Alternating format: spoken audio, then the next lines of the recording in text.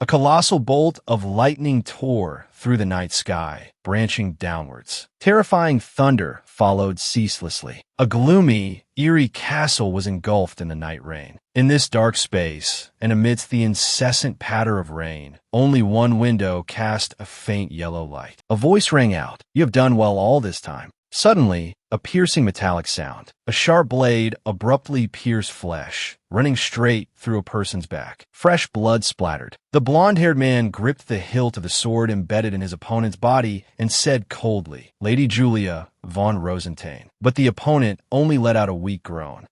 Fresh blood trickled from the corner of her mouth. The woman named Julia von Rosentain used all her strength to grab the man's shoulder. She spoke with difficulty, word by word, "Your Majesty." The man spoke again, "You're no longer of any use. This is the end." After speaking, with a squelch, he decisively pulled the sword out of her body, and she fell backward. A strange voice rang out, "May you rest in peace." She collapsed on the floor, one hand clutching her wound. Outside the window, the rain continued to fall without stopping. The pattering sound lingered as if water was being poured. Fresh blood flowed down the sharp blade, dripping onto the ground. He used the back of the hand, gripping the hilt, to wipe the blood from his cheek, saying with a blank expression, "TSK, no need to be so ashamed." That strange voice spoke again, "You don't have to show such an ugly face. It truly displeases me." In the darkness, a pair of eyes stared intently. He looked at her kneeling opposite him and continued, "In consideration of your past merits, the funeral will be held with great ceremony." After speaking, he flicked his sleeve and left. Seeing him turn his back to leave, she opened her mouth wide and said, "Everything you've ever told me." She recalled the scenes they had spent together, thinking to herself, "He once said he loved me too." She remembered his sweet voice and friendly eyes as he gently kissed her hand. Then he swore to be together for a lifetime. She had once believed in that saintly appearance of his. Then she told herself, "I willingly offered my sword to you." She asked him in disbelief, "Everything you said, was it all a lie?" Hearing this, his emotionless face stiffened. He said nothing, nor did he turn his head to look at her one more time. On his face, there were still unclean streaks of blood. As he pushed open the door to leave, he said cruelly, "It was all just your illusion." Hearing this, she collapsed in despair. Outside, the rain still pattered on. She thought, if I were a beautiful woman, the outcome might have been different. She bit her lip, thinking, I was so foolish to believe in the emperor.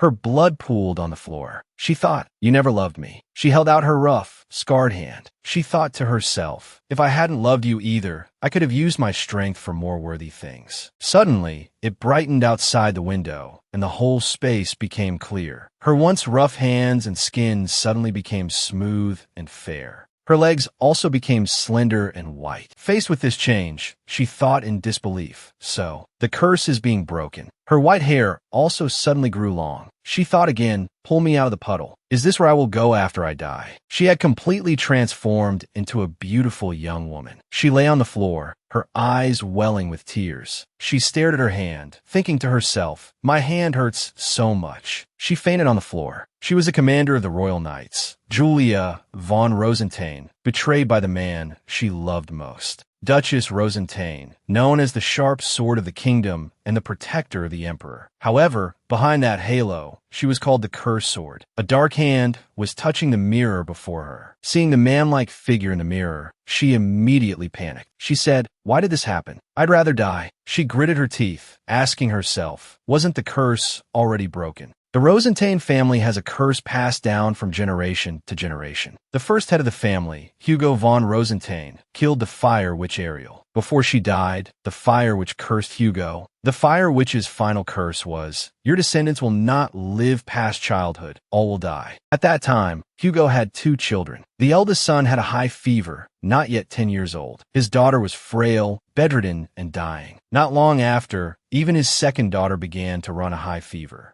To break the curse at all costs, Hugo sought out another witch. In the castle of the Ice Witch, the Ice Witch, with white hair down to her waist, sat on a large chair, exuding a cold aura. The Ice Witch Iris intently read the scroll in her hand. Without giving Hugo a single glance, she snorted and said, "So, you want to break Ariel's curse?" She said, "You just need to learn a sword style called Iris. That is the only way," she added. "The Iris sword style possesses immense power, so in theory, it can counter Ariel's power. It is a sword technique created in ancient times to fight her." She emphasized again, "But there's a fatal flaw." Hearing this, Hugo hurriedly placed a hand on his chest and said with an extremely serious attitude, "Whatever it takes, please save my daughters." Hearing this, the ice witch narrowed her eyes and smiled. She said, "Very well. I also got rid of Ariel, so I will help you." In a castle bathed in warm, golden sunlight, Hugo's daughter lay weakly on her sickbed. She coughed incessantly, surrounded by bloodstains, looking incredibly pitiful. At this moment, Ariel was casting a spell, helping her escape the curse. With Iris's help, Hugo's daughter recovered her health. Afterward, Iris diligently taught her the Iris sword style. She created ice spirits to supervise and help the girl correct her posture on her behalf. By learning the Iris sword style, she escaped that fatal curse. A scream rang out. Hugo and his wife anxiously surrounded the little girl. Meanwhile, Iris stood by with her arms crossed, calmly observing them. Hugo looked at her in panic, asking, "Iris, my daughter's face has become so scary." "The curse has." Iris's voice rang out. "I already told you, there's a flaw."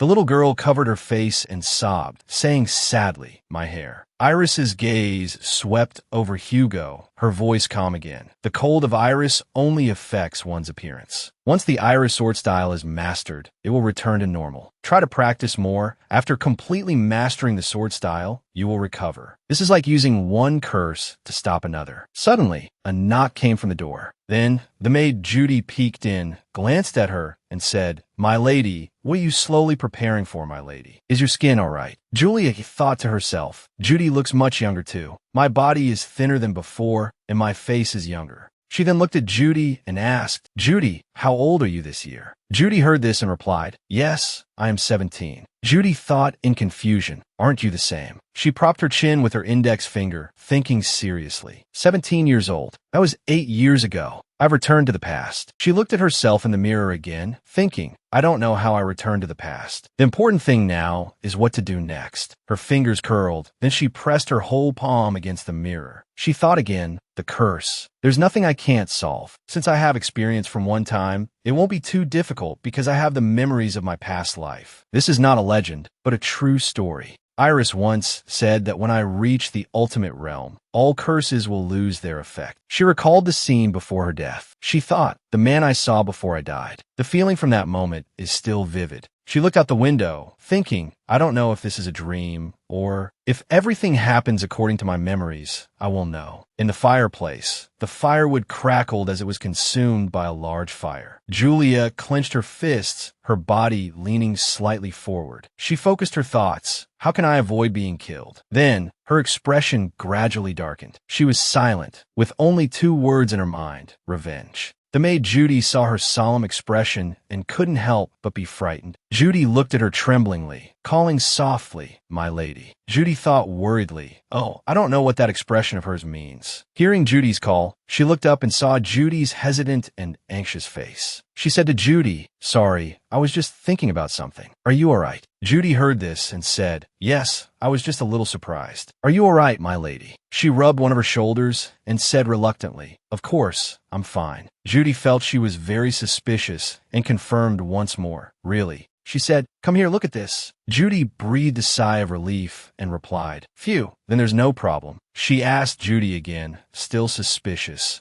Judy smiled happily, squinting her eyes, her hands clasped together, her head tilted, and said excitedly, "You're going to the prince's birthday party, aren't you?" She was astonished. What? She thought again, today. She immediately recalled the scene of that party, thinking, it's the prince's birthday party. 8 years ago, on that very day, I fell in love with him. She remembered the moment the prince bowed and invited her to dance. She thought worriedly, suppose, if I fall in love with that guy again, I will face that terrible death again. Thinking of this, she suddenly stood up. She said to Judy, "Judy, I'm not going to the birthday party anymore." Hearing this, Judy was immediately flustered. Judy cried out in disbelief, "Ah." Her voice came from outside the window. "I'm planning to go into seclusion." Judy asked her in great surprise, "What's wrong with you all of a sudden?" She said calmly, "I just want to go into seclusion." Hearing this, Judy immediately grabbed her by the shoulders and shook her forcefully. Then Judy said, crying, "My lady, that's just a legend." She suddenly gripped Judy's wrist and said affirmatively, "It's not a legend. If I master the sword style, the curse will be lifted." She fell silent weakly, slumping down. Judy asked her in a very confused tone, "Why do you suddenly want to do this?" Outside the window, her voice was heard. She asked Judy, "Do you remember the first day I attended a party?" The image of Judy in the past hiding behind the door, watching her constantly trembling body with worried eyes. She recalled the party that day. She stood amidst the contemptuous and scornful gazes of a crowd of malicious people. She said, "That day, I became the center of everyone's gossip. It was like being a beast trapped in an iron cage." She clearly remembered the scrutinizing, contemptuous looks of everyone at the party. She thought, "At that time so many eyes were on me. Out of fear, I ran away." She thought again, "But now it's different." In a corner of the room, she said, "Please." Then she decisively grabbed Judy's hand. She squeezed Judy's hands, pleading, "Judy, please help me." Judy was startled, looking at her blankly. Judy pursed her lips, swallowed, then looked at her with determination. Outside the castle where she lived, the sky was blue with white clouds. The sun was shining brightly, a scene of indescribable peace and tranquility. After changing her clothes, she tightened the sword at her side. She thought to herself, "Good, I'm ready." She handed Judy a letter. She said, "Can you give this letter to my father?" Judy took the letter, clutching it in her hand, her eyes welling with tears. Judy bowed her head and said with difficulty, "My lady, this will be the last time I help you." She breathed a sigh of relief, placing a hand on Judy's shoulder to comfort her. Judy bowed, nodding repeatedly. With everything arranged, she jumped onto her windowsill with a whoosh. After successfully landing in the courtyard, she even turned back, looked towards her window, and waved goodbye to the watching Judy. Outside, the sky was clear and the sun was warm. In the room, Judy watched her receding figure, wiping her tears with a handkerchief. She said to herself, "My lady, please take care." In front of her room door, a man's voice was heard. On the table was Julia's open letter. Beside it, a hand was gently clenched. The voice spoke again. "You mean she left this and went away?" In a corner of the room, an angry voice was questioning Judy. "This is not an ordinary party. This is the prince's birthday party. Why didn't you stop her?" Then Judy's voice was heard. She said, "It's my fault." Judy clasped her hands, letting them hang in front of her. She bowed her head guiltily and said, "But I couldn't just stand by and watch the young lady get hurt anymore." Hearing this, the man fell silent. The man pulled open a desk drawer and placed Julia's letter inside. He sighed and said, "If she left a letter and went, she must have her reasons. But that's no reason to be absent." This man was Pascal, Julia's father. He instructed Judy. Julia was injured while practicing her swordsmanship. Judy immediately replied smartly, "Yes, sir." He suddenly stood up, turned to her, and said decisively, "In short, no one must find out that she has left." "Understood." Hearing this, Judy immediately replied, "Yes, I understand." A carriage rattled by. The Rosentain family has been illustrious for generations, with many royals in the family, passed down from one generation to the next. If nothing unexpected happens, the prince will become the next emperor, considering the relationship with the royal family. Pascal mused, Julia must also attend. He recalled Julia's letter and then Judy's words, "I couldn't watch the young lady get hurt anymore." He lowered his eyes slightly, staring intently at the object in his hand. In his palm was a small item, inside which was a very happy-looking family photo. In the photo were Pascal, his wife, and a young Julia. He gazed at Julia's beautiful little face from her childhood. Then he thought to himself, "I will trust in your choice." At the party, the scene was extremely lively and noisy. The prince saw Pascal and greeted him, Lord Rosentain. Hearing this, he raised the wine glass in his hand to gesture to him, replying, "Your Highness, it's a pleasure to see you." The prince, hearing this, smiled in response. Pascal asked him, "Has your Highness been well?" The prince hesitated and replied, "I am well, but..." He seemed a little disappointed as he asked Pascal, "Will I not be able to see your daughter today either?" Hearing this, Pascal bowed respectfully and replied, "My deepest apologies, your Highness. She was injured during training." The prince exclaimed in surprise, "Oh my goodness, is she badly hurt?" Lucas, standing behind him, remained silent, observing their conversation. Pascal replied. Fortunately, the wound is not serious, but it seems walking will be a bit inconvenient. So by the investiture ceremony, she should have recovered quickly. Please do not worry, Your Highness. The prince placed a hand on his shoulder and said, I understand. I will pray for her. Lucas called out, Your Highness. He glanced at the prince and asked, Are you just going to keep waiting like this? That Rosentane girl isn't here. We don't need to waste any more time. Besides, the looks from those nobles are getting more and more irritating. He was intently writing something on a stack of paper with a quill. As he wrote, he said, Well then, today's party ends here. The prince said sinisterly, The investiture ceremony. How exciting. Julia was lost in thought. After attending my first party, rumors about me quickly spread among the nobility. Because I looked so ugly,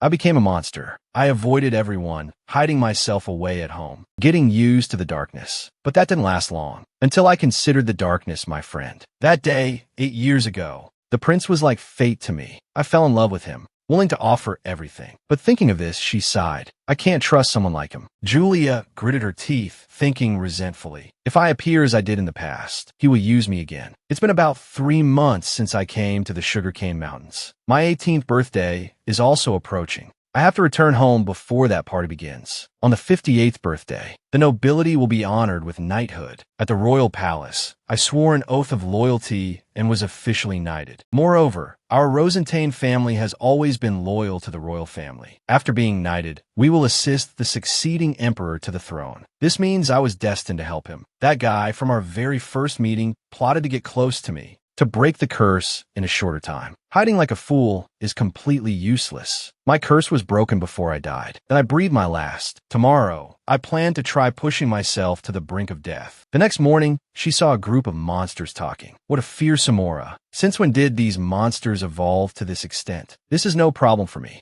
But Julia was currently hiding behind a tree. Suddenly, her eyes widened in shock. Before her, Zion stood proudly amidst a pack of monsters ready to devour him at any moment. She was stunned, thinking, that guy, when did he get here? Is he planning to fight that whole pack of monsters alone? At this moment, she was drawn to his flaming sword. Wait a minute, that sword, it's enveloped in fire. Could that guy be a magic swordsman? Zion was now filled with fighting spirit, crazily charging in to slaughter the pack of monsters. He didn't even hesitate to rush into their midst. If this continues, he'll be eaten by the monsters. After all, he's only one person. What should I do? While she was focused on the battle, a surprise attack struck hard where Julia was standing. Luckily, she was agile and managed to dodge the blow in time. Looking at the debris on the ground, Julia thought, what is this terrifying destructive power? Why are there shadow monsters here? At this moment, a huge monster appeared in front of Julia. Its eyes were blood red, looking extremely ferocious. Julia was a little uneasy. This is one of the mutated magical beasts that live deep in the Forest of Shadows. Why did they appear here? Looking at its body, 3 times her size, Julia didn't know if she could win. The monster let out a piercing roar. She was scared and quickly turned to flee. Well, this is a completely unbalanced confrontation. It's going to kill me. I need to find a village to hide in, not run headfirst into a dangerous place like this. How long has it been since I died and came back to life? I didn't expect things to turn out like this. But running forever is not a solution. Julia turned around, looking at the monster before her. Just then, the monster raised its spiky weapon high. Julia gripped her sword tightly, nimbly swinging a slash. In my current physical state, I can't use that, but I have to try. A streak of sword light flashed, slashing across its calf. Fresh blood immediately spurted out. The monster roared in pain. Julia panted heavily. After taking a deep breath, I will pour all my remaining strength into this sword. With that, she decisively swung her sword at the monster, shouting, "Take this final blow of mine." She continued to swing her sword at the monster. Before Julia's eyes, that monster also collapsed. She wearily raised a hand to wipe the blood from the corner of her lips. Just then, a deep voice suddenly rang out, as expected. Julia was startled and quickly turned her head. The sound of footsteps seemed to shake the very ground. The voice spoke again, "Look behind you." As she turned her head, a ferocious monster was staring at Julia. Zion was now casually sitting on a tree, calling down, "It seems very angry that you killed its companion. I'd love to help you, sorry, but I have a very important appointment, so goodbye." After saying that, he took his leave. This left Julia a bit confused. What was that? Before leaving, he added another sentence, "Good luck." Then he just left in a baffling manner. The monster now attacked Julia. She immediately jumped back, dodging its attack. Looking at the monster before her, Julia was a little disappointed. That guy has no reason to help me. Everyone will abandon me eventually. Who cares anyway? Because what I need to do is survive and get revenge. Julia raised her sword in front of her, slashing wildly, flesh and blood flying. Night gradually fell. Julia looked miserable, panting for every breath. She collapsed to the ground, exhausted. I can't even move anymore. Even if I kill them, they'll just keep coming. What did I do wrong? Why do I have to die such a miserable death? I didn't expect to fight until midnight. The monsters still kept pouring in, making it hard for her to defend herself. Julia gritted her teeth. Please, let me live. Even if she fell into a bottomless abyss, Julia always longed to live. Just then, a light suddenly flashed. A source of power enveloped her, then gently lifted her up. It was at this moment that Julia broke through to the realm of Sword Saint. From then on, the curse was also broken. On the delicate face of the young woman, a peerless beauty gradually emerged. By now, it was already morning. She was sleeping soundly. A moment later, Julia slowly opened her eyes. She reflexively raised her hand to shield her eyes from the bright sunlight. So bright. Looking at her slender hand, she was momentarily stunned. She unconsciously touched her cheek, dazed for a long time. My skin, it seems to have become someone else's. And this long, silky hair, no way. Julia shouted excitedly. Is the curse broken? I thought if I couldn't move anymore, I would surely die. Halfway through her sentence, a rustling sound was suddenly heard. She immediately turned her head warily. Seeing the monsters, she bent down to pick up her sword, saying, "Sorry, I almost forgot. You stop right here." With that, she charged towards them. Even though I fought with all my might, my body feels so light. She finally defeated the monsters. At this moment, Julia knelt by the lake, gazing at her beautiful reflection in the water, unable to believe her eyes. It really has changed. In the battle I thought was my last, I exhausted all my strength, but I felt like a failure. The battle was so fierce that even the sword couldn't take it and shattered. Looking at the broken sword, she could only exclaim, "Oh dear." The scene changes to Duke Pascal's residence. At this moment, Pascal was extremely anxious. The butler, Gilbert, seeing him sigh, thoughtfully poured him a drink and asked softly, "Is something worrying you, my lord?" Pascal said sorrowfully, "Julia has been gone for 3 months. I don't know if I'm worried anymore. If it weren't for that curse, perhaps she would have had a better life." Hearing this, Gilbert smiled and said, "The young lady will return soon. Everyone says the young lady's appearance is not outstanding, but she is the one with the most excellent swordsmanship of this generation in the Rosentain family. She is not one to give up easily. Therefore, please trust the young lady and wait a little longer." Hearing this, Patkin was lost in thought. This generation you speak of, from a young age, the child showed a natural talent in all aspects. Julia was considered the most outstanding generation of the Rosentain family to date. Her speed in learning magic was very fast, and her aptitude for learning swordsmanship also far surpassed that of ordinary people. But because of the family's curse, her appearance changed greatly, and she was shunned by this society. I will not go looking for her, because I understand how she feels. All right, I will do as you say and wait here. At this moment, someone rushed into the room from outside, shouting, "Your Grace." It was the maid, Judy. She spoke anxiously. My lady, Lady Julia has returned." Patkin was astonished. What did you say?" "In any case, it's good to see her with my own eyes." As Patkin spoke, he hurriedly ran outside, shouting Julia's name loudly. But when Patkin looked down, he only saw a girl sitting there, drinking tea and eating cake. Patkin looked around and asked, "Is the earth round? Where is Julia? I don't see her." Judy pointed towards the seated Julia and said, "The young lady is over there, Your Grace. That is Lady Julia." Upon seeing Patkin, Julia happily stood up and walked toward her father. She smiled, and Patkin recalled her appearance as a child. She called out, "Father." Facing this somewhat unfamiliar face, Patkin felt a bit unnatural, and his steps suddenly halted. Judy, standing behind, said joyfully, "The young lady has truly returned." At this moment, someone spoke up, "Your Grace." Then that person presented an object. That young lady brought this with her. Looking at the crest, Patkin thought to himself, "This is the crest of the Rosentain family. I gave it to Julia on her birthday. birthday. However, Patkin was still a little suspicious. Are you really Julia? Hearing her father's question, she answered firmly, yes, father. All right, if you are truly my daughter, then have a match with me. With that, Patkin took a sword and raised it. Julia smirked slightly. Then, she borrowed the sword of the man beside her, saying, let me borrow this for a moment. He nodded and she raised the sword, and at the same time, Patkin also began to move. The two swords clashed, letting out a piercing sound, neither side giving way. But she had the upper hand, because after breaking through to the realm of a sword saint, she quickly sent her father's sword flying. This swordsmanship, it is definitely Julia's. The sword stuck into the ground. A voice rang out, welcome back, Julia. She smiled happily. Her hand loosened, and the sword fell to the ground. She ran to embrace her father. Both of them smiled brightly and exchanged a few words. The butler, seeing this scene, was overjoyed, proudly wiping away a tear. My lady, congratulations, you have done very well. A sob was heard from somewhere. It was Judy, crying from happiness, her eyes glistening. She called out, my lady. Julia turned around and said, thank you for your help. Judy, I have returned as promised. Judy stepped forward to embrace her, cheering, I sincerely congratulate you, my lady. You are amazing, my lady. Patkin reminded her, the sun is harsh outside. Let's go inside and continue talking. Julia replied, yes, father. The scene changes to a magnificent palace. The sound of chatter arose. Have you heard? It seems the young lady has returned. Really? I haven't seen her at all. It was a few maids chatting while they cleaned. Look, the woman with the duke is the young lady. Hearing this, a maid exclaimed in surprise. What? Another explained. It seems her curse has been lifted. That curse wasn't just a legend.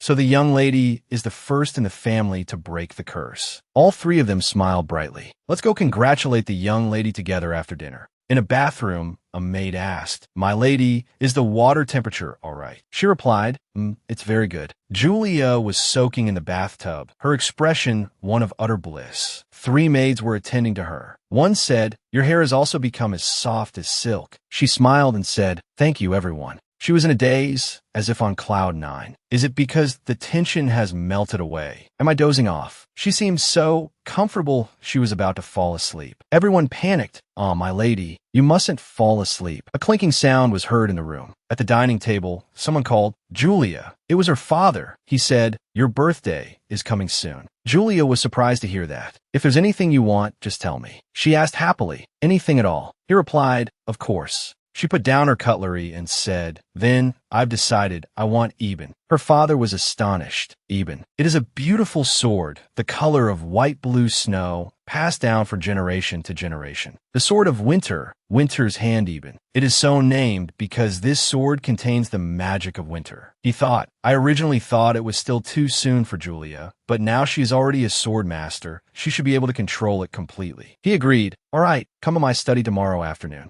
She was overjoyed. Yes, father, thank you, father. A new day began. The dawn was radiant. Julia had also just woken up. She stretched. There was a knock on the door. My lady, it's me. She said, oh, come in. Judy entered carrying tea. You're up early. She poured a cup of tea and asked, are you tired, my lady? Julia recalled the lively scene of celebrating her return last night and forced a smile. I'm fine. I must thank everyone for what they did for me last night. Judy asked, will you still be taking your morning walk as before? She replied, I suppose so. In any case, I have to go to father's study this afternoon. Judy massaged her mistress's shoulders and said with a smile, that's wonderful. I will prepare everything for you. Julia said, then I'll be in your care. Judy combed her hair. Julia smiled and thought to herself, it's finally about to be mine. The scene changes to a room. Someone takes a book down from a shelf. It turns out to be Patkin's study. Behind a bookshelf, a door leading to another room is revealed. Julia feigned surprise. Oh, there's a place like this in father's study. He said with a laugh, I was originally going to wait until you were older to tell you. She laughed to herself. Although I already knew, I have to pretend I don't. He used a key to open the door.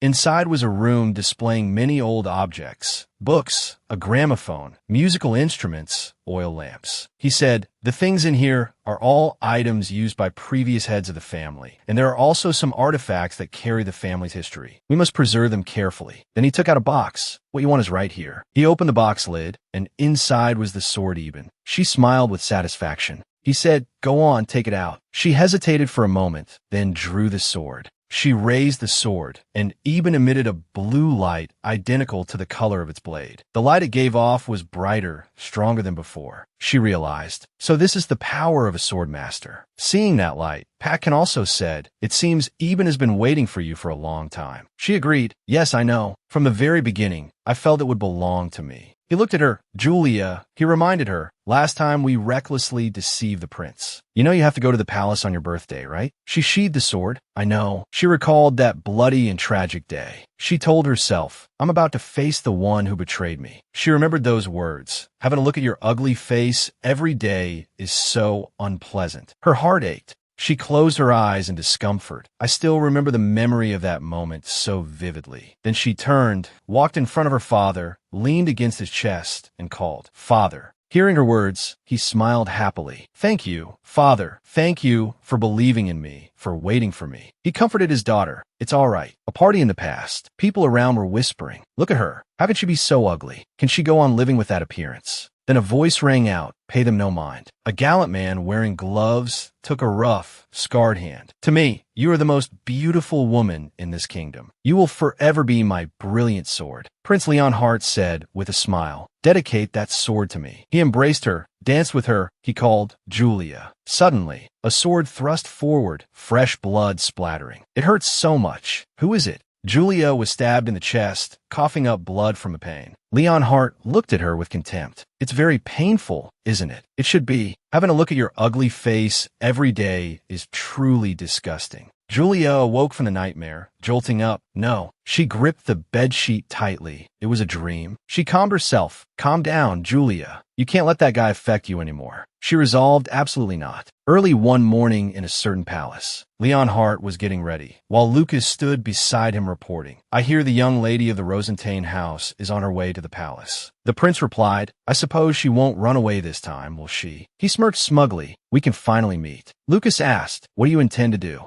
He turned around and said, why should I tell you? Lucas replied, if you won't say, then don't. By the way, it seems you're quite interested in her. Leonhardt feigned surprise. In any case, after the ceremony is over, Lady Julia will become the knight of His Highness Leonhardt. He laughed arrogantly. For anyone, the first impression is very important. Lucas, even if the subject is a servant or those beasts. Then he turned to Lucas, teasing, hey, you should also comb your hair a bit to the side, like this. Lucas's face darkened, and he said angrily, please be quiet. The carriage carrying Julia had arrived at the palace. A faint call echoed from within the carriage. Leah. Then that person called out loudly, Julia, causing her to startle. It was her father calling. She said, Father, I'm sorry, I was just lost in thought for a moment. Her father asked worriedly, are you nervous? He helped her down from the carriage. Julia replied, a little. He said with a smile, it's all right to be a little nervous. After speaking, Julia's father took both of his daughter's hands to encourage her, but don't worry too much. Her father said gently, I will always be by your side.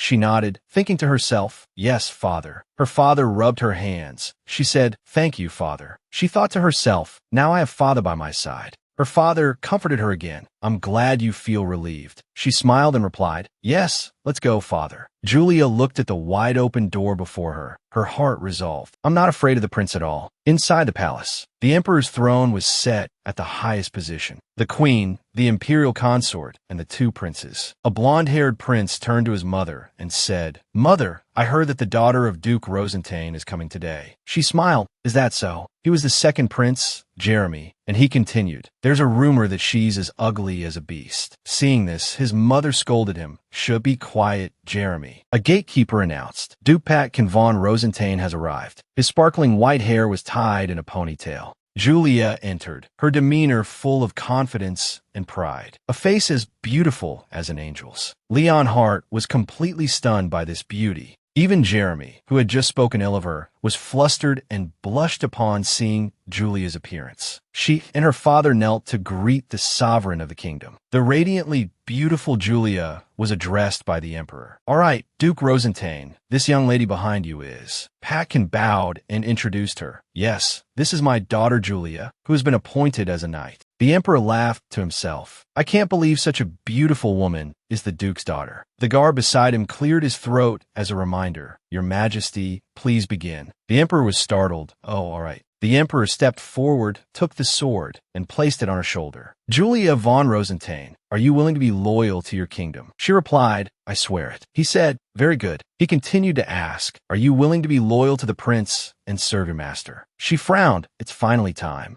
Someone stepped forward. It was Prince Leonhardt. He smiled gently. She told herself not to be deceived by that facade again. She replied, "I refuse. I will not swear loyalty to the prince." Her father heard this as if struck by lightning. He called out, "Julia." The second prince and his mother tried to suppress their laughter. What on earth is happening? Leonhardt was stunned, his face darkening. The emperor said, "I will ask again, are you willing to be loyal to the prince?" She replied, "I." Everyone waited for the answer. She made up her mind, "I still refuse." The emperor called out loudly, "Julia von Rosenstein." He was enraged. "You refuse to swear loyalty to the prince." He frowned and asked why. Hearing his daughter's reply, Patkin was stunned into silence. "Forgive my impertinence, your majesty. I wish to use my sword, not for his highness the prince, but for my kingdom." The emperor asked, "You wish to swear loyalty to the kingdom?" She nodded. "Yes, your majesty, please grant my wish." Her father thought helplessly. The emperor's command is absolute. This child knows that refusing is tantamount to treason. But he clenched his fist. "My child, what on earth are you thinking, Julia?" The emperor asked again, "Can you take responsibility for the words you have just spoken?" She replied, "Yes."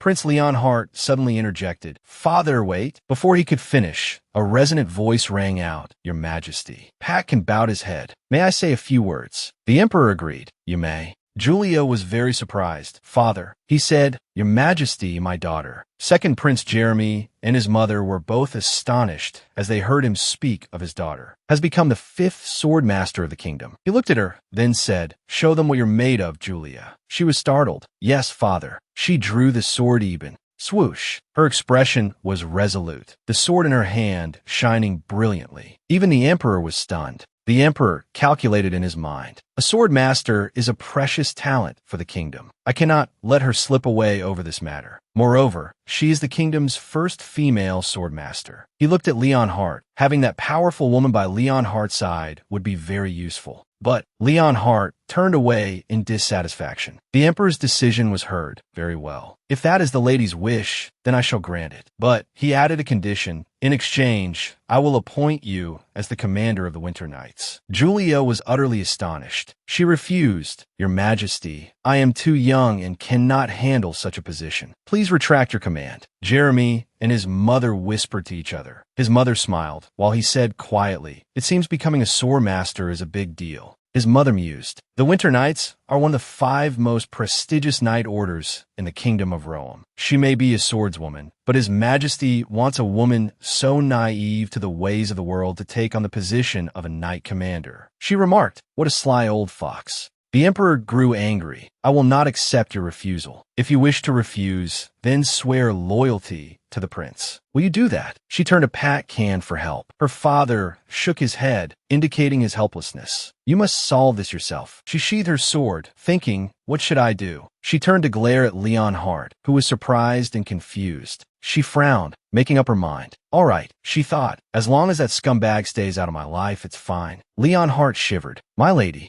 She knelt on one knee. She agreed to the condition. "I accept the position of commander." She said, "Thank you, your majesty." The emperor was very surprised. She closed her eyes, waiting for the emperor to raise the sword. He bestowed the title. "I agree to appoint you as a knight of the kingdom." Jeremy's mother exclaimed in shock. "My goodness, she actually accepted the commander position." The emperor said, "I understand your purpose, so let it be." Someone's loud laughter echoed. The second prince was laughing so hard he had tears in his eyes. "Mother, did you see my brother's face just now?" It was a truly rare sight, wasn't it? His mother played along. "It seems that young lady is not fond of His Highness the Prince." Jeremy laughed smugly. "In the end, the unlucky one is the prince." His mother thought to herself, with their special power, the Rosenstein family has always had a close relationship with the royal family for many years. Just like her father, Patkin also served the royal family. I thought his daughter would follow in her father's footsteps. But then she stopped abruptly.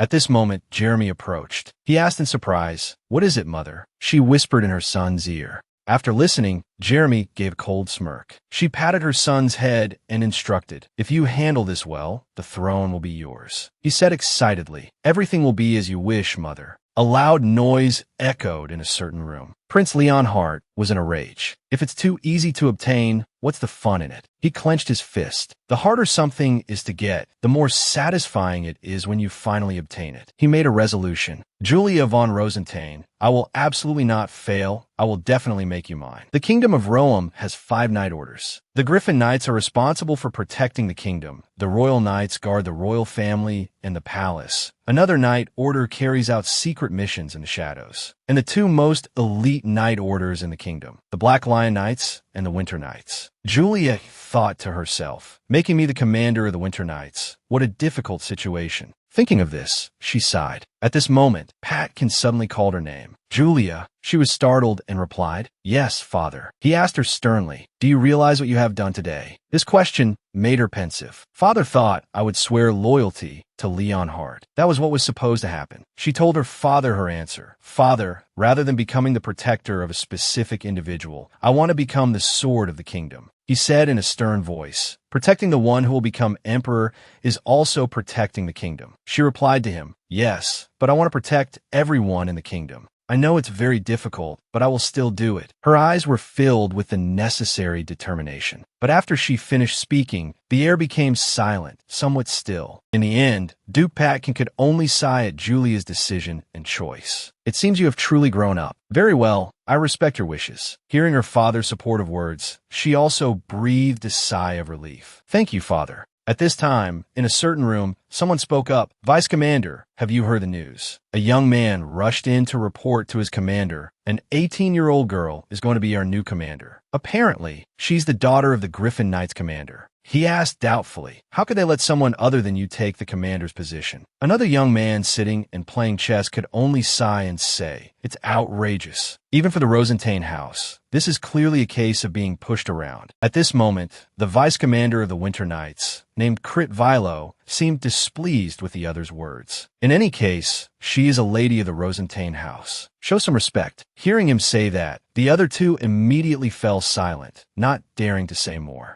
But one of the 2 couldn't help but speak up. "But does everyone really think she's the beast from the rumors? You've all heard it, right?" He started rambling on about the beast. Krit Vilo asked in surprise, "A beast?" Richie felt this was a bit absurd and said, "Come on, those are just rumors. The young lady has only ever appeared once at a noble's party. Apparently, her face was like a beast's, and her body was as burly as a beast's." But Richie still didn't believe it, saying with a laugh, "What's this? You can tell right away it's a fabrication by jealous nobles." He turned to the one who had just spoken, his voice full of mockery. "Anyone who believes that stuff is a real fool." Being spoken to like that, the other young man immediately got agitated and stood up. "What?" Richie calmly replied, "Calling them curse swords is so vulgar." The young man tried to retort, "The vulgar one is that lady. She stole the vice commander's position." Suddenly, the door to the room clicked open. Richie and the young man who were scuffling stopped in surprise. Julia walked in and greeted them. "It's a pleasure to meet you all. From today on, I will be taking on the responsibility of commanding the Winter Knights." She introduced herself. "I am Julia von Rosenstein. I look forward to working with you." She exuded the air of a graceful and charming lady. Those who saw her beauty couldn't help but be captivated. Julia asked in surprise, "Why do you all have such expressions?" Krit Vilo shrugged, drawing her attention. He said, "You look very different from the rumors, my lady." This piqued her curiosity. "Are you unhappy that I'm different from the rumors?" Krit Vilo said, "Absolutely not." He shouted loudly to everyone, "Everyone, show the lady some respect." Everyone immediately straightened their faces. "Yes, Vice Commander." Krit Vilo bowed and introduced himself. "I am Krit Vilo, Vice Commander of the Winter Knights." Julia extended her hand. "A pleasure to make your acquaintance." Suddenly, Krit Vilo smirked, and his expression changed. "I'm sorry, but we cannot acknowledge you yet, my lady." He set a condition. "If you want to stand above us, you must prove your strength." She remained calm. Crit Vilo also asked for everyone's opinion. Does everyone agree? They said nothing, ignoring him. I see. So he took it that everyone agreed and began the match. A short while later, it was Crit Vilo himself who had to kneel before everyone. He said, personally, I admit defeat. She raised her sword. The others were also beaten black and blue, their limbs injured. Is this the skill of the Winter Knights? I am so disappointed. However, I think you might be a little different, she said, pointing the tip of her sword at Crit Vilo. Well, Vice Commander, the hand holding his sword trembled slightly. He stood up and engaged Julia in a serious fight. The people around were buzzing with discussion. How could she fight 10 people without a scratch?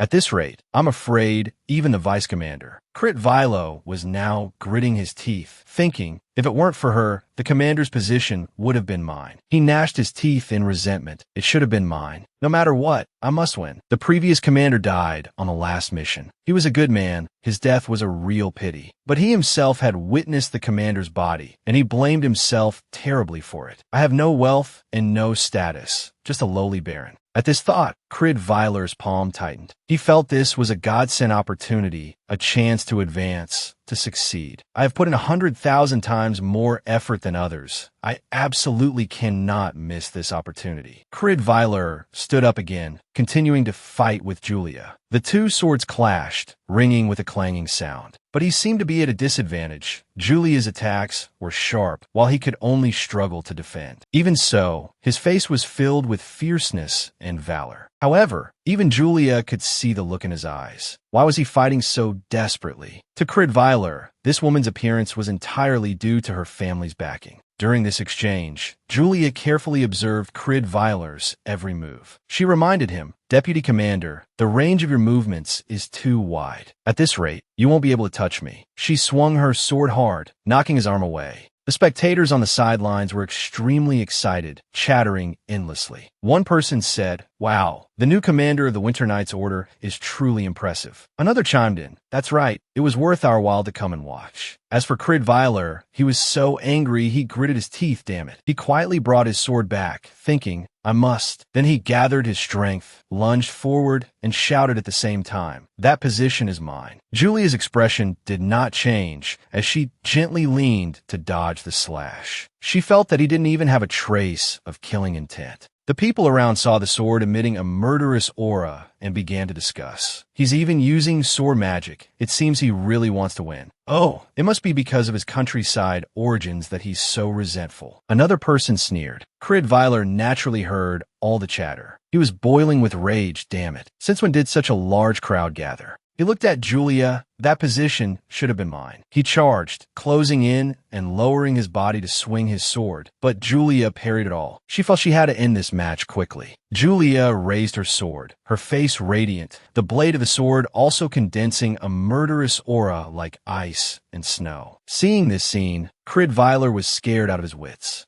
She rushed forward, slashing down with one strike. I don't want to waste any more time with you. Everyone saw her using a sword with a strange magical attribute and couldn't help but buzz with discussion. Is that sword aura? How is that possible? A sword master at this age. In less than a minute, Crit Viler's sword was broken in two, clattering to the ground, and he collapsed at Julia's feet. The courtyard instantly fell silent as a tomb. Crit Viler looked in horror at the half-broken sword in his hand. Julia asked in a clear voice, do you still want to continue? Crit Viler had lost all face and could only grit his teeth and say, I lost. At this moment, inside a building, the door opened with a click, followed by a voice calling, Commander. Commander. A man who called himself the Deputy Commander of the Black Lion Knights Order, named Alex Gregory, walked in. Have you heard the news? The person sitting in the chair calmly asked, what is it? Alex Gregory was a little surprised. You haven't heard yet. It's about Lady Rosentane. Today was her first appearance at the training grounds. She was truly like a goddess. Alex Gregory ruffled his hair and said, I really should have gone to see. The commander thought to himself, there he goes with that attitude again. Alex Gregory said, she is also a sword master. The commander paused for a moment. Alex Gregory thought to himself, as I expected, this has caught his attention. Not only is she of noble birth, but she is also a beautiful sword master. Right now, she is the hottest topic. Don't you want to meet her? The commander of the Black Lion Knights Order, Karat Ginter, said indifferently, "I'm afraid not." But he still paid attention to the detail that she was a sword master. The Rosentain family is known as the guardian sword of the kingdom, and she is their only daughter and heir. She has become the center of attention mainly because of her family. But I remember there never seemed to have been a female swordmaster before. Karat Ginter thought, tapping his fingers lightly on the table. I once heard a rumor that she was cursed, but it seems that's not the case now.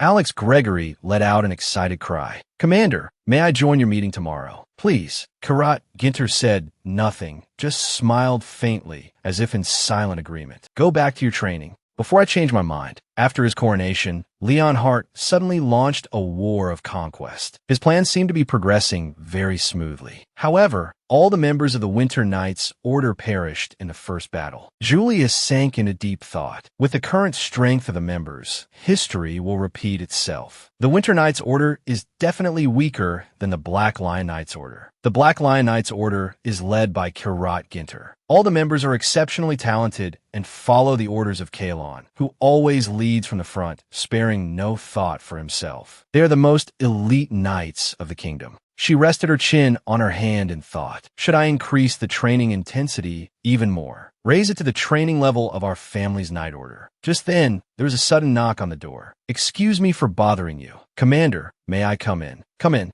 She gestured for the other person to get to the point. The messenger told her, "I have been ordered to take you to see His Majesty." An order from His Majesty. Julia suddenly shot to her feet. "I understand. Lead the way." Arriving at the Emperor's palace, she knocked on the door of the Emperor's bedroom. A voice came from inside. "Come in." She entered, bowing respectfully in greeting. "Your subject, Julia, pays homage to the son of the kingdom, Your Majesty." The Emperor smiled and said, "All right, have a seat." She looked to the side. Leon Hart was sitting there. Seeing him waving at her incessantly, her face showed a look of annoyance. Having to see this guy's face first thing in the morning? How troublesome. The Emperor spoke. "I heard you had to face those unreasonable gazes. It seems they have a lot of objections." Julia replied, "I can understand their feelings. For the members, this must have been very sudden." The Emperor smiled faintly and said softly, "Yes, I think so too. As you know, the Winter Knights Order has made many glorious contributions to the kingdom. Therefore, I hope you can lead them well." Julia also responded to the Emperor's expectations. "I will certainly do my utmost." The atmosphere suddenly became unusually quiet. The Emperor glanced at Leon Hart, signaling, "Quickly, talk about that matter." Leon Hart was a little timid. Father said, "How am I supposed to start?" Then, Leon Hart's voice rang out. "Lady Julia, I have implored Father to organize a celebratory party for you." Hearing this, she couldn't help but feel a little annoyed, mixed with a spark of anger. "What kind of game is this?" He said gently to her. "We cannot ignore the fact that we still haven't held an inauguration ceremony for the commander." She could only curse silently in her heart. How redundant. But her face still wore a smile. "It's all right even without one. Your Majesty doesn't need to trouble yourself so much for my sake." Leon Hart burst out laughing. "Ha ha, there's no need to refuse," he said in a sweet voice. "For you to become a sword master at such a young age is truly a miracle. Not to mention you're also a lady. This must be the blessing of the goddess Apollon. I believe you are completely deserving of this celebration." His words made Julia feel even more angry.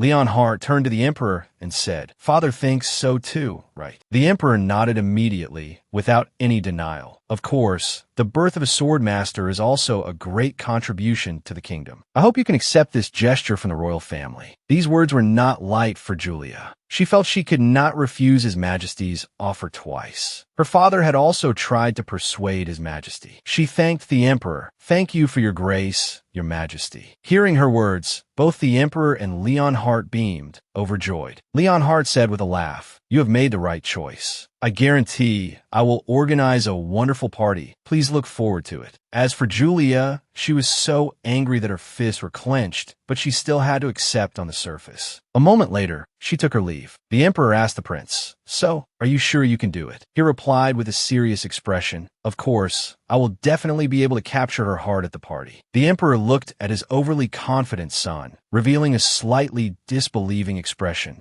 The Rosentane family is the guardian sword of our kingdom. You must win her over to your side. Leon Hart also replied loudly, I will remember, father. As for Julia, after taking her leave from the emperor, she walked along the road, sighing constantly. In her mind, the thought of the celebratory party lingered endlessly. After walking for a while, she suddenly stopped. I don't have any good impressions of parties at all. In the past, whenever she made a contribution to the kingdom, the prince would organize a party for her. At first, she always attended happily, but the result was only contemptuous looks from everyone for wearing clothes that didn't suit her appearance. The unpleasant gossip, the cruel mockery. Someone even called Julia's name directly. A hand once rested on her shoulder. You were so lovely, but she immediately understood it was just a lie. That's right, I was deceived by his sweet words. She had been deceived many times, like a fool. So now, she no longer had any good feelings about parties. She let out a long sigh, then patted her cheeks, trying to lift her spirits. She said loudly in a resolute voice, let's throw away all those bad memories. From now on, I will only live for myself. Yes, from now on. She had made up her mind. I will absolutely not waver again, absolutely not let myself be spun around like a top, like a fool again. Clip, clop, clop. The sound of continuous footsteps blended with the noisy atmosphere in the tavern. A group of 3 had just entered the tavern, 2 men and 1 woman. The girl in the group was taking off her hood and cloak when her eyes were drawn to someone in the tavern. That is Cridweiler. The man was sitting alone, already looking tipsy. The blonde girl in the group said to the red-haired boy beside her, sorry, can you go ahead? You don't need to wait for me. The red-haired boy stammered a short reply. Okay.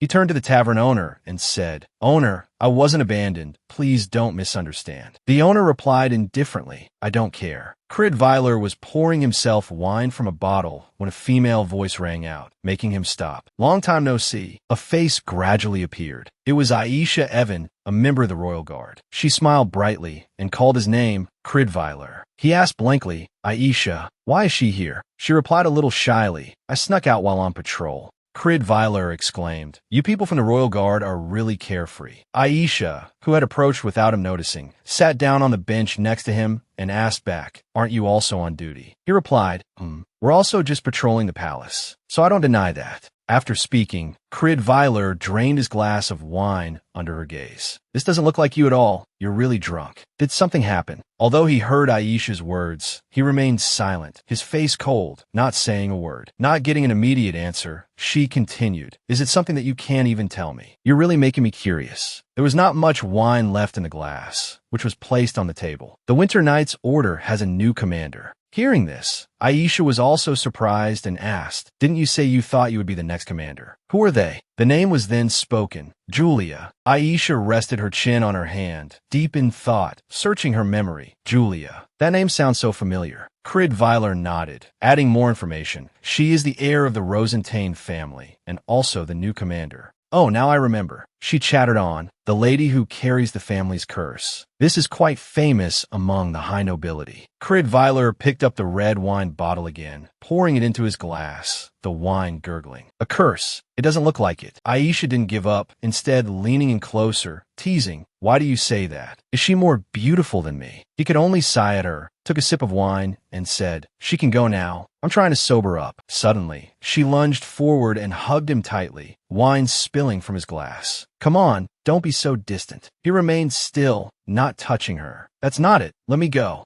Aisha said to him in a pleading voice, what, didn't you once say that besides me, you belong to no one? Cridweiler turned his face away, retorting, that was 10 years ago. She started to act up, huffing, then pushed him hard with her hand. Cridweiler was startled, unable to react, and fell backward off the bench. She turned and walked away without looking back, her voice contemptuous. I'm not going to waste any more time on a drunkard. He was still in a daze and couldn't say a word. You're something else. If I marry a rich nobleman in the future, I'll get my revenge on you. You'd better pull yourself together quickly. Cridweiler remained silent, lost in his chaotic thoughts. In the palace, Julia was walking outside, her heart in turmoil. I'm only just thinking about this now. Cridweiler should have been the one to become commander. A flicker of emotion that wasn't quite sadness passed through her eyes. I feel a little guilty. She sighed softly. In the end, I still took a position that didn't belong to me. But just then, a voice called out from behind. Commander. A red-haired boy ran up and called out. You're here. He scratched his head, saying shyly to Julia, I'm sorry about this morning. She replied calmly, Don't worry, I understand. He bowed his head in thanks. You're very kind. Julia turned her head to look around for someone, asking, So, where's the deputy commander? The other boy heard this, his face paled, not knowing how to answer. He stammered, looking very awkward. Well. She crossed her arms, questioning, Is my question that hard to answer? He just scratched his head, No, it's not. At the same time, Ronan walked over with a wooden sword on his shoulder. You're here, Commander. The deputy commander is probably in the break room. The red-haired boy cried out in alarm. The break room. That's right, I just saw him. The red-haired boy stood outside the circle of conversation, waving his hands and feet incessantly, but to no avail. Ronan changed the subject. Oh, I'm sincerely sorry about what happened earlier. No need. I'll be right back. The red-haired boy screamed inwardly in anxiety. No. But Ronan still casually said goodbye to her. The red-haired boy leaned close to Ronan's ear and whispered, Ronan, don't you know his condition right now? Ronan, without a thought, babbled in reply. He's been drinking since noon. Suddenly realizing the problem, he cried out, Oh no, I shouldn't have told her. Too late, you idiot. In front of the break room door, Julia knocked continuously, the sound of knocking echoing, while calling, Deputy Commander, I want to discuss some matters about training guidance with you. There was no answer from inside. The silence made her a little confused, a question mark appearing in her mind. I feel like he's in here. Without thinking further, she reached out and pulled the door, saying, Excuse me for bothering you. With a creak, the door opened a crack. She looked inside, calling his name, Kridveiler. Kridveiler was indeed in the room, but he was sprawled on a chair, looking a bit disheveled from drinking. Julia glanced at him, thinking to herself, the smell of alcohol. Him. She immediately strode over to where Kridveiler was lying and ordered, Wake up. Her foot kicked the long chair he was lying on, making a loud noise. The violent shaking and loud noise made him groggily open his eyes. Although awake, he kept holding his head, his mouth asking, who is it? She, without hesitation, shouted, It's me, you bastard.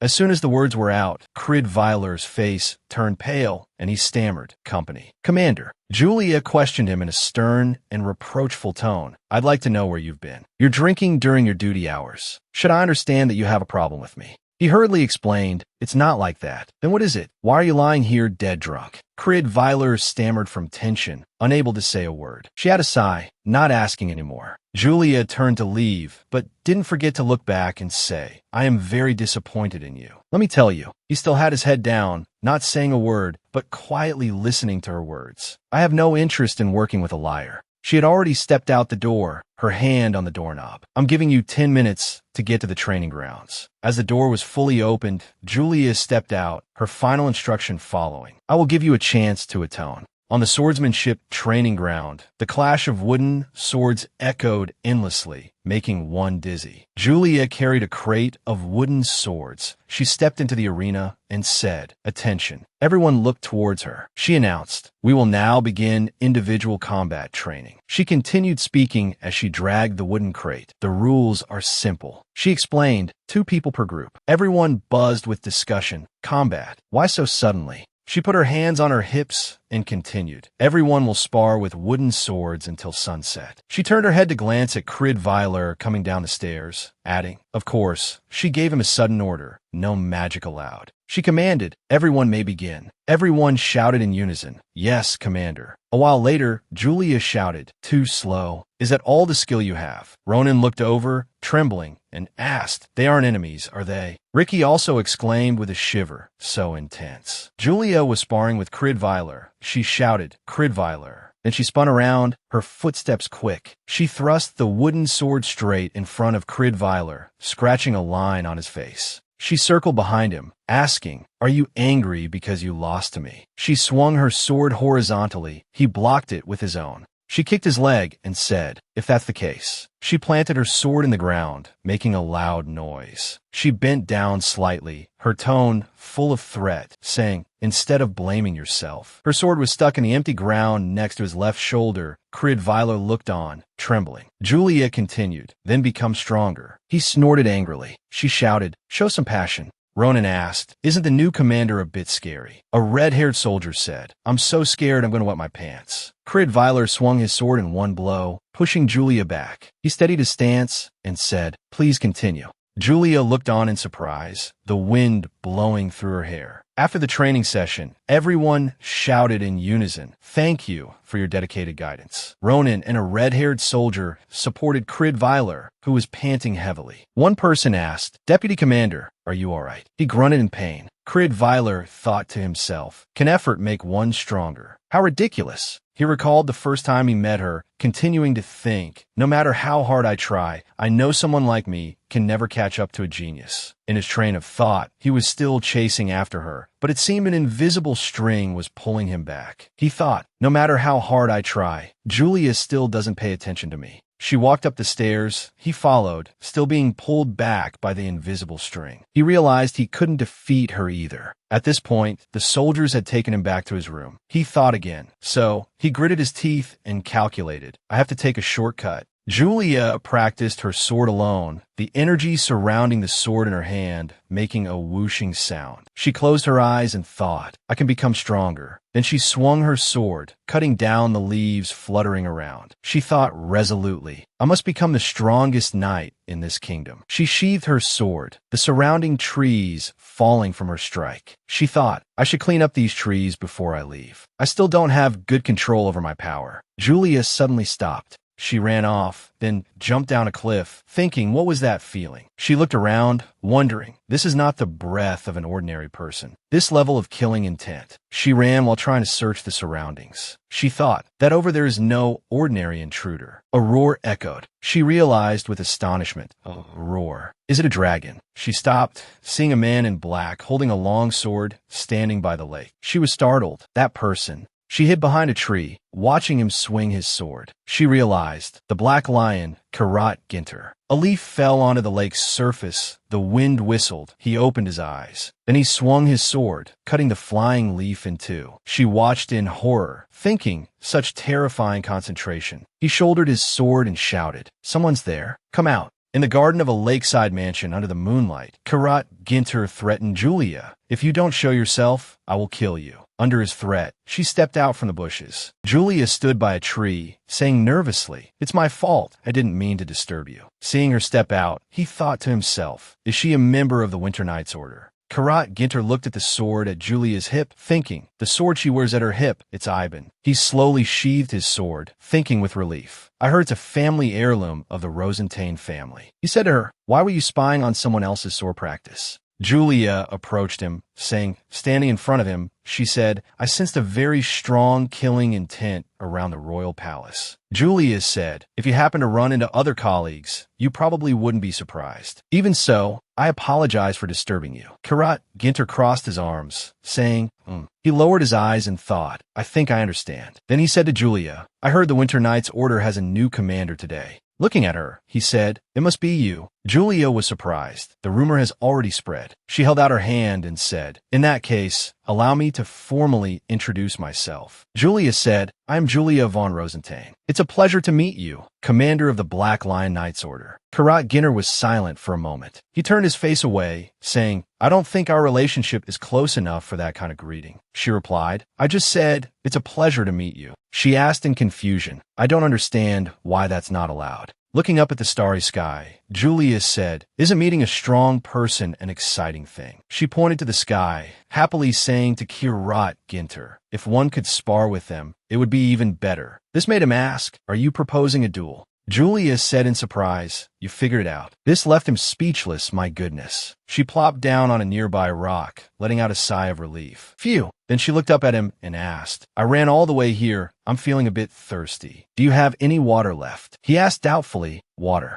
Julia looked at the water flask at his hip and said, "Don't you have a water flask with you?" Karat Ginter tossed the water flask to her, which made her very happy. "Thanks," Julia said as she opened the flask. "I'll repay you another day." Seeing this, Karat Ginter smiled faintly. By the lake under the bright moonlight, he looked up at the sky, with her by his side. Julia finished drinking the water, then threw the flask back to him. "Thank you for the water." She walked away, then turned her head back with a radiant smile, saying, "I'm leaving now. I wish you a smooth training session ahead." Around her, small, gentle, and beautiful light purple flowers were in full bloom. Under the moonlight, amidst the sound of the wind, he stood there quietly, watching her figure recede into the distance. The scene changes to a mansion with bright lights shining from the windows. Chu Lie was sitting on a chair, her maid Chu Dai drying her hair. Chu Dai asked her, "My lady, are you comfortable?" She replied, Chu Dai, you are the best." While combing Chu Lie's hair, Chu Dai said, "Every time I see you, my lady, you are very beautiful." Chu Lie said in surprise, "Really?" Chu Dai gently rubbed her face against her cheek, smiling as she said, "Of course. If I were a man, I would definitely fall in love with you, my lady." This made Chu Lie smile and say, "That tickles." Suddenly, a voice came from outside the door. "My lady, I am Gilbert." This made her ask curiously, "What is it?" The person said, "His Grace the Duke wishes to see you."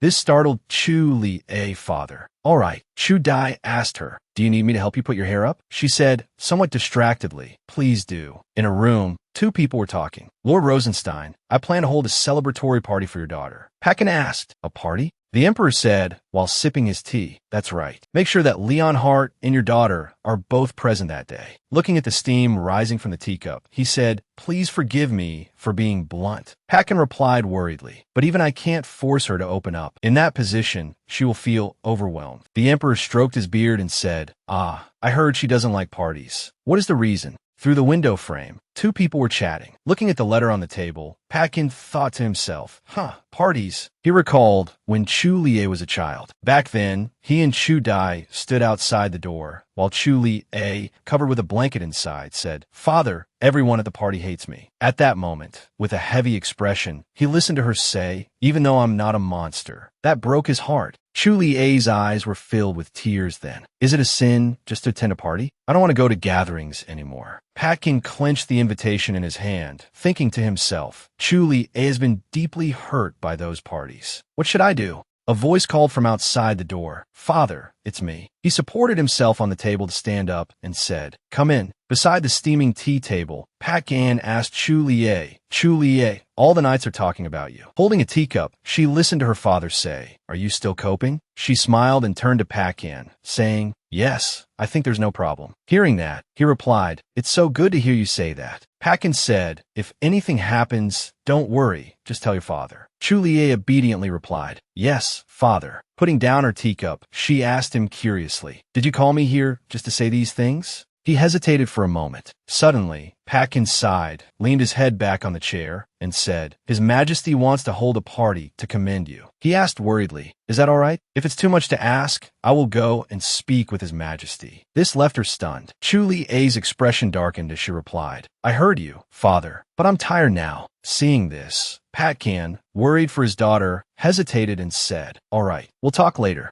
He told her, "You may go." After Chu Lie left the room, he sighed haze. Sitting alone on the chair, he blamed himself. "Today, I was a failure as a father again." In a meeting room, Adam sat in the chairman's seat and said, "Let's begin the meeting now." At this time, at the table were Lucas, Chu Lie, and another white-haired man. Adam said, "The first topic of our meeting is joint training." The white-haired man quickly raised his hand. "We hope to train with the Winter Knights." This surprised the brown-haired man. Immediately after, the brown-haired man smiled and raised his hand to vote. "The Royal Guard also hopes to train with the Winter Knights." Hearing this, the white-haired man said, "Back down." The white-haired man and the other looked at each other without yielding. No way. Suddenly, Adam turned to her to ask for her opinion. I think the opinion of the Winter Knights will be more important." Hearing Adam say that, she was also a little surprised. "Oh." Chu Lie thought to herself, "Even though I've increased the difficulty, the members still need to change their daily habits." She thought, therefore, it might be a little troublesome. She finally made a decision and said, "We hope to train with the Black Lion Knights." At this moment, everyone was extremely surprised. The brown-haired man advised, "Lady Chu Lie, you may not know, but," he imagined a terrifying scene, saying to Chu Lie, "The training of the Black Lion Knights is incredibly terrible. It is said that the fallen could form a mountain." Karat Ginner argued, "It's not that bad, even if they scream. Do you know how hard it was for me to reassure my members?" Chu Lie still said with a laugh, "Haha, that only makes me more excited." Adam asked, "Karat Ginter, what do you think?" Karat Ginter replied, "I agree." Hearing his answer, Chu Lie felt somewhat more at ease. Right now, the Winter Knights are like a dull sword. If I don't want to die like that again, I must forge them becomes stronger. She replied, "Thank you." The meeting moved on to another topic. After the joint training, we will reach another level. After the meeting, Chu Lie stretched wearily, thinking to herself, it's finally over. Kirat Ginter slowly approached her, stopping behind her chair. He said, "In 2 weeks, we will leave Mount Rupert. Please be on time." She replied, "I understand." Watching his back gradually disappear behind the door, she thought to herself, Mount Rupert. Suddenly, the brown-haired man cheerfully struck up a conversation with her. "If the training is too hard, please remember us." Chu Lie also replied with a smile, "Thank you, but there's no need." The white-haired man said to him, "You should try increasing the difficulty of your own exercises first." This angered him. "I was planning to do that anyway." At this moment, Adam called her from behind. "Chu Lie." Then he said, "The commander told me to bring you to see him after the meeting. If you don't have any other appointments, please come with me." Hearing that, she asked in surprise, "Father?" Finally, she answered him, "Please lead the way." The training ground echoed with Patkan's shouts. "You're treating it too roughly. Don't loosen your grip on your sword." When Chu Lie and Adam arrived, he was still reprimanding them. "Hurry up." Adam stepped forward and shouted, "Commander!" Patkan heard the shout, turned his head, and said, "You're here." Looking at Chu Lie, he said, "Chu Lie, let's take a little walk." She walked behind her father. He said to her, "In 5 days, your celebratory party will be held in the Great Hall." Hearing that, she asked in surprise, "What? The Great Hall?" Chu Lie thought to herself, "The Great Hall is only used for important events, so it's usually very difficult to get in." She asked in confusion, "Why, father? I'm not even a member of the royal family." Patkan replied, "It seems His Highness the Prince has used his authority." Hearing that,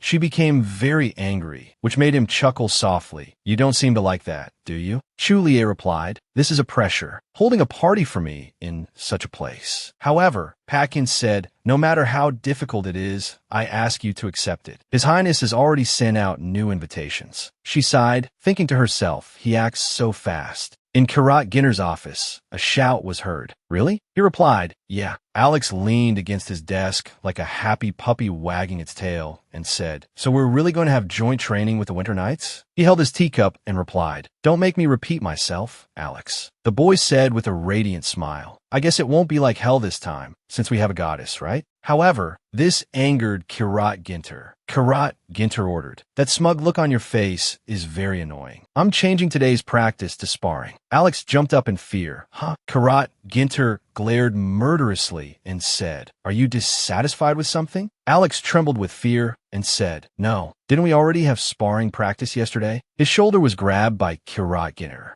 He said, "Besides, all the members are afraid to oppose you." Kirat Ginter whispered threateningly to him, "I'll spar with you first." He screamed in fear, "Ah, don't." Kirat Ginter naturally replied, "Stop talking nonsense and follow me." On the Winter Knights training ground, Chu Lie announced, "Attention, we will be conducting summer joint training with the Black Lion Knights." This caused everyone to exclaim in shock. What? Everyone was both confused and worried. She announced loudly, 2 weeks from now, we will leave Mount Rupert in the morning with the Black Lion Knights. Please prepare everything." Crit Violet stood behind her, his face pale. He thought to himself, training with the Black Lion Knights. He didn't hear her call. She shouted loudly, "Crit Violet." He finally came to his senses, asking in surprise, "Yes? What is it?" Chu Lie asked, "How is the weapon supply progressing?" He replied, "It has been delivered to the warehouse." She asked, "What do you think of them?" Crit Violet replied, "They are all new, and the blades are quite sharp." After a moment of silence, Chu Lie turned and said, "Let's go check them out together." She turned her head and said to him, "I just want to see them with my own eyes, so don't misunderstand." In the warehouse, she swung a sword and said, "Their shape is very good, a bit bright and sharp." She sheathed the sword and said, "For a knight, the most important thing is their sword." Chu Lie handed the sword to Crit Violet and instructed him, "Good job. Have all the members' swords replaced with these." He replied, "I understand." The scene changes to a small garden. Aisha held a letter in her hand. She asked, "A celebratory party?" Hinrich said with a smile, "That's right. I think it's because the Rosenstein family is very important to His Highness." She thought to herself, "In that case, many high-ranking nobles will attend. I can't miss this opportunity." She replied to him, "I understand." However, she put the invitation away and said, "Thank you for your invitation, but I don't think I can go." "I'm sorry, Hinrich." This left him very confused. "What? Why not?" Aisha said sadly, "I don't have a suitable formal dress. So in the end, I'll only embarrass you."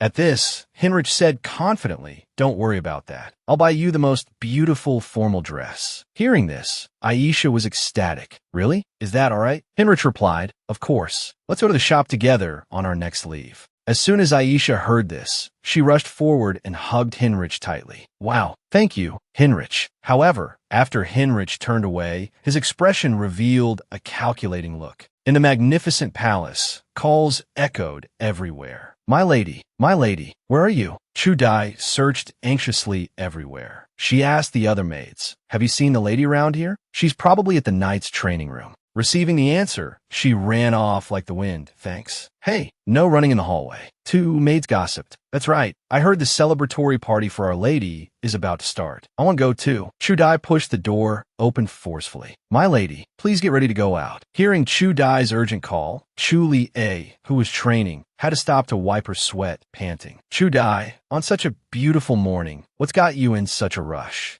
Chu Dai immediately rushed over, grasping Chu Li-A's hands tightly. "There are only 5 days left until the party. We need a new formal dress and some accessories." After hearing this, Chu Li-A replied indifferently, "It's fine. I'll just wear my uniform anyway. I thought it was something serious." Chu Dai stopped her in a panic. "Ah, you can't do that." Splendid, luxurious formal dresses appeared in her mind. Those exquisite formal dresses and accessories are the centerpiece of every party. It's every woman's dream. Chu Dai spoke excitedly without stopping. "Besides, it's a party held for you. My lady, you look lovely in your uniform, but I know if you were to wear a formal dress, you would be even more charming. It seems His Grace the Duke is also very much looking forward to seeing you in a formal dress."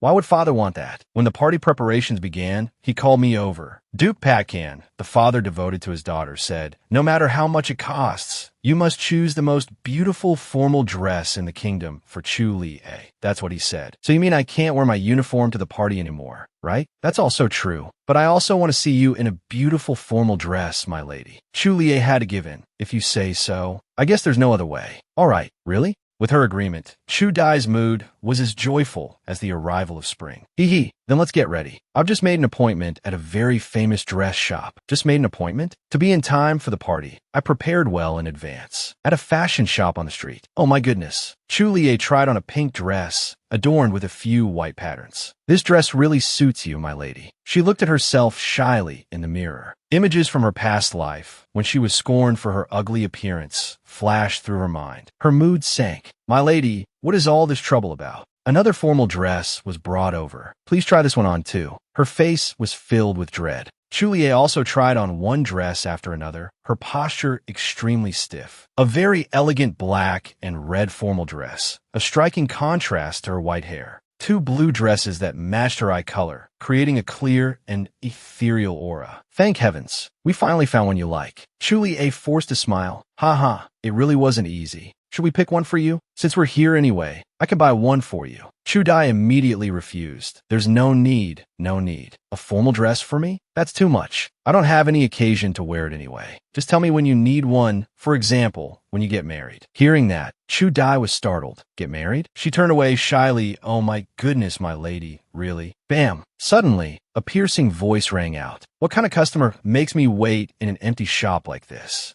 Please don't be so loud." Chu Li turned around warily. "The Duke's daughter is in this shop." The red-haired man, Hinrich, roared aggressively. "You're just making excuses not to sell to us, aren't you?" Aisha, standing beside him, tried hard to stop him. "What's wrong with you? Just drop it, Hinrich." Chu Li stared intently at the person. "If you intend to cause trouble here, please leave the shop immediately." She recognized Aisha Evan. Aisha glared angrily. "I told you to stop." Chu Li recalled her past life. Chu Li stood up. She clenched her fists. "You two must be members of a night order, I presume." When Hinrich saw her, his face flushed red. "I am a commander of the Winter Knights, Chu Li von Rosenstein. If you two consider yourselves knights, then you should show the proper courtesy to a superior officer." The two were silent for a moment. "It seems the rumors about the new commander-in-chief are true. Then this person..." Aisha immediately tensed up. "Could it be the person Crit Violet mentioned?" Hinrich bowed deeply, conveniently pushing Aisha's head down. We have made a grave mistake. We apologize for our disrespectful behavior, Commander-in-Chief. Get your hands off me. We are deeply sorry. If you understand, then get out of here now. They answered in unison. Yes, yes. Please forgive us. Are you crazy, Heinrich? Aisha grumbled. How embarrassing. Heinrich paid little attention to Aisha's view of the party. He was calculating. I think I have to reconsider going with you. Aisha turned around and asked loudly. She was furious. You were the one who invited me in the first place. He sighed. I didn't think it through before. Letting you draw attention at the party is probably not the proper thing to do in front of the lady. Aisha gritted her teeth. Why the sudden change? Don't tell me you like that woman more than me. How annoying. Aisha clenched her fists. Do you think I can't find another dance partner besides you? She turned her back and left decisively, without another word. A gentle breeze blew by. Just you wait. I will definitely attend the party and make it so that neither of you can ever lecture anyone in this kingdom again. There are 5 sword masters in the kingdom, if I include myself. The Emperor's nephew Damien Dion Rienden, the Vice Commander of the Griffin Knights Yuri Bat, the Commander-in-Chief of the Black Lion Corps, Kirat Ginter, and Vice Commander Alex Gregory. She recalled the mysterious blue-haired man she had met then. So who on earth was that blue-haired man? He just left like that after seeing someone in danger. Chu Dai's voice interrupted her thoughts. My lady, what are you thinking about? Chulia looked up and replied, Oh, it's nothing important. I was just thinking about some things from the past. Is that so? Chu Dai finished tying the bow. Your hairstyle is done too. Please take care, my lady. Moonlight shone on the villa where the ball was being held. Many people were in attendance. The main color scheme here was predominantly blue.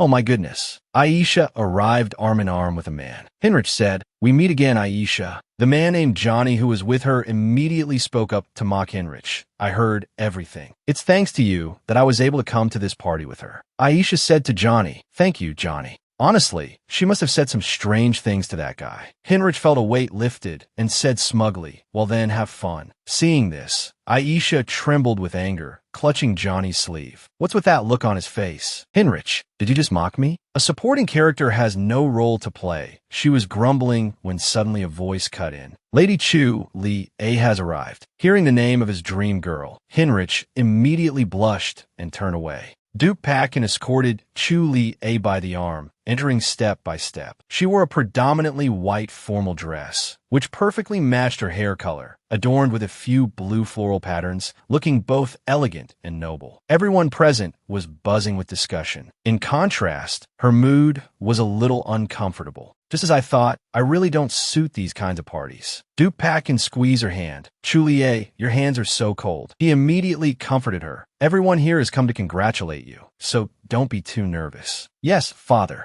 She adjusted her mood and walked forward calmly. The people at the party began to whisper about her stunning appearance. Is that really the daughter of the Rosenstein house? Unbelievable. Oh my God. The man named Johnny now seemed to be captivated as well. Aisha looked at Johnny worriedly, gritting her teeth in anger. This guy, honestly, thank you all for coming to congratulate me. Chuli A forced a smile. I hope everyone here will have a pleasant evening. Oh, my lady, you're so beautiful. My lady, please forgive me for my previous behavior. My lady, I am Johnny Guker, the one in charge of the bank near the bell tower. Lady Chu Lie. Chu Lie was lost in the crowd, calling her name, not knowing who to respond to. Well then, a man stepped forward and pushed them aside. Please forgive my rudeness. This dress fits you as perfectly as a uniform, my lady. Thank you for coming. This is a grand welcome party prepared for you. Please accept it. How unexpected. Congratulations, Lady Chu Lie. You look tired. Would you like to escape with me? She sighed. I refuse. Lady Chu Lie, Prince Leonhardt, spoke up again to congratulate her. Do you like the party? I went to great lengths to prepare. Chu Lie suddenly remembered. It is my honor to meet your highness. There is no need for such formalities. I did not come here to see you. Leonhardt continued to change the subject to Chu Lie. Lady Chu Lie, you look absolutely stunning today. She paused for a moment, then managed to reply, Thank you, your highness. Leonhardt took her hand and placed a kiss on the back of it. Because today is your day. Then Leonhardt looked up and with his handsome face said, Shall we have a dance? My deepest apologies, your highness. Because I spend all my time training, I have had no time to learn how to dance. Leonhardt shamelessly persisted. It's all right. I will teach you. In that case, I might commit a grave offense against your highness. I understand. The band struck up a melodious tune. Everyone in the great hall held hands and danced. Chu Lie was also forced to dance with the prince. The two of them also gradually became immersed in the melody. But Chu Lie shot a disdainful glance at Leon Hart and deliberately stomped hard on his foot with her heel. She apologized without a hint of sincerity. "My deepest apologies, Your Highness. As I just said, my dancing skills are very clumsy." "Oh, it's all right, pay it no mind." She suddenly but his chin hard. Thwack! She used her heel on his foot again. "Oops, sorry." Seeing her continuous chain of attacks, the two people beside them also trembled in fear. Could her recent actions have been on purpose? Leon Hart's voice trembled from the pain. "Thank you, my lady, for gracing me with this precious time." She bowed according to etiquette, saying nothing more. "I have some business to attend to now, so I must be going. Thank you for your favor." On the balcony, Chu Lie had escaped from the noisy party. She discovered someone was standing there. "Sir Karat, how long have you been here?" He turned his head. "Why don't you go back and enjoy the party a little longer, my lady? I don't really like parties." "Lady Chu Lie, why did you say you wanted to participate in joint training with our Black Lion Knights?" "You're asking about that?" A gentle breeze blew past. "Because my members and I must become stronger. That is why I decided to choose the strongest, the Black Lion Knights." He smiled with satisfaction. This is indeed a valid reason that a commander-in-chief would consider. "Sir Karat, the girl with the determined eyes had resolutely declared that she would become even stronger than him. He turned around. "I will wait for that day." Lady Chu Lie. In the magnificent palace, the sound of shoes tapping on the floor made clacking sounds. Prince Leon Hart's voice was heard from the side. "Lucas, when I was dancing at the party,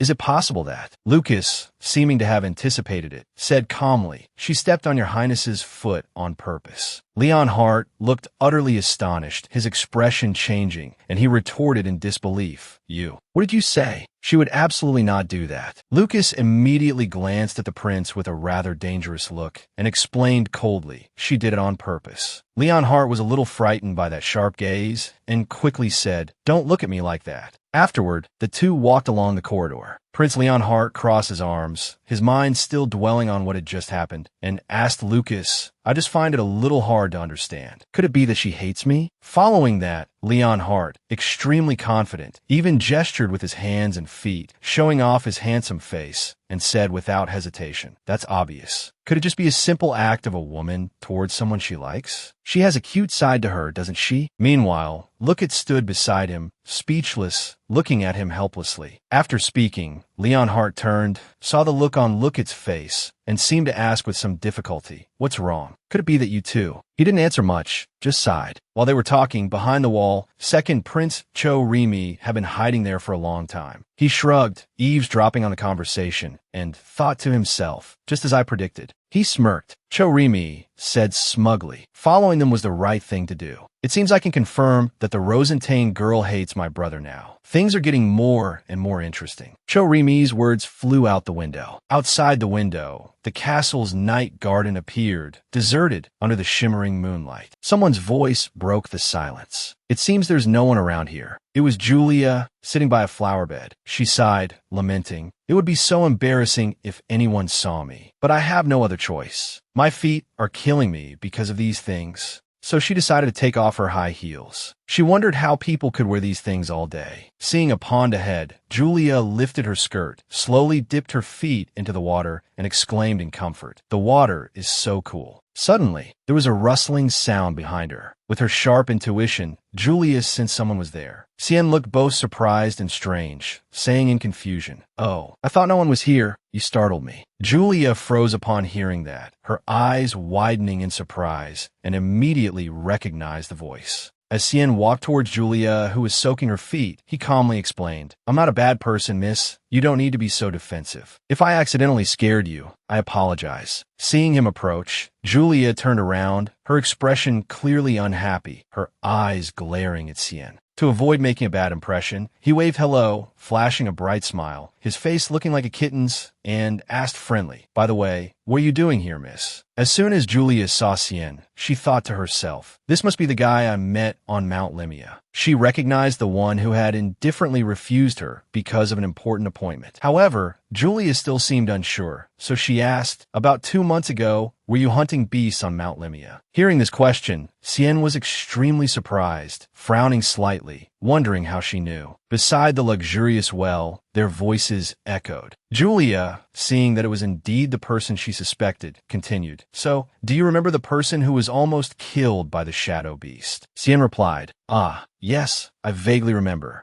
He suddenly burst out laughing, acting very cool, making a V sign with his hand under his chin, and cheerfully replied, "I couldn't help it that time. I was too busy. I wonder what happened to that person afterward." Julia reached out, grabbed Xian's collar, her tone furious and firm. "I didn't need your help. I survived, and I'm standing right here in front of you." However, she stood on her toes, glared at Xian, and said menacingly, "You're too much. How could you just leave like that? I really almost died back then." But he still didn't understand what was happening, saying, "Miss, I'm not sure what you're talking about." With Julia grabbing his collar so tightly, Xian couldn't help but feel a little scared. Trembling, he reached out to push her away, pleading, "Miss, can you let go first? Let's talk this out slowly, okay?" Despite his earnest pleas, Julia had no intention of letting go, instead tightening her grip. Xian, choked slightly, let out a gulp. She said sternly, "You answer me first." In the quiet of the night, cold winds blew, and the stars in the sky still twinkled. Xian couldn't believe it and asked back, "So, what you mean is, you were that person from that day?" Julia's voice was firm. "What? You don't believe me?"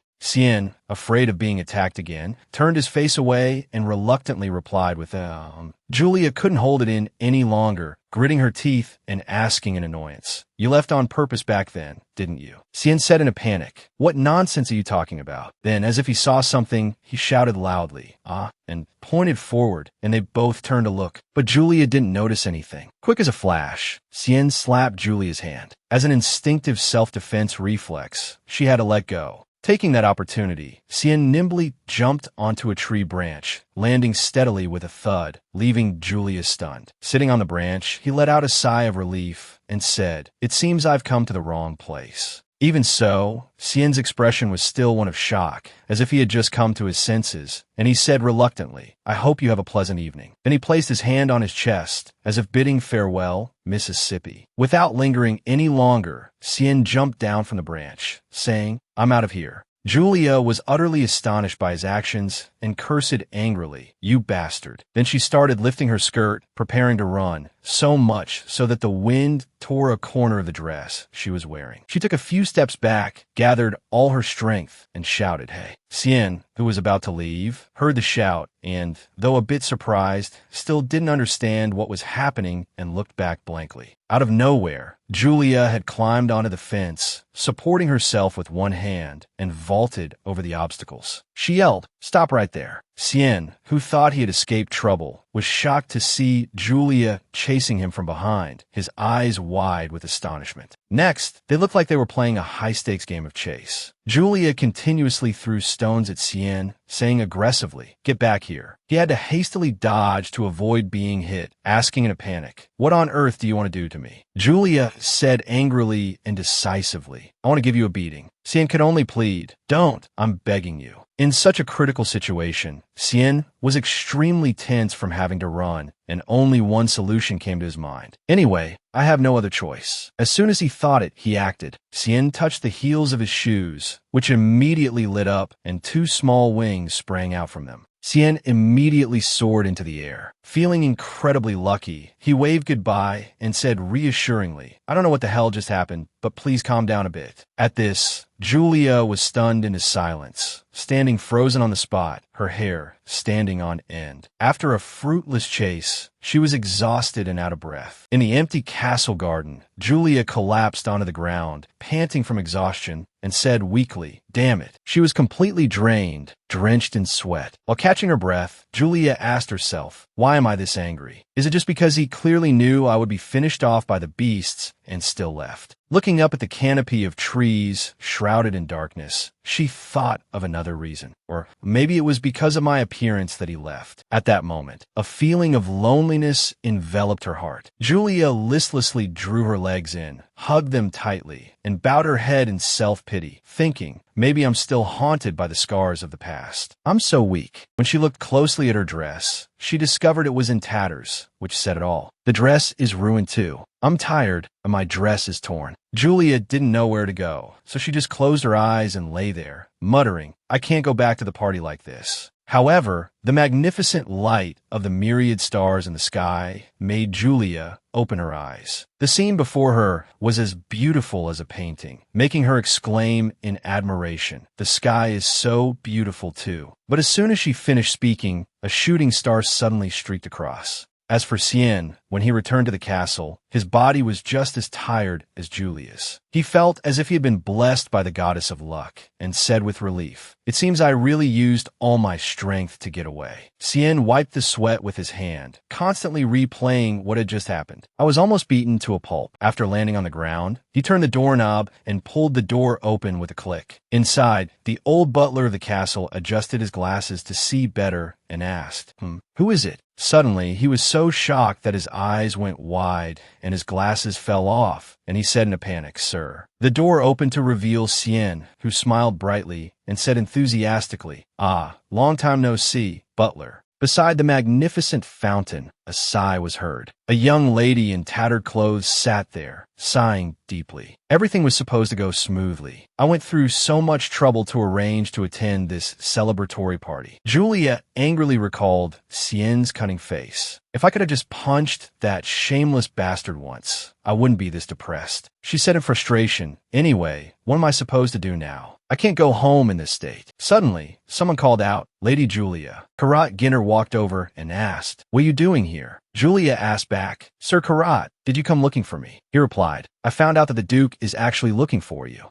Julia smiled and replied, "Is that so? It's a good thing you came." Karat Ginter looked at her state, curious about what had happened, as she looked like she had just caused some trouble. Julia evaded, "This I have my reasons."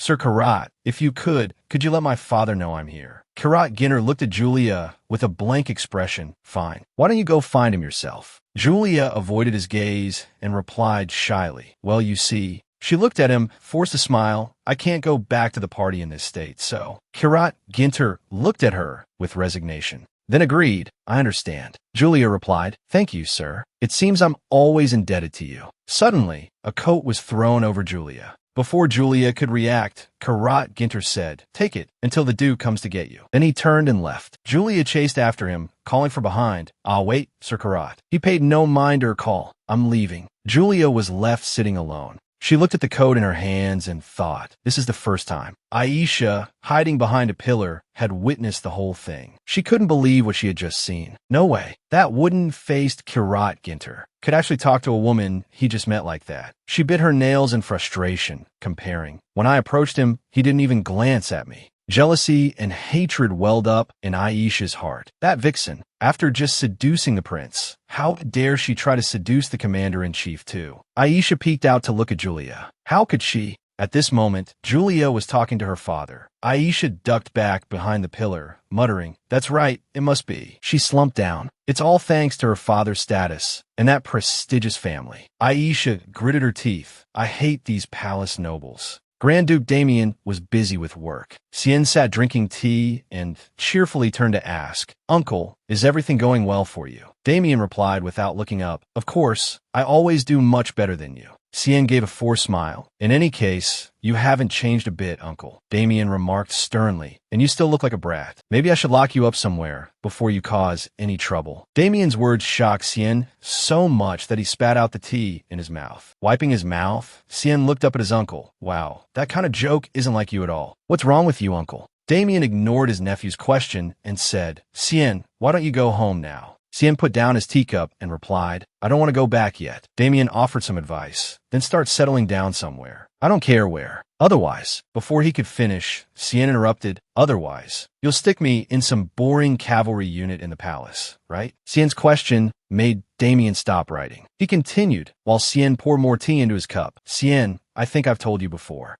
Cien looked at the teacup before him and said thoughtfully, "Your Grace, I prefer this free life outside the palace." Damien sighed and replied, "Heavens, you're impossible." He continued working, then looked up at Cien and asked, "All right, how long are you planning to stay this time?" Cien replied cheerfully again, I don't know either, but I think I'll stay a little longer than usual this time." Damien asked curiously, "So suddenly, what's the reason?" Cien smiled and said, "I feel like an interesting play is about to unfold." At this, Damien was at a loss for words with his nephew. He asked Xian suspiciously, "What kind of trouble are you planning to cause this time?" Xian was startled, turned to look at his uncle, and blurted out, "What?" He pointed to his own face and asked the Grand Duke, "Don't you trust this adorable nephew of yours?" Damien's helpless expression was his only answer, which made Xian feel hurt. Xian tried to salvage the situation. "I'll be good and stay put, so you don't have to worry like that." Damien asked back, "Really?" Xian affirmed with his sparkling eyes. "Do these eyes look like they're lying?"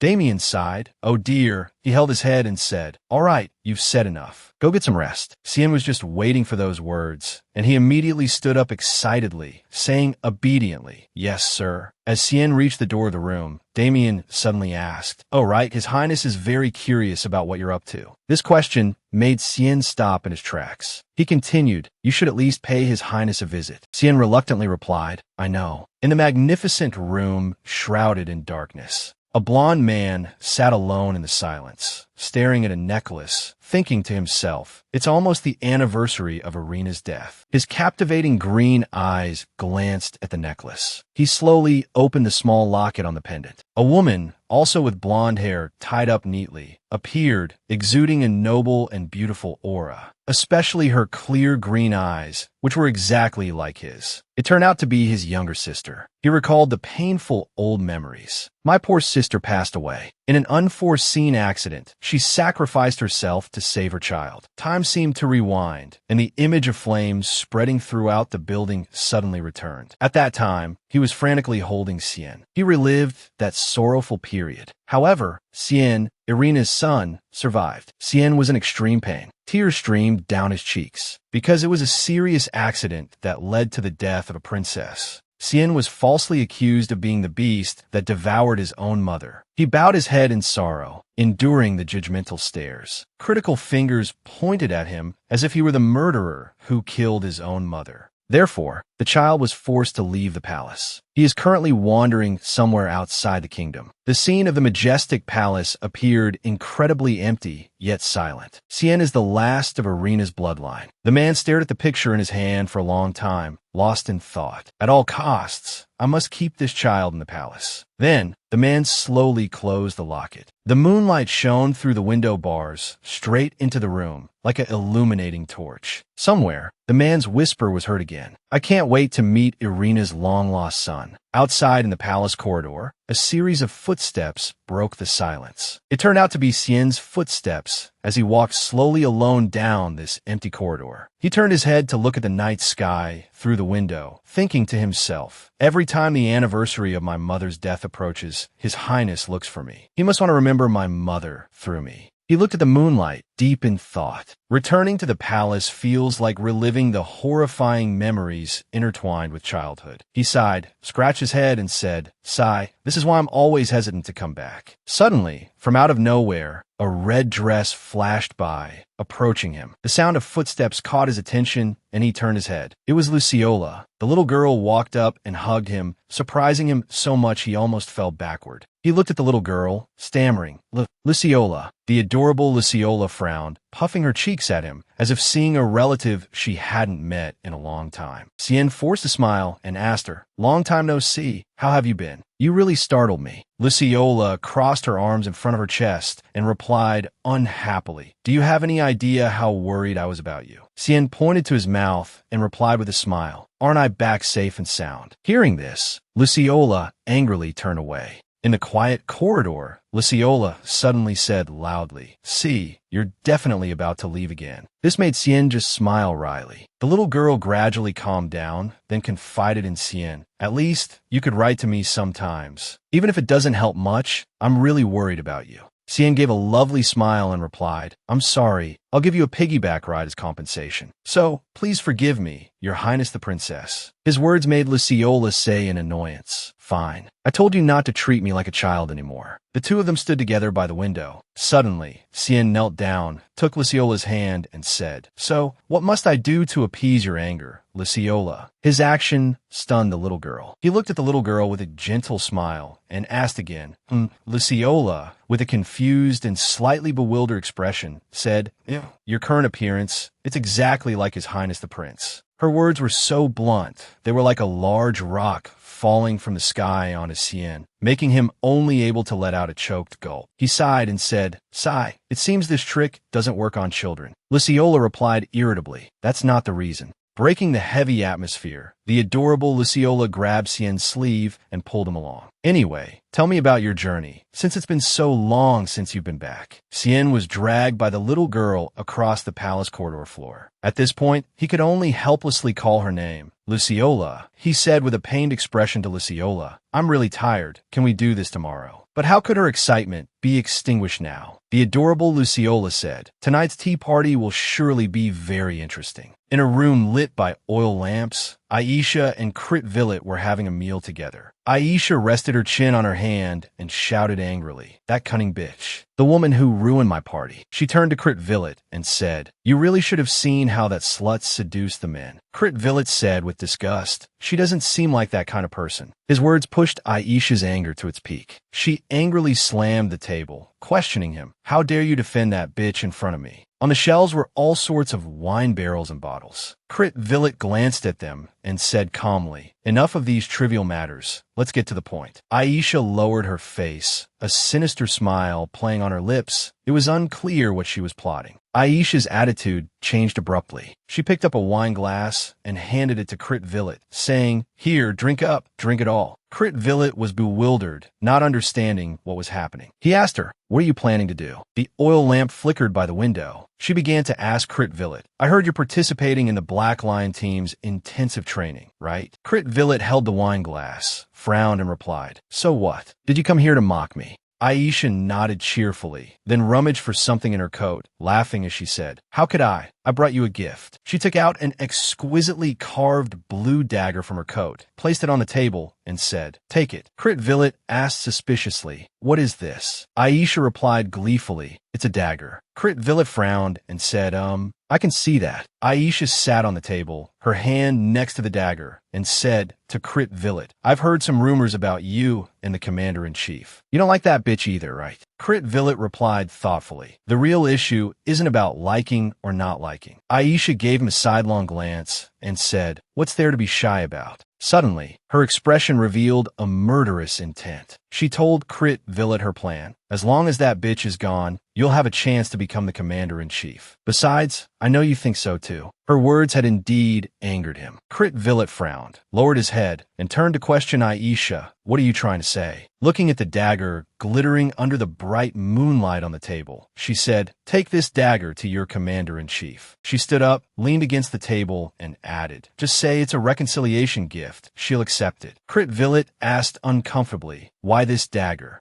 Aisha smiled and replied, "It will change your destiny." He hesitated, asking himself in confusion, "What?" A sense of unease filled his mind. "Could it be that you—" He suddenly shouted loudly, attracting the attention of the guests at the next table. He jumped up, grabbed Aisha's hand tightly, and yelled, "What did you do to this dagger?" Crit Villet's strength hurt her hand. She quickly reminded him, "It hurts, it hurts." But Crit Villet still didn't let go. Aisha winced in pain and said, "Let me go first." Crit Villet was still not appeased, trying to get information from Aisha. He growled, "What did you do to it? Tell me now." Aisha took the dagger from the table, put it in her cloak, and said to Crit Villet, "We need to find a quieter place first." Footsteps echoed in the room. Crit Villet closed the door. Aisha sat on the bed and said in confusion, "Sigh, where should I start?" She looked at him with a smile and asked, "By the way, do you remember the first time we met? You had run away from home, and I was a pampered, noble lady. We were both helpless orphans." Crit Villet was confused. "Why are you suddenly bringing this up?" Aisha replied, "Just listen to me." She recounted thoughtfully. "After we met a few times, my mother passed away, right? My mother suffered from tuberculosis, but she didn't have a penny to her name, so she couldn't even get basic treatment." She recalled her past, remembering herself helplessly holding her mother's hand, her eyes filled with tears. "At that time, a little girl like me could do nothing but cry endlessly." Aisha smiled. "However, after crying for a while, a thought suddenly came to my mind. I don't want to live like this forever. I want to go back to that war mansion. Now is not the time to consider meaningless plans." She concluded cheerfully, "So, to live happily, shouldn't I do everything I can to make that dream come true?" Looking at Aisha like that, Crit Villet replied, "Aisha, although I feel sorry for your mother now, Aisha put her hand to her coat and asked Crit Villet, "You want to become special too, don't you?" She pulled out the dagger and handed it to Crit Villet. This dagger is coated with a type of musk that beasts absolutely love. He looked at it in astonishment. "What?"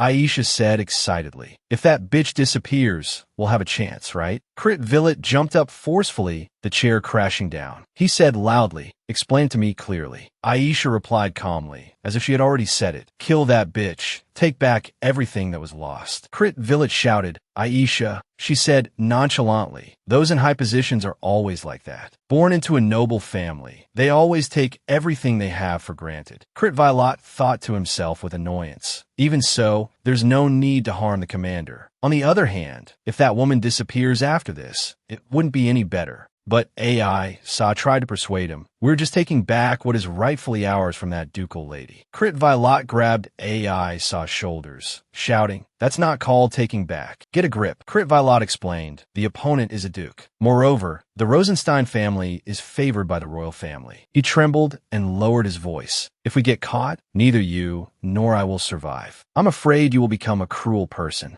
Sa frowned. She retorted to Crit Villet, "Why worry about failure?" The corner of her mouth curled into a smile. "In a forest full of monsters and demons, how can someone reeking of musk possibly survive?" Crit Villet was horrified by Sa's words. He let go of her shoulders and said, Sa, why do you have to go this far?" She knelt before Crit Villet, placed her hands on his shoulders, and confessed her feelings. "Crit Villet, I think I can only be happy if that woman dies." She hugged him. "That woman has everything. I hate her." Sa said tearfully, "You will help me, right?" She nuzzled her face into his shoulder. "Really, besides you, I have no one else to rely on." This act from Sa softened Crit Villet's heart. Crit Villet gritted his teeth and held her tightly. But behind his back, Sa revealed a cold expression, as if she had another plan. "Now you have to listen to me, Crit Villet." In the palace, shouts of echoed. Chulie swung her sword.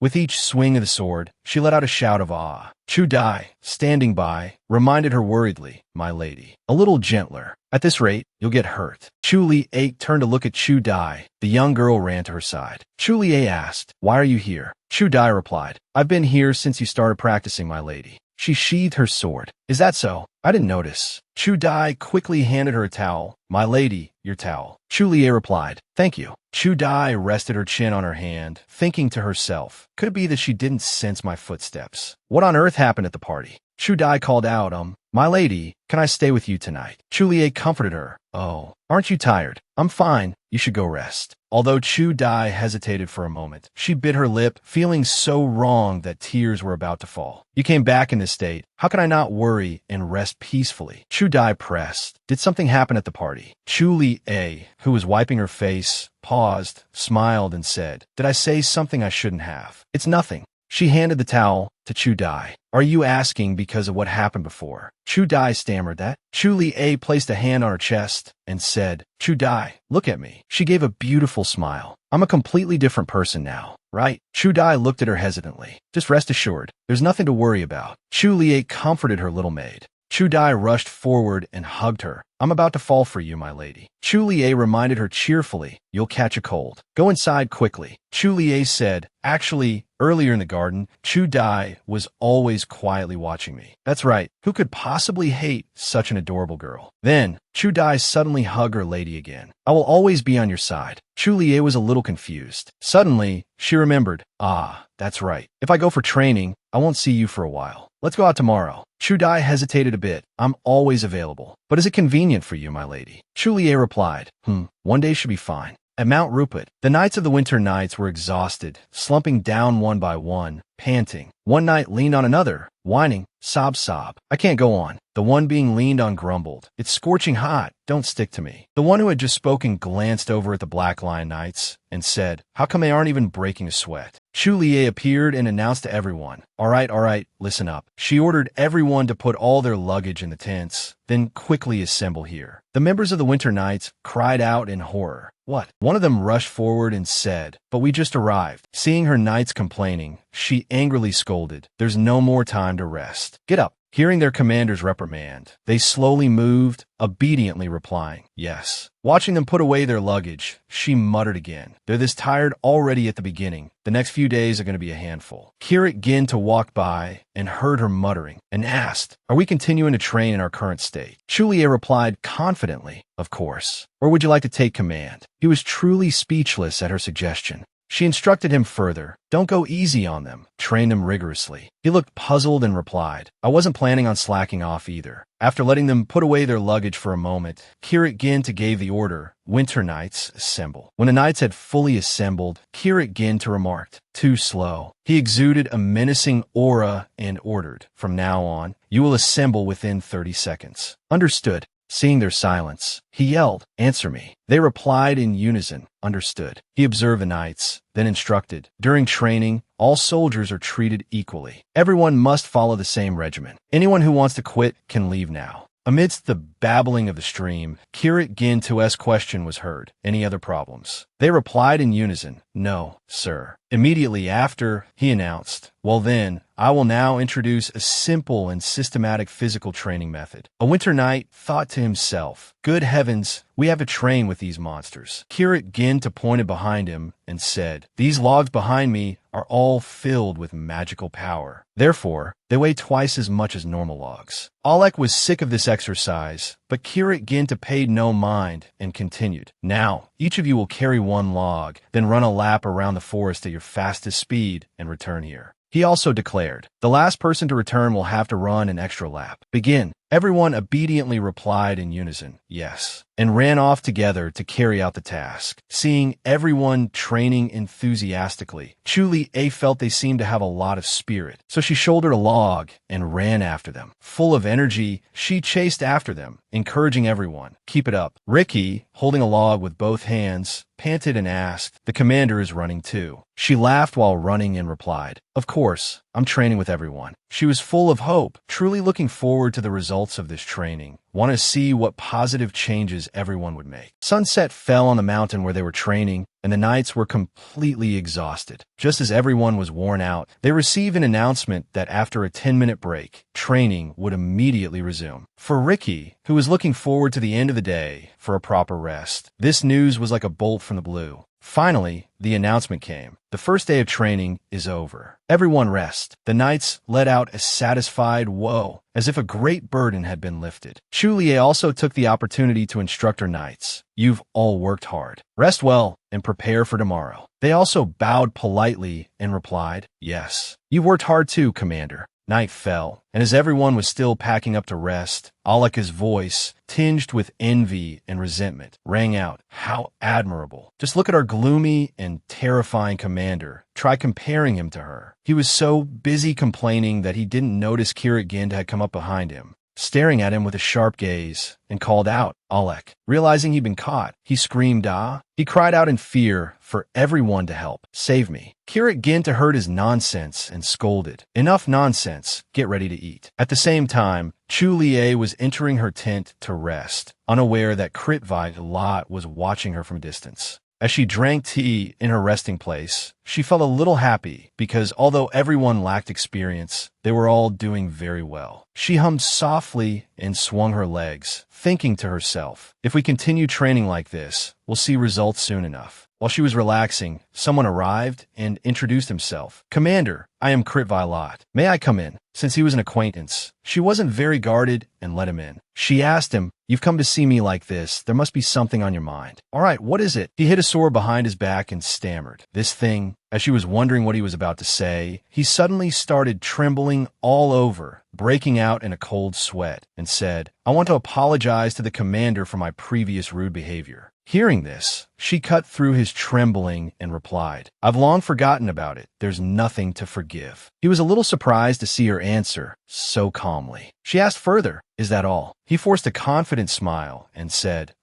this is an apology gift, a small token of my sincerity. With that, his hand brought the sword out in front of her. She rested her chin on her hand and replied calmly, there's no need for that, take it back. Then he put on a pitiful act and said, Commander, if I leave just like this, I'll be very sad. Please accept it. Noticing that his hands holding the sword were trembling, she also became a little suspicious. but she turned a blind eye and accepted it. She said to him, all right. If you insist, I'll accept it. He replied gratefully, thank you, Commander. After taking the sword, she drew it to inspect it, then remarked, it truly is a precious treasure. After inspecting the sword, she put it down and called Kritvilat. She walked over, patted his shoulder, and said, how many times have I told you? Relax your shoulders. Then she smiled and said, all right, you can go out. Fearing he would be found out, he was a bit flustered and hurriedly replied, yes, Commander. After his hasty reply, he quickly walked out, not paying attention to who was in front of him,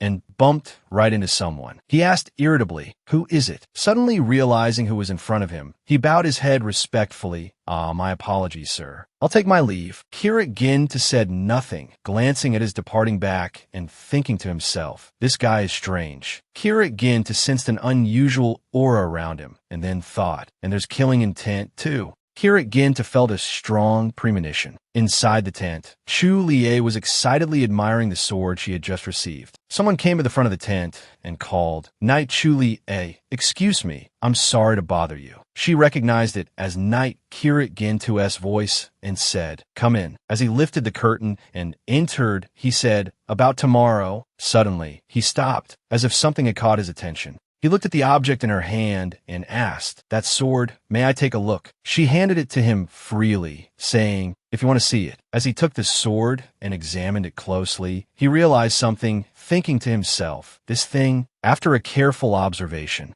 He turned to Chu Lie and asked, Chu Lie, why did you bring it here? Chu Lie crossed her legs, folded her arms, and replied with a smile, it's an apology gift my vice commander just brought me. Hearing her answer, he immediately asked back, he brought it, and he's leaving tonight. She replied nonchalantly, that's right. Suddenly, she said to him, for some reason, he seems to really hate me. Seeing her confession, Kirit Ginta wondered. You knew his purpose for coming here and still accepted it. He explained further to her. Not only does it have a scent that drives beasts mad, but it also has magic to summon them. After he finished explaining, she just smiled lightly and replied, I just realized that myself. Hearing that, he became even more confused. Then why? He was about to ask again when she cut in to explain why she accepted the sword. Because Kritvilat was so sincere in finding something like this for me, I couldn't just ignore it, sir. He looked at her, puzzled, and she joked again, if I survive today, I'll give him a good punishment, don't you worry. Hearing that, he couldn't be bothered, throwing the sword down and saying, I really don't understand you. Chu Lie suddenly remembered and asked, speaking of which, did you come here because you were worried about me? Kirit Ginta sat down, placing a set of documents down, and said, I just came to discuss tomorrow's training plan. The original plan was to conquer the beasts in Area C, but with that, he opened the map and said, the Winter Knights had best stay in Area B. The training ground at Mount Rupert is divided into 3 areas. Area A is quite safe, with relatively few beasts. Area B is treacherous mountain paths and some weak beasts. Area C is deep in the mountains, where the strongest beasts roam. Because Area C is extremely dangerous, she also knew that no one was allowed to enter without the kingdom's permission. Chu Lie pointed to an area on the map and asked, what do you think of the area near our training site today? Then she asked further, the Black Lion Knights will be entering Area C, right? He remained silent until she continued, when the time comes, please let us go with you. Only then did he turn back to ask her, will that be all right? She nodded and replied, we won't hold you back, don't worry. Hearing her answer, he clasped his hands together, as if in thought. Then he advised her sternly, even if the knights think it's fine, the soldiers under your command could lose their lives. Are you still okay with that? She also replied seriously, those who only know how to avoid danger are not worthy of being knights. If soldiers lose their lives here, then that is as far as their fate goes. With a sigh, Kirit Ginta said in an imploring tone, I hope we won't have to hold any funerals during the training period. Chu Lie also replied cheerfully, yes. As the two were happily discussing, a blood-curdling scream suddenly came from outside.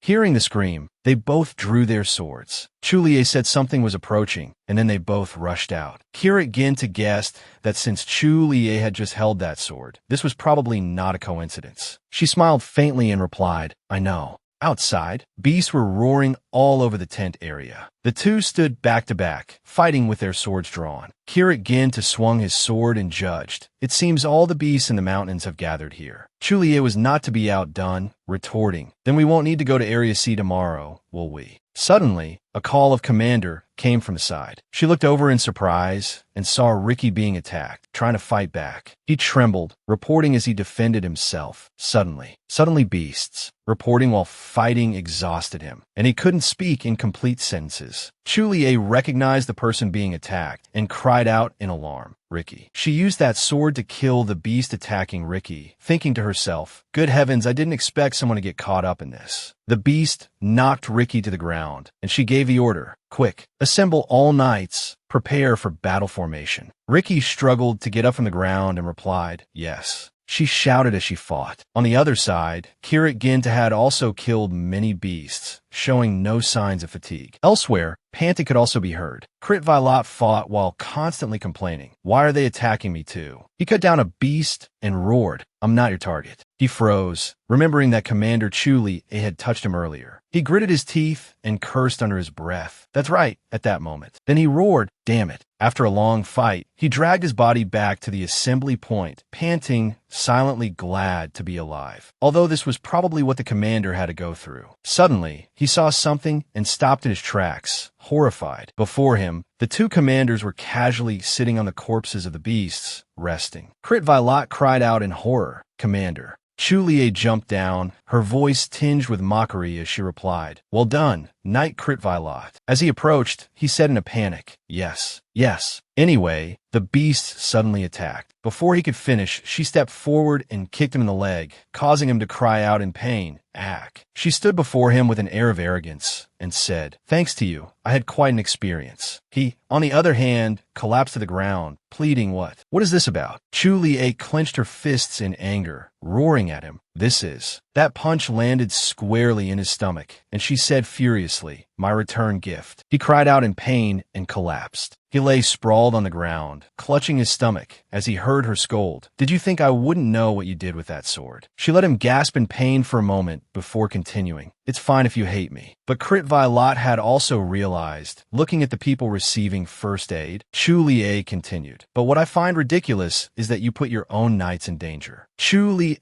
angrily drew her sword and questioned him, "Do you even deserve to be called a true knight?" She pointed her sword at him and declared, "Crit Violet, from this moment on, you are stripped of your position as vice commander." Then she declared again, "And you are now a prisoner." Alec was directing everyone to clean up the aftermath of the recent raid. On the other side, the two commanders were talking, and Alec walked over calling, "Commander." He reported with a proud look. As instructed, that dagger has been buried. The camp relocation is also complete. Kirit Ginta praised him. "Well done." And Chulie said with an admiring tone, "I'm truly impressed, Alec." Praised by the two commanders, especially by Chulie, he felt a little happy inside and replied shyly, It was just a small thing." A red-haired young man asked her, "Commander, where are your horses?" She replied, "I've made a fence near the valley, so you can all tie your horses there too." The men acknowledged the order, understood. Then Chulie rested her chin on her hand and thought for a moment, as if remembering something. "Speaking of which, this place is." Then she looked up at Kirit Gintu and asked, "Hey, would you like to go for a little walk? I have something I want to show you." He sighed, nodded in agreement, but didn't forget to ask, "What is it?" She immediately pointed in a direction and said, "You just need to follow me down that small path." As they walked together, he asked her, "Do you know the way?" She walked leisurely and replied calmly, "I used to come here often." Leading him under a tree, she said cheerfully, "Look at this." She turned to look at him, giving a lovely smile, and said, "This way, please, Sir Kirit." When he came to her side, she said, "I want you to see this scenery." As he was admiring the view, she asked, "It's beautiful from here, isn't it?" The scenery she wanted to show him was a giant peach tree growing on a small island in the middle of a clear lake, dotted with willow trees and a lush flower garden, along with fireflies, creating a strange and beautiful scene. She was delighted by this beautiful scene and asked him how he felt. He also gave a satisfied smile and replied, "Not bad." She also realized, saying, "I've been indebted to you these past few days. Just consider this as repayment." He seemed a little embarrassed and turned his face away, saying, "I only did what I was supposed to do." Hearing this answer, she also asked probingly, "Is that really so?" He closed his eyes to recall for a moment, then replied, "I don't remember ever showing any particular kindness." This answer made her nod in confusion, a little dazed. She said, "Sir Kirit, you too. You seem to be very popular with women." He suddenly turned away and said, "Let's not talk about this anymore. Let's go back." As if guessing something, she asked, "Are you shy?" He replied firmly, "No." In the end, only she was left standing there, watching him leave, not knowing what else to say. She recalled her past life. This was a place she often hunted, and also a place where she had spent moments with the prince. The happiness she once felt now brought pain in remembrance. It was truly a frighteningly beautiful memory. Now, she was happily chatting with Kirit Gintu, hoping that among those fragments of memory, this place could also be as beautiful as today's memory. The next morning, in the Rupert Mountains, a pack of beasts was active in this area. He led her to a place and said, "From here, we will split into teams of 2 to confront the beasts and advance deeper into the forest." Then he turned back to instruct the knights. The purpose of this training is to quickly eliminate the beasts to move forward. Suddenly, he exuded a murderous aura and said with a cold smile, "If you want to return today, you must swing your swords without hesitation." The knights engaged in combat with the beasts, but the Knights of the Winter Knights just ran away as soon as they saw the beasts attack. They fled for their lives, shouting, "Save us." Chulier stood aside and observed, astonished at the sight of them scattering and fleeing, and even heard them telling each other to run. She felt ashamed for them, silently cursing these men. She thought to herself, all the Knights of the Black Lion Knights are training without any difficulty, while the Knights of the Winter Knights only know how to run from beasts. At this moment, she wished they would fight instead of running. Then she glanced at Kirit Gintu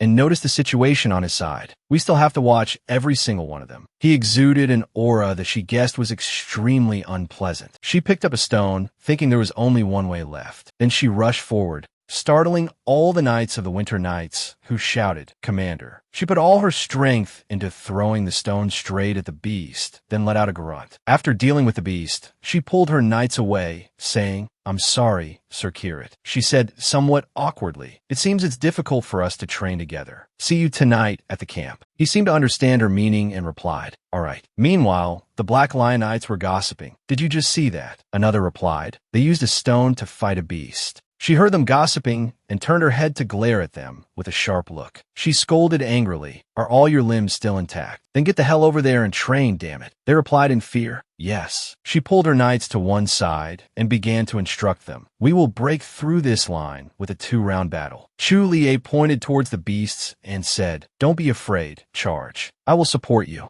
Then she shouted Mac, "Chan." The two of them were startled and replied in unison, "Yes." Suddenly, Ronan said with a tremble, "No, this is just a joke, right?" She paid him little mind and said to them, "Let's go." Everyone could only reply in unison, "Yes." Another person really couldn't take it and stepped forward, saying, "Commander, I think this is too reckless." She frowned and asked back, "Reckless?" They explained with a tremble, "To join the team with just 2 people. Isn't this just asking for death?" She couldn't hold back any longer and said, "How do you know if you don't try?" She turned to leave, saying, "I'm trying to change your cowardly will. I brought you here not to take revenge for you being looked down upon." At the gathering point, the Knights of the Black Lion Knights are resting and eating together. Alex and Kirit Gintu are eating together. Alex asks, "Isn't it too late?" Kirit Gintu, while eating, asks back, "What do you mean?" He stammers in reply, "The Knights of the Winter Knights. Did something happen to them?" He continues to put food in his mouth while replying, "Night training with beasts is normal. You must have forgotten how he used to train before." He recalls last night's events, exclaiming, "Yesterday's battle was truly outstanding." After exclaiming, he then remarks, "But the skill gap between the members is too large, isn't it?" He picks up a piece of meat,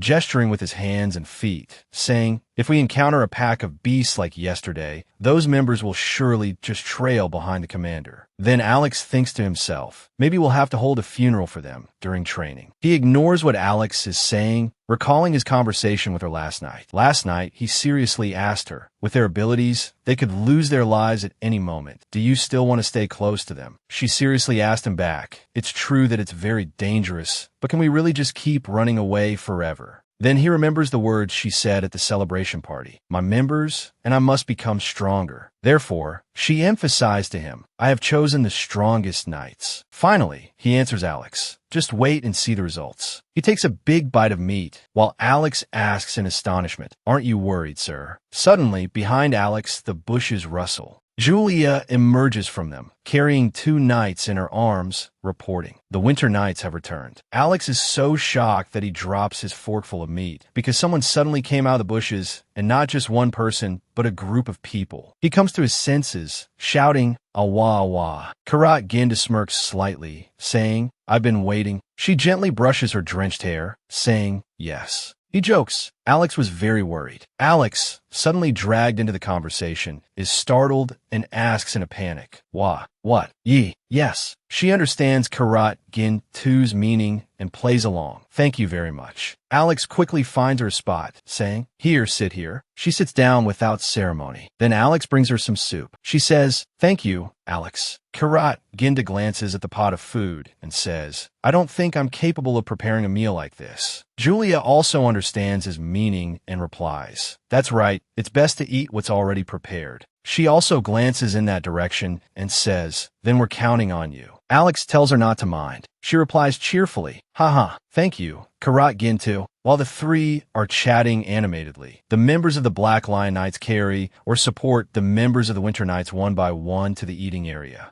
The members of the Winter Knights are all exhausted, so upon receiving the food, everyone is extremely grateful and thanks them profusely. Julia also says gratefully, "This is great. Let us prepare dinner tomorrow." Karat Gina asks her, "By the way, where did you all just come from?" She finishes a bowl of hot soup and answers, "I went to the lair of the mutated beasts." Alex is startled and asks, "You went there without calling us?" The red-haired young man interjects, "But basically, the commander hunted all by herself." The young man with the scarf, Ronan, who looks like he has a cold, sneezes loudly. Julia, just as she picks up a skewer of grilled meat to eat, says, "To hunt a beast, I'm afraid my members aren't capable of it yet." She also notices the young man who just sneezed and says, "Oh, so Ronan fell into the river and got completely soaked." Ronan says dejectedly, "I'm sorry, Commander." Julia puts down the meat skewer and says, "It's all right, Ronan. You just need to practice more and become stronger." Alex hears her words to the Winter Knights and exclaims, "That sounds interesting." But Karat Gintu of the Black Lion Knights seems a bit helpless in the face of some of this commander's actions. Karat Gintu thinks to himself, she's risking everything, even being reckless, to train her members. Watching her eat heartily, he wonders if she wants to establish herself as a true commander. At this moment, Alex yawns and complains. The patrol is over. The commander should go rest. Commander Karat Gintu suddenly goes show. He seems to sense something, making a hum sound.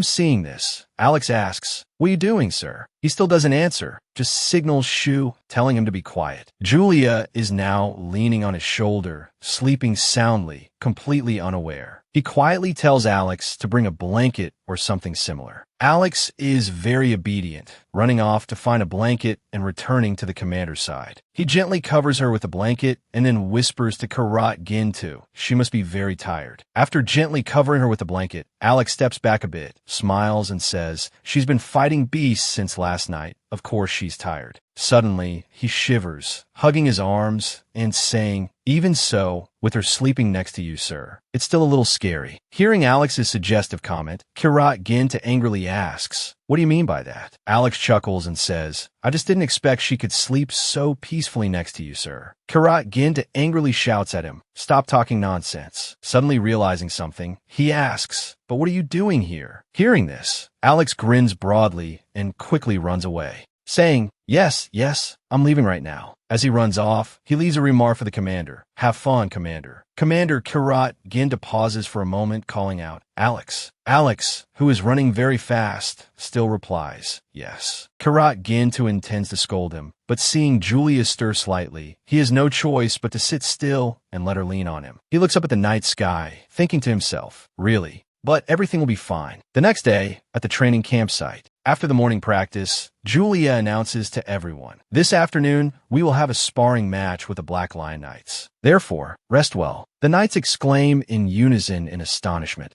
One person laments, "Why them? We're going to die." Seeing them complain endlessly, Julia also thinks for a moment. She says to them with some impatience, "I don't recall saying that you are required to win." That knight asks again, what if it seems impossible for us to win this match? Julia reminds them not to misunderstand. The purpose of this match is not to win. Finally, they focus to listen to her explanation. In front of a strong opponent, attack, defend, and use all your senses to learn. That is the purpose of this training session. Then she scoffs and asks, but you all clearly don't like to compete, right? Well then, she then announces the reward. If anyone can touch their opponent, even if it's just the tip of a sword touching a black lion, I will grant one wish for that person. How about it? Someone asks eagerly. Even just a graze is okay. She replies, that's right, do your best. They reply in unison, yes. The clash of swords and the painful groans of the winter nights echo throughout the training ground. Everyone is cheering for a young man who is competing. Cheer up. Don't give up. Ronan is still groaning uncomfortably. Ugh, it hurts so much. The Knights of the Black Lion Knights show no mercy, fighting fiercely. Ricky's face is grazed by a sword, and he immediately screams, ah.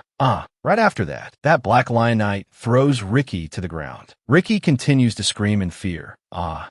He falls to the ground with a thud, crying out in pain, ah. That Black Lion Knight exudes a murderous aura, remarking, you're about to give up. Ricky uncomfortably grips the sword in his hand, then suddenly counterattacks. He struggles to get up, replying, I can do it. As soon as he finishes speaking, he lunges forward, shouting, here I come. The Black Lion Knight seems very interested in Ricky's expression, smiling slightly as he blocks his attack. Julia, observing from the side, assesses. His movements have suddenly become more decisive. It's just that after. Ricky resists with all his might, causing the Black Lion Knight to stumble slightly, but the knight immediately regains his footing and grabs Ricky's shirt. That Black Lion Knight asks, are you intentionally looking for my opening? He threatens Ricky with his sword blade, saying, if this were a real battle, your head would no longer be on your neck. Ricky feels scared and has to say, I lose. The other guy laughs out loud at his expression. As dusk falls, the end of training is finally announced. Today's victory belongs to the Black Lion Knights, with a score of 20. Everyone did well. After the sparring session with the Black Lion Knights, the Knights of the Winter Knights are exhausted, groaning as they lie sprawled on the grass. Julia sees that everyone has tried their best and says, everyone did well. We need to prepare a meal, so everyone get up. Then she turns to Ricky and says, Ricky, do you want to receive your reward today? Ricky, being supported by someone else, asks blankly,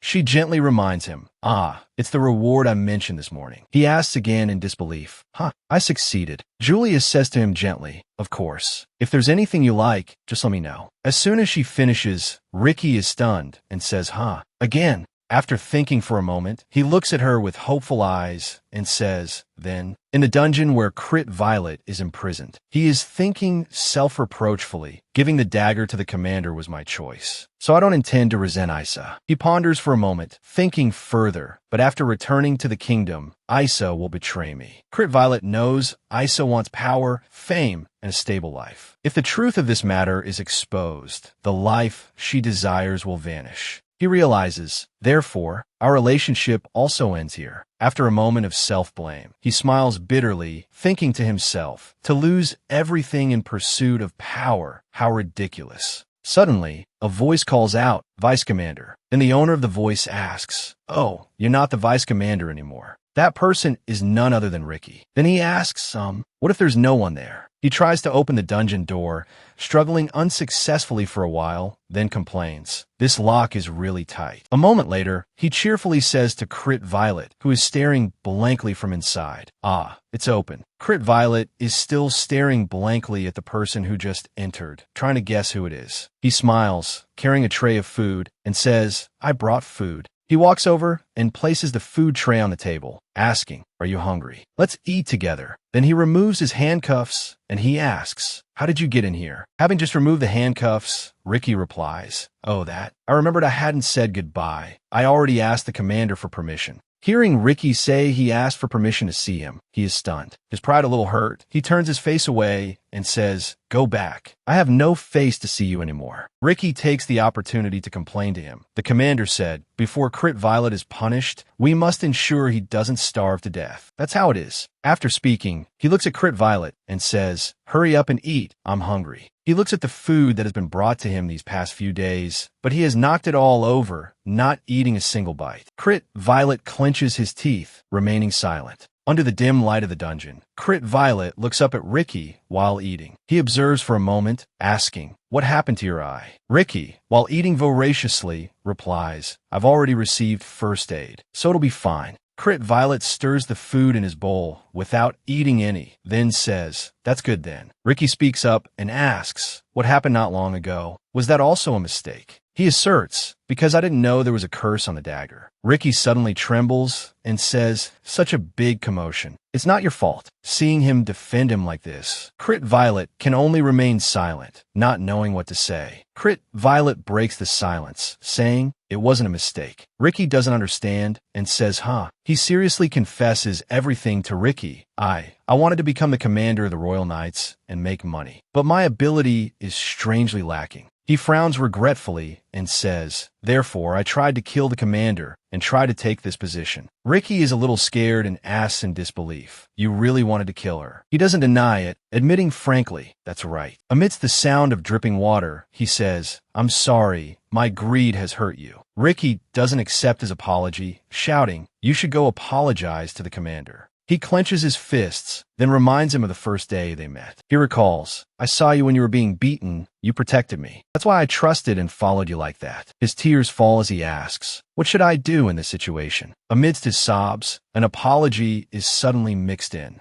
After many days of training, Julia finally gets a rest. She comfortably soaks in the bathtub, soothing her tense nerves. She sighs in relief. Phew. How long has it been since I had a proper bath? The joint training is over. So many things have happened in a short time, especially when a drunk Julia picked up Karat Gintu. She still clearly remembers his expression at that time. It was truly an indescribable mix of awkwardness and embarrassment. Recalling those memories, she smiles wryly. After the joint training ended, all the members fought to the end in the battle with the Black Lion Knights. She rests her chin on her hand, pensively recalling that period. Thinking of the days before when she only knew how to cry, could this also be considered growth? The battle with the Black Lion Knights continued during the training period. Due to the members' failures, everyone's desire to become stronger intensified. The fighting spirit is once again visible in Julia's eyes. Everyone's determination is becoming clearer. She thinks, should I gradually change the training methods, focusing more on practical combat exercises? She thinks while relaxing her mind in the slow-moving water. In the dormitory of the Winter Knights members, Ricky is deep in thought. He recalls his meeting with the former Vice Commander Crit Violet. It was the last night of the joint training. He snuck out of the barracks, intending to pay a surprise visit to Vice Commander Crit Violet. Commander Julia's sudden appearance at a corner startles Ricky. She crosses her arms, questioning where he is going. For a moment, Ricky doesn't know how to react, fumbling with his hands and feet at a loss for words. He thinks anxiously, what if the commander finds out I snuck out of the barracks? He can only stammer a flimsy excuse. I'm going over there. Julia, with her sharp eyes, sees through his reason. She is silent for a moment, observing Ricky's reaction. Then she turns coldly and says, "Be back before dawn." Ricky, standing before her, is frozen with fear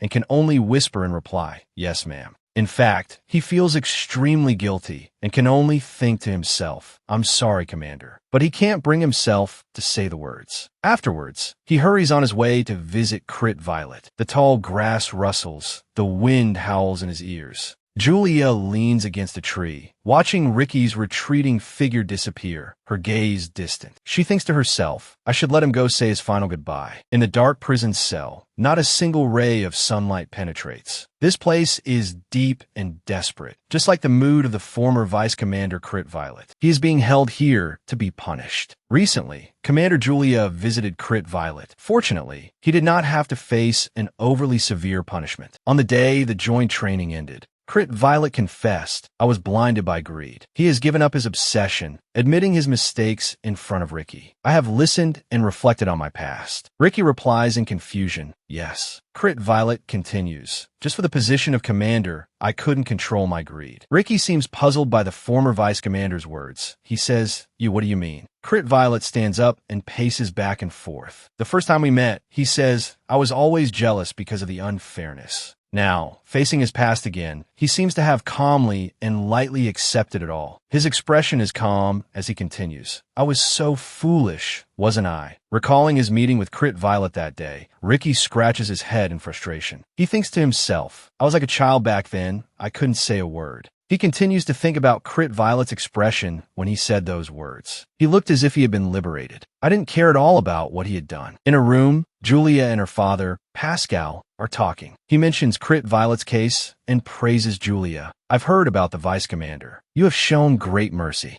Julia replies, if my comrade were severely punished, the morale of the members would plummet. She blames herself. If it weren't for me, he could have become a good commander. For some reason, I always feel uncomfortable. Hearing his daughter's words, Pascal gently advises Julia. The leader of a knight order needs to have sufficient ability and responsibility. You became the leader because you are stronger than him. That is an unchangeable fact. He continues sternly. Behaving like that will greatly affect the members. You must be completely dedicated. Julia replies to her father, yes, I will remember. Pascal puts down his half-finished teacup and says, I have a few words I want to say to you. He slowly walks to the bookshelf, searching for something. Then he takes out a box and gives it to Julia, saying, now open it. Julia takes the colorful letters from the box and asks in confusion, what are these? Pascal replies, they're letters sent to you during your training. To be precise, they're marriage proposals. She can hardly believe her hands, so stunned that the letters scatter all over the floor. She jumps up, shouting, marriage proposals. What the hell is this? But Pascal just calmly sips his tea.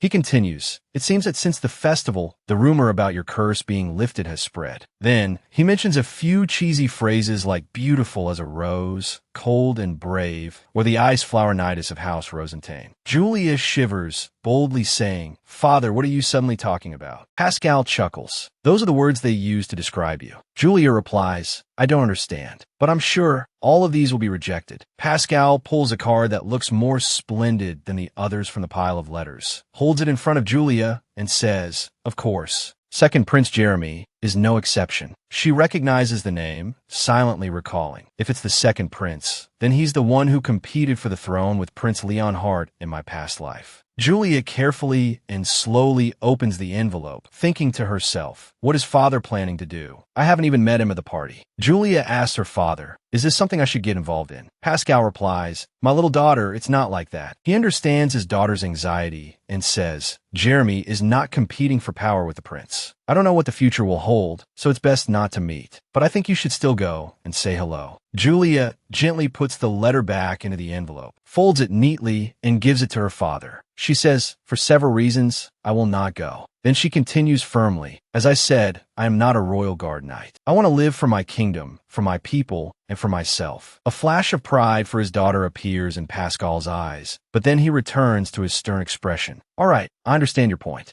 I will think this over carefully. You go rest first. Julia obediently replies, yes, father. On a clear morning in the kingdom, everyone goes about their daily lives as usual. In the palace corridor, two guards are chatting. The gray-haired man asks, have you heard the news about Julia? The brown-haired man next to him replies, the commander of the Winter Knights. What happened? The gray-haired knight answers, during this joint training, she defeated all the members of the Black Lion Knights. Isa, a person who has always been jealous of Julia, happens to walk by and overhears their entire conversation. The fire of anger begins to flare up in her heart, her eyes becoming envious and resentful. She thinks angrily to herself, that bitch is still alive. Meanwhile, the two knights continue their conversation. The brown-haired man doesn't believe it. He scoffs and says, it's early in the morning. Stop talking nonsense, my friend. The other replies, it's true, you kid. As for Isa, she is furious The anger in her heart feels like it's about to erupt. She quietly walks away, silently cursing Crit Violet in her heart. That idiot can't even do one thing right, so useless. Isa is walking down the corridor when she suddenly bumps into someone. At that moment, her anger grows even larger, and she speaks rudely. "Where are your eyes? Watch where you're going." Suddenly realizing who the other person is, she says, "Wait a minute, is that Ginger?" Ginger is afraid of Isa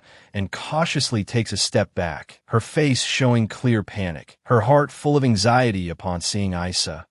Isa. Ginger, being naturally timid, doesn't dare to look her straight in the eye. She looks elsewhere, stammering, I'm sorry, I wasn't watching where I was going." Isa stands in front of Ginger, her expression arrogant and contemptuous, saying, "What did you say? I can't hear you. Speak up." Then, Isa slams her hand hard against the wall behind Ginger, making a show of power. The fear in Ginger's eyes becomes more apparent. Isa becomes even more smug, saying, "If you keep trembling like that, I'll become the bad guy." She gives a sinister smile, manipulating the poor Ginger. "I'm the victim here, right?" That contemptuous attitude continues as she says, "Speaking of which," one of her hands strokes Ginger's long, soft red hair, ignoring the other girl's trembling. Isa continues to bully her. "I think I said," then she grips that lock of hair tightly, threatening, "If I see this hair again, I'll cut it right off." Ginger's hair is gripped tightly by Isa, causing sharp pain. Isa continues to threaten. "Ginger must be a noble lady of high status to treat my words like a joke, right?" Ginger trembles, saying fearfully, please spare me." Just then, Julia happens to pass by. Witnessing the scene, she cannot ignore it, shouting, "What are you doing?" Isa glances at her and scoffs, because in her heart, she has never respected Julia. She thinks to herself, "The tiger heard my voice and came looking." Not wanting to make a big scene, she signals by pushing Ginger's back lightly, implying, "If you turn your head, you're dead." But on the outside, she pretends to be normal, saying, "That's enough for today, you can go first." Ginger, having escaped, quickly runs away as soon as Julia gets close. Julia calls out, "Wait, stop." Isa continues to wear a fake mask, waving goodbye, and saying insincerely, "Goodbye, Ginger, see you later." She turns around, puts on a fake smile, and says, "Oh, hello, Princess Julia, is that right?" She continues to make up a story to evade. "I was just chatting with a close colleague. Is there a problem?" Julia was smart enough to realize it was Isa Ivan, a hypocrite. She ordered firmly, "You should change the way you address me." Isa did not understand and replied, Julia continued, "I am not a princess. I stand here as the commander of the Night Order. As a knight, please maintain courtesy towards your superior and address me properly." Although Isa was extremely annoyed and cursed inwardly, nitpicking, "Are we?" she still shamelessly put on an innocent act, fawning, "Oh, I'm sorry. I just think you're so young and beautiful, not like a knight at all." At first glance, it sounded like a sincere compliment for Julia, but in reality, it was just her false flattery. Julia asked again, "What did you say?" Isa smiled sarcastically. She said, "Actually, there's a rumor that Her Highness the Princess defeated all the members of the Black Lion Night Order. It's truly unbelievable." Julia didn't expect this to become a rumor so quickly. She recalled that during training, the Black Lion Night Order had proposed a match as a condition, not a confrontation with the Winter Night Order. Isa leaned forward slightly, paying more attention to Julia. With an arrogant posture and a contemptuous tone, she mocked the commander of the Winter Night Order, spreading such ridiculous rumors and still wanting to keep the commander's seat. "What a clever trick. I wonder if you bribed the Black Lion Night Order." She gave a sly smile, then continued, "You'd better be a little more careful." Julia's gaze was firm, not swayed by her opponent's words. She replied, "What do you mean?" Isa tilted her head, becoming even more sarcastic. "What do I mean? I'm a woman just like you, so I just want to give you some advice. If you spread such baseless stories and unpleasant rumors appear, it won't just be your night order that's affected." Julia smiled faintly. She felt Isa's words were incredibly hollow and shallow, and immediately retorted without hesitation, "I really don't understand what you're talking about." The palace's female guard was stunned by her answer. Julia recalled that in the past, Isa had always tried to cause trouble for her out of jealousy. Although her appearance had changed a bit. This nature of hers hadn't wavered at all. Before Chu-Li-A was Ai Sa's spiteful appearance, while she herself was powerless to fight back. Chu-Li-A thought wearily, she really hasn't changed at all. Chu-Li-A decided to have a proper duel with Ai Sa, to prove to Ai Sa that she was completely capable and worthy of the commander position. She said, "If that's the case, let me teach you a lesson as a return favor." Ai Sa didn't understand and asked, "What do you mean by that?" Chu-Li-A said no more, just turned decisively and said, "Follow me." She challenged Ai Sa at the Royal Guard Knight Orders Arena. The place was very quiet, with only the sound of the wind rustling through the leaves. Chu-Li-A threw a sword in front of Ai Sa, ordering, "Draw your sword." Ai Sa replied contemptuously, "Teach me a lesson. Are you trying to scare me with that little bit of strength?" Chu-Li-A replied, "If a member of the Royal Guard is injured, with my status as a princess, wouldn't I get into trouble?" She continued in a decisive and strong voice, "From now on, I will discipline those who are disrespectful to their superiors. If anyone thinks it's unfair, step forward." In the crowd, no one dared to speak up. Everyone was silent. Princess Jingo seemed worried for Chu-Li-A. The commander of the Winter Night Order spoke up. "What a pity. It seems no one wants to help you." Ai Sa trembled as she gripped her sword, terrified of having to duel a princess, something a coward like her had never imagined. Ai Sa slowly drew her sword, saying, "Your Highness the Princess, you should draw your sword too." Facing Ai Sa's tense expression, Chu-Li-A confidently declared, "I don't need to use a sword." Ai Sa asked back, "You won't regret it, will you?" Under the watch of hundreds of people, the battle between the Royal Guard member and the commander of the Winter Night Order began. Trot Tin was walking down the corridor. Outside, many knights had gathered, surrounding a duel. From the arena, sounds occasionally echoed. Hearing the commotion, Trot Tin turned his head, wondering why it was so noisy here. Were these people skipping training again? But the scene that appeared right after brought a look of astonishment to the face of the commander of the Close Combat Knight Order, Trot Tin Lundeo. His blue-irised eyes, with a mole under his left eye, were staring at the source of the commotion. Because he was so surprised, it took him a few seconds to realize, is that the Winter Night Order and Ai Sa? On the stage, two young women were fighting. Ai Sa held her sword with both hands, slashing with all her might towards Chu-Li-A, the blade drawing a semicircular arc. Chu-Li-A nimbly leaned back to dodge. Below the stage, many people were watching. Trot Tin approached, quietly standing behind the red-haired girl Jin Go to observe, wondering to himself, why are these two causing trouble with each other again? He stepped forward, lightly tapping the red-haired girl's shoulder, calling her name. Jingo, who was focused on watching the duel, was suddenly startled by the touch on her shoulder. She squeezed her eyes shut, frowned, clasped her hands tightly in front of her chest, and let out a small cry. Seeing Jingo's overreaction, Trot Tin quickly stepped back, waving his hands to explain, "Sorry, it's me. Why were you so startled?" After getting a clear look at the person in front of her, Jingo shyly covered her mouth with her hand, exclaiming in surprise, "Commander." The sky was a deep blue, with a few white clouds drifting lazily. Jingo then said shyly, "I'm sorry, I was startled." Trot Tin replied, a bit awkwardly, "It's okay, it's okay." After this awkward greeting, Trot Tin stood next to Jingo, his gaze fixed on the arena, his expression becoming extremely serious as he asked Jingo, "But can you tell me what happened?" Hearing Trot Tin's question, Jingo lowered her head, her face full of worry and anxiety. Trot Tin, while observing the duel, voiced his suspicion. A commander fighting with another knight member. This has never happened before. Jingo nervously wrung her hands, saying nothing. The audience below the stage was still intently watching the developments, while the two women on the stage were still attacking each other. Ai Sa swung her sword at Chu-Li-A, who still hadn't drawn her sword, calmly leaning slightly, easily dodging Ai Sa's blow. At this moment, Jin Go below the stage had a dark expression, covered in sweat, her hands trembling violently, but she still tried to control her emotions. Jingo clasped her hands tightly in front of her chest, timidly replying, I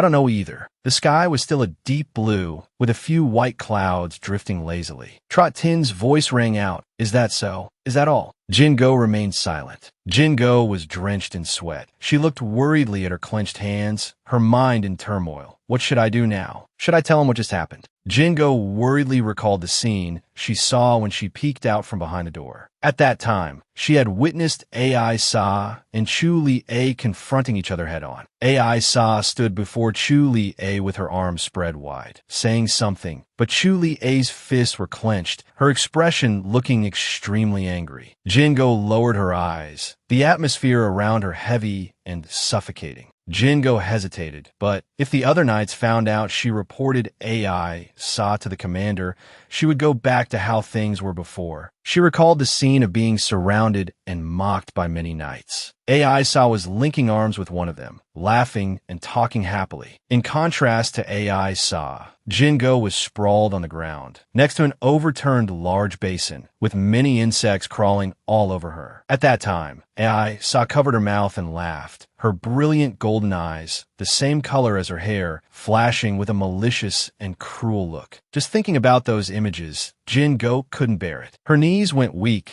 she covered her face with her hands and sobbed in pain. Trot Tin hurriedly helped her up, calling her name with some concern. Jingo. What's suddenly wrong with her? Jingo coughed dryly, her hand covering her mouth. The surrounding atmosphere suddenly turned gloomy. Murmurs of gossip arose everywhere. What's wrong with Jingo? Is that still Jingo? Faking weakness again? Is she acting like her brother just fainted? Sigh, what an eyesore the commander will hear. Along with those whispers, the knights all turned their heads, looking at Jingo with dark and unfriendly eyes. Hearing those words, Jingo felt the surrounding atmosphere grow dark and heavy, so oppressive she could barely breathe. Tears welled up in her eyes, about to fall. She let out two bitter laughs, haha. As Jingo collapsed to her knees on the ground, Trot Tin rushed forward, shouting at the crowd that was surrounding and mocking Jingo. Ew, what did you just say? Jingo was still kneeling on the ground, her hands clenched into fists. A few tears fell. She thought to herself, when did everything start to become like this? Suddenly, Jingo looked up, her eyes widened in astonishment, unable to believe what was happening before her. The opponent is Ai Sa. How can you so easily overpower such a skilled sword wielder? At this moment, on the stage, under the watch of a large crowd, Chu Li-A, with extreme speed, delivered a straight punch from below, knocking Ai Sa backward. Ai Sa screamed in pain. Jingo lowered her head, tears streaming down, admiringly thinking to herself, "That's so amazing. If only I could be that strong." At this moment, Trot Tin was holding the other knight by the neck, aggressively rapping him on the head. "You bastard." The knight's face was contorted, trying to explain, "Commander, I wasn't the only one saying it." Trot Tin roared, "You useless thing," still trying to deny it. Jingo was still kneeling on the ground, one hand on the floor, the other clenched into a fist, punching her own head, mocking herself. "Just now I was thinking I wanted to become stronger. Now I'm like a coward who can't do anything." Trot Tin's voice suddenly rang out, calling her Jingo. Trot Tin bent down, put his arm around Jingo's shoulder, took her hand with his other, and looked at her gently, saying, "I've already scolded them. Don't worry about it anymore. Get up now."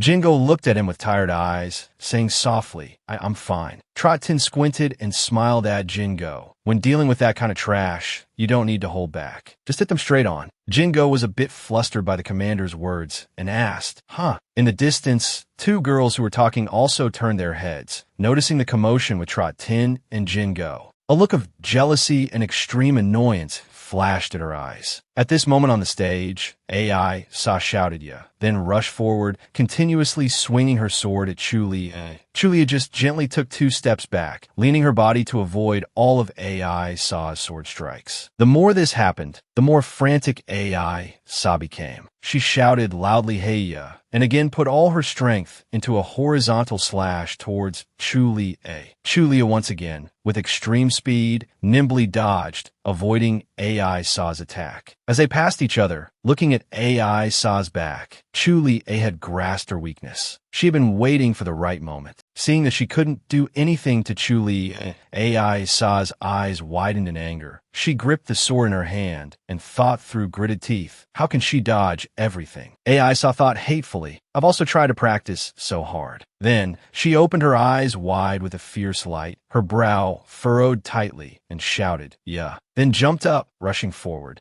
Swinging her arm, to slash down hard with her sword. The speed was so fast, one could only see the blade draw an arc as it slashed down, carrying the whistling sound of the wind tearing through the air. But right at this moment, Chu-Lie reached out and gently grabbed Ai Sa's sword-wielding wrist. Chu-Lie stood opposite Ai Sa, coldly squeezing her wrist hard. The sword in Ai Sa's hand fell. Ai Sa frowned in pain and screamed. Ai Sa's sword fell at Chu-Lie's feet. She used her foot to kick Ai Sa's sword away, and the long sword immediately flew far, landing on the edge of the arena. Chu-Lie closed in with extreme speed, circling behind Ai Sa. In just a flash, Chu-Lie had thrown Ai Sa to the ground, her knee pressing on Ai Sa's back, one hand grabbing Ai Sa's left arm and pulling it up, the other hand pressing her head down. Ai Sa's blonde hair splayed out on the ground, looking extremely pathetic. The commander of the Winter Night Order's face darkened, and she spoke coldly. As a knight, such disrespectful behavior is unacceptable. This probably stems from your poor skills. Chu-Lie's hand still held Ai Sa firmly on the ground as she continued. With this little skill of yours, how can you even be a knight? Ai Sa angrily gritted her teeth. Damn it, I can't move.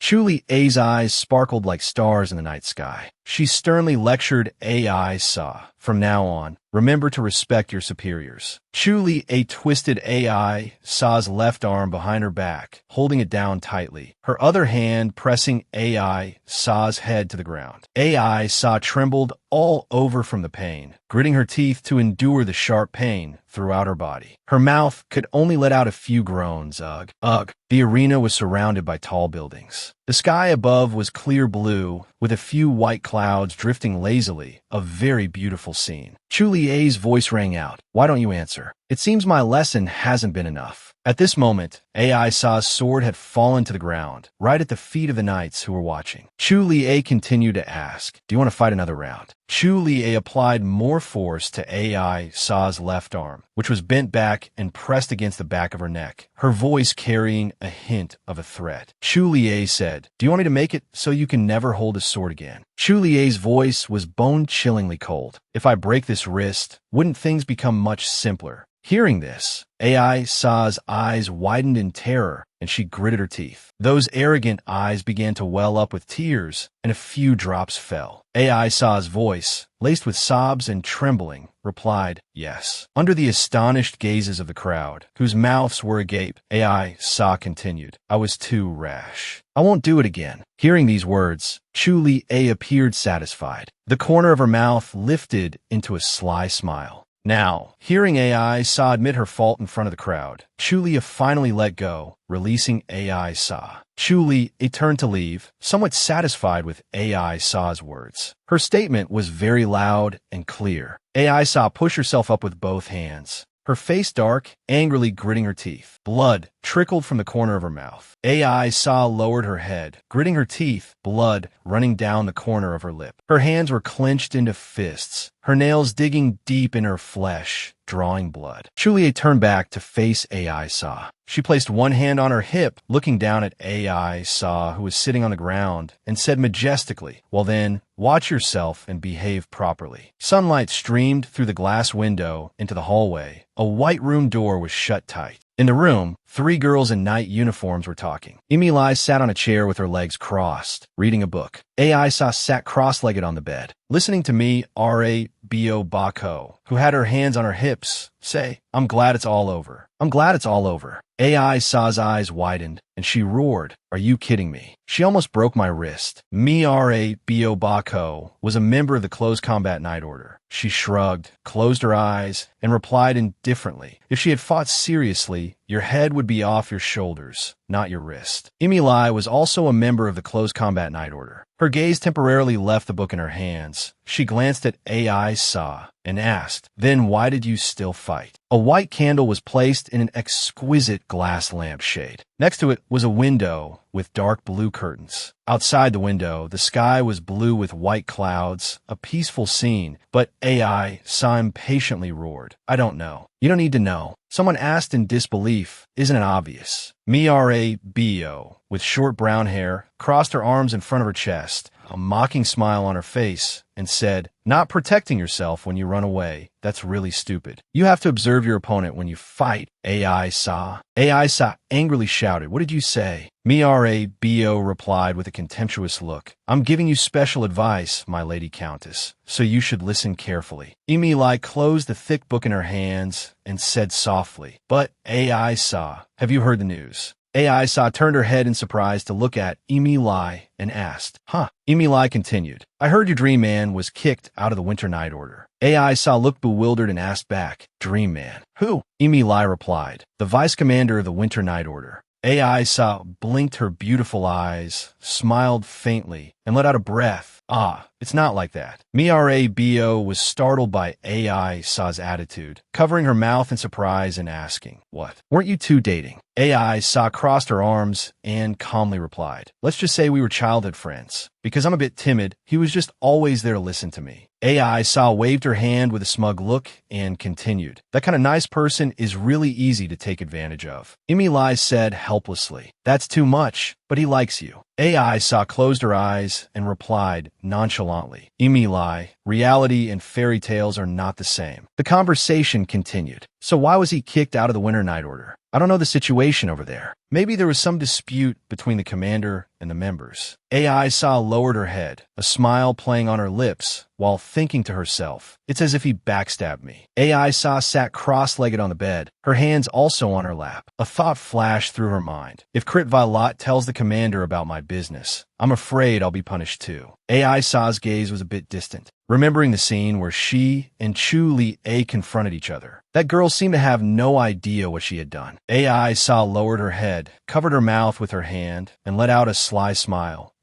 If that's the case, I can only thank you, Crit Violet." AI Sa looked up and continued to ask, "So what about the others?" Mrabo waved her hand and said, "Guess on the same side as the commander. Where could they go?" Emily interrupted, "It's just as she says." Mrabo glared at Emily. Emily crossed her arms, her expression darkened, and her eyes continued sadly. "Haven't you been feeling uncomfortable lately? Like an old fox, always having to rely on the commander?" AI Sa clutched her stomach, laughing so hard she fell back on the bed, her legs kicking in the air. An old fox. No way.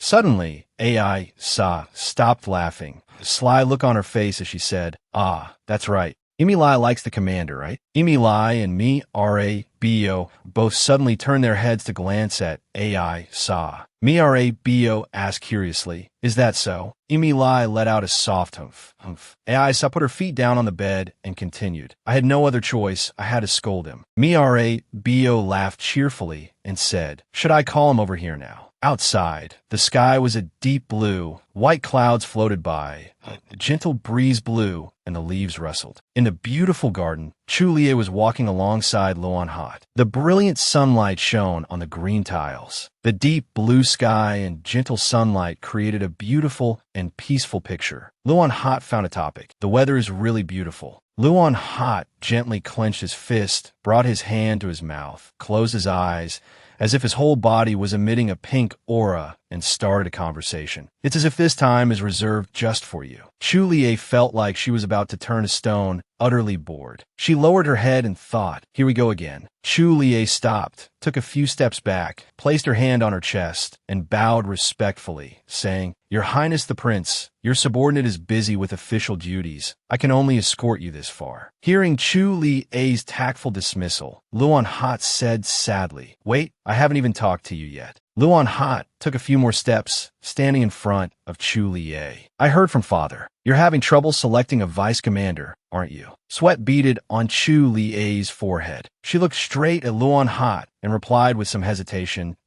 Yes, but..." Luan Hot didn't wait for Chu Li-a to finish. His eyes lit up, and he continued with a happy smile. "I just want to personally recommend a few elite knights to you. What do you think?" Chu Li-a bowed again, saying to Luan Hot, "Actually, we basically have enough." After saying that, she quickly turned to leave. Luan Hot watched her fluid series of actions, so surprised that his eyes were wide and his mouth was agape. Luan Hot reached out, grabbing the hem of Chu Lie's cloak, his tone somewhat mournful. Wait, I just want to look at you for a moment, that's all. With her cloak being held, Chu Lie's whole body stiffened, her face flushed, her voice a little angry and loud. What? Please let me go. Luan Hot's hand holding Chu Lie's cloak loosened slightly. He hesitated, but then Luan Hot immediately tightened his grip, his cheeks flushed, his eyes sparkling as he pleaded, I want to help you too. Suddenly, a mocking laugh rang out. Ha ha ha, how pathetic, big brother. Luan Hot froze on the spot, his face darkening. That voice, Luan Hot, and Chu Lie simultaneously looked towards the source of the sound. Luan Hot angrily shouted, What is it, Cho Rimi? While Chu Lie sighed inwardly, out of the wolf's den and into the tiger's mouth. Cho Rimi walked ahead of two maids, his eyes crinkled in a smile, radiant as a flower, and said, The young lady next to my brother must be Miss Chu Lie, right? A pleasure. Then, Cho Rimi took a step forward, inserting himself between Luan Hot and Chu Lie. He teased Luan Hot. What a pathetic stalker, big brother. Luan Hot's face turned red with embarrassment. Cho Rimi's black leather shoes contrasted with Chu Lie's white boots. She greeted Cho Rimi. It is a great honor to meet you, Your Highness the Prince. Through his round glasses, Cho Rimi assessed Chu Lie with a sharp gaze, tinged with scrutiny. That gaze was as if he were appraising an object. A smile played on his lips. The gentle wind blew a few strands of his golden hair. Chu Lie was a little displeased at being looked at like that, and her face darkened. She felt a little suspicious, not knowing why he was looking at her that way. Seeing his younger brother's gaze, Luan Hot spoke up, Cho Rimi, if you keep staring like that. Before he could finish, Luan Hot's mouth was covered by Cho Rimi's hand, and he could only make muffled sounds. Cho Rimi smiled with narrowed eyes and said to Chu Lie, This is our first time meeting, isn't it? Then, Cho Rimi reached out and took Chu Lie's hand, saying in a gentle voice, I have long heard of the young lady of the Rosuntan house. Cho Rimi still held Chu Lie's hand tightly. He bent down, looked straight into Chu Lie's eyes, and said, It would be wonderful if the young lady could attend this party and shine brightly. If you already have a prior engagement, what a pity. Cho Rimi's words and actions surprised Chu Lie to the point of being a little flustered. She hadn't reacted yet, only able to stare with wide eyes. Chu Lie closed her eyes, took a deep breath, and said frankly, I'm very sorry, I don't like parties. Cho Rimi interrupted her, No, I don't need an apology. Then, he reached out and snapped his fingers. Many maids carrying bouquets of colorful flowers came forward. Cho Rimi chose a bouquet of yellow flowers from a maid's hands. Hugging the bouquet, Cho Rimi smiled and asked, So, do you like flowers? Accepting the yellow bouquet, Chu Lie felt annoyed, her expression darkened, and she answered perfunctorily, flowers. Suddenly, she seemed to discover something, her eyes lighting up. Through the wide-open door, Chu Lie saw Kai Rat Gint with a great sword at his hip walking down the corridor. Chu Lie called out loudly, Ah, Sir Kai Rat. Hearing the call, Kai Rat Gint turned his head to look. To the astonished gazes of Luan Hot and Cho Rimi, Chu Lie, holding the bouquet, once again bowed deeply. I have a prior engagement. I must take my leave. Thank you very much, Your Highness the Prince. The sky was still very beautiful. Chu Lie hurried away with the bouquet, leaving her back to Luan Hot, and Cho Rimi. Luan Hot blamed Cho Rimi. It's all your fault she left. Cho Rimi burst out laughing. Ha ha, is it really my fault? Luan Hot said angrily. What? Chu Lie ran up to Kai Rat Gintu and said, Thanks to you, I was saved. Kai Rat Gintu looked straight at Chu Lie.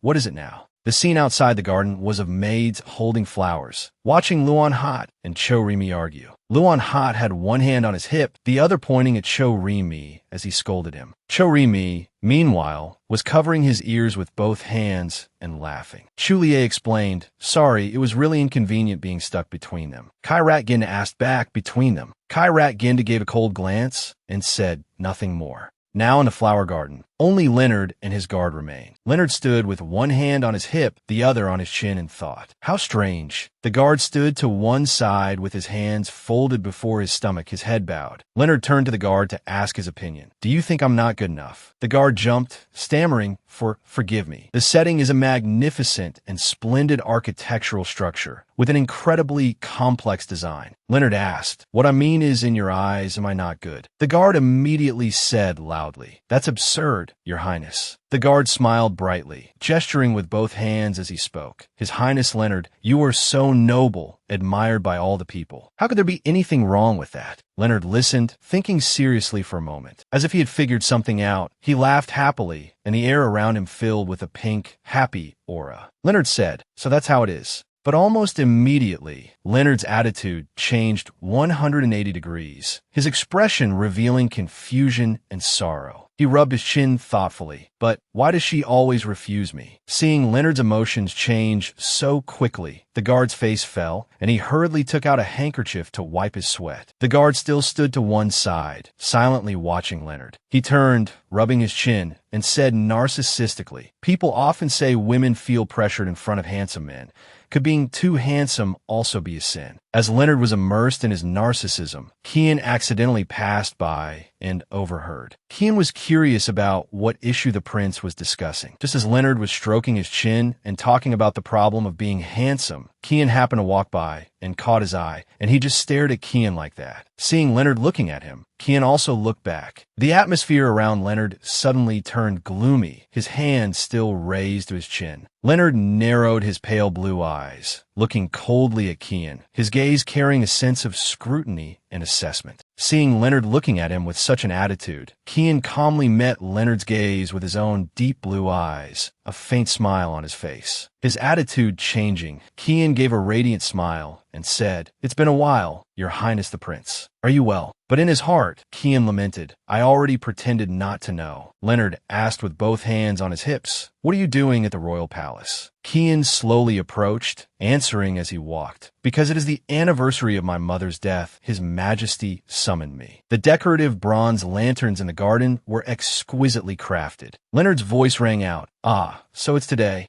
Leonard remembered a beautiful, magnificently dressed blonde woman, holding an incredibly elegant fan. She was his father's sister, and also Kian's mother, Queen Irina. A door slowly opened, and Kian appeared behind it, his deep blue eyes tinged with sadness. On the anniversary of her death, father had summoned Kian, who had left the royal palace. In the room hung a portrait of Queen Irina. The emperor had a sorrowful expression, his gaze directed down at the table. He reached out to stroke that table to commemorate his royal sister. In Leonard's mind, an image appeared of the young emperor talking with Queen Irina, while Irina sat on a chair, holding a book. Next, the image shifted to the emperor and Kian placing flowers before a tomb built in the royal style, its architecture exquisite and complex. Leonard thought to himself, and through Kian, he reminisced about the queen. Leonard's gaze towards Kian lost some of its initial scrutiny, now with an added element of sympathy. I heard father loved his mother very much, but treating her son as a substitute is truly unsettling. Kian saw Leonard looking at him with sympathy. Sweat beaded on his forehead, and he hurriedly asked, what is it? Leonard turned,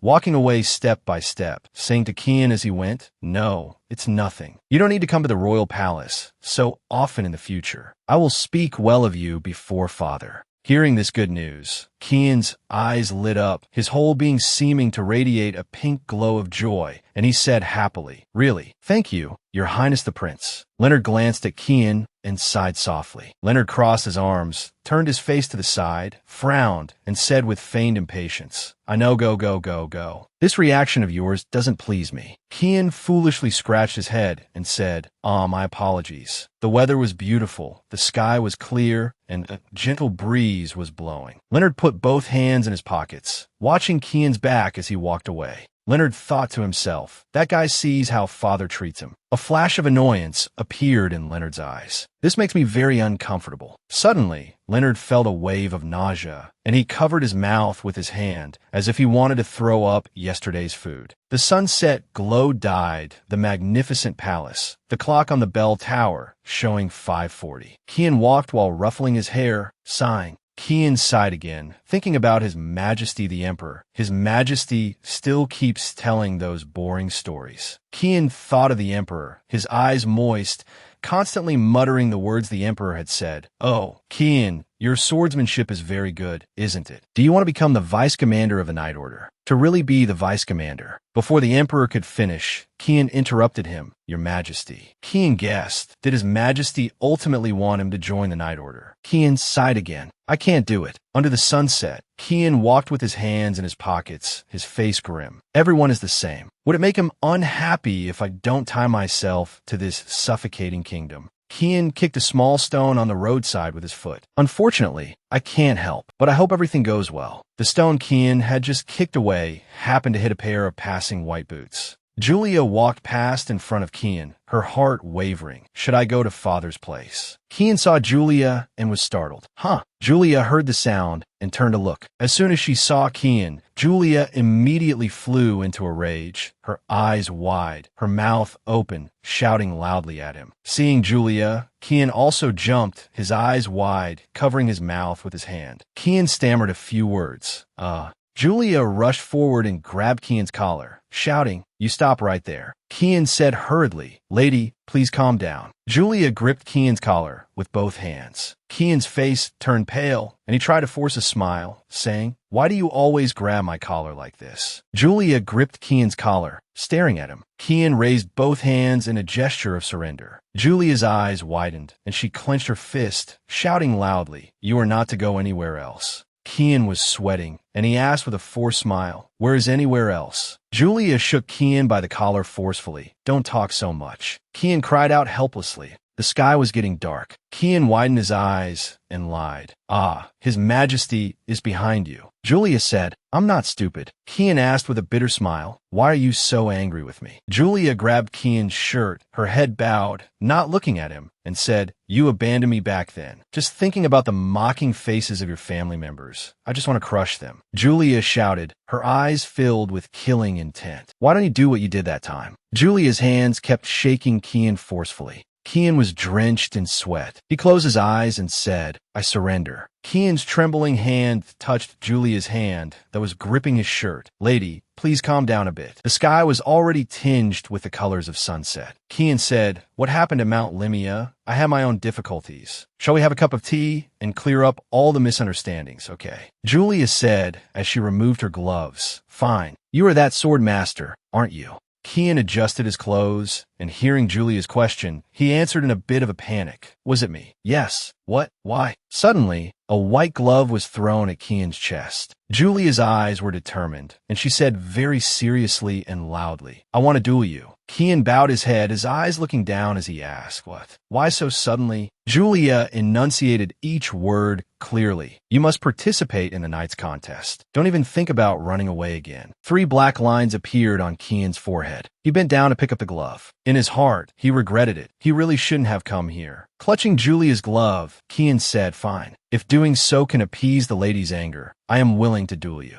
The sky grew darker, the sunlight gradually disappearing from the rooftops. Julia said, Very good. Then let's begin. Follow me. Kian shouted, Right now. Julia grabbed Kian's collar and dragged him away. Isn't it clear? Kian shook his head frantically. I don't want to go now. I'm exhausted. Julia roared in Kian's face. Don't talk so much. Are you a knight or not? Kian yelled back, No, I'm not a knight. Just as Julia and Kian were arguing, a door at the end of the hallway suddenly opened, and 2 men stepped out. Pakin saw Julia pulling at Kian. His face darkened, and he said coldly, Julia, what are you doing? Hearing the call, Julia stopped all her movements and looked up. Pakin and his companion stood on the steps, staring at Julia. The companion raised a hand to his mouth and coughed lightly as a reminder. Ahem. Julia was pinning Kian to the ground, one hand grabbing his collar, while Kian had fallen to a sitting position on the ground, his hands braced behind him. Hearing the commotion, they both turned their heads to look. Kian said in astonishment, Duke Rosenthal. Julia also cried out in surprise, Father. Kian was even more astonished. Father. He hurriedly pleaded, Lady, I beg you to let me go. You've misunderstood. Julia said angrily, I don't believe you. What if you run away again like last night? When Pakin heard the 2 words last night, his mind momentarily spun. His face turned pale, and his eyes widened. The two words last night were seared into his mind. Duke Packen Rosenthal, after learning it was all a misunderstanding, sighed and said, "So, this kid is the sword master you met while practicing." Then he questioned, "So, this whole incident was related to sword fighting, right?" Kian stood to one side, feeling embarrassed. Julia, however, answered her father, "Yes, father."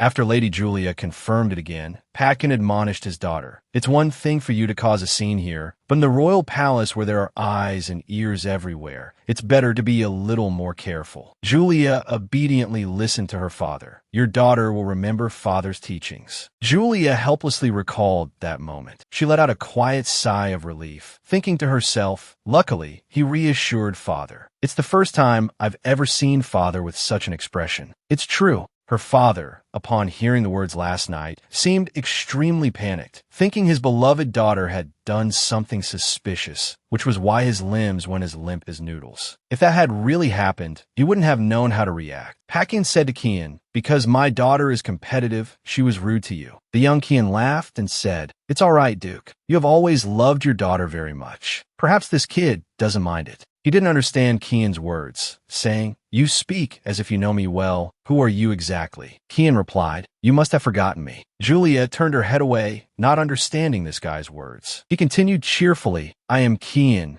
Elias. Do you really not remember?" Duke Packen repeated the name Kian, and in his subconscious, it seemed he had encountered this name before. It sounded very familiar. Then he suddenly remembered. Packen asked again to confirm. "You said you were Kian." He bowed politely and replied, "Are you well, sir?" So the two of them were old acquaintances. Why are they only meeting again now? Could it be fate? Duke Packen and Kian caught up after so many days apart. He inquired after Kian. "You've grown so much, I didn't even recognize you. How long has it been?" Kian nodded and replied, "The last time I saw you, sir, was when I was 17. It's been 7 years. He asked with concern, "So you've become a sword master?" Kian replied humbly, "It is also thanks to your blessings, sir." Julia accidentally overheard their conversation. She realized he was from the Marquis Elias family. She had no idea this guy had known her father for so long. It was truly unexpected. Packen was very happy for the chance to reminisce together, so he suggested, "It's been a long time. It would be a shame to leave now. How about a little wine?" Kian said nonchalantly, "Would that be all right, sir?" Duke Packen replied without any ceremony, "Of course, it's all right. Today, I'll treat you to some fine wine." Julia raised her hand, wanting to stop them, and explained to her father about the matter between her and him. "Wait, father, he and I—" Before she could finish her words, Kian gently pushed her hand away and said to Duke Packen, let's go, let's go." He seemed not to want Duke Packen to know what had happened. Julia looked displeased, but there was nothing she could do, so she had to continue maintaining a calm appearance in front of her father. But she wouldn't let it go, reminding him, "You're not planning to go back on your word, are you? Then let's change it to next time." "Huh?" Kian whispered into Lady Julia's ear, teasing her. "Well then, shall we go, my lady?" Julia was stunned by his action. She quickly covered her ears, so scared her hair stood on end. But he was pleased with his prank, the corner of his mouth lifting into a teasing smile. But then he gently took Julia's hand, suggesting, "So, shall we go, my lady? I will escort you to the carriage." She was furious inside, but could do nothing to him. So she said sarcastically, "You talk just like that, Highness." Kian could only smile bitterly. In Duke Rosenthal's luxurious private dining room, under the sparkling lights, the dining table was laden with sumptuous dishes. Packen spoke up, asking Kian, "I heard you had left the kingdom. I didn't expect we would meet again like this." He explained, "I was just passing through for a few things." Packen asked further, "Do you have any plans to settle down somewhere?" Kian said, "I'm not yet of marriageable age. I'm still enjoying a life of wandering the world." Packen respected his opinion and had no intention of probing further. So he replied, "If that is your wish, I won't say more. You have always dreamed of a life of freedom." Kian realized and teased the Duke, "So you still remember me defying the elders?" Julia curiously interrupted the two of them. "But how do you two know each other?" Packen stared into his wine glass, replying thoughtfully, 7 years ago, I taught Kian swordsmanship for a time." Kian added while sipping his wine, "I used to live and train here. I've heard these stories many times." Julia said blankly, "Why don't I remember anything?" Her father replied, "This happened after you left the training of the Black Lion Knight Order." She sighed and replied, "So that's how it was." At this moment, Kian glanced at Julia and saw her staring blankly into space. He teased her. Why are you looking at me like that? Could it be that you're interested in me? Julia said with annoyance, I'm not looking at you. She irritably drank the entire glass of wine in her hand to relieve her frustration. Across from her, Kian burst out laughing at his own joke. Patkan helplessly scolded the two children. You bicker whenever you have a free moment. Drink some wine and don't use magic to sober up. The next day, on a beautiful morning, birds chirped in the treetops, swaying in the wind, welcoming the new day. Our princess had just woken up after last night's conversation. As soon as she sat up, she felt her head throbbing as if hit by a hammer. She said wearily, my head. How much did I drink last night? She recalled the scene of drinking with that guy Kian last night. He kept plying her with drinks until she collapsed. Could he have used magic? At that moment, a voice called out, Lady Julia, you're awake. Julia replied, come in. It was the maid, Judy. She entered carrying a tea set and greeted Julia. I have prepared hangover tea for you. Are you feeling well? Julia replied, it's nothing. But her pale, lifeless face and distracted tone were enough to prove she was lying. Judy noticed and said, why are you lying, my lady? Julia again acted as if nothing was wrong, saying, I'll just use magic to sober up. The maid was amazed at this ability. Is it that convenient? Then she poured Julia a cup of tea, and as she poured, she asked again, do you remember how you got back to your room? Julia answered decisively, of course I walked back myself. But that wasn't the reality. Judy waved her hand, saying 3 times in a row, no, no, no. It seems there's a good show to watch. She then smiled smugly and asked, who was that handsome young man from yesterday? Julia was confused. Judy continued to mention him excitedly. The blue-haired young master whom the Duke enthusiastically invited for a drink. Julia had a bad feeling and replied, why bring him up all of a sudden? Judy continued to describe, the one who carried you, my lady, to your room door. She recalled the scene of Kian carrying a dead-drunk Julia on his shoulder, saying, where should I put the lady? She's too drunk to go back on her own. This fangirl maid named Judy's mind filled with countless beautiful images of Kian and the princess. She was extremely excited, her joy evident on her face as she said, has my lady spring arrived? Despite Julia's desperate head bowed beside her, silently cursing, damn it. She explained, it's not like that. Judy, don't misunderstand. Judy was startled and replied, why is that? Waking up, Julia returned to her position as the commander of the Winter Night Order. She went back to work as usual. After the morning's events, she was walking down the hallway, calculating in her mind, time to go to the Knight's Guardroom to receive the nomination for vice commander. At this moment, Ginger ran out from another corridor, suddenly stumbled, and fell in front of Julia. The commander was slightly startled, but still extended a hand and asked, are you all right? Ginger bowed her head, not recognizing Julia, and said with a fearful tremble, I'm sorry. Julia continued, it was just an accidental fall. What are you apologizing for?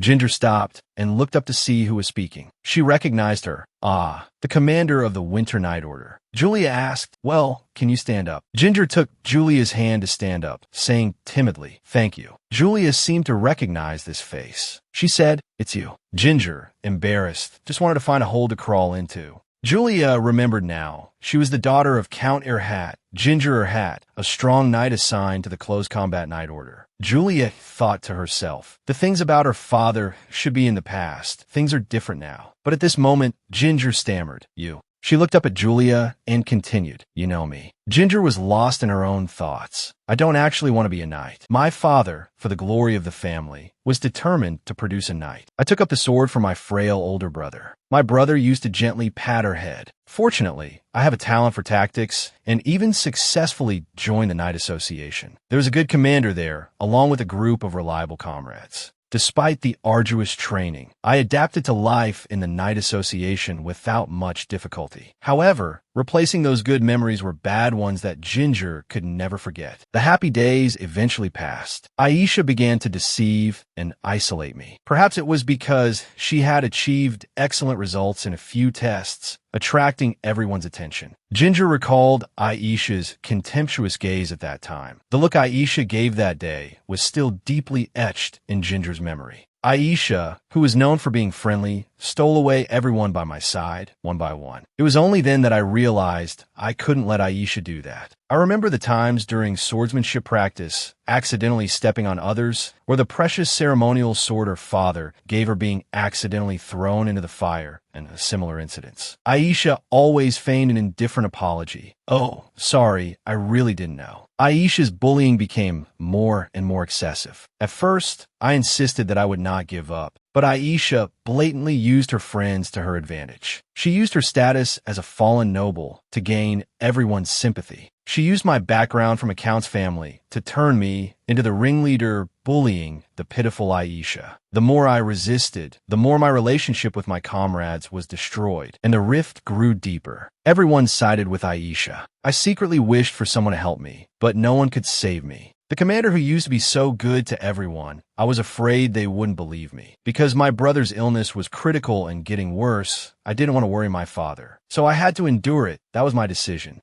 Sitting on a bench, Ginger praised, "You saw my hard work? I'm a little surprised." Julia replied, "Because you have talent, you will naturally attract attention." She thought to herself, although it's in the past, Ginger looks very depressed. Then she spoke hesitantly, "Aye, Commander." Ginger twisted her fingers anxiously and said, "I'm suddenly saying these things. I don't know if it will complicate things, but how can I become as strong as the commander?" Hearing this, Julia felt a little doubtful, then replied, "Although it's an obvious thing to say, as long as you always put in the effort, your strength will naturally catch up." Ginger was a little surprised, then said excitedly, "Haha, of course. It's not possible to become strong immediately, right?" Julia leisurely crossed her arms and replied, "I don't know what happened, but don't be too hasty. If you have talent and don't spare any effort, you will quickly become an elite knight." That was Julia's affirmation. Hearing Julia's words, Ginger was choked with emotion, tears welling up, but she managed to hold them back. Ginger offered her thanks. "Thank you, Commander. I will definitely work hard, so I'll be back soon." After speaking, Ginger stood up and walked away unsteadily. Julia watched Ginger's retreating back, thinking in confusion. What happened? Her personality seems to have changed a lot. She recalled when Aisha approached Ginger, thinking to herself, something definitely happened between Aisha and her back then. She decided she had to investigate thoroughly to find out what it was. As Ginger walked, she covered her face in shame, thinking, how embarrassing. What am I going to do if I cry like a fool just because I received a few compliments? At this moment, she didn't notice someone rushing towards her. The person shouted, "Commander, where are you?" As soon as the voice finished, he crashed into Ginger, startling her. Seeing her stumble and about to fall, he immediately and carefully caught her. It happened so fast, she hadn't even understood what had happened, just stood there stunned. Ricky let out a sigh of relief, saying with reassurance, that was close to being a big problem. He looked down at Ginger, asking with concern, "I'm sorry, are you all right? I was in such a hurry, I didn't see you." Ricky said worriedly, "You look pale. Are you hurt anywhere? Do you need me to help you to the infirmary?" At this point, Ginger's face turned pale with fear. Seeing this, he asked, "Do you have a fever?" Only then did Ginger come to her senses, crying out, "No, I'm fine. Please don't worry about me." She shouted loudly, then pushed him away and fell to the ground. Ginger groaned in pain. He said, "You're not hurt, are you?" Then he remembered the scene of him holding Ginger. Ricky clutched his head, thinking worriedly, this is the first time I've seen an adult cry. She's not crying because I bumped into her, is she? That shouldn't be it. He immediately pulled himself together and said, I have to find a commander to let her know that the commander of Griffin is looking for her. He stood up and continued to shout, "Commander." As for Ginger, she dragged her heavy feet, thinking to herself, because I was so scared, the tears I tried to hold back still flowed. She clenched her fists in frustration. Why did today turn out like this? It's so pathetic. Then she tried to calm herself. Get a grip, Ginger. Get a grip, Ginger. Julia walked along, thinking it would probably be better if I asked Justin about Ginger's situation. Outside, a group of people were laughing and joking loudly. Julia glanced at the group, feeling secretly annoyed. She stopped to listen to their conversation. It's thanks to her that I survived this time. Thanks to her, I wasn't placed in a lower rank in the skill evaluation. One of them spoke up to thank AI Sa. Thank you, AI Sa. It was all thanks to you this time. AI Sa smiled and replied, What are you talking about? It's just that Jingo couldn't do it. Just as Chulie was about to ignore them and turn to leave, the group spoke again. Hey, don't just say her name like that. What if the commander hears? Sai, the commander cares for her so much. It's so annoying. Chulie glanced at the group. She's so despicable. How could she even become a knight? Oh, and her family. Isn't it because she was treating her brother's illness that she doesn't even have money now? So now she has nothing left, huh? How pitiful, my God. She doesn't even meet the standards of a noble anymore. They laughed and joked as they mocked Jingo. Sooner or later, she'll be done for. Her title as a knight will be stripped away, won't it? She's so close to the commander. The commander will probably stop it. Is the commander blind? Why would she associate with her?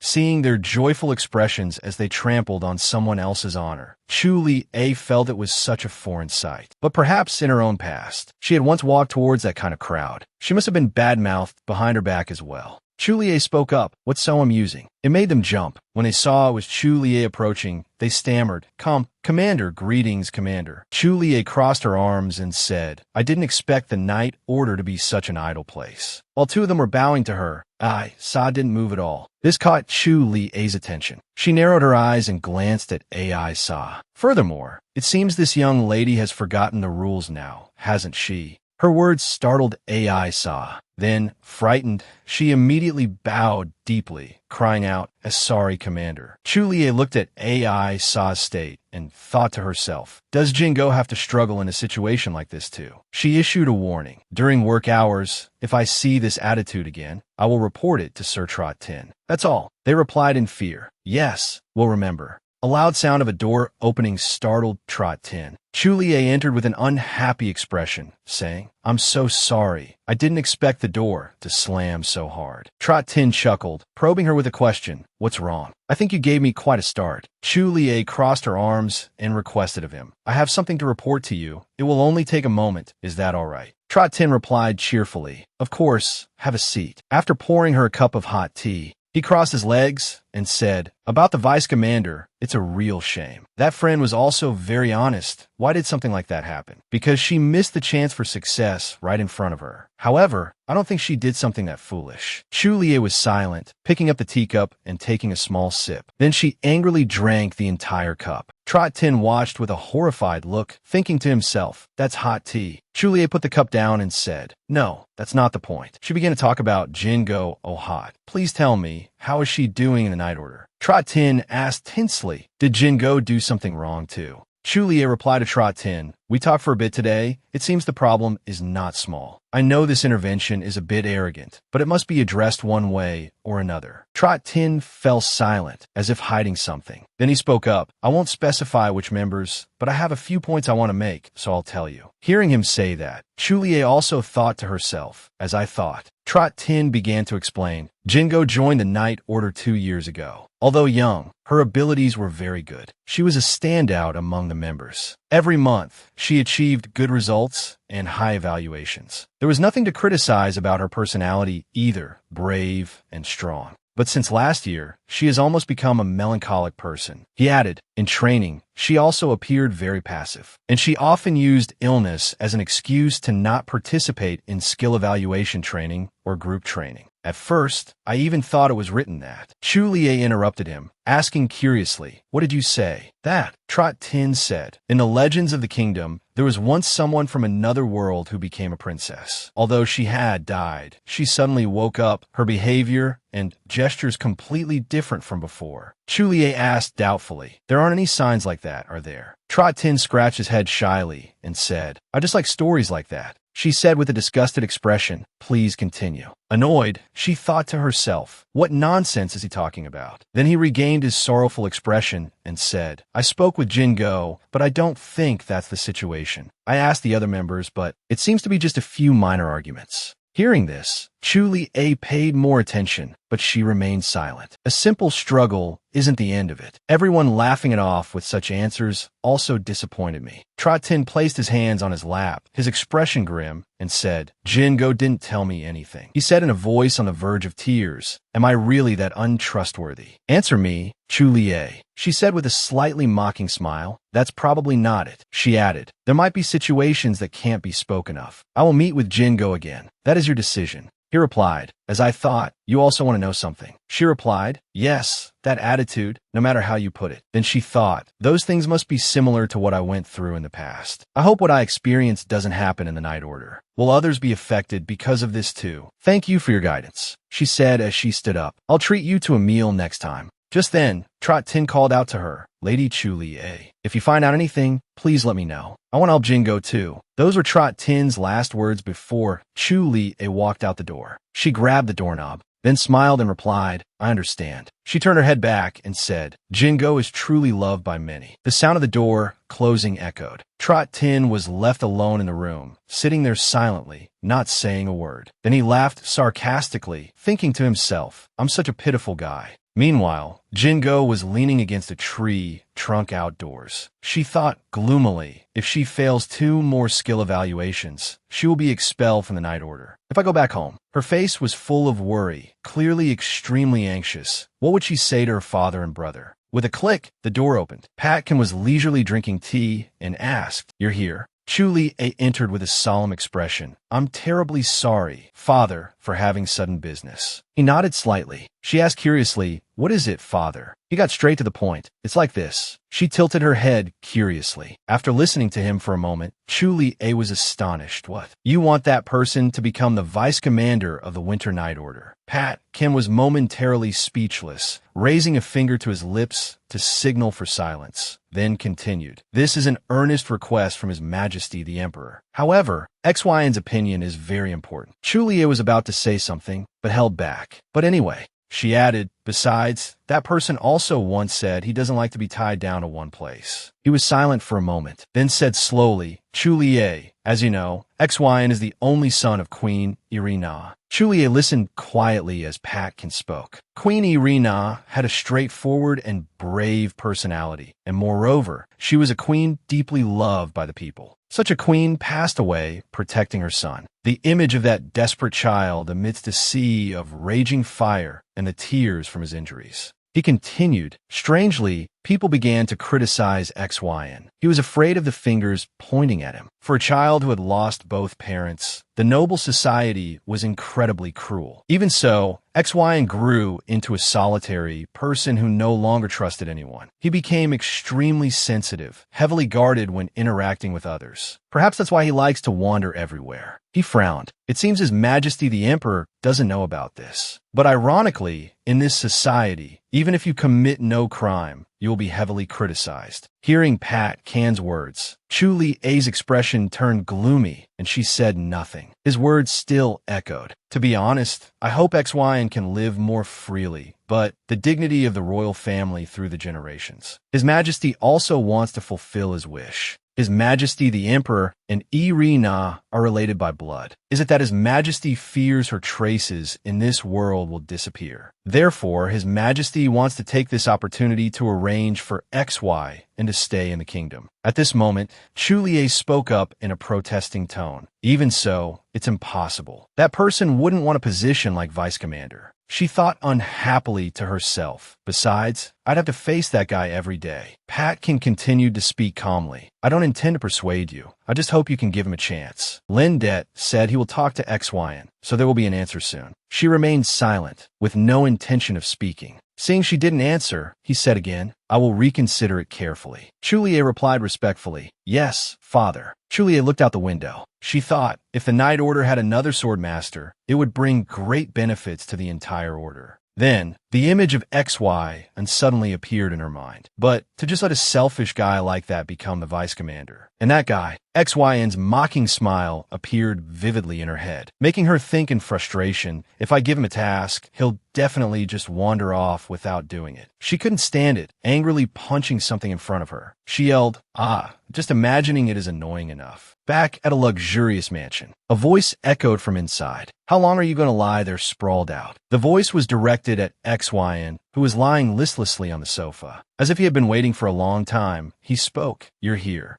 looking at XY and state. Damian's face seemed to have the words, "How pitiful," written on it. He said, "Can't you use magic to sober up?" XY sat up from the sofa, holding his head and replying, "My head hurts a little, so my thoughts were a bit jumbled. But on the contrary, I feel much better now." Damian handed over a letter, saying, "You always say such incomprehensible things. Take it." XYN, with dark circles under his eyes, looked at the Grand Duke and asked, "What is this?" After XY and took the letter, Damian finally answered, "The position of Vice Commander of the Night Order is still vacant. His Majesty the Emperor has recommended you." He replied dejectedly, "This again." XYN looked at the document in his hand and said in annoyance, "I should have just said no back then." Lu Shio La peeked from behind to look at the document in her brother's hand. Damian spoke up. XYN asked, "How long are you going to be so whimsical? Don't worry about family matters anymore." XYN clenched the document in his hand, as if he had something difficult to say. At this moment, Lu Shio La shouted, "The Winter Night Order." The little girl suddenly hugged XYN's neck from behind, startling him. "My brother, you absolutely have to do this." He yelled, "Lu Shio La, what are you doing here?" She said with a serious face, "If it's the Winter Night Order, the young lady of the Rose Sun Tan family will be there. Is it that leader? That Dream Night Order?" As she spoke, she tightened her grip on XYN's neck, squeezing so hard he couldn't breathe, his face turning pale. Then she let him go, her eyes sparkling as she said, "This is truly a wonderful opportunity. Maybe I'll get to see that person again." XYN, his face pale, asked, "The young lady from the Rose Sun Tan house?" He recalled Chu Li-A's attitude when they met and thought to himself, "That person is the commander." Damian asked Lu Shio La, confused, "How do you know that person?" The little girl replied cheerfully, "The Rose Sun Tan house. The story of the Ice Flower Night is just a rumor among the young ladies." Lu Shio La began to describe. "The first female sword master of the kingdom. She is beautiful and has a cold personality. Moreover, she is rich and has a great reputation. She's the idol of all the girls." XYN stood to the side listening, thinking to himself, "She's cold." Then he spoke disdainfully, "Well, I think you'd be better off opening a small shop." Hearing him say that, Lady Lu Shio La seemed startled. Damian could only hold his head, his expression weary. XYN.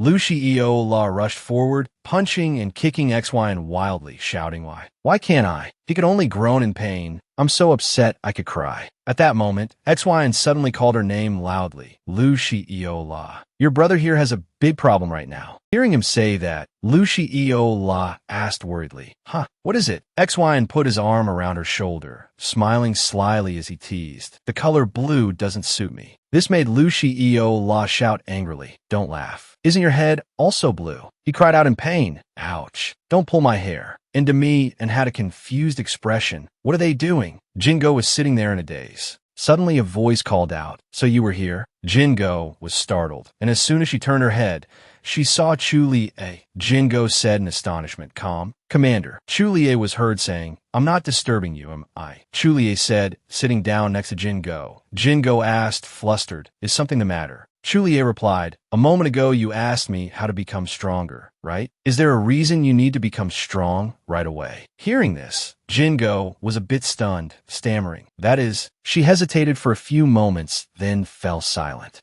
Jingo thought to herself, "If I could be as strong as the commander, if I possessed overwhelming power, maybe this pain would end. But I can't say that I'm being ostracized." Thinking this, she made up an excuse and said to Chu Li-A, "I just want to become stronger, because I am a knight." Chu Li-A spoke up, "Is your face injured?" Seeing this, Jingo stammered nervously, I just had a match, so." She was always fidgeting, as if hiding something. Jingo, if you keep quiet, no one will ever know. Jingo was so scared her hands were trembling. "I don't understand what you're talking about. If you need help, you have to speak up. Staying silent like this won't solve anything." Jingo recalled what she had been through. "Should I talk about being ostracized by the other members?" "No, they'll definitely think I'm weird. They'll think that for a night, I'm a pitiful person who can't even overcome such a small thing." Her mind was in turmoil, not daring to speak the truth.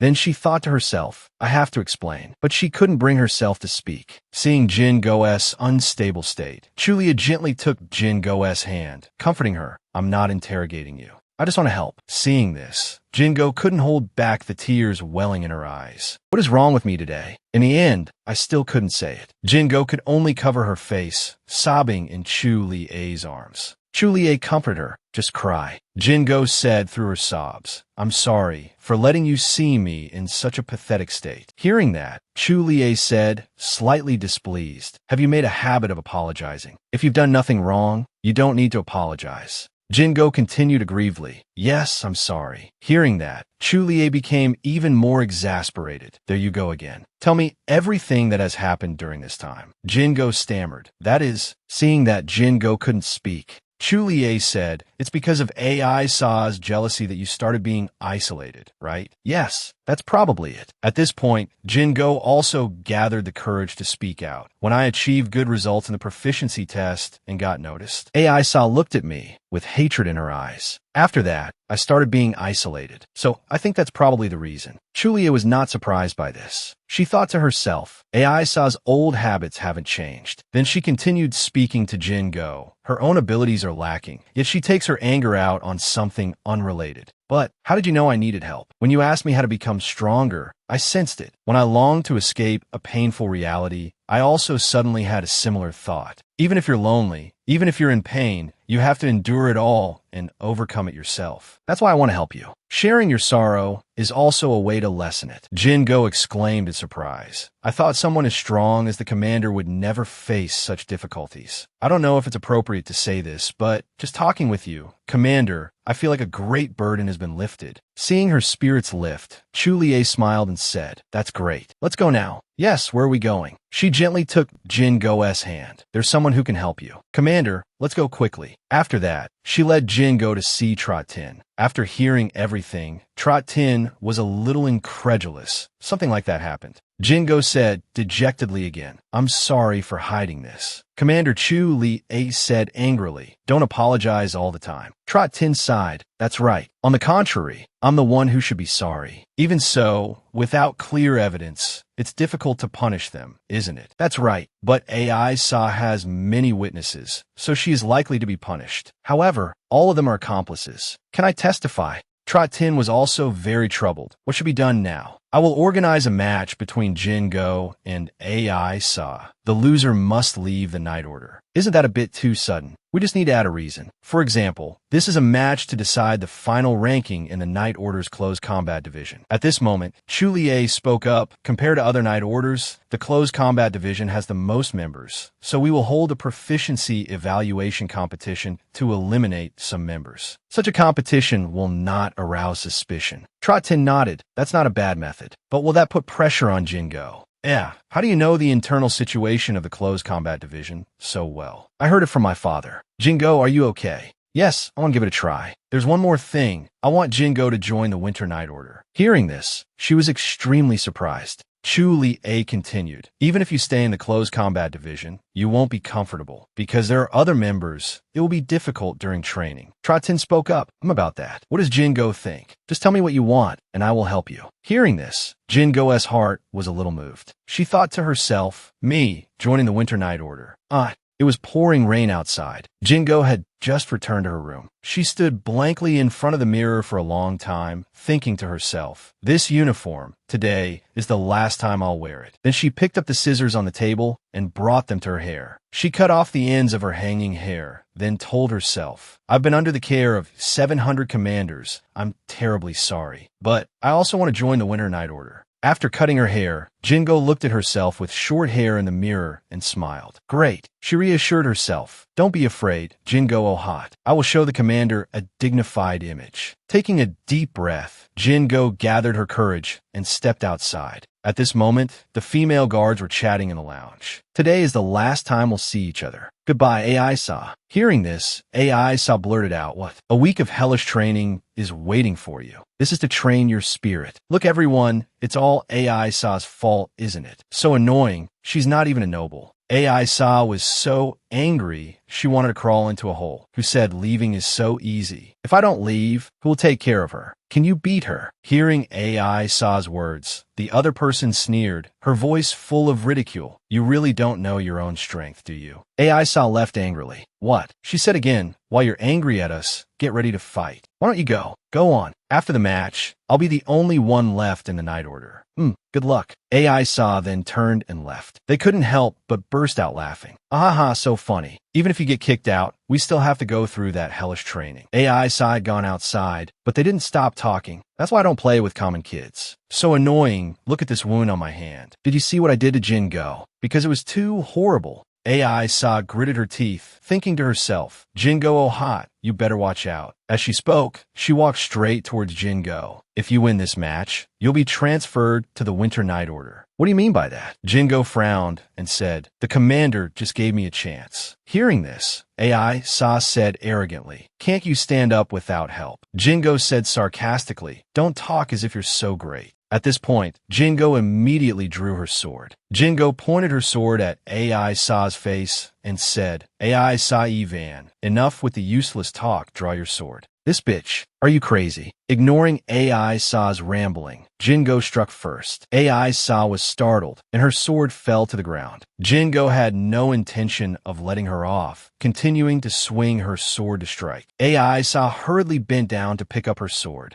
and was terrified as soon as she raised her sword to block a blow. She thought to herself, what kind of skill is this? Jingo's eyes were filled with killing intent as she continuously attacked AI Saw. AI Saw was overwhelmed by Jingo, unable to fight back. Trot Tin and Chuli A sat on the side watching the match. Trot Tin spoke up. Jingo's mood has changed a lot. That's right, it has changed. The sound of swords clashing rang out. Jingo knocked AI Saw's sword away, then pointed her sword straight at her face, saying coldly, AI Saw Evan. How does it feel to lose to a coward you used to bully? Hearing this, AI Saw roared in anger.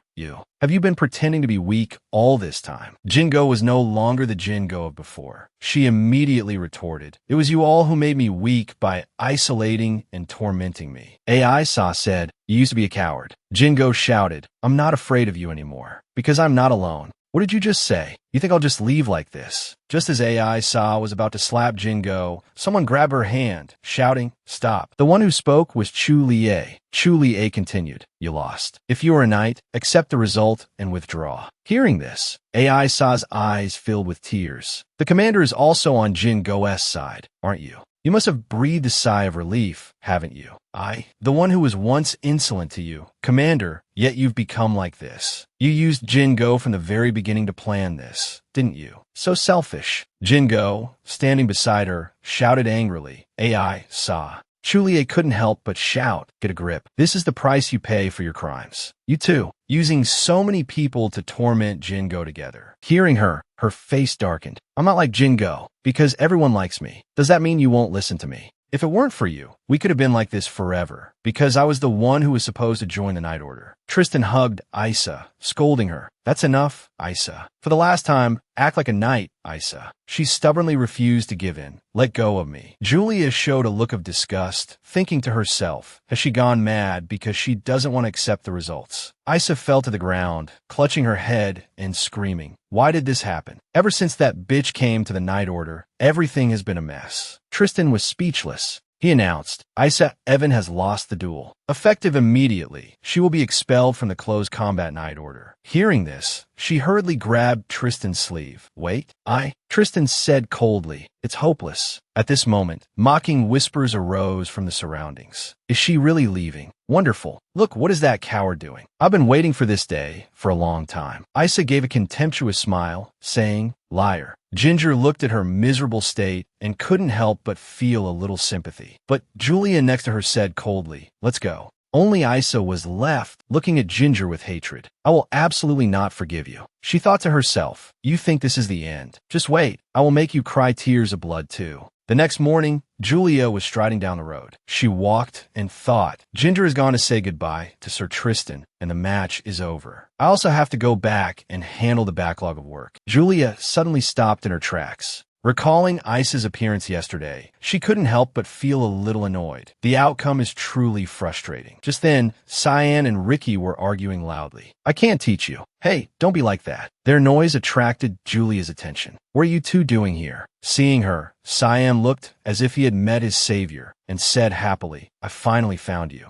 Ricky helplessly pointed at Cyan and said, "Commander, there's a suspicious person who keeps insisting on seeing you." Cyan hurriedly explained, "I was just asking for directions. But he just wouldn't give me directions. It's strange, isn't it?" Ricky said with a look of disdain, "Don't treat me like a child. The commander and I are both knights." Julia listened to the two of them, a little confused. What on earth is going on? Cyan said, "You don't know. You must have heard about me from Grand Duke Damien." Julia pondered for a moment, then said, "There's no other way." Hearing this, Cyan immediately beamed with a radiant smile. She held out her hand and said, "Give it to me." Hearing this, Cyan answered with some embarrassment, "No, surely not. Do I have to offer a bribe or something?" Hearing this, Julia scolded him with some anger. "I'm talking about the application for vice commander. The application to join the order. You must have received it from Grand Duke Damien." Cyan hurriedly took out the application to join the order and gave it to her. "Of course I have it. It's right here." Ricky saw this scene and truly couldn't believe his eyes, thinking to himself, "This guy wants to be the vice commander."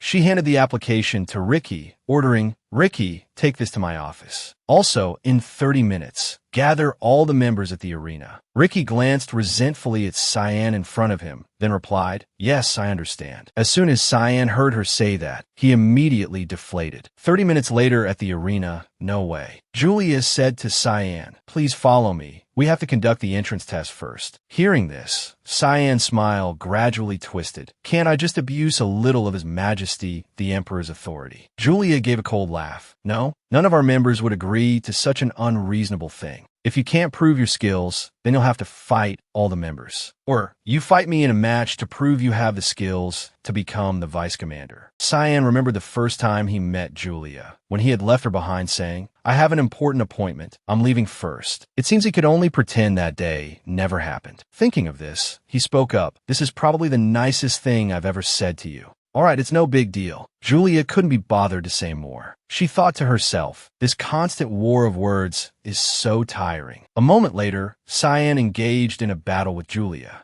The two of them were now like moths to a flame, rushing towards each other. The two sides clashed fiercely, their momentum powerful, and a strong shockwave spread to the surroundings. Everyone stared at the two on the field without blinking. Someone spoke up and asked, "From the beginning until now, how long has it been?" "It seems like it's been over 30 minutes. The others who saw this scene were all extremely astonished. "He can actually fight on par with the commander. Who on earth is he?" Ronan exclaimed in shock. "That aura, could it be a sword master?" Ricky added, "That he's the candidate for vice commander. It seems he has a connection with His Majesty the Emperor." Ronan said blankly, "His Majesty the Emperor. Why would someone like that come to be the vice commander of a knight order?" At this moment, the battle between the two was not yet over. Julia swung a sword toward Cyan. He immediately countered with another blow. Both sides attacked with full force, neither giving an inch. And at this moment, Cyan was also quite tired. "Let's stop here. Isn't this enough?" But Julia gripped her sword tightly and quickly delivered a slash. Fortunately, Cyan was agile and managed to dodge in time. He exclaimed, "Ouch, are you taking your anger out on me now?" Julia frowned and glared at Cyan, saying nothing. She thought to herself, although some of his techniques are not yet proficient, his abilities can almost be confirmed. At this moment, Julia said to everyone, "Have you all seen his abilities clearly? Does anyone have any objections to him becoming the vice commander of the Winter Night Order?" Everyone was astonished, looking at each other and murmuring amongst themselves, "His Majesty the Emperor, Swordmaster." Everyone then shouted in unison, "None." Hearing this, she looked at him and said, "You heard them all. You can start from tomorrow if you need anything." Before she could finish, Cyan cut in, "Ah, so everyone will welcome me. No wonder they're so happy. The things you say, the things you do, how can I make it stop? If I imitate His Highness the Prince, maybe that would work. All right, you must come tomorrow. I will report the matter of the vice commander to His Majesty the Emperor." Cyan proudly raised his head. "Tomorrow it is." Julia was so angry, she wanted to find a hole to crawl into, grabbing him by the collar. "Don't go embarrassing me elsewhere." Cyan thought to himself, truly terrifying. It was just a little joke. A joke. Do you get this angry every time? Of course. And I still have to accept this sly fox as vice commander. Cyan said cheerfully. I look forward to being in your care from now on, Commander. She had a look of disgust, thinking to herself, it hasn't even started and I already have a headache. In the palace, Leonhardt heard from Lucas that the position of vice commander had been filled and couldn't accept it at all. He overturned things, roaring, "Who is the vice commander?" Lucas said calmly from behind him, Cyan has become the vice commander of the Winter Night Order. His Majesty the Emperor also seems very happy. He bit his fingertip in frustration, saying, Why is my mood ruined because of that guy? Seeing he was unhappy, Lucas asked at this moment, Are you upset, Your Highness? Leonhardt blurted out, Yes. She rejected all the geniuses I recommended, and, in the end, chose Cyan. What on earth did that bastard do? Lucas took his hand, reassuring him, Your Highness the Prince, please calm down. Lucas, why doesn't she listen to me? Lucas sighed. Let me think. If you don't mind using that method, how about it? Hearing this, Leonhardt was a little confused. Huh, you mean I should propose? Lucas replied slowly, If you wish. That person has the status, ability, and qualifications. She has no reason not to become the crown princess.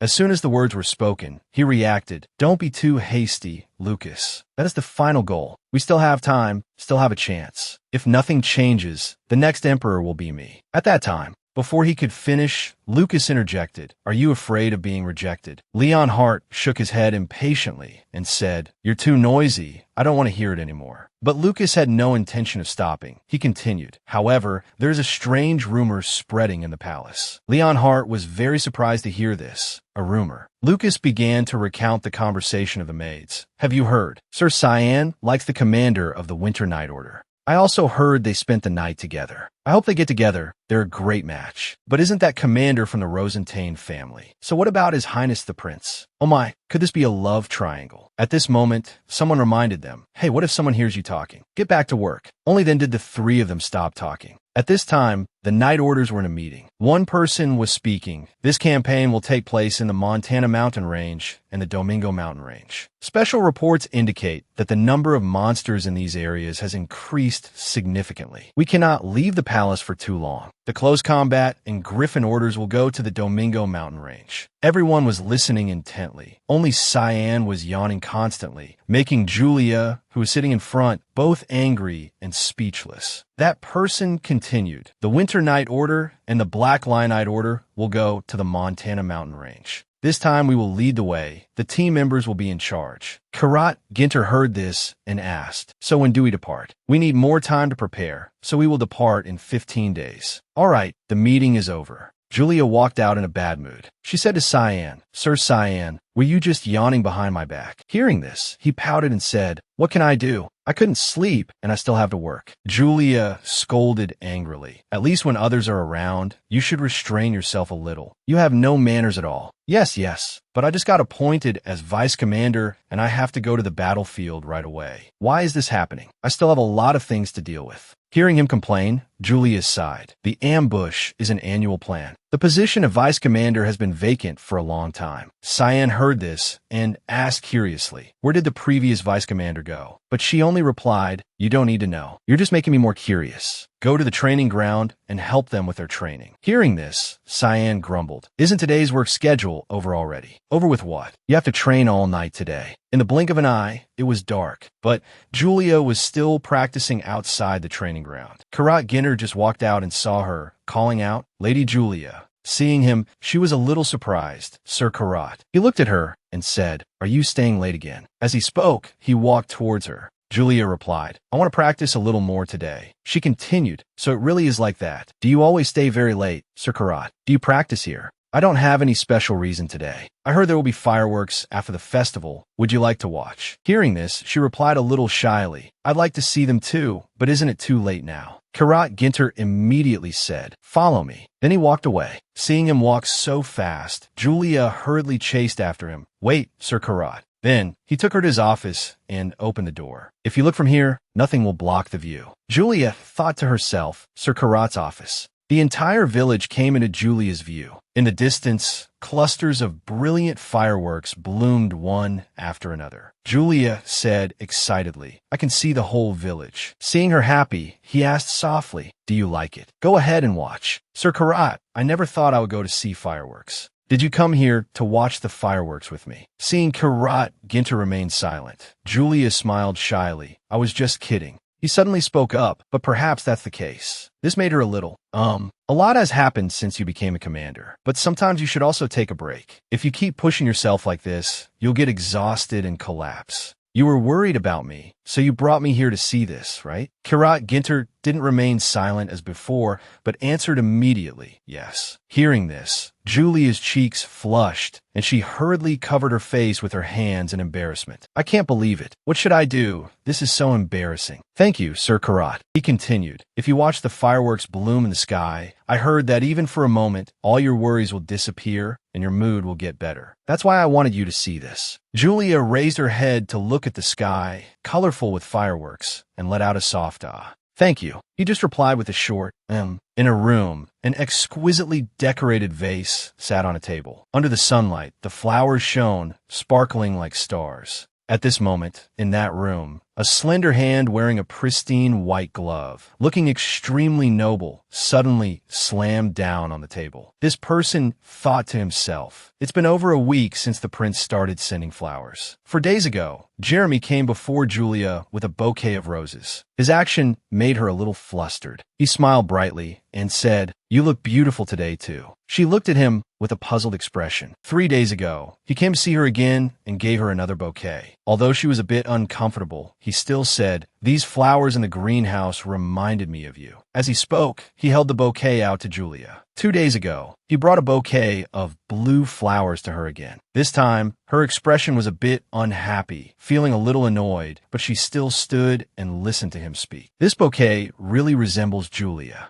The sound of footsteps echoed. It was a pair of shoes with blue soles moving. The person thought to himself, "What kind of game is he playing?" At this moment, the wooden door was pushed open, and Jeremy appeared just in time. He looked at her, smiled, and said, I was just passing by. It's only at times like these that we meet, isn't it?" With that, he once again held out a bouquet of blue roses to Julia. She sighed, her expression a little unhappy, and sweat beaded on her forehead. He said, "Today it's blue roses." As he spoke, he forced a smile. At this moment, she asked Jeremy with a serious face, "Your Highness the Prince, why are you treating me like this?" Faced with a question, he didn't answer, but asked back, "Why? You tell me why." At this moment, he cornered her against the wall, one hand braced on the wall, the other on his hip, and asked her with a smile, "Don't you understand why men give flowers to women?" The more he spoke, the more his expression became a little frightening. He didn't stop, continuing to press. "Do you really not know? Or do you clearly know but pretend not to?"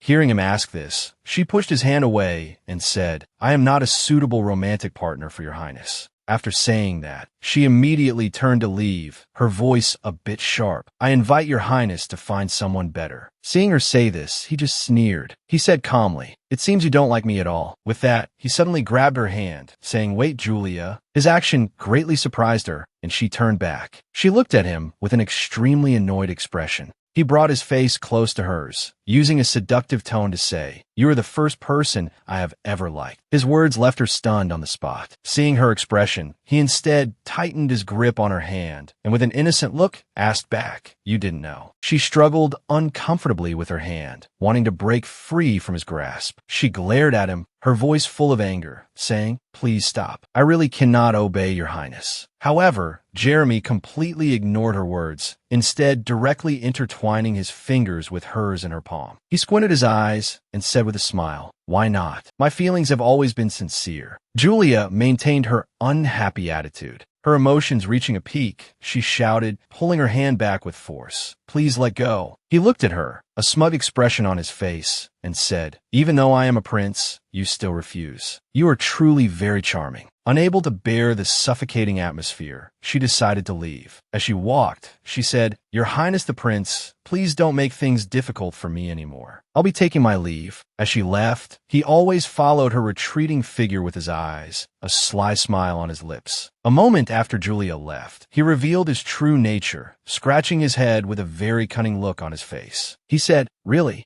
He looked at her retreating back, thinking to himself, it would be great if she could be won over so easily. In a room decorated with swords and shields, a voice rang out, "Commander, have you heard the news?" It turned out to be Alex asking Kirat Ginter. Seeing that he was still engrossed in writing, he continued, "It's the rumor about His Highness the Prince and the commander of the Winter Night Order." With that, he raised his hand to scratch his head, asking in confusion, "Are those two dating?" He was still racking his brain without knowing the key point. Only then did Kirat Ginter speak. "A rumor is just a rumor in the end. Stop talking nonsense and go train." He completely wanted to avoid the topic, wanted to change the subject. Kirat Ginter, who was writing, suddenly stopped upon hearing this sentence. "The commander knows too, right?" So Alex, given an inch, took a mile, leaning closer to him and saying in a low voice, "His Highness the Prince is a notorious womanizer." Despite this, Kirat Ginter sat still without moving, letting him talk. With a soft click, as Kirat Ginter listened to Alex, the nib of the pen in his hand was actually broken by his grip. People say that the tears of the women who have cried over the prince could form a sea. Kirat Ginter's gaze became sharp, and he said with extreme coldness, meaning that guy is the common enemy of women. A soft snort. This was enough to prove that he cared a lot about this issue. Alex crossed his arms, saying with a troubled expression, "I'm only like this because I'm worried." But in reality, he is a loyal follower of the goddess. After hearing Alex, Kirat Ginter suddenly let out a sigh, then gave a cold ahem. He abruptly stood up from his chair, and as he walked, he said to Alex, "I have to go out for a bit. I'll be back." At this moment, Alex seemed a little confused by Kirat Ginter's actions. He looked at Kirat Ginter's strange gesture, so nervous that he broke out in a sweat and muttered to himself, "Why did I say that?" In a garden where splendid purple flowers bloomed, butterflies vied to land on them. Kirat Ginter stood in that garden, thinking to himself, "No matter who she is interested in, it has nothing to do with me." His gaze was distant, lost in thought about her. He was about to walk away, but then he suddenly stopped. He suddenly thought again, but it turned out he had seen her. Julia was standing opposite him. She was holding a bouquet of blue flowers, which matched her outfit and hair color perfectly. Kirat Ginter still stared at her intently, saying nothing, just quietly admiring her. Kirat Ginter began to think to himself again, why is this so upsetting? The sky was clear and cloudless, sunlight shining on the buildings. Julia, holding the bouquet, ran forward while shouting, "Commander." A blue-haired teenager was sitting in front of her. It was Cyan. As soon as she ran up to him, he looked at her with a very strange expression, his face also wrinkled, as if he had suffered a great injustice. When Julia saw his expression, she couldn't help but think to herself, why is he looking at me like that? At this moment, she called out softly, "Commander." Cyan suddenly shot up, grabbed her by the shoulders, and roared angrily, "Is the affair between you and the prince true?" His action made Julia a little scared, and at the same time, she felt astonished. She pushed his hands away, frowning as she replied, "It's useless to say anything." She thought to herself, how could he say such a thing? Hearing her say that, Siam lowered his head and turned away, saying dejectedly, "I heard that women only like bad boys. I thought the commander was like that too." Hearing him say that, Julia said angrily again, "That's not necessarily true." At this moment, Cyan suddenly let out an ah and kept ruffling his hair, leaving Julia a little unsure of what to do. Then he turned back, grabbed her by both shoulders, and roared, "As your older brother, I object with my life. Absolutely, absolutely, absolutely do not agree. You hear me?" He said that, but in his heart, he was still thinking, what the hell is that guy? Julia, not to be outdone, yelled back, "I already said it's not true." She thought unhappily, whose older brother? Then Cyan returned to his original demeanor and asked her, "Is it really not true?" Julia looked at him unhappily, without saying a word, as if to say, "You're even asking about this." Cyan leaned his face in closer, trying to get an answer. "Are you sure?" Julia angrily pushed his face away, saying, "I don't know why I have to explain this to you." Being pushed like that, Cyan let out an ah. He came closer and said, "So what do we do now? Just clarify it, since it's not true anyway." Cyan said as he put a hand to his chin, his face beaded with sweat. He said in a panic, "You know, once a rumor spreads, it's not easy to make it disappear." Cyan glanced to the side and continued, "Moreover, it's right when he's leaving before the campaign. If His Highness the Prince uses a few more tricks."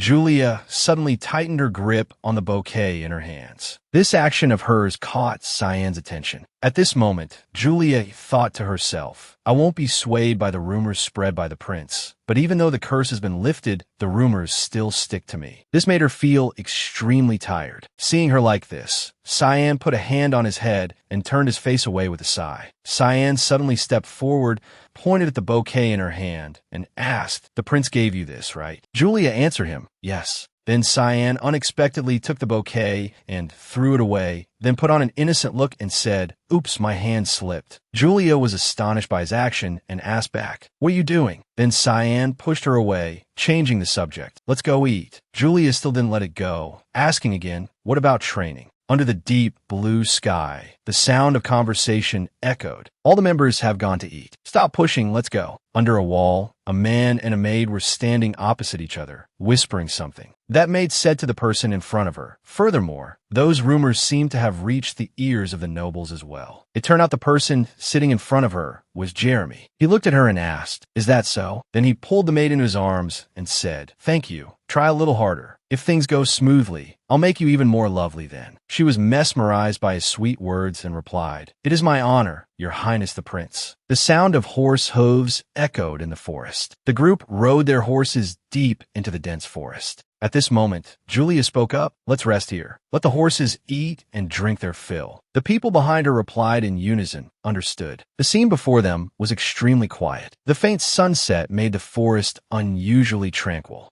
Cyan stood next to Ricky, yawning tiredly. Ricky stood to one side, stroking his horse, and said to it, Thank you. At this moment, Julia walked over and called, Ricky. Hearing the call, Ricky turned his head. As soon as he turned back, Julia asked, Is this your first time traveling this far? Ricky said in surprise, Commander. Julia, coming closer, made him a little shy. He raised his hand to scratch his face and said bashfully, Yes. Even though we're just hunting monsters, I'm very excited. It feels like I'm on adventure. Cyan, standing beside him, also smiled upon hearing him say that, putting his hand behind his neck. Seeing they seemed shy, Julia asked, Is that so? At this moment, Seal said excitedly, Commander, this guy keeps complaining that his butt hurts. Before Seal could finish, Ricky covered his mouth. Ricky shouted, you? What nonsense are you talking about? Seeing this awkward scene, Julia said, It's understandable. After all, this is your first time riding a horse. The horse raised its head, as if listening to their interesting conversation. Julia placed her hand on Ricky's shoulder encouragingly. We're almost at the town. Hang in there. Because of Julia's action, Ricky's face turned slightly red. He quickly replied, Yes. After speaking, Julia turned and left. As she walked, she said, We'll set off in 20 minutes. Everyone stretch your bodies and get comfortable. Ricky tilted his head slightly, listening to her speak. Julia continued, We'll rest in town tonight and start the hunt tomorrow. At this moment, everyone happily replied in unison, Yes, Commander. On the upper floor of a house, a window was still lit. At this moment, Alex was having dinner with Kirat, Ginto, Seal, and Julia. Alex spoke excitedly while shyly scratching the back of his neck. I never thought I'd be able to fight alongside the goddess again. The others continued eating, paying no attention to his words. Alex continued to say cheerfully, It's such an honor. Suddenly, Seal looked up, resting his chin on his hand, and asked Alex, Goddess, why do you call the commander that? Alex said innocently, It's a nickname I use to show respect. Hearing him say that, Seal looked at Julia with some surprise, then mumbled, But still, goddess is a bit much. Julia paid no mind and continued her meal. Alex asked again, Is there a problem? Julia leisurely picked up a large piece of meat, put it in her mouth, and ate it with relish. Seal glanced at her, seeing she was still eating calmly, completely ignoring the conversation. Suddenly, Seal asked Julia, Is the food good, goddess? His question made Julia, who was eating, pause. Then her expression became frightening. Julia held the fork in her hand, brought it close to Seal's neck, and said, Don't joke around while eating. Seal was a little scared and stammered, Please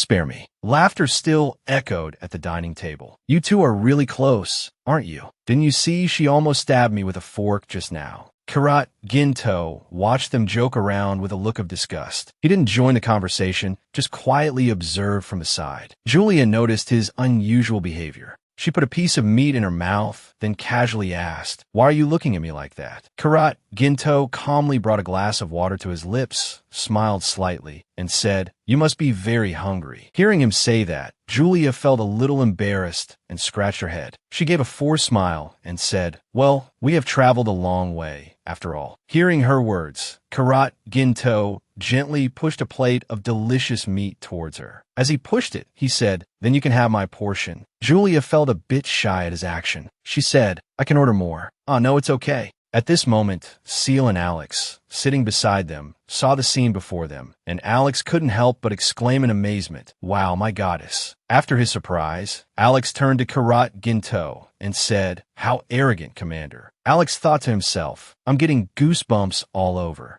Karat Ginto looked at Alex with a cold, angry gaze and said sternly, "Alex." Seal, now sitting next to Julia, put his hand on her shoulder and said to Alex, "You keep looking at her with such a covetous gaze, I can't let her out of my sight." Julia said softly, "It's okay." Hearing that, Alex was completely stunned. He shouted in horror, "What did you say?" He thought to himself, "I was helping you, and this is what I get." Alex was flustered and confused, while Julia remained calm and composed, eating heartily. At this moment, Seal at the same table also spoke up. "Then I'll give you my portion too." Julia replied, "I'm fine." Seal asked why. "Didn't you just say you were hungry?" Faced with this situation, Julia looked displeased and said, "Stop being noisy and eat your food." Suddenly, Ronan stood up and shouted to Julia, "Commander, are you hungry? Please bring 5 more servings of beef to the commander's table." The person sitting next to him said with some surprise, "You idiot, why did you order 5 of the same thing?" Hearing these words, Julia was stunned for a moment. She glanced at them irritably, but they continued to chatter. "It's fine. She likes meat." "That's not good. She'll get sick of it." Just then, Julia slammed her hand on the table, sending food flying. She shouted, "You guys are too noisy." The onlookers outside couldn't help but burst out laughing at the scene. Her shout still echoed, "Stop being noisy. If you have free time to chat, use it to eat." In a room of the wooden house that seemed to have a very sturdy door, sounds came from all over the room. "Well then, the subjugation will begin tomorrow." They were all lying listlessly on their beds. Suddenly, one of them said, "It took us a day and a half to get here, and now we have to hunt monsters without even getting a rest." He started complaining nonstop. Ricky, who was lying comfortably on his bed, suddenly spoke up and asked, "But why do we have to go so far?" At this moment,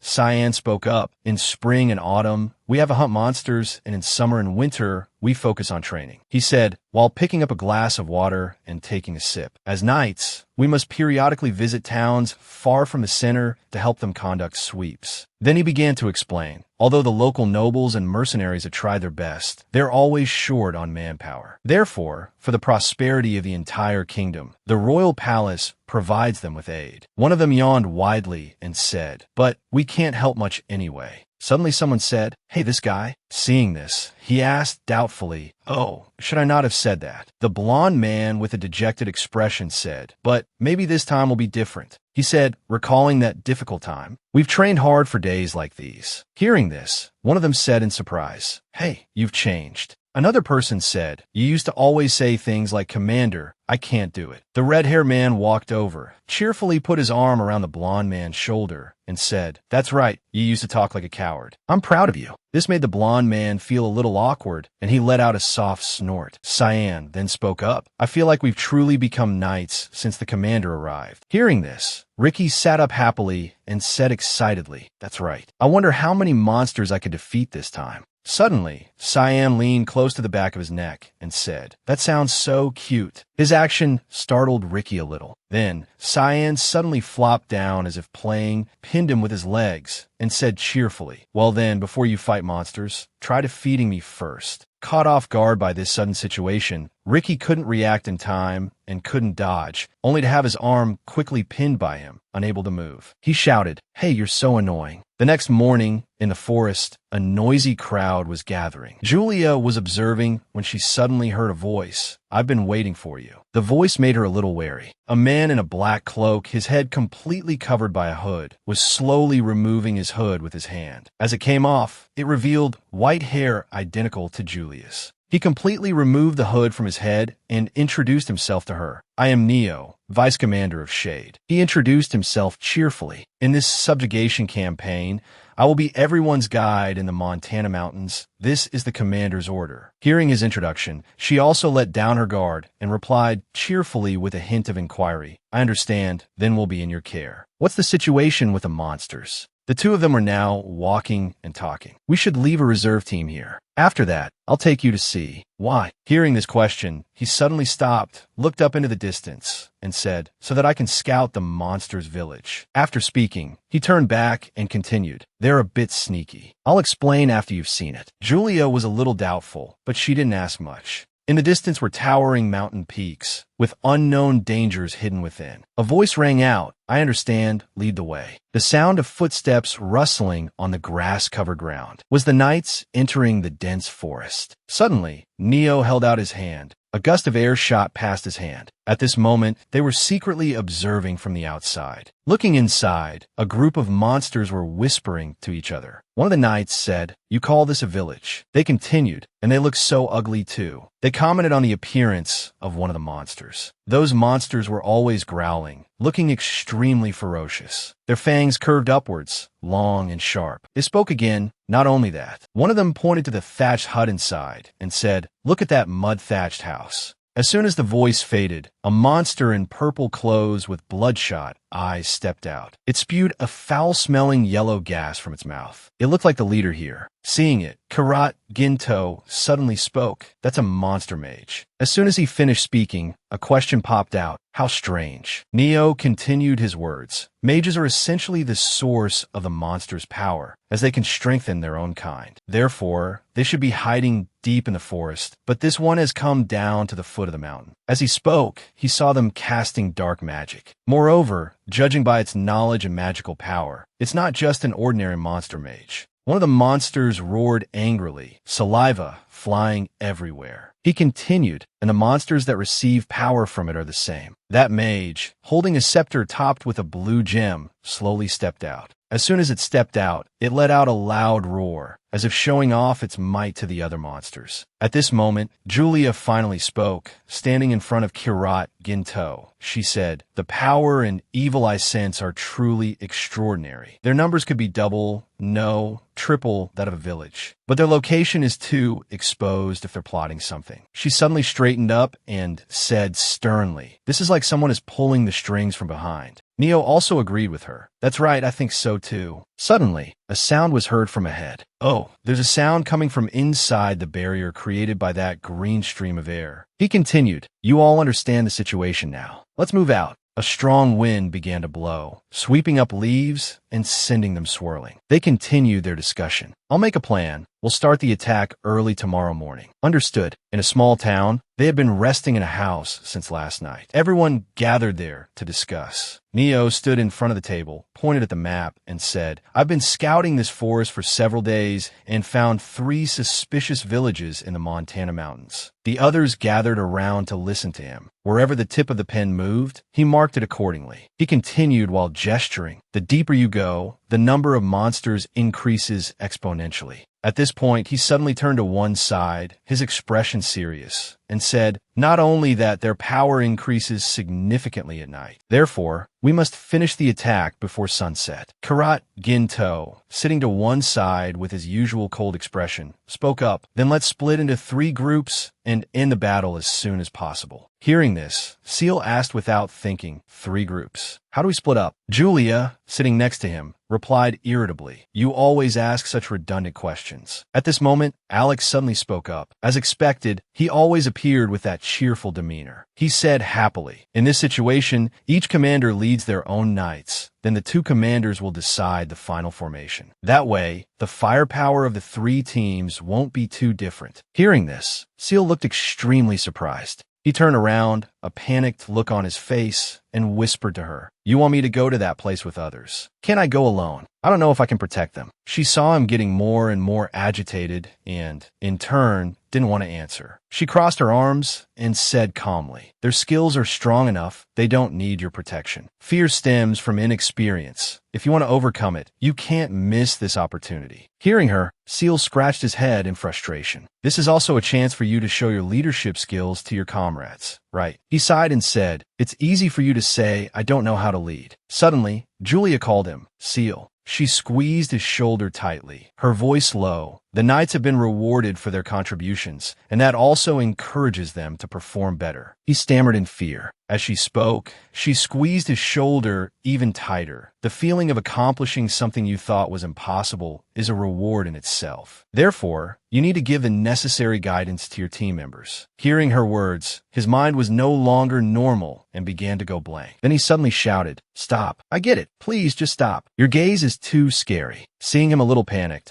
she gently slid her hand across his shoulder and said softly, "You can do it." Then she looked at him with an affectionate gaze and said, "You and the others can all do it." Feeling her firm resolve, he had no choice but to sigh and say, "We have to do it." After speaking, he smiled faintly. Then, as if he had become a different person, he regained his cheerful and energetic demeanor and said, "So after this is done, will I get a reward?" "A reward from His Majesty." At that question, Seal suddenly became melancholic and sighed. Seeing this, she asked, "So what do you want?" At this moment, Neo spoke up, "I will also support the Winter Knights, so there's no need to worry too much." Hearing him say that, she couldn't help but stand up gratefully and say, "You were already our guide, and now you're helping us in this operation. I really don't know how to thank you enough." He replied calmly, "Assisting in combat is also our responsibility." Karat Ginto, sitting to one side, looked at her and thought to himself, "I heard she just came of age this year, yet she already possesses both combat and leadership talent." As he thought, he looked at her and smiled unconsciously. The Winter Warriors have also improved by leaps and bounds since summer. She must have trained them very well. At this moment, Alex turned to Karat Ginto, a slightly puzzled look on his face, and whispered in his ear, "You can't keep that icy expression when you're around the goddess, can you?" Karat Ginto asked, not understanding, "What do you mean by that?" Seal also leaned his head over to eavesdrop on their conversation. Alex continued to whisper, "Normally your face is like this, like you're wearing a mask," he said, imitating Karat Ginto's expression. Then he suddenly turned his face away, revealing a gleeful expression, and continued to whisper, "But when you look at the goddess, your facial muscles relax like this." Seeing Alex's exaggerated act, Seal, sitting opposite, couldn't help but burst out laughing. Realizing he'd been seen through, Karat Ginto became frightening, his voice angry. "Who would make such a stupid face, you bastard?" He drew out his words. "Ha ha!" A loud burst of laughter erupted. Karat Ginto growled angrily. "Do you want to be buried with those monsters?" Alex said in surprise, Why are you covering my mouth?" The commotion between the two of them was so loud that Julia and Neo in the distance also heard it and turned to look. Seeing their state, both of them couldn't help but feel puzzled. Night at the majestic castle. The sound of clattering footsteps echoed. A person in a black cloak was walking up the stairs. The black cloak completely covered their body. A hand was placed on the wall in front. A mark appeared. This person chanted some spell, and the wall in front of them made a sizzling sound. The person in the black cloak slowly stepped into the secret chamber. A terrifying roar and a piercing screech came from within. A blackbird was in a cage. The cage door slowly opened, making a strange sound. That blackbird flew to the person in the black cloak and perched on their hand. A voice suddenly spoke. There's not much time left. After speaking, the mysterious person in the black cloak leaned in and whispered something into the blackbird's ear. After whispering, they said, "Go to your master." As soon as the words were spoken, a light flashed in the blackbird's eyes. Then it soared out the window, quickly ascending into the sky. At night, somewhere in the palace, two people were kissing passionately. After they finished kissing, both of their faces were flushed. The man reached out and brushed a maid's hair. He placed his hand on her cheek. She said shyly, "I love you, Your Highness." It was Jeremy. He He looked at her and said calmly, "And you're the only one I love." After speaking, he let out a soft hum. At the end, he called out another woman's name, Sarah. This made her extremely uncomfortable, and she glanced at him, her voice unhappy. "It's Angela." Seeing that she seemed unhappy, he moved closer to her. With his arm around her waist, he hugged her, his face closer to hers, and said, "Yes, Angela." His lips moved closer and closer to hers. He said seductively, "I love you." This sentence made her heart flutter a little. Her heart was pounding nonstop. The sound of two people's footsteps echoed from the courtyard. He draped a cloak over her, a sly smile on his face. "Hee," she said shyly. "Oh my, your highness." As he walked, he thought, "Father doesn't have much time left either. The throne will naturally pass to my older brother." Thinking of this, the image of a crown appeared, but he needs power to keep it. If I can get my hands on Rosenstein, the sword of the kingdom. The more he thought, the tighter he squeezed her shoulder. I'll have a chance to. His train of thought flowed endlessly. After walking for a while, he narrowed his eyes and said, "I wonder what I should do after she returns from the hunt." Just then, from the distant palace, a purple light flashed, causing him to exclaim in great surprise, "Huh?" At this moment, she noticed the unusual look on his face and asked, "What is it, your highness?" He seemed a little frightened and said, "Just now, a strange light came from the prince's palace." She asked, confused, "A light?" He was a little panicked and thought to himself, "Did I see it wrong?" So he changed the subject. "No, it's nothing. Come to my room." After speaking, the two of them walked forward together. Early in the morning, in a certain forest, sunlight shone through the leaves onto each tree trunk. Seal suddenly lifted Ricky up, causing him to shout in surprise, "What's wrong, Seal? You're so light." In the distance, Julia was leaning against a tree watching them, thinking to herself, "This operation is a good opportunity for Seal." She continued to think, someone who has never cooperated with anyone in battle, as a vice commander of the entire corps. She looked towards Seal, who was still smiling very happily. She looked at him and thought again. He must learn to cooperate and lead. Suddenly a thought flashed, but she frowned helplessly and said, "I'm a little worried because the number of monsters has increased at an astonishing rate in just half a day." At this point, she sighed, then said, "I'm not sure if they'll be okay." She began to approach them. As she walked, she thought, "I will command this time, and the specific tasks will be assigned to Seal." Before she could finish her thought, she was interrupted by a sentence. "You seem a little hesitant." It was Karat Ginto who spoke. He approached her and asked, "Are you worried about them?" She was surprised by his question. Her gaze was a little evasive at this moment, and she said, "About that." She looked at them, then said, "They have worked very hard for this day." He also looked at them, then comforted her. "Everyone has improved a lot." Hearing this sentence, her mood also lightened. She looked at him and smiled faintly. She clenched her fists, made up her mind, and said, "I was overthinking it." Her face showed clear determination as she continued, "Seal and everyone will do very well." He looked at her, smiling nonstop. "A call. Let's go." "Sir Karat." Seal now stood before everyone, holding a dry branch and pointing at the map, saying, "We will conduct a battle in the nearest area C." He used the branch to point at the marked position on the map and said, "I will lure those monsters, helping the Black Line squad to quickly sneak into Area B." He continued, "It's estimated there will be over 100 monsters." At this point, the knights below were a little scared, sweat beading on everyone's faces. Seal continued, "But if the mage dies, the monsters will lose their power." He continued to point at the location of Area C and said, "I will lead the way to find the mages and eliminate them. If there's a signal, move in the opposite direction." After speaking, he instructed his members, "Everyone try to hold out until I arrive. I'll give you a few tips to defeat the monsters. Don't get hurt." The knights below said in unison, "Yes, is that all?" He cheerfully gave a thumbs up and said, "No problem. Haven't you all gone through rigorous swordsmanship training? So if you know a few little tricks, you can definitely do it." Hearing this, the people below all looked awkward. "Doesn't that only apply to you, sir? That's not reassuring at all. Can this be trusted? Can't we do it?" Hearing that question, everyone's spirits were lifted again, and they shouted loudly, "We can do it," he said happily. "Good, let's do it that way." In the village, everyone began to take action. Monster blood splattered everywhere. The dry branches were also set on fire. Cyan shouted to Ronan, "Ronan, I'm throwing the torch. Get out of the way." With that, Cyan threw the torch forward. The torch hit the monster on the head. A blond man said, "These things, even if we kill them, they'll just keep appearing." At this moment, Cyan encouraged, "There are many more in other places. Stop complaining." Someone said tearfully, "This is insane. Seal brandished his burning wooden sword and charged towards the turtle-shaped monster, saying, "These two monsters." His blood-stained feet rushed forward. After killing it, Seal sighed wearily and said, "How many mages are there here, anyway?" Suddenly, a voice rang out, "Sir Seal." Neo, sitting on a branch behind him, said, "I've found the mage's location." Seal turned around in surprise. Neo continued, "Hurry up. Those mages are reviving the monsters." A monster mage was casting a spell at the base of a certain tree. Neo continued, "There's one behind that big tree in the center." The voice continued to come. "Another one is on the watchtower at the 10 o'clock direction, and one more is in the temple at the 12 o'clock direction," Neo said as he pointed.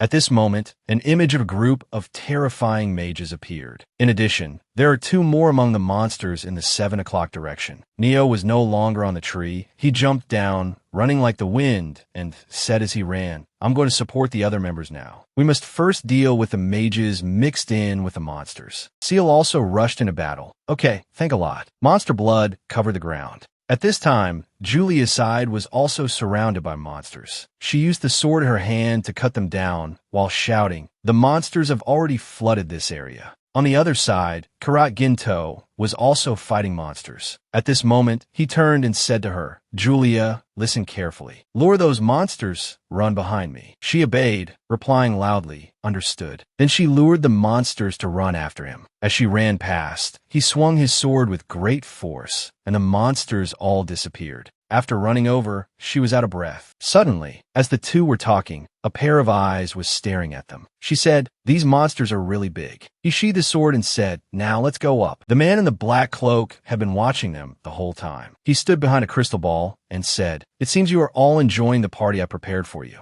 After speaking, he reached out and touched the crystal ball, and a giant monster appeared. He asked, "Well, how about this?" The sky was clear. The strong wind howled. One of them suddenly shouted, "What is that?" A scream full of danger. Luckily, someone helped him kill the monster. Ginge angrily shouted at him, "Don't get distracted during a fight." He was still shaken, trembling as he said, "Thank you." The sound of horse hooves approached. A voice echoed from above, "Hurry up, the sun is about to set." Boom! They began to speed up. Cien had killed their beast mage. It fell under his blade. He said calmly, "The last one." He suddenly placed his hand on his sword hilt, saying, "But," he said with some confusion, "could that wind be?" Just as Cien was wondering about that strange wind, a giant monster appeared in Area A. It destroyed everything in its path. The sound grew louder. The beast roared as it chased Julia. While fleeing, Julia ran into Karathginter. She was about to run to him when she was hit by the pursuing monster. The two were simultaneously attacked by a surprise dragon. At this moment, she thought to herself, "Sir Karath, is he all right?" So, she turned around, raised her sword high, and let out a loud cry. "Ah!"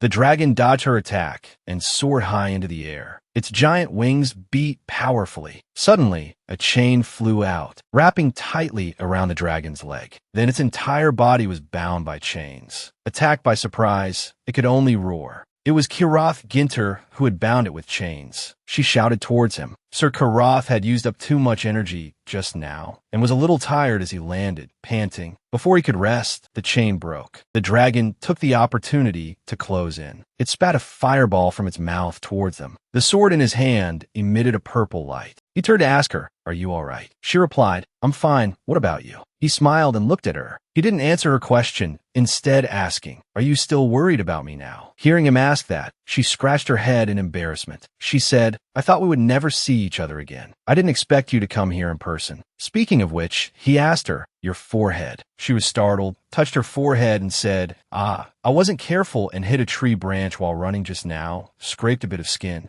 He looked at her, his eyes seeming to hold a hint of pity, but said nothing. The dragon above was still flapping its wings. It circled with a fireball. She looked up at it and said, "But that thing looks very angry." He also looked up towards it, saying, "It seems it won't give up until it kills us." She remained silent, continuing to watch it. He suddenly turned to ask her, "What do you plan to do?" Faced with this question, her eyes became determined, and she said, "We have to fight." After speaking, she turned to him, approached, and asked, "Hey, Karathginter, Do you also think I'm a reckless person? Faced with her question, he was a little surprised and silent for a long time. Then he looked up at the dragon and said, "If you want to run, I will face it, even if I'm alone." The purple aura was still swirling. "Your question has been answered. Is that all right? Are you satisfied now?" After speaking, he ran off to deal with the dragon. She shouted, "Then let's begin." He said to her, "Let me draw the beast's attention. You take the chance to attack its eyes." She turned her head and shouted, "Understood." With a sky-shattering clang, he had driven his sword deep into the ground. A purple force erupted, sending the dragon flying. He thought to himself, "I have to draw the beast's attention so it doesn't notice Julia approaching." The beast roared in anger. Seeing that he had caught its eye, he thought, "That's right, look at me." With a loud explosion, he and the beast engaged in a fierce battle. The beast continuously spat fire at him, giving him no chance to counterattack. Julia ran towards the beast from behind. As she ran, she thought, "Almost there." Taking this opportunity, she leaped high and slashed down hard. She thought, "I did it." Suddenly, he caught a glimpse of her. He started running towards the beast. Several blue swords flew straight into the beast's eyes, causing it to scream in pain. He leaped high, swinging his sword at its body, making it roar in agony. His gaze became sharper. With a slash, its blood splattered everywhere. The surrounding scene returned to normal. He walked up to her and asked, "Are you injured?" She answered him, "I'm fine, what about you?" He looked at her, his eyes still unable to hide his joy, and said, "As you can see, I'm still here." She seemed relieved and said, "You look so calm. Are you even human?" Speaking of which, she recalled the scene of killing the dragon, then asked him, "Did you see a very strange collar on the dragon's neck earlier?" He said, "Yes, it was a magic collar used for control." She placed her hand on her chin, thoughtfully saying, "It seems it was being controlled by someone. Could it be the same person who created those monsters?" He looked at her and said, "It's possible, but we can't be sure of anything." He continued, "The monsters and the dragon, they were all only targeting you." Hearing him say that, she let out an ah. She began to ponder, her expression unhappy as she said, "So it wasn't my imagination. Who on earth is behind this?" He sheathed his sword and said, "The subjugation is over. Let's head back to the village first." The man in the black cloak standing behind the crystal ball was grinding his teeth in anger because his plan had failed. He angrily swung his arm and threw the crystal ball hard onto the ground, cursing, "Damn it." The crystal ball hit the ground and shattered into many pieces. He stomped his foot in anger and left.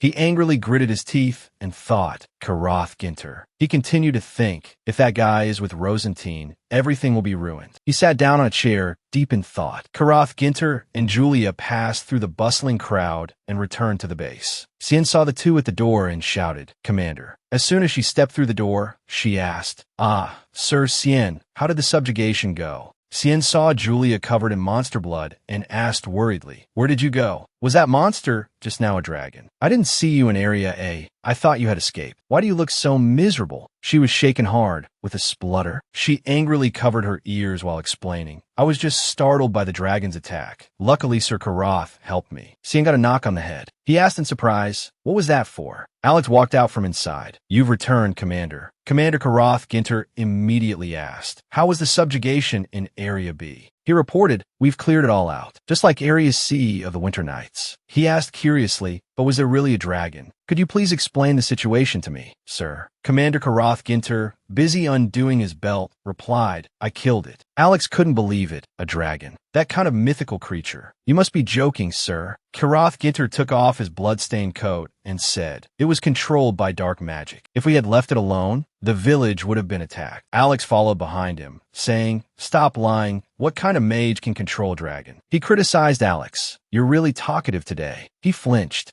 Alex pouted, fuming with anger, but still concerned for his commander. "I've told them to boil hot water. You should go take a bath quickly." He chuckled lightly. "I thought you had some good intentions." Karath Ginter threw the clothes he had just taken off to Alex, ordering, "Wash them for me." He picked them up and looked at them with disgust. All this blood. The sound of trickling water. Julia soaked in the bathtub, thinking to herself, "I was helped by him again today." She scooped up some water, lost in thought. In the past, he and I never said a word to each other, so I thought he was a rude and cold person. Julia watched the water run through her fingers. It turns out he's a very caring person. From outside, Sien's voice called out, "Commander, I brought your clothes. I'll leave them at the door." She stepped out of the bathtub. Night fell. All the knights in the order became lively. A red-haired man among them shouted, "You did well, Vice Commander." As for Xian's reaction, it goes without saying. He even perked up his ears to hear those flatteries. "We defeated the monsters, all thanks to the Vice Commander. You're the best. So majestic." Xian suddenly noticed something. It turned out Julia had finished changing and was coming down the stairs. He shouted, "Commander, you're here." Everyone downstairs also looked up and started talking. "What's with that outfit? It looks really good on her." She smiled and said, "Don't mind me. Everyone please continue your meal." Julia sat down at the dining table. The other girl brought a tray of food and placed a mug of beer on the table. "I really didn't expect you all to be able to defeat all those monsters. I'm so amazed." The girl joyfully announced, what perfect timing. Our village is having its harvest festival today. All you knights are invited to join after your meal. The festival in our village is very lively." As soon as Xian heard this, he became curious about the location. So could you tell us where it's being held?" The girl immediately agreed. Of course, she remembered the harvest festival from her past life again. Before she was cursed, she used to go there with Judy. Julia thought as she lifted the beer mug to drink. "That place is crowded and noisy. Should I just stay at the inn?" Xian stared intently. Suddenly, he spoke up. "This outfit suits you very well, Commander." He scooted over and sat down next to Julia, talking nonstop. "This is the village's traditional attire. You have to wear it. This is also part of the experience of this trip." He glanced at Julia. "I'm also very lucky to have the chance to participate in the festival. Don't you think it's much more interesting here than the boring capital?" But Julia's mind was only on work. She had clearly defined the purpose of this trip. Sir Xian must like adventures. "But we didn't come here for an adventure this time." He chuckled, asking for her opinion. "You think so? You have to return to the capital tomorrow. You should go to the festival and have fun, Commander." She asked doubtfully, "What about you?" Xian replied, "I will supervise the other knights." "That sounds much more interesting." She sighed. "You're so mean. When you see that lively and peaceful scene, your mood will get better." He immediately put on a sulky face. "What did you say?" Flags were wrapped around the lampposts. Fireworks bloomed in the sky right before Julia's eyes. There were also people performing a play for everyone to see. The food was delicious. Everyone raised their glasses and drank together. Xian's voice rang out again. "When you see that lively and peaceful scene, your mood will get better." Seeing everyone like this, she also got swept up and her mood brightened considerably. "I think I understand why Sir Xian said the capital is boring." Karathginner was also there. He stood with his arms crossed, leaning against a statue. When she saw Karathginner standing there, she stopped in her tracks. Julia asked in surprise, "Karathginner, what are you doing here?" "Alex dragged me here." He opened his eyes and replied, "Alex dragged me here." When the fireworks went off, Alex and his golden-furred dog ran out to watch. Then they ran off to look at the antiques on display. After that, they went to admire the flowers and plants. His eyes lit up, full of curiosity for everything. She burst out laughing. It's because we don't often get to see these things. Everyone looks so happy." Karathginter smiled in agreement. "That's right." Julia was about to say something. But Karathginter also spoke at the same time as her. She said shyly, "You go first." He hesitated slightly. Well then, I know this might sound a bit sudden, but suddenly, the older sister from the inn appeared again, leading a small child. So you two are here. Don't just stand there, come and dance." She cheerfully pulled Julia's hand. She tried to stop her. "Wait." The child also ran over to urge Karathginter, "You come too." In an instant, she was lost in the middle of the crowd. Eventually, she was pulled into a conversation with some young girls. Julia frowned. In a flash, I got lost in the crowd. He walked over. Then he bowed and invited her to dance, and Julia accepted. She glanced at Karathginter, asking curiously, "So what were you going to say earlier?" Julia placed her hand on Karathginter's. He muttered reluctantly, "You're really something." But he still said what he wanted to say earlier. "Julia, do you really like the prince?" She was a little surprised. "You believe that rumor too? I didn't expect you to ask this." The wind blew through Julia's white hair. Her heart felt much lighter. "But I'm glad you asked before misunderstanding me." She expressed her feelings. A nearby couple looked at them with amusement. "Oh my goodness." Karathginter thought to himself, "She really doesn't like His Highness the Prince." As soon as he said that, he regretted it. "What the hell am I even saying, my God?" He looked at her with an earnest gaze. I slipped up and said something stupid. Suddenly, Julia hesitated for a moment. Then her eyes became determined, and she said, I like strong men like you. Karath Ginter was stunned. He didn't understand why, but after hearing those words, his heart felt strangely relieved. I don't know why, but after hearing those words, I feel so at ease, he thought to himself. Only then did she realize she had misspoken. She quickly waved her hands. No, I didn't mean anything else by it. It's just that, unless the other person is a strong person, I won't pay them any mind. Have you cleared up the misunderstanding about me liking His Highness the Prince? She asked quietly, anxiously. The next morning, at Karath Ginter's office, he was extremely troubled by what happened last night. Our commander's eyes have dark circles like a panda's. He felt so ashamed. Alex walked by and asked, Commander, what are you worried about, sir? He said coldly, if I have a problem, can you solve it for me? Alex replied naively, yes, if it's within my abilities, sir. Karath Ginter's scrutinizing gaze looked Alex up and down. He turned his face away, and Alex was startled.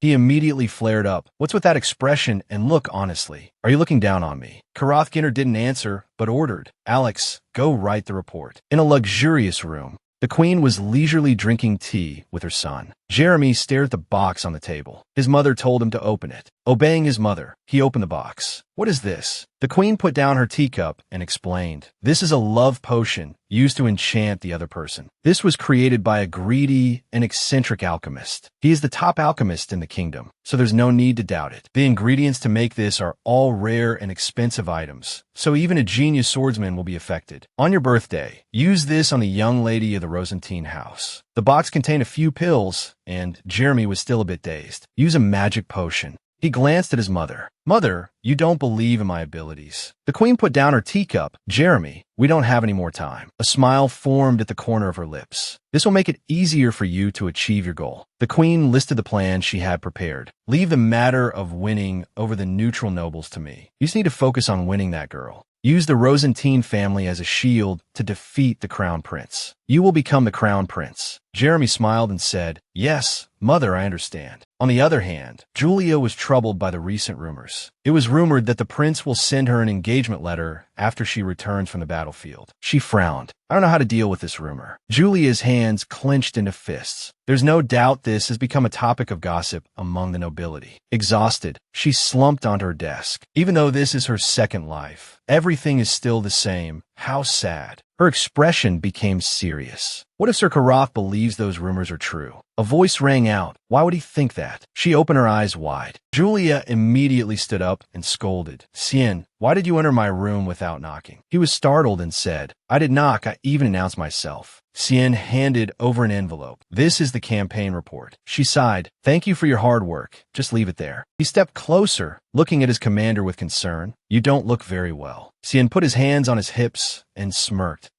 Aren't there rumors going around outside that the two of us have become a couple, me and the commander? If the commander has a lover, His Highness the Prince will give up, right? Julia felt that things weren't that simple. His Highness the Prince often doesn't just stop there. He burst out laughing. He leaned in close, whispering in Julia's ear. That's right, that Highness is also a bit of a pervert. Wants to possess all the beautiful women in the kingdom. Because he's so immature, he's not cute at all. She silently took the envelope. Sien crossed his arms and said cheerfully, Anyway, do you have a way to quell those rumors, sir? She replied helplessly, But if I want a lover, I need to have someone first. Stop talking nonsense and go train the knights. Sien flashed a bright smile and suggested to Julia, if the commander wants, I can help. She was astonished. What did you say? Sien slicked back his hair and replied with a confident look, I can pretend to be your lover. But in response, he received a look of disgust from Julia. Her face was full of contempt. Sien didn't give up. He winked at her, acting cute. How about it? Isn't this an interesting idea? She angrily pushed him away. Get out and train for me. Sien still wanted to try. You don't want a commander. It's just pretending, just a pretend lover. Julia decisively kicked him out. I don't want to. Get out. Sien looked like a kitten abandoned by its owner. She slammed the door shut. He felt hurt. I just wanted to help. Julia cursed under her breath in anger. Why does that guy have time for these kinds of jokes, honestly? Then she sighed again, looking up at the ceiling. If it's a matter of love, I wonder if I should ask Sir Karath for help. Julia froze. What? She crouched down, clutching her head and screaming, Am I crazy? Why did I suddenly think of him? At the same time, at the residence of Prince Leonhardt, he asked curiously, "Is Jeremy still pursuing Julia?" Lucas, standing beside him, replied, "Yes, I heard so. It seems he intends to discuss marriage with the Rosentine family." A cup of hot tea was placed in front of him. Leonhardt asked for his opinion. "Do you think he has a chance? That woman wouldn't even swear allegiance to me." Lucas voiced his thoughts. "He intends to use the Rosentine family to hinder you." He burst out laughing. Leonhardt frowned, speechless, the same as always. He's still the same, with no foresight at all. He snapped his fingers, pointing at Lucas and ordering, "Lucas, secretly send someone to Jeremy's upcoming birthday party. That guy is definitely planning something." Lucas was doubtful. Planning. Leonhardt knew his younger brother too well. "I don't know what he's planning, but he is the type who will stop at nothing to achieve his goals." Lucas replied, "I understand." Leonhardt crossed his arms, smiling smugly. With that personality of his, he'll bring disaster upon himself sooner or later. In the main hall of the Rosentine ducal estate, Karath Ginter walked over and called, "Lady Julia, may I speak with you for a moment?" She nodded slightly in agreement. "All right," Karath Ginter said. "Then let's go for a walk outside." So the two of them went out to the garden. The sound of rustling footsteps. He repeated her words from yesterday. "You said you like strong men like me." Julia was startled. Her cheeks flushed red.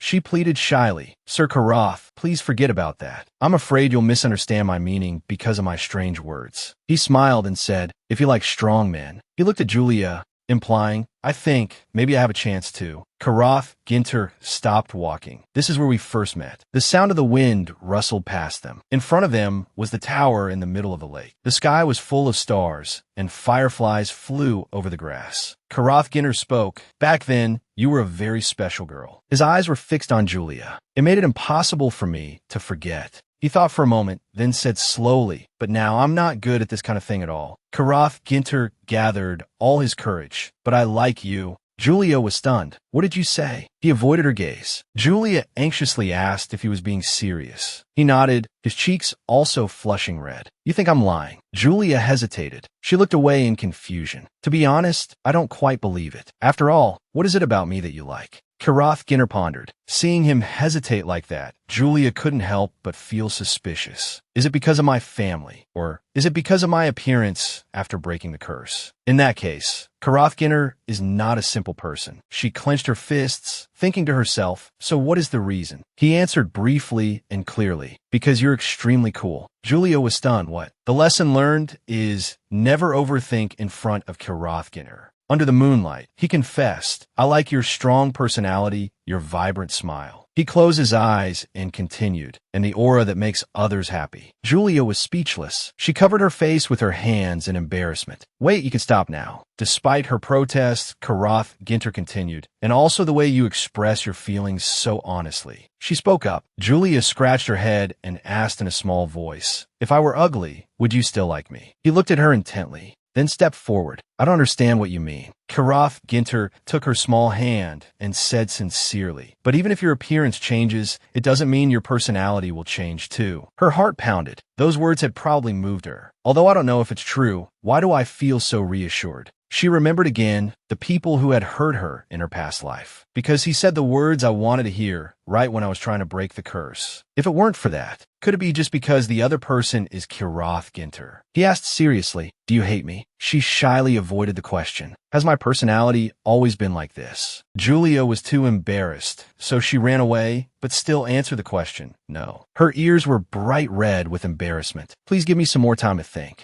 He quietly watched her, then agreed with Julia. "All right, however long it takes." After returning to his room that night, Karath Ginter tossed and turned, unable to sleep, and kept counting sheep. 5,321 sheep, 5,322 sheep, 5,323 sheep, 5,324 sheep. On the treetops, sparrows chirped in the fresh air. Julia sat dazedly on her bed, murmuring, "I didn't sleep a single minute." Her face was pale, her eyes had dark circles, and she didn't look very well. She recalled the scene of Karath Ginter confessing to her that night. He held her hand and said, "But even if your appearance changes, it doesn't mean your personality will change too." She kept thinking about this over and over, unable to get a wink of sleep. "He's the first person to say such words to me," she thought to herself. She continued to be lost in thought, tightening her grip on the corner of the blanket the more she thought. That man really likes me. She recalled every moment from before. This was completely different from the prince's lies. She recalled every moment related to Kirat Gintu, the time she sat on the rocks drinking, or the time she sadly confided in him. Sir Kirat, from what I've seen so far, is an honest man, she thought. She suddenly bent down and hugged her knees. Why is my heart beating so fast, she thought. Just then, a maid's voice suddenly called out, addressing her as my lady. Good morning, may I come in?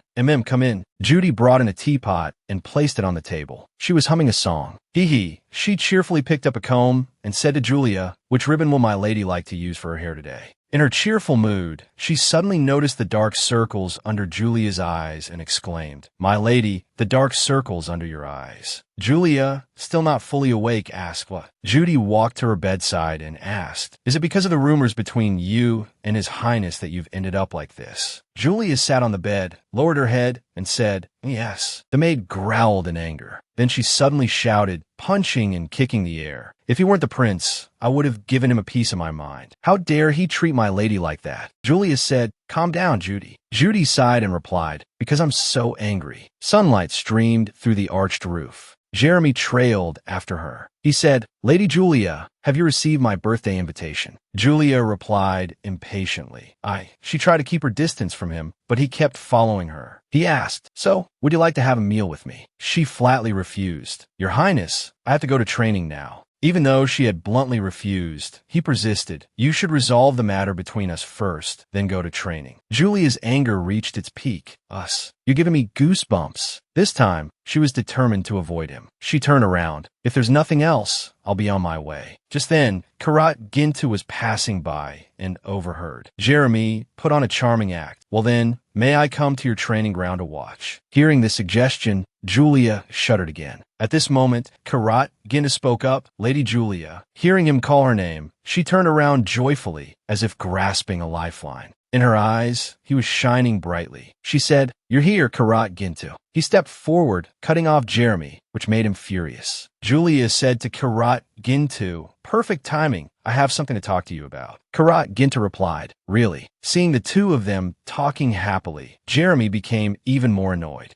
To get attention, he approached from behind Kirat Gintu and said, It seems you don't see me. Kirat Gintu replied with a deadpan expression, Oh. Then Kirat Gintu pretended to have just noticed Jeremy was also there. You're here too, Your Highness, he said in a less than friendly tone. Now that greetings are over, you may leave. He said to Jeremy, Julia is talking to me. Seeing the two of them talk, she seemed very curious. Jeremy glanced at her curiously. She also looked at Kirat Gintu, and they both looked at each other with confusion. Then Jeremy turned to Kirat Gintu, and Kirat Gintu also turned his body, blocking him from looking at her. Jeremy said irritably, What are you doing? Move aside. Jeremy wanted to get closer to her, but was blocked by Kirat Gintu. Kirat Gintu said, Excuse us, we'll be leaving first. After saying that, she and Kirat Gintu left together. Before leaving, Kirat Gintu glanced back and made a sarcastic remark. The knight is quite busy, isn't he? Hearing this, Jeremy asked, What? Then he watched their backs as they left together, thinking irritably, They're just leaving like that. At another palace, she and Kirat Gintu were sitting by a fountain. Kirat Gintu asked her, About yesterday, what have you been thinking? Faced with his question, she stammered that. She said seriously, Actually, I'm still not quite sure what my feelings for you are. At this point, she stood up, intending to leave, but a gust of wind blew past, making her soft hair fly. She said, When I'm with you, I really want to know what that feeling is.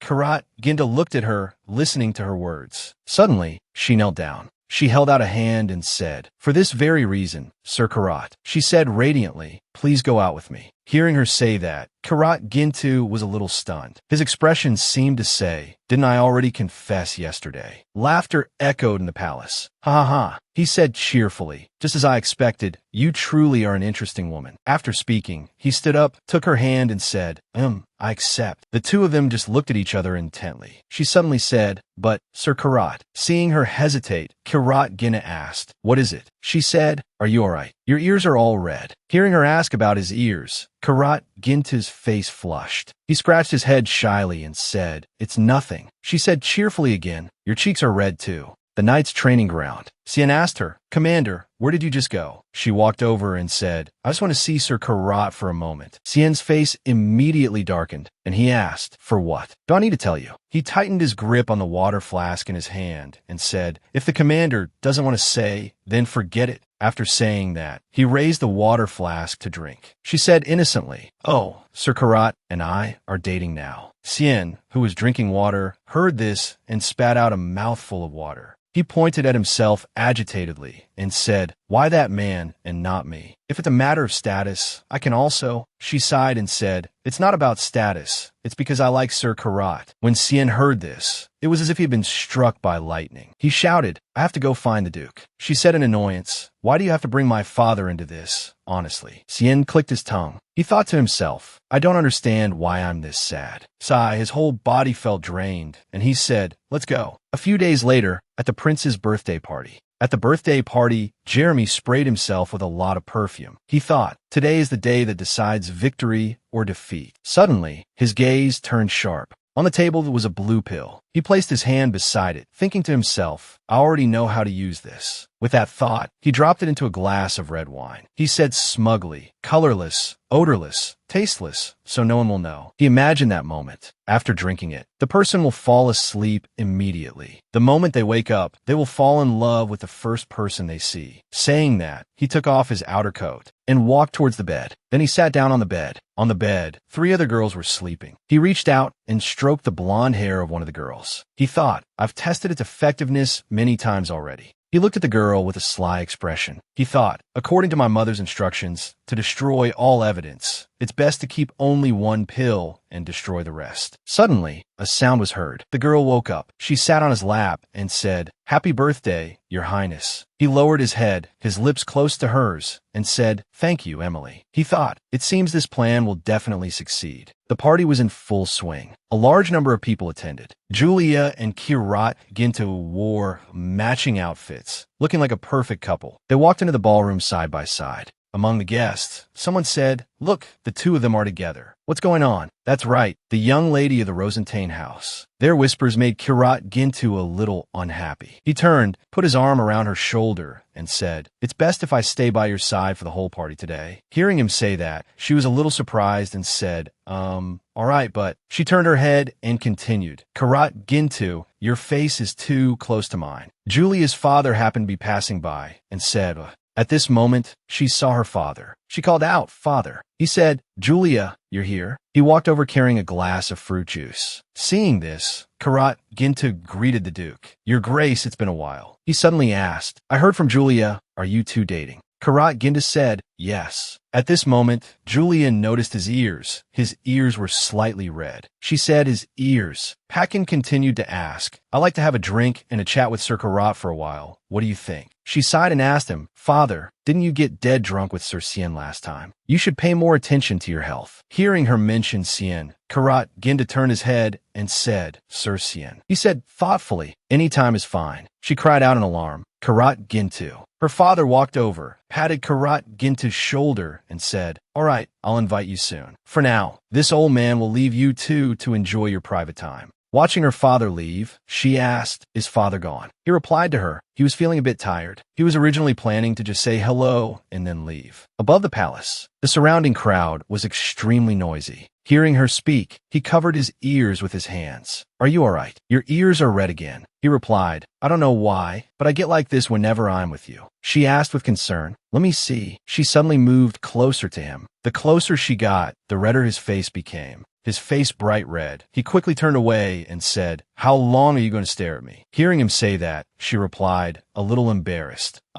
Sorry, I just did it unconsciously. With that, they both went inside together. As she walked, she said cheerfully, It seems Sir Karat has a cute side to him. He said helplessly, What's so cute about it? At this moment, 2 people were talking outside. Leonhardt asked, Look it, how are things going? Look it leaned in close and said, I have placed disguised spies all over the party. Hearing the answer, Leonhardt was very pleased and said, You've worked hard. You truly are my right-hand man. Leonhardt continued, Keep a close watch on what that guy plans to do. As soon as they reached the door, it opened. Jeremy was inside, holding a glass of red wine, and said, I want to thank everyone. Thank you all for coming here to celebrate with me. I have prepared everything carefully. I hope everyone has a great time. As he finished, everyone applauded. They said in unison, Happy birthday, Your Highness. You look wonderful today. Hearing these compliments, he immediately replied, Thank you, everyone. After walking for a while, Karat Ginta noticed she seemed unusual and asked, What's wrong? She hummed, then said worriedly, Just as I thought, this dress is so inconvenient. I also want to take these shoes off right away. Hearing her say that, he looked at her and said, Speaking of which, you also tore your own dress at the last party. He walked to her side, grabbed the doorknob, and opened it. She said, It's all Sir Xian's fault. When she mentioned him,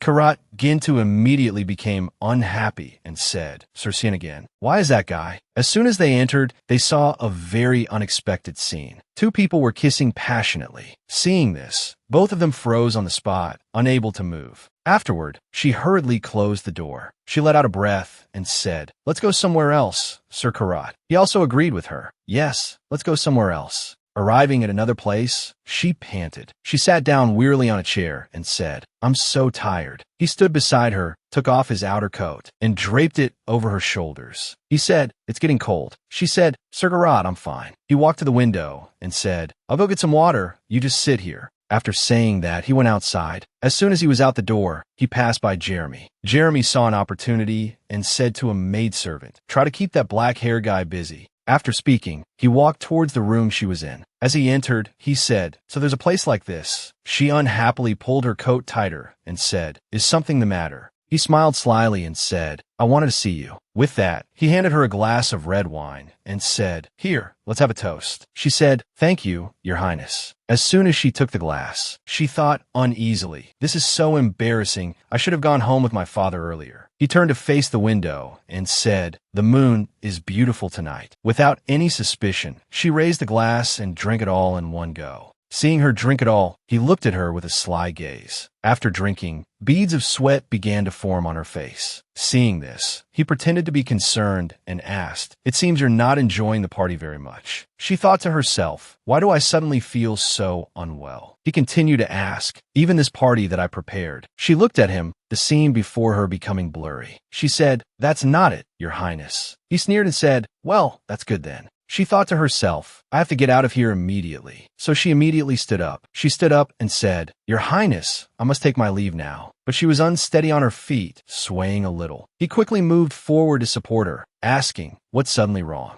Then he supported her and said, My goodness, you must be careful. I'll help you. Because of the drug, her body became limp and she couldn't move. He carried her out to the balcony outside, then threw the wine glass down. The glass shattered into many pieces on the ground. He looked at her, a sly smile on his face. Then he carried her through the corridor. A gentle breeze blew through the corridor. Karat Ginda went to the area with cakes and drinks. As soon as he arrived, he met a green-haired maid and another young servant girl standing in front of her. The girl had accidentally spilled a drink on him. The other servant quickly explained, to keep the girl from being blamed, I'm sorry, Sir Knight. This child was in a hurry and tripped by accident. The little girl said with tears in her eyes, I'm sorry, sir. He showed no reaction, quietly listening to their explanation. We'll clean it up right away. Please forgive us. The child, out of fear, couldn't stop sobbing. He gently knelt down and said, I'm fine. Don't cry. I don't blame you. At this moment, he thought impatiently, Julia must be waiting for me. Suddenly, it began to snow outside. The air grew cold, leaving everyone present extremely surprised and confused. Everyone screamed in fear. Is the ground shaking? It's snow. It's snowing. Oh my God, the gods are angry with us. Hearing the word snow, he suddenly thought of something, a worried expression on his face. He thought, this is snow created by magic. So he shot to his feet. The little girl beside him also cried out in surprise. Sir Knight. He rushed towards the door.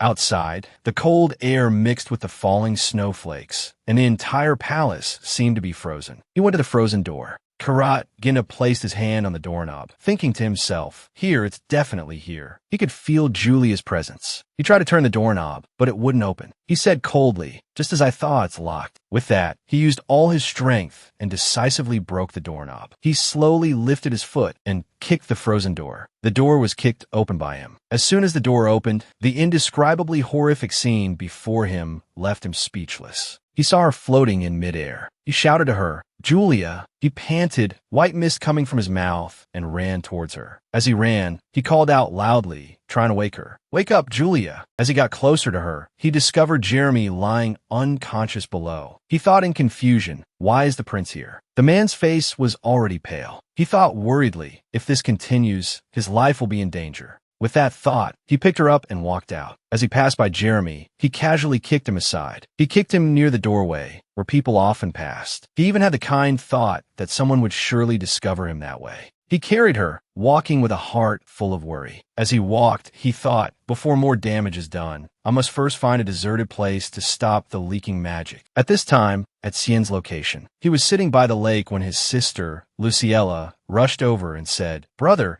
it seems the commander of the Winter Knights and the commander of the Black Lion Knights are dating." He pretended to look at his sister nonchalantly and said, how did the little one find me, Luciella? Even at a party, you need an adult with you to go outside." He tried to change the subject, not answering the question, but the little girl didn't let it go, continuing, "Are those two really dating?" Faced with his sister's hurt expression, he could only say vaguely, "Well, how should I put it?" Luciella continued, "You like the female commander too, but why is it the commander of the Black Lion Knights?" Having hit a nerve, he said, a little embarrassed, "My little princess, why are you?" Then he stopped and explained to the girl, "The commander is just the commander, just like my sister. Even so, the sister I cherish the most is still this Luciella." Hearing his explanation, the little girl was so angry she was fuming and shouted, "You're an idiot. Why don't you confess to her?" Being scolded by his sister, he was a little unhappy and said, "Who said I didn't?" The little girl sadly lowered her head and said, "Every time I mention the commander, you look so happy." 1 second she was like that, the next she became irritable. She frustratedly tousled her hair, making him, standing behind her, stare blankly. Unwilling to give up, the little girl approached him and pulled his hair hard. She shouted angrily, "You like her? You idiot. Don't underestimate a woman's intuition." He was driven mad by her pulling and cried out in pain.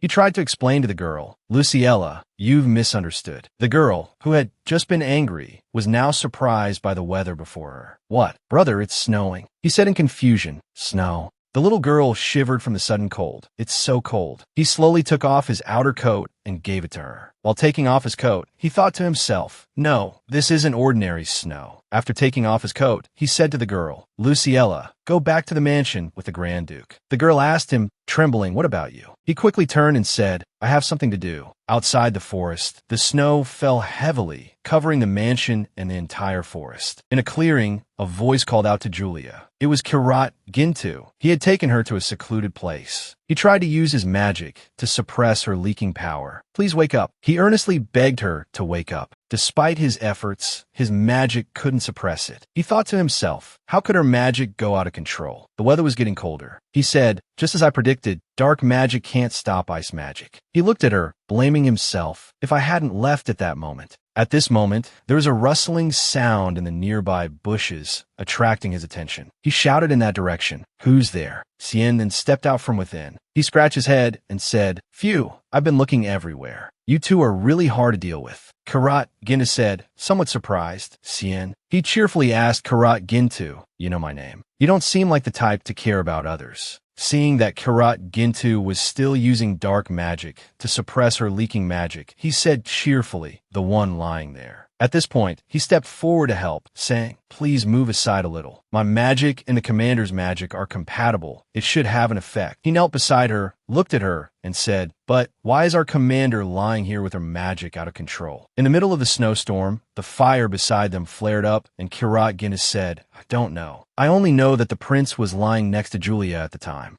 Cien continued to use fire magic to help her suppress it, but as soon as he heard the prince's name, he said unhappily, "It's that Jeremy again." Kirat Gintu said in surprise, "You're being too casual with how you address His Highness the Prince." He laughed awkwardly and said, "Ha ha ha, don't you also just call him the prince?" Hearing his rebuttal, Kirat Gintu had nothing more to say. The snow finally stopped falling. Cien said, "It seems the commander's condition has improved a lot. The snow has stopped. She has recovered somewhat." He said to Kirat Gintu, "I've done my best. The rest is up to you." At this moment, Karat Ginto suddenly thanked him, which surprised him a little, that a person like him would also thank others. "You've worked hard, Sien." Karat Ginto picked her up and said, "I'll take Julia back to the Duke's mansion. You can come back with us too." Sien quickly said, "I'll follow. If I leave like this, I'll be worried sick." Karat Ginto looked at him silently for a moment, said nothing, then turned and left. As he walked, he said, "As you wish." Sien looked thoughtful at this moment. "I like the commander." He looked at her, thinking about his commander in his heart. Thoughts of her surged like a tide, impossible to stop. He tried to deny his feelings for her. Luciella must have been mistaken, he thought, as he followed the two of them back to the mansion. All three of them had returned to the mansion. A servant cried out in surprise, "Sir Sien, Sir Ginto, what happened?" Karat Ginto, drenched in sweat,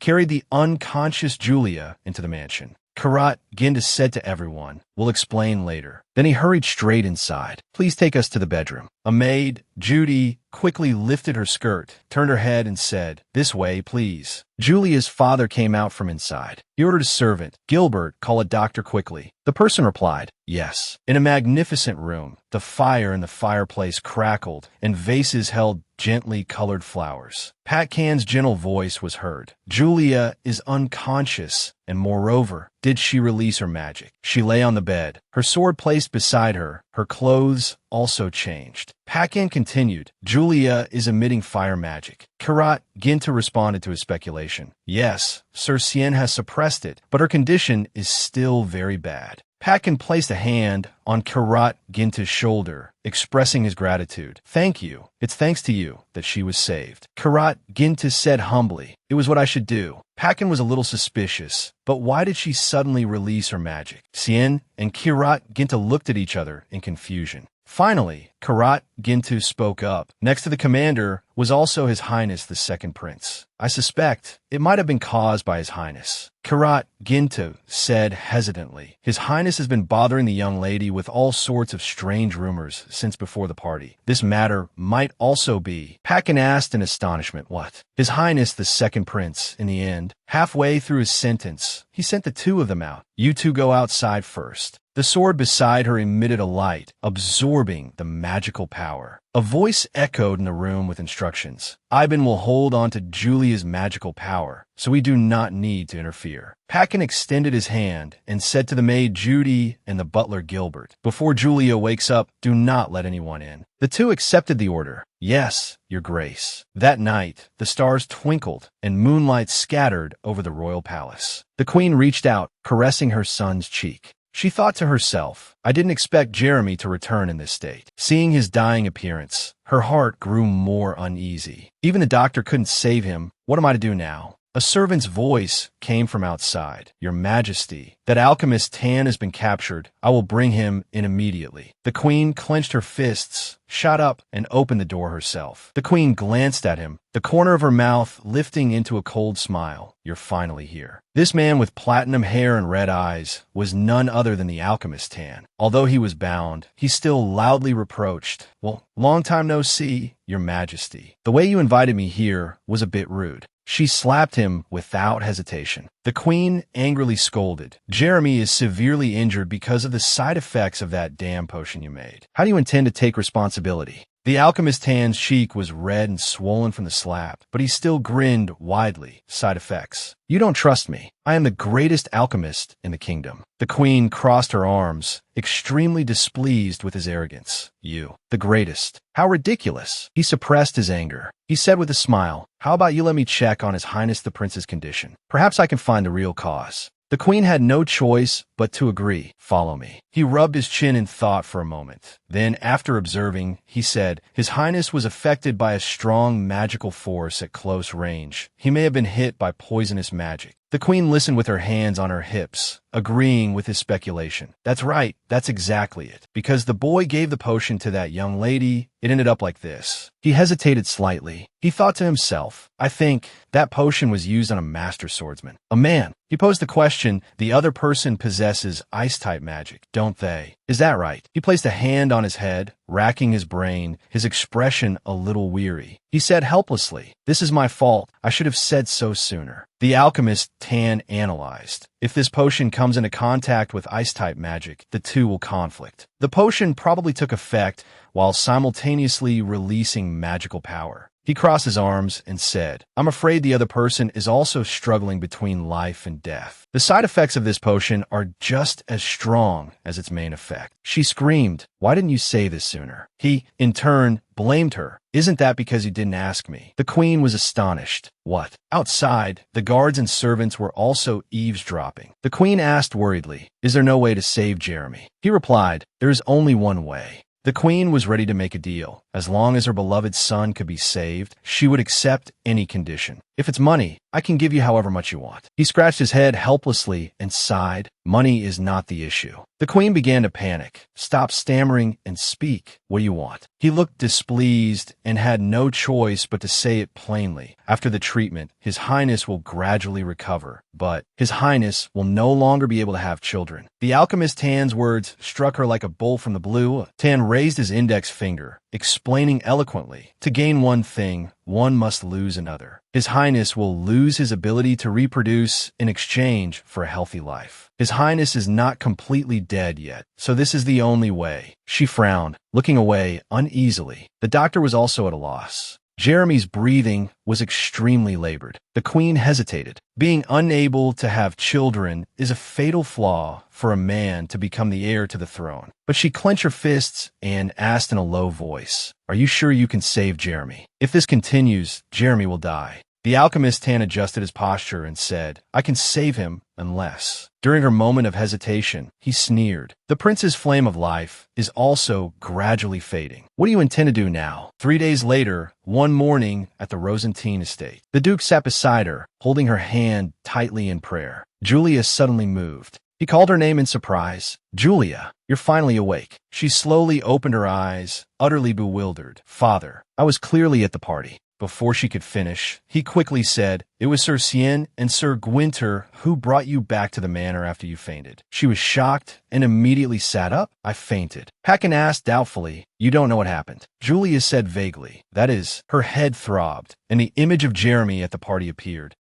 Julia tried to remember, but couldn't recall clearly. "But I drank the glass of water the prince gave me, and then I lost consciousness." Hearing his daughter's words, Paquin replied, "That's why Sir Sien and Sir Gwynter said what they did. They said that in the lounge where you fainted, His Highness was also there." Julia was stunned. "In the lounge?" "I was clearly on the balcony." His expression grew heavy. "Perhaps His Highness took you to the lounge after you drank that glass and fainted," he said worriedly, confronting the next heir of the Rosentine family. "Even if it is His Highness the second prince, is a great challenge for our family. If His Highness harms Julia..." He dared not imagine the consequences. Paquin unconsciously clenched his fist. "I cannot let things unfold like this." Julia scratched her head shyly. "Cheer up, father. I'm fine now. I feel a bit sluggish, so I want to move around a little." Paquin refused. He still felt uneasy about his daughter's condition. "No, the magical power in your body is not yet completely stable. Rest until your body has fully recovered. During this time, I will handle the Knight Order's affairs. I have also sent a letter to the royal family. So from now on, you don't need to worry about the swordsman's team anymore." She wanted to argue further, but was immediately stopped by the Duke. "Julia," he placed a warm hand on his daughter's. "Sometimes you have to rely on your father." Julia said, a little uneasy, "I know, father." He hugged Julia. "My dear daughter, thank you for crossing the line between life and death and waking up safely." Hearing those affectionate words, she also became more obedient. "I am also very grateful to you, father." In a quiet space, Leon Hart's steady voice rang out. "Look it, do you know what Jeremy has done?" Look it replied as he walked. "There's a recent rumor that the alchemist Tan has entered the capital." Leon Hart sat with his legs crossed and arms folded, asking doubtfully, "What does that have to do with anything?" Look it replied, "He met with the queen." Leon Hart was surprised. A voice spoke up, "May I come in?" Look it grabbed the doorknob. Leon Hart frowned in that direction. A figure both familiar and strange bowed in greeting. It is a great honor to meet you, Your Highness. I am Chun, the prince's guard. Leonhardt was very displeased. Jeremy's guard. Why is someone like him here? Lookit said in a low voice. He was chosen as the prince's man many years ago. Chun added an explanation. Since we were young, Sir Lookit has treated me very well. Therefore, I have always followed his orders. The prince's guard, Chun. He said to Lookit, the highness you serve is my true master. Leonhardt rested his chin on his hand, very pleased with those words. Well said. Lookit glanced at Chun with a blank expression. Stop talking nonsense. Quickly report the information about the queen and the prince. Dusk fell. The man considered to be Jeremy's guard was, in fact, the prince's subordinate. He came to Leonhardt's private villa to meet him. Leonhardt interrogated. Did that alchemist Tan create a potion that makes women fall in love with the prince? Chun replied, yes. That potion conflicted with the girl, thus causing a magical power explosion. Lookit sat to one side, noting down the main points, a little surprised. Chun continued. His Highness the Second Prince was affected because he was nearby and his situation was once very critical. After being treated by the alchemist Tan, he miraculously survived. Chun stammered, but His Highness the Prince. Leonhardt asked curiously, what about the prince? Chun covered his mouth, trying to suppress a laugh. His Highness. I'm afraid he can no longer have children. Leonhardt was stunned. Can't have children. In other words, Leonhardt burst out laughing, no longer holding back like Chun. The entire room was filled with Leonhardt's laughter. Even Lookit's lips curled into a smile. Ha ha ha. So this is what became of Jeremy. Leonhardt gloated, mocking his younger brother. How ridiculous. He used to fool around with girls every day. For him to end up like this now, it's just too ridiculous. For Lady Julia to be treated like that, it's truly pitiful. Leonhardt used a chair to stand up, simultaneously telling Lookit, spread a rumor about Jeremy among the nobility. Leonhardt pointed at Lookit, saying excitedly, the rumor should say, the second heir to the throne, Jeremy, can no longer have children. As he walked, Leonhardt asked, where is that person named Tan now? Chun replied, after treating the prince, he left the capital. Leonhardt ordered, bring him here. Chun bowed respectfully. As you command, Your Highness. The queen's palace, decorated with the most expensive items in the kingdom. In a corner, she was asking a maid, is Jeremy awake yet? The maid answered honestly, yes. But His Highness just stares out the window. The queen's eyes widened in horror. Could Jeremy already know? The maid trembled. Impossible, I've kept my mouth shut. She threatened. If you let it slip, I will kill you. The maid was too scared to look directly, my lady. Then the maid's gaze flickered towards something. The queen spoke up. How are you feeling, my son? Jeremy lay listlessly on the sofa. Mother. Waking up after a long sleep, the first thing he said upon seeing his mother was, how is Julia? Hearing her son's question, the queen frowned in annoyance, whom the queen, of course, did not answer, but advised. Don't worry about that girl anymore. Just take good care of yourself. Jeremy's expression darkened, so the plan failed this time. She sat down, placing both hands on his shoulders. Her mouth ceaselessly brainwashed Jeremy. If you listen to me, the world will revolve around you again. So, first, just focus on recovering your health. He gripped his own wrist, replying after a moment, yes. The hand on the clock tower pointed to 5:40. In the drawing room of the Rosentine estate, a cup of hot tea sat on the table. It was Lookit who had come, handing him an envelope. The Duke was suspicious. That's right. Why have you come to see me? He pushed the envelope forward and replied, I heard the young lady ran into some trouble at the prince's birthday party. He frowned warily. Where did you hear that? Lookit said, nonchalantly, His Highness the Prince. Whatever happens in the royal palace, there is nothing he does not know. Paquin took the envelope, sizing up Lookit. What is his purpose? He replied, His Highness said he wants to help the Rosentine family. Please read this. This document records witness testimonies. He opened it to see a letter inside. Duke Paquin was greatly surprised. He prepared this quickly. The content Leonhardt wrote in the letter was, after His Highness the Prince secretly gave instructions to his servant. He approached the young lady of the Rosentine house. After drinking the glass offered by His Highness the Prince, the young lady immediately lost consciousness. He took the unconscious young lady to a lounge. Not long after, along with a flash of light, snow fell. A moment later, the commander of the Black Lion Knights entered the lounge and quickly carried the unconscious young lady out. Finally, Paquin understood everything. Is that how it all happened? Duke Paquin turned to the next page. Looking at the handwriting on the paper, suspicion arose in his heart. But most of the witnesses, they all belonged to families in His Highness the Prince prince's faction. The Duke rubbed his chin. Moreover, it happened in a place with few people. Yet so many people claimed to have seen it. Paquin didn't dare to fully believe it and asked, "Are you sure this isn't a fabrication?" Lookit smiled, emphasizing that those words were all true. This document was written at the request of His Highness the Prince, so it cannot be false. Seeing him so resolute, Duke Paquin hesitated slightly, and Lookit's expression changed. He picked up the hot teacup and said, "In the glass that the prince gave to the young lady, there was a poison from the alchemist's hand." The Duke was shocked. A poison. Lookit spoke of its effect. The effect of that poison is to make the drinker fall into a deep sleep, and after waking up, she will fall in love with the first person she sees. His Highness the Prince, after obtaining the young lady's love, would immediately propose. These words made Duke Paquin even more suspicious. How can I believe such words? He lifted his teacup, explaining calmly, "I heard these things from a close friend of the prince, someone you also know." Paquin carefully examined the letter, pondering Lookit's words. This doesn't seem like a lie, but since this concerns my daughter, I must be careful.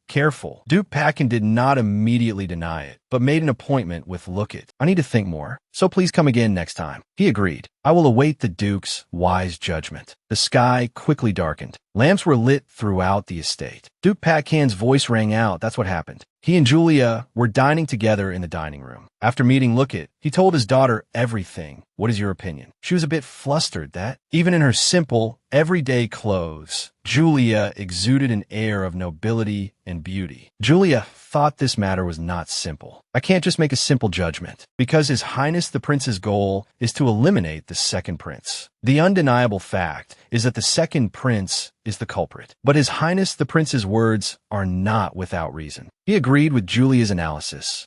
She made a decision. "I will go see the prince tomorrow." He raised a hand to stop her. "No, I will go. You need a rest." Julia placed a hand on her chest, expressing her determination to her father. "Father, I don't want to be used by anyone anymore. Therefore, please listen to me and judge this matter fairly." He sighed, having no choice but to accept. "Who can stop you? In return, don't overexert yourself." Julia replied, "Yes, thank you, father." The next morning, the morning at the prince's villa, was as usual. As promised to her father, Julia really did come. Lookit greeted her cheerfully. "Please come in. Lady Rosentine, His Highness is waiting for you." She was expressionless, so he knew I would come. Lookit gave a forced smile, saying nothing. Then he turned, speaking coldly. "The prince is in the room." Julia was startled. She pursed her lips, a little annoyed. Whether it was before or now, I still feel uncomfortable. A person who specializes in making others uncomfortable. Suddenly, Lookit called out, "Lady Rosentine." Julia noticed him, her face darkening. "Please don't think of me that way." Julia felt as if she'd been struck by lightning, flustered. Can he read people's minds? Leon Hart was currently happily watering flowers in the greenhouse. A few butterflies even flew near him, truly handsome enough to attract insects. Hearing Lookit's voice, he turned his head. "Your Highness, the lady has arrived." He bowed and invited her in. Julia curtsied, her hand on her chest in a salute. "It is my honor to be in your Highness's presence." Leon Hart gestured for her to sit. Julia picked up the expensive, high-quality teapot and poured it into a cup. The tea was the color of wine. Leon Hart said softly, "This is tea I grew myself. I hope you like it." After serving the prince, she continued to pour tea into her own cup. Julia lifted the teacup to smell it. It was herbal flower tea. The fragrance was rich. She appeared calm on the outside, but inwardly she sighed. "It's only just begun, and I'm already tired." As her lips touched the rim of the cup, Julia paused. Leon Hart was looking straight at her. Leon Hart gave a strained laugh. "Oh, you had a little incident with a drink recently, so perhaps this makes you a bit uneasy. I apologize. It was due to my lack of consideration." "My apologies, Lady Julia." Julia also awkwardly put down her teacup. "Ha." Leon Hart decisively took a sip. Julia was stunned. He did that to put Julia at ease. "As you can see, there is no poison or any kind of potion inside. You can drink it without worry." However, what she was worried about was that the tea was very hot. No more of these useless acts. She got straight to the point. "Your Highness, what was your intention in sending your guard to see my father?" Facing a frowning Julia, Leon Hart said, "I just wanted to help you. Perhaps you don't have the time to investigate on your own." He observed her in silence. "So you think that if I handle it?" Julia was startled, her eyes widening. He crossed his legs, readjusting his cheerful mood. "Lady Julia, Your thoughts are all shown in your expressions and actions. Actually, this sometimes becomes your weakness. It's best to be a little more careful. Being pointed out by someone else, she felt a little unhappy. I will remember your guidance. Leon Hart continued. Besides, I wouldn't be so despicable as to play tricks on the Rosentine family. He said seriously. However, if it were Jeremy, I think he would do something at the birthday party. By the way, I only arranged for guards to be at the door at that time. He lowered his eyes. I didn't expect him to do something so despicable. If I had known, I would have stopped him no matter what. A scene of mourning for his younger brother. Not bad acting, but it didn't seem to fool Julia's eyes. As expected, he wants to use me to eliminate the second prince. He spoke in a tone as if he only wanted to find out the truth. I've heard these words a few times before, which is why I can say them like this. Leon Hart crossed his arms. His Majesty the Emperor is a man of great pride and is well respected. If he knew that his best friend's daughter was treated so poorly, even if the culprit was his own son, the Emperor would absolutely not forgive him. He thought for a moment. No, precisely because it is his son, it is even less forgivable. If you want Jeremy to be punished, I am more than willing to help you. What will you decide, my lady? Julia asked with a serious face. Among the evidence you prepared, is any of it fake? He replied, I didn't expect you to be so direct. No, I swear it is all true. Julia was silent for a moment, then said, before making a decision, I want to think it over more carefully. Leon Hart sighed, leaning back in his chair and complaining, I don't know why you hesitate at my offer of help. Have I done something wrong? Meaning, His Highness the Prince has been acting for nothing this whole time, and you still haven't agreed. Julia just wanted to scold him at that moment, but as the daughter of Duke Rosentine, she smiled and said, why do I hesitate? The corner of Leon Hart's mouth lifted. Let me add one more thing. Jeremy was affected by a strong magical power, so he has become a eunuch. Julia was doubtful. Strong magical power could it be? Before she could finish her sentence, he cut in. That's right. Leon Hart even chuckled with great amusement. He was treated for magical poisoning. She was utterly astonished, a eunuch. He clasped his hands together, looking straight at her. You could say he has already received some punishment. Do you understand what I mean? The conversation ended like that. Under the bright sun, Julia was walking back. She thought to herself, just talking to him is exhausting. She recalled what Leon Hart had said. A prince who cannot produce an heir cannot succeed the throne. She stroked her chin. His meaning is to accept the offer, so he can perfectly eliminate his rival without a bloody battle. What should I do? A familiar figure approached her. Lady Julia. She was a little surprised. Sir Kyrat. He said innocently, I heard from the Duke that you went to the palace, so I came to find you. Julia smiled slyly. You've come at just the right time. She threw herself into Kyrat Gwynter's arms. He was startled and asked, confused, what are you doing? Julia answered frankly, I'm recharging my energy. Kyrat Gwynter smiled, looking at her with an affectionate gaze. Kyrat Gwynter took the initiative to hug her. You can have as much as you want. Julia brought up another matter. I heard from my father. I heard that you carried me back to the manor. It was quite a long distance. Kyrat Gwynter held her tighter. I'm just glad you're okay. He looked at Julia with concern. You don't look well. Are you still not feeling well? She scratched her head, smiling shyly. I'm a little tired, but seeing you makes me feel much better. Her stomach rumbled. Julia froze.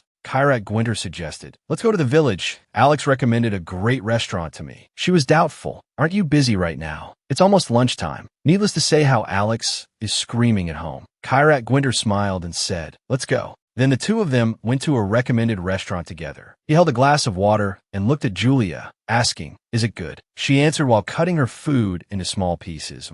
We haven't eaten together in a long time, so it feels more delicious this way. She blushed as she chewed. When she was with the prince, she felt suffocated. But when she was with Kyrat, it felt truly comfortable. She looked up and saw Kyrat Gwynter observing her every move. Julia gently chided him, embarrassed. Sir Kyrat, please don't watch me while I eat. You were like this during the last campaign too. He looked sad. Is it really not okay? But in Julia's eyes, he seemed to be pouting, which made her a little flustered. Well, it's not that it's not okay, but... She speared a piece of meat with her fork, held it out, and said, don't just watch me eat. Eating is very important for a knight too. Here's some meat for you, please.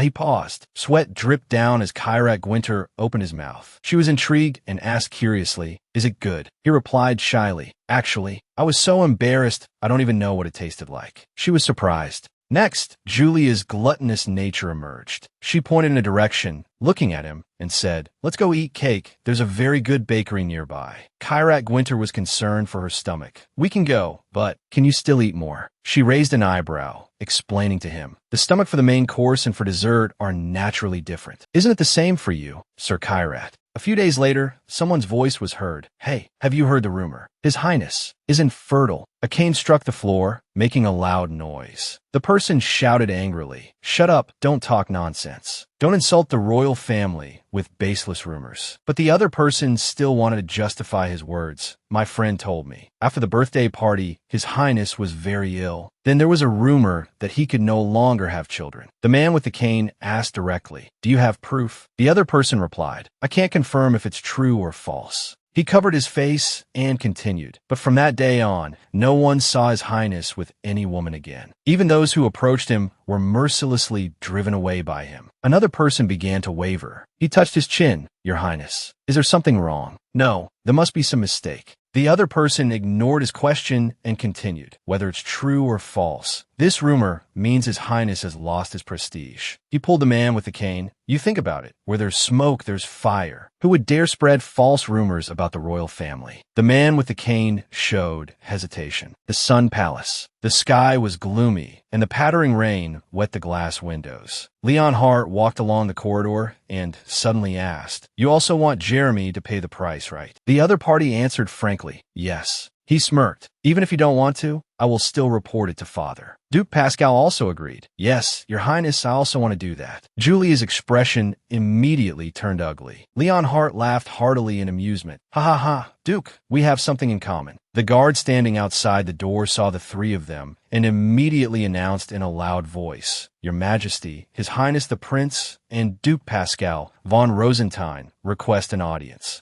The Emperor said, "Let them in." The soldiers on both sides opened the door. Jeremy's residence. The sky was getting darker and darker. The maid said shyly, "Your Highness, today." He sighed, scratching his head, "I'm not in the mood today. From now on, don't appear before me again." She immediately burst into tears. "So, that rumor is true then?" He was surprised. What rumor?" The maid turned, crying as she ran. "I don't know." She ran off, leaving a bewildered Jeremy behind. "Wait." A man who had just stepped out was startled. "Huh?" Jeremy frowned. "What's going on?" He felt that something was not right. It had been several days since he woke up, and every time a woman came near, he felt very uncomfortable. That servant bowed in greeting. "Good morning, Your Highness." Perhaps it's a side effect of that incident. At the sound of the voice, he turned around. Jeremy's mood was extremely bad. He seemed to be cowering slightly. I can." He asked again, "What's wrong with you?" That servant was drenched in sweat, stammering, Just because of that. His Highness just said that, and then decided to leave. What should I do?" Out of extreme fear, the other servant trembled all over, bowing to beg, Please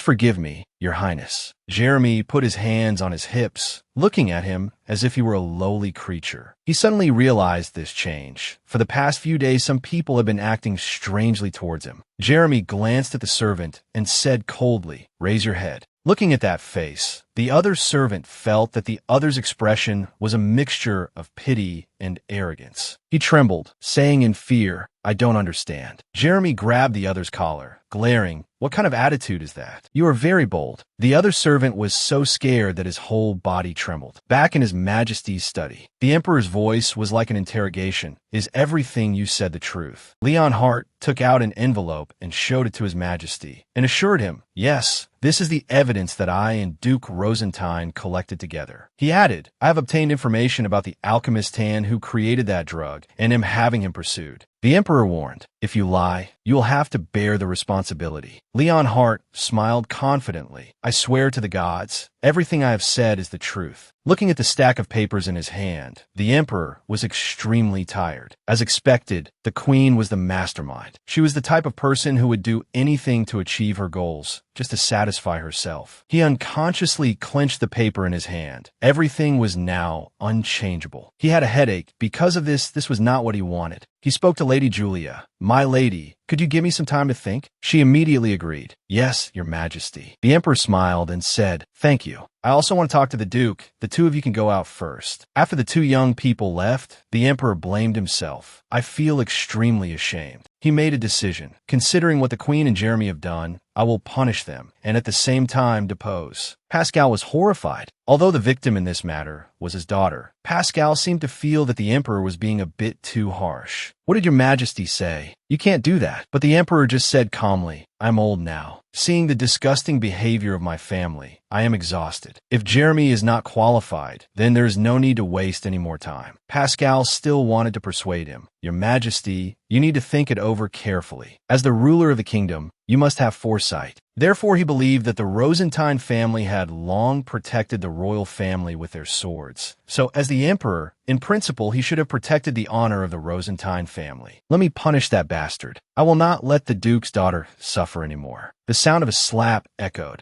Jeremy kept slapping the servant's face. The servant cried out in pain, Your Highness, please spare me. A familiar and cold voice startled Jeremy, causing him to turn his head to look. Leon Hart slowly walked over. Jeremy asked suspiciously, Why are you here? Leon Hart said nothing, grabbed his younger brother's collar, and ordered the other servant, You get out and don't let anyone in. The servant had a miserable expression, using his hand to fix his collar. Thank you, Your Highness the Crown Prince. Jeremy roared angrily. What are you still standing there for? The other servant hurriedly ran away.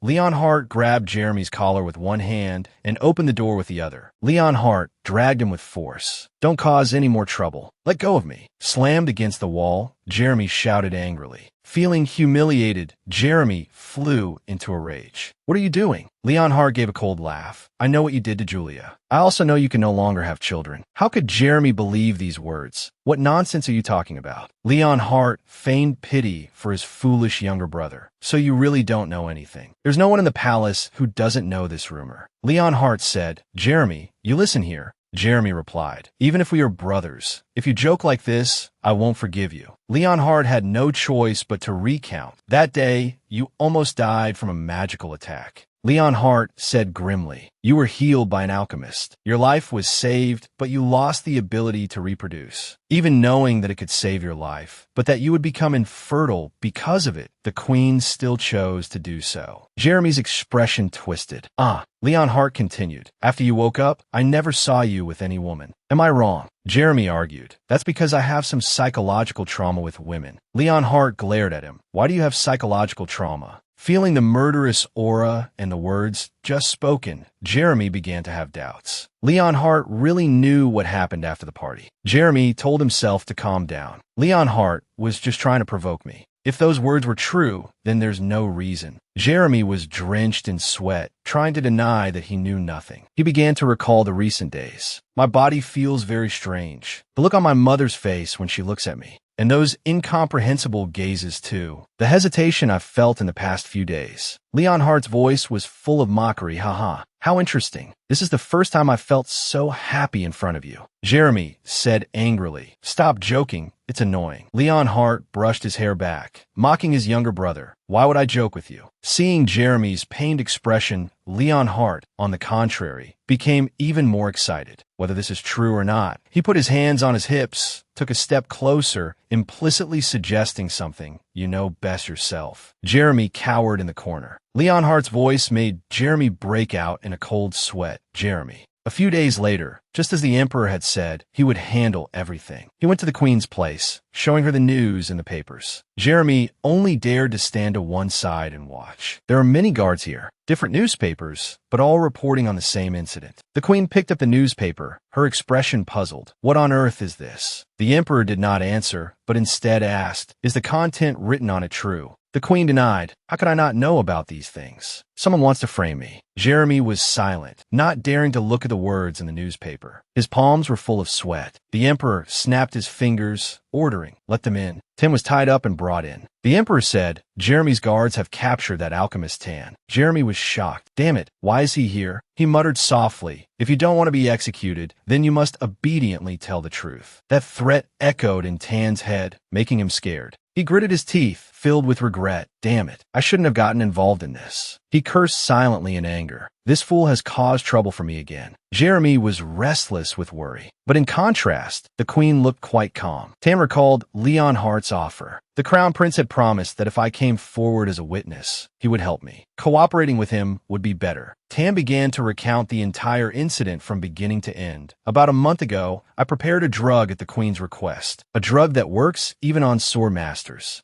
Because the queen begged me earnestly, I couldn't refuse. For some reason, the queen let out a cold laugh. Humph. Tim put on a pitiful look and said, "A small, insignificant alchemist like me, how could I dare to defy the queen's request?" The queen was astonished. What? The queen angrily shot to her feet. "This is the first time in my life I have been so humiliated. Your Majesty, could it be that you believe the ambiguous words of this alchemist Tan?" The emperor gripped the armrest tightly, shouting, "Silence." Ignoring the queen, he asked his son, "Jeremy, is it true you can no longer have children?" Being called by name, Jeremy immediately stiffened, cold sweat pouring down. Impossible. The queen wanted to make excuses for him. "Your Majesty, Jeremy caught a cold after his birthday party, so his body is a little unwell." Before she could finish, she was cut off by the alchemist Tan. Tan affirmed, "It is the truth, Your Majesty." The emperor could no longer tolerate her insolent attitude. He had confessed everything. To save his highness from the magical toxin, I had only one choice. I obeyed the queen's order and immediately proceeded with the treatment for his highness. She screamed frantically, "You bastard! How dare you speak nonsense?" He approached, standing in front of Jeremy. Jeremy seemed to hang his head, not daring to look at his father, his whole body trembling. Even speaking normally was difficult. "Father!" He didn't need an answer anymore, and directly slapped Jeremy.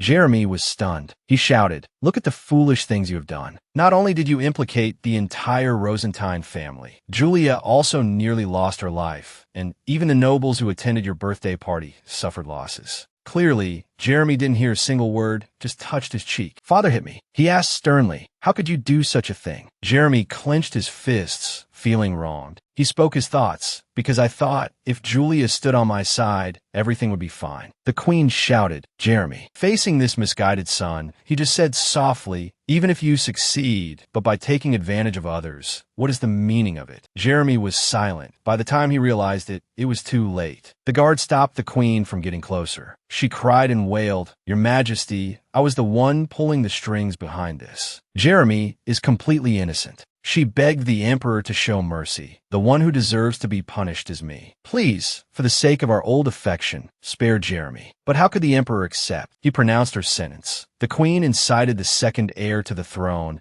committing an unforgivable crime, causing trouble for many people. Therefore, I banished the queen to the far north of the kingdom, to be monitored so that she may never see the prince again in her life. She was utterly horrified, wanting to step forward but was held back by the guards. "Please, Your Majesty, don't do this. That child cannot be without me." The emperor shouted, "Prince Jeremy." He knelt down. The emperor did not spare him either, continuing his judgment. "You used despicable means to bring great humiliation to the Rosentine family, a family that has been loyal to the royal family for many years. Everyone in the family is ashamed of your behavior." She screamed, "Your Majesty." He continued, "Therefore, I banish you to an island in the south of the kingdom." And the alchemist Tan, Jeremy couldn't believe it. Father was punishing him for that girl. He frowned, his eyes welling with tears. "I'm your son too. How can you cast me aside so easily?" He pressed his lips together tightly, tears rolling down his cheeks. "That's right. Father never considered me his son." Jeremy still had no remorse, and instead, a worse thought arose. If that girl had agreed to me, this wouldn't have happened. He lifted his face. "There is nothing wrong here, Jeremy." He smirked, thinking his father would change his mind. "Father." But the emperor said, "It is all your fault." How can an emperor easily change a decision that has been made? In the end, all that awaited Jeremy was despair. Night fell, it was unknown where. In the room, only the moonlight shining through the window provided light. A mysterious man was sitting, watching an eagle. A figure with flowing red hair stood behind a wall.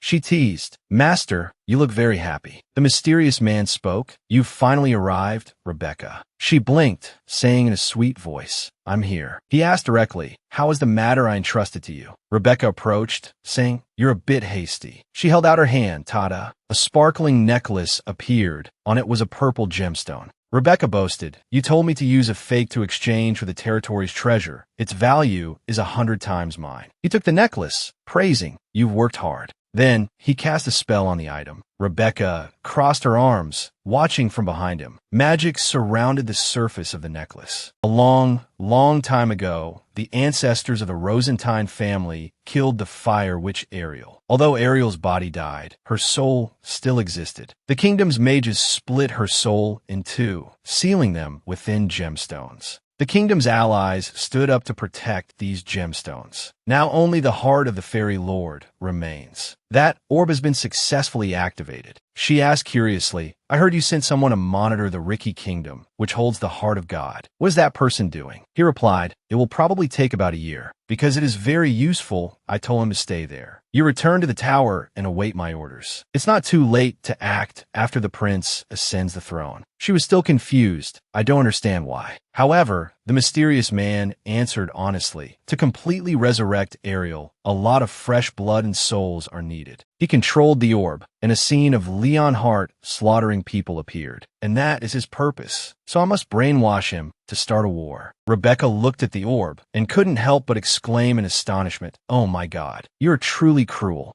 Someone's shout echoed. Julia von Rosentine. Hearing her name called, she turned around. I heard you left the castle today. Why are you still here? Jeremy strode forward aggressively. He pointed at her, placing all the blame on Julia. Because of you, I lost everything and have to live a tragic life. How can you still be at ease? She was dissatisfied with this person who couldn't distinguish right from wrong. Because of me. Did you come here just to say that? He covered his face with his hands, while his mouth continued to blame. If you, like other women, had accepted my feelings, things wouldn't have turned out this way. Julia thought angrily. Has he gone mad from the shock? Suddenly, Jeremy remembered the purpose of his visit. He grabbed her wrist. Right? If you speak well of me in front of father. But he was pushed away by Julia, accompanied by a taunt. You look truly pathetic. He said in astonishment. What did you say? Julia's face was tense with anger, her patience at its limit. She couldn't hold back anymore, and punched him. Wake up, Jeremy. Jeremy cried out in pain from the blow. She angrily lectured him. You need to understand things clearly. It's all your own fault. Jeremy held his face and cursed. You're crazy. Daring to hit a member of the royal family. She angrily exposed his current status. You can no longer produce an heir now. You committed a crime and were exiled. What kind of prince are you anymore? She walked past him. See yourself out. Jeremy turned his head, stammering. Why, that. He gritted his teeth and pointed at her again. Julia von Rosentine, I really hate you to death. But to Julia, at this moment, she only felt he was truly pitiful. She clenched her fists, cursing softly as she walked. Disgusting. Should I have given him another beating? A familiar voice called out, Commander. It turned out to be Cyan. He asked happily, Commander, has your body fully recovered? He looked at her with sparkling eyes. I was very worried about you.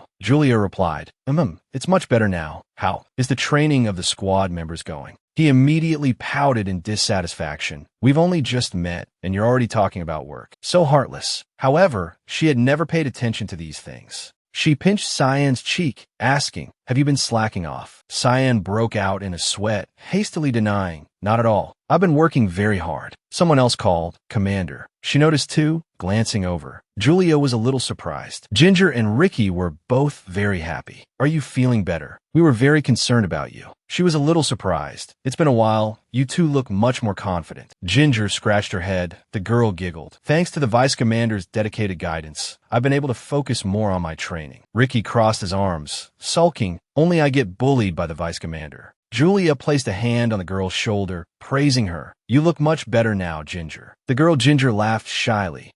But it seems someone isn't very happy. She also praised Ricky. Ricky's muscles have gotten bigger too. He said excitedly, Really? But Cyan's expression grew even worse. A murderous aura emanated from him. What's with that expression, Vice Commander? He pointed to his own head and said, I want to be praised by you too. Didn't Ginger say I taught her very diligently? Julia was taken aback. Cyan began to complain more. While you were resting, I did all your work. Julia's head was spinning. Thank you. But Cyan leaned down, urging her to pat his head. Hurry up, hurry up. Julia dodged him as if avoiding a plague. Aren't you a little too old for this act? Ricky couldn't help but blurt out, childish. Cyan immediately asked fiercely, "What did you say?" In the evening, Julia returned to the Rosentine mansion. In the living room, as Julia and Duke Pascal were having tea together, she suddenly said, "I didn't expect His Majesty to come looking for you, father." He was silent for a moment, then said, "Before being an emperor, he is also a father. He cannot forgive the mistakes his son has made." Duke Pascal predicted, before long, Crown Prince Leonhardt will ascend the throne. The opposition from those who oppose the prince will become even more fierce. So we must also prepare. So, have you prepared for his ascension, father? Julia stroked her chin thoughtfully. Actually, Leonhardt's destiny is to become the successor. I used to think this would happen a few years later, after the war for the throne. Prince Jeremy was also exiled after that purge. She recalled her past life, remembering the face of Chris Villot, who was once the vice-commander of the Winter Knights. There were also Aisha and Ginger. They came from the close combat division. About the matter of the crown prince and the second prince. Because I am living a different life, everything is gradually changing. So will the future change too? In Julia's mind, there are many questions waiting to be answered. Why on earth did I return to 5 years ago? Perhaps return to the past means there is something I must do. The servant's announcement brought her back to reality. "My Lord Duke, you have a visitor. Is Sir Kirat Ginter?" Duke Pascal said, "I was the one who invited him. I'll be right there. Please show him to the drawing room." The maid Judy accepted the order. "Yes, my Lord Duke." As she walked, she thought excitedly, "So many male guests have come this year." Her words seemed to imply something, perhaps about the young lady. The table was filled with food, from main courses to desserts, and there was also wine. Kirat Ginter said sincerely, "Thank you for your invitation." Duke Pascal picked up the wine bottle, smiling slyly. "I want to have a proper talk with you. Cyan could drink a lot, so what about you?" This method of provocation was very effective on Kirat Ginter. "I can't lose." He immediately replied, "I can." It was unknown how many glasses it had been. The Duke kept pouring wine. Duke Pascal said, "I heard that you were the one who confessed first." It was unclear whether Kirat Ginter's face was red from the wine or from the Duke's blunt question. He replied, "Yes." He boldly probed further. "What do you like about my daughter?" Julia blushed. Father, what are you saying?" Duke Pascal thought to himself. Julia is a child who has suffered a lot. If anyone approaches her just for her looks, I will eliminate him immediately. He said softly, "First, Kirat Ginter did not hide his feelings at all. I was attracted by her sweet appearance. When I'm with her, I feel incredibly happy." The image of Julia drenched in sweat and the scene of her taking down 2 opponents both appeared in his mind. Her attitude towards the squad members, and then her figure fighting side by side with me. Then, I suddenly fell in love with her for the way she works so hard. As expected, you don't disappoint me. The Duke smirked.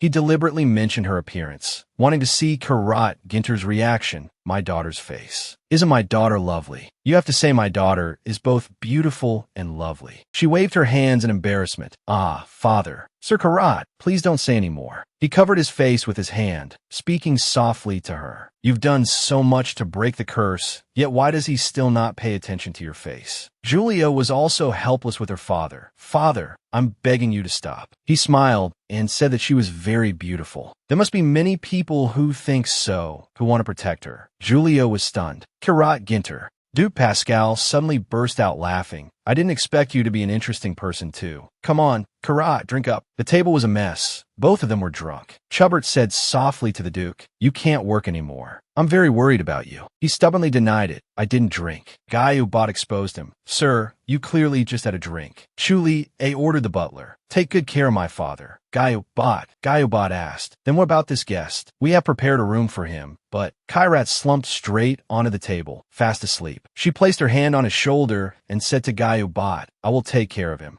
Guyubat asked worriedly, "Miss, do you need me to call someone?" She replied calmly, "It's all right. Are you sure there won't be any mistakes?" In another room, Chu Li thought to herself, "Even though I said that, I'm still drawn to Kai Rat's desirable appearance." On the bed, Kai Rat Ginter held her tightly in his arms. She pinched his arm, trying to escape.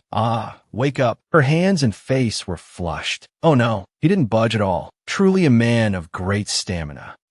She pouted, feeling like a failure. "I used to think I was the strongest." She also put her arms around Kai Rat Ginter. "I guess I have to accept reality." Then she also fell asleep. So tired. I just want to sleep. Outside the window, a few gentle rays of sunlight shone into the room. Through the window frame, the sound of birds singing drifted in, waking Kai Rat Gin too. He slowly opened his tired, dark-circled eyes and looked up at the ceiling. Seeing the chandelier before him and the unfamiliar decor of the room, he immediately realized this was not his room. Kai Rat Ginta turned over, raising his left hand to his forehead, thinking, how much did I drink last night, after all? Chu-Li-A, sleeping beside him, let out a soft hum. Hearing the sound of someone next to him, Kai Rat Ginta's face turned pale as he realized her presence. His cheeks burned, and he sat up in a panic, looking to his side, calling out, Chu-Li-A. He didn't dare move his arm too much, afraid of waking her. Chu-Li-A turned over, facing him, revealing her sleeping face, which made Kai Rat Gin to blush and feel extremely embarrassed. Then he lay back down helplessly, sighed, and thought, my heartbeat won't wake her up, will it?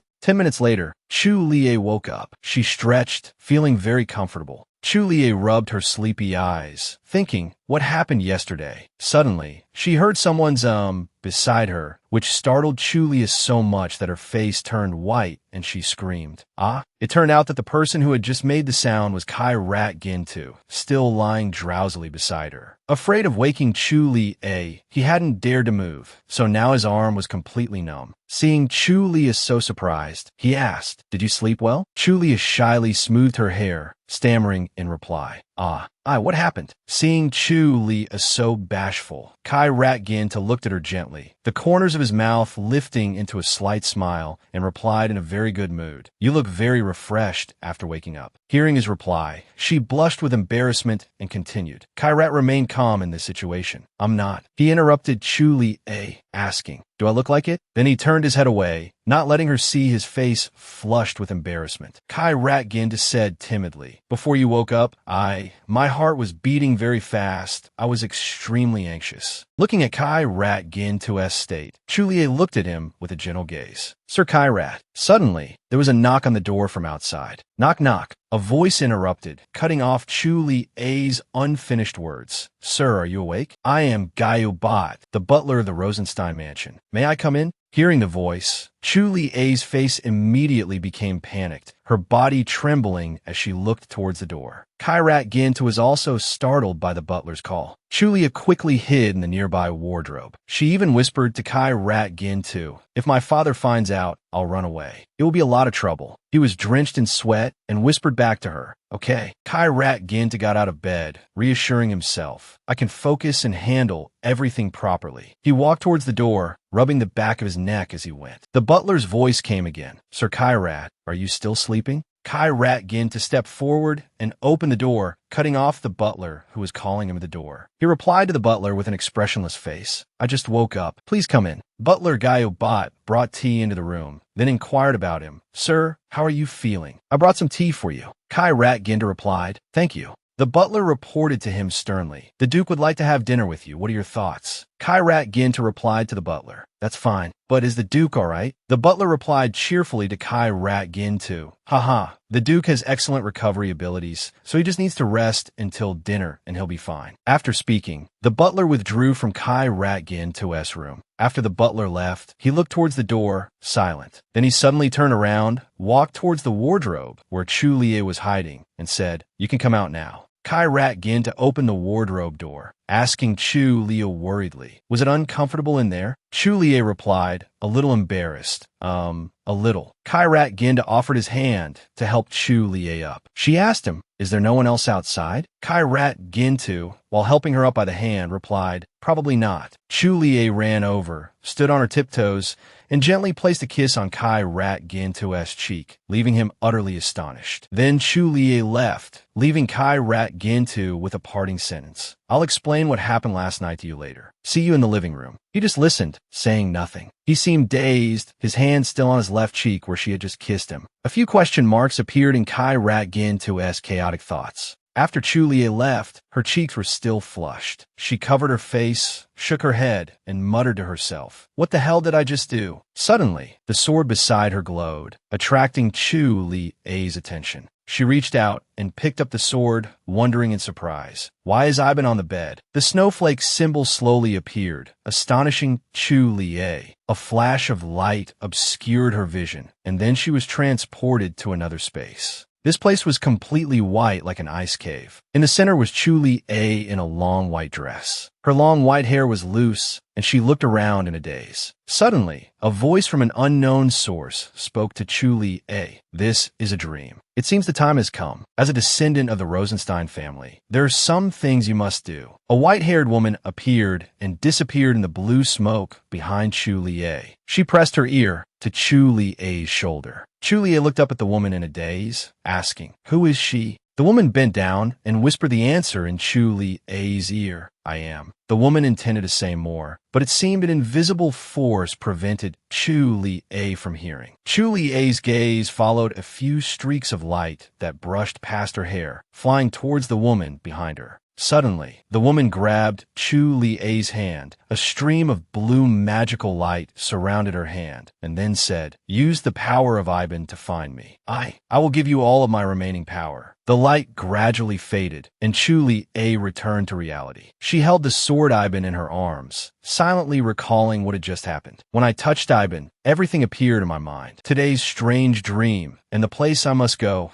the frozen land in the north of the continent. Ivan has shown me the way there. I don't know what to do about this return to the past. The image of a majestic castle submerged in white snow appeared in her mind. Chu Lie changed her clothes, went to see her father, Duke Pascal, and told him everything. He asked her again to confirm his daughter's decision. "You want to go north just because of that dream?" Chu Lie resolutely held out her hand and replied, "Yes, it didn't feel like a meaningless dream." Duke Pascal stroked his beard, analyzing for her. The ice wall, a white-robed woman wearing an ice crown, and the guidance of Ivan. This seems to match the records in our family's history. Who knows? Perhaps the woman in the dream is the Frost Witch. Chu Lie asked her father, "Is she still alive?" He hesitated and replied, Not sure, but her physical body is probably dead. But a witch's soul does not dissipate easily." He put his hand to his forehead in a headache, showing his worry for her, and said, "I can't let you go to such a dangerous place alone." Chu Lie remained firm in her decision. "I can protect myself." Duke Pascal looked at her and asked, "Do you want to make me worry again?" Chu Lie looked at him with a determined gaze. "If that dream is a message from the Frost Witch, I will go. She might know the reason our family is cursed." Chu Lie looked straight at Duke Pascal and said decisively, "I want to know what my destiny is." He just replied softly, "I will give you time to think carefully about this."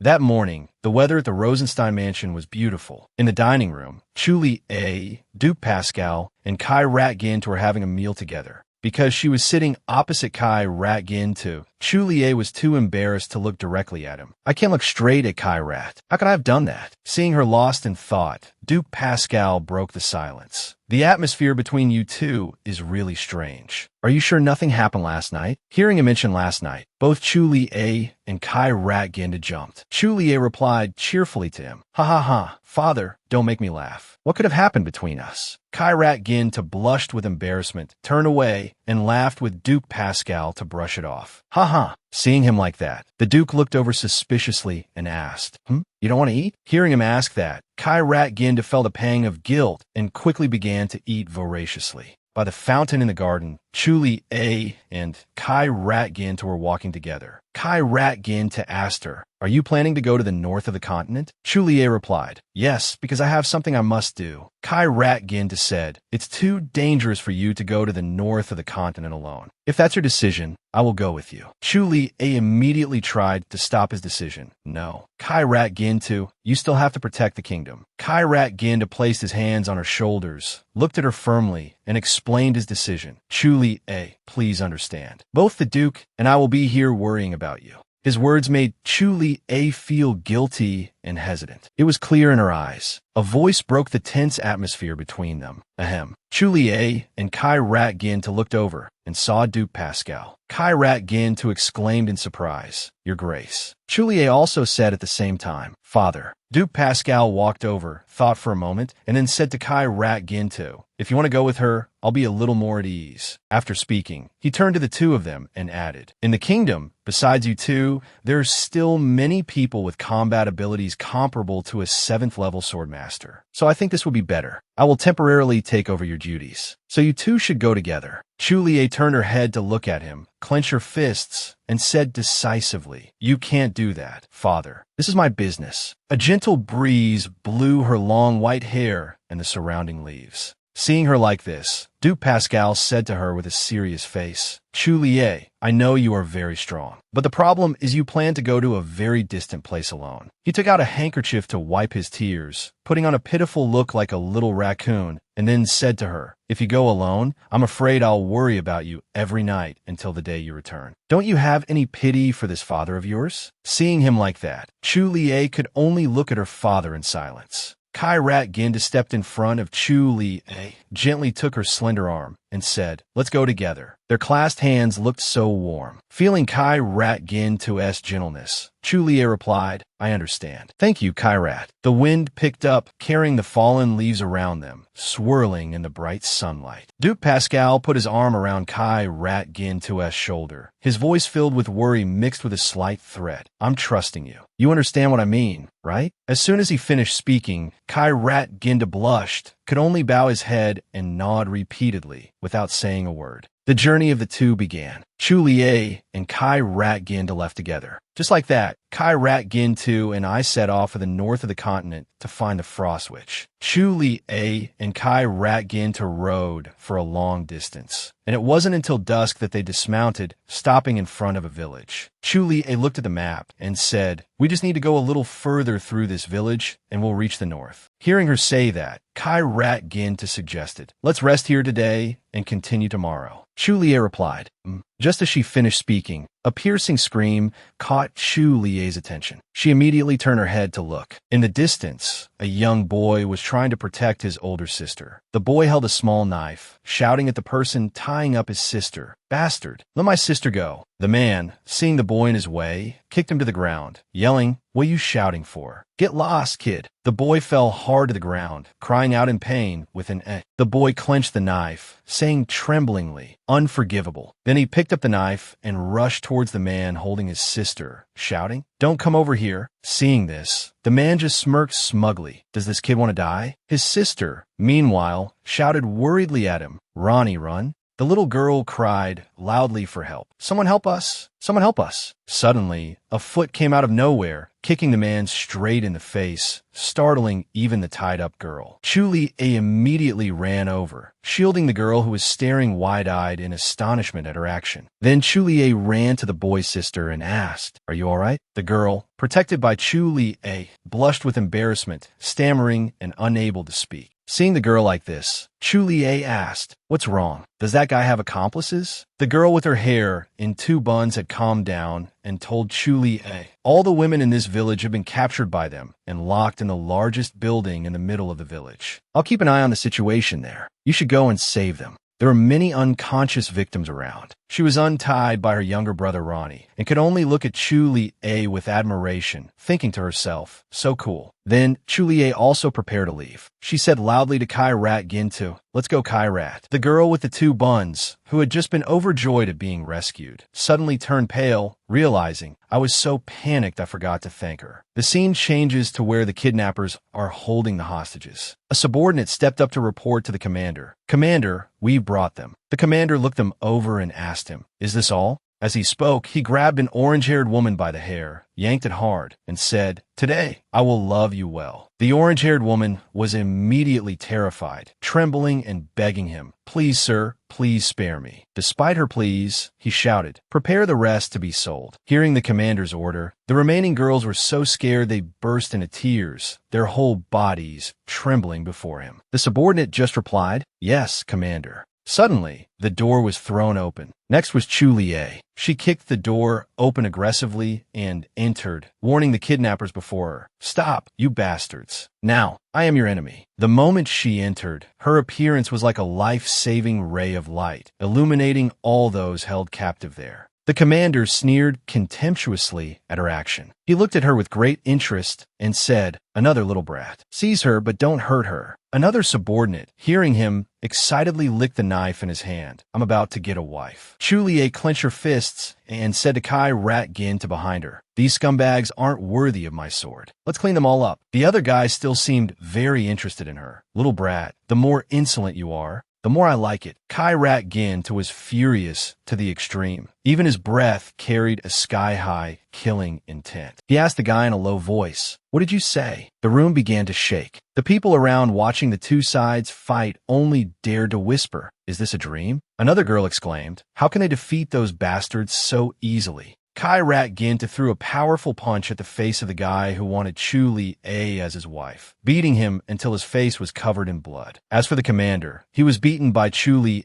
until he was in tears, begging, "Spare me." A few minutes later, the kidnappers were all tied up by them, each one's face bruised and swollen. Chulie stroked her chin, looked at them thinking for a long time, and then voiced her thoughts. Kai Rat seems really angry. Look at those bruised faces. Hearing her say that, Kai Rat Gin just crossed his arms, turned his face away, sighed, and defended himself. "I just can't stand such filth." The villagers surrounded the two, thanking Chulie and Kai Rat Gin profusely. "Thank you both so much. We don't know how to repay you." Chulie answered them, "I only did what I should." With that, she gave a happy smile, looked at the villagers, and asked, "We're looking for a place to stay for the night. Could you recommend one for me?" The girl with the two buns who was saved by them outside the village immediately said enthusiastically and sincerely, "Then come to our house. I want to host you both properly." Chulie, seeing her enthusiasm, went with Kai Rat Gin too, saying, "Then we'll be troubling you." Seeing Chulie accept her invitation, the girl and her younger brother Ronnie led the two of them away. "This way, please."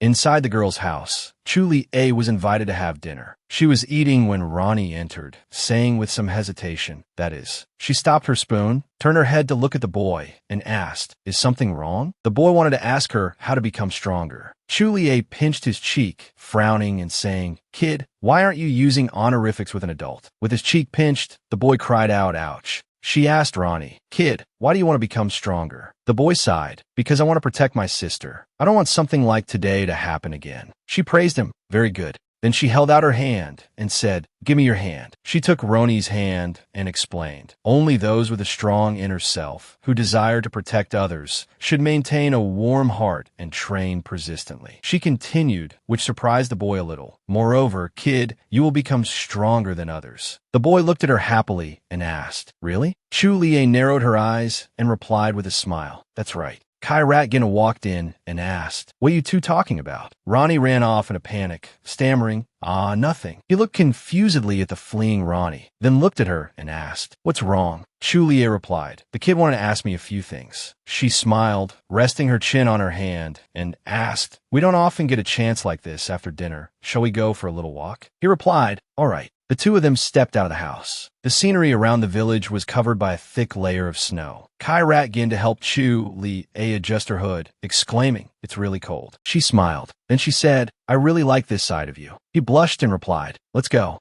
A girl suddenly waved at the two of them, calling out, "Could you two come over here for a moment?" The two approached, and Chulie asked, "What is it?" The other girl took out a box and expressed, "I want to give this to you both." The girl opened the box in her hand. Inside were two necklaces in the shape of a double crescent moon. The girl continued, "This is a necklace I made myself." The girl scratched her head and said with a smile, "I don't know if this is enough to repay you for saving our lives." But Chulie smiled and said, "I like it very much. I will treasure it." The girl gave her blessing. "I hope you two can live happily ever after." Chulie and Kai Rat continued their walk. He smiled and said to her, "We received a wonderful gift, didn't we?" She agreed, This is the first time I've received a gift in return from someone." He said, "I hope we can travel together like this in the future too." She laughed teasingly. "Haha, what about the night order then?" He replied, "We'll see when the time comes." Suddenly, the two saw a man kneeling and proposing to a girl. "So, will you marry me?" The girl cried while wiping her tears with her hand, saying chokingly, "Tears, I do." The girl hugged the man tightly. The man said, "For the rest of our days, I will make you happy." Chulie exclaimed, "They look so happy." Kai Rat Gin glanced over, thinking to himself. She said yes, He thought to himself, a proposal, huh? He continued walking, thinking again, it's still too early now. He sighed, wondering, so how long do I have to wait? Julia looked up at him and asked, what are you thinking about? He replied, nothing. She looked at him suspiciously. Then she stopped walking and said, sometimes I don't know what you're thinking. She grabbed his cloak and continued, so, no matter what it is, please tell me. He hugged her and replied, I'll tell you when the time is right. She asked again, when is the right time? Then she said, Kairat, your heartbeat is so surprising. Then he asked shyly, can you really hear it? She burst out laughing with a ha-ha. The next morning, the snow had stopped falling. A small white puppy was rolling in the snow. Roni's older sister brought over a bag of food, saying cheerfully, I asked everyone to prepare some food. It's nothing special, but please accept it. Chu Lie took it, but said with some embarrassment, I've already received too much in this village. Roni's sister replied, thank you both. It's because of you we were able to overcome our difficulties. This little bit of food is nothing. Ronnie boasted, sister, I'm training very hard. Wait for me to get stronger. When we meet again, I'll help you. Just you wait. Chu Lie smiled and patted the boy's head encouragingly. All right, I'll be rooting for you. Keep it up. The boy nodded. Yes. A little later, Kairat Gintu and Chu Lie were riding through the forest. He announced, after we pass through this forest, we will reach the territory of the Berserker tribe. He asked, I heard they treat strangers as enemies. Should we take another route? It would be troublesome to get into a fight. She replied, no, we have to go through there to get to where we need to go. He asked, is there no other way? She replied, that's right. We can talk to them. He was a little worried, but said nothing. Chu Lie remembered the Brazil tribe, the gatekeepers of the ice wall. They worshipped the frost, which is a goddess, and had guarded her land for a very long time. Even if they are hostile to strangers, if it's a servant of Iris. She remembered a beautiful white-haired woman holding a long sword, thinking to herself, then she would surely know about the Rosenstein family and Iben, the Sword of Iris. Kairat Ginda said, this is the edge of the forest. They might throw spears or shoot arrows, so we must be careful. Chu Lie agreed. She thought to herself, I can sense things around me. She looked forward with determination. Arrows began to rain down. Her horse reared up in fright, neighing loudly. She shouted, calm down. Kairat Ginda drew his sword. He said, as expected, it seems a direct confrontation with them is unavoidable. She advised, wait, Kairat. Let's try talking to them first. The arrows continued to rain down. A group of people shouted, before you is the domain of the ice goddess Iris. A man frowned, drew his bow, and shouted, if you don't want to die, go back where you came from, outsiders. Julia jumps off her horse. Kairat Gintor worriedly calls Julia's name. She replies, I'm fine. She approaches them, introducing herself. I am Julia von Rosenstein, a descendant of Hogarth von Rosenstein, who once defeated the Fire Witch. She places her hand on her chest, speaking confidently. I came here under the guidance of Iris. The man still has his bow drawn. He says angrily, a descendant of Hogarth. Ridiculous. Why should I believe you? Julia slowly draws the sword at her side, thinking to herself, if I show them the power of Iben, I can surely prove it easily. She sighs, then suddenly pulls the sword from its sheath. Julia raises the sword high above her head. The sword forms several magic circles around her. She says, this is Iben, the sword that the goddess Iris bestowed upon our family. She looks at everyone, saying, you surely recognize it, don't you? Seeing this, everyone starts murmuring. One person doubts, Iben, is that Iben? Another retorts, she's just a kid, she's lying. The other person says again, but this power is extraordinary, isn't it? The white-haired man who was still holding the bow suddenly turns around, shouting angrily. She's just retelling a story she heard somewhere. Don't be swayed by the words of an outsider. Suddenly, a hand is placed on his shoulder. A calm voice sounds out. Calm down, Durich. A man with a similar face, but black hair tells him. An unrelated person probably wouldn't know that story. Durich retorts, but I have no reason to let them into this land. The black-haired man advises, perhaps the time of that prophecy has come. Hearing this, Durich falls silent. The black-haired man looks at Julia, holding the sword high in front of her, saying, if you truly are a descendant of Hogarth, I must confirm with the chieftain first. Suddenly, his expression changes, and he says to his younger brother, if they are lying, I will kill them with my own hands. Trust me. Durich cries out worriedly, brother. Julia lowers her sword, thinking to herself, this should be enough. Durich stands on a rock and shouts, "Follow me, outsiders, I will take you to the village." She runs to Karat Gintor's side and says, "If we can get their help, the mission will be completed quickly." He frowns and replies, "How annoying. In a small village in the mountains, houses and trees are all covered in white snow." Durich arrives in front of a room, points inside and says, "Go in, the chieftain has agreed to see you." However, he then points at Karat Gintor and says, "But that man is not allowed in." Hearing this, Julia turns to Karat Gintor and says, "I'll be right back." He warns her worriedly, "Be careful." In a cozy wooden house, the fire in the fireplace crackles. A voice sounds out, a descendant of Hogarth. In the room, the chieftain sits on a chair and says to Julia, "I heard you brought Ivan with you. Can you show me what you can do with it?" She stands up from her chair and replies, "Of course." Julia slowly draws the sword. As the sword leaves its sheath, it emits a blue glow, accompanied by several magic circles. The chieftain exclaims in awe. The blade is like a gem, pristine after all these years, without a trace of rust. Its icy power is unparalleled. Seeing this, the chieftain is overjoyed. This is indeed the real sword. I never thought I would see it in my lifetime. Hearing the chieftain's words, Durich thinks to himself, it's real. The chieftain suddenly asks her, "What brought you to this land?" Julia replies, "I came here under the guidance of Iris, to pass through the ice wall." Hearing this, Durich is extremely shocked. He shouts at the chieftain, "The ice wall is a sacred place that we protect with our lives. Outsiders are not allowed to enter." He says to the chieftain again, "You should be saying the same thing." The chieftain says calmly, "Don't cause trouble."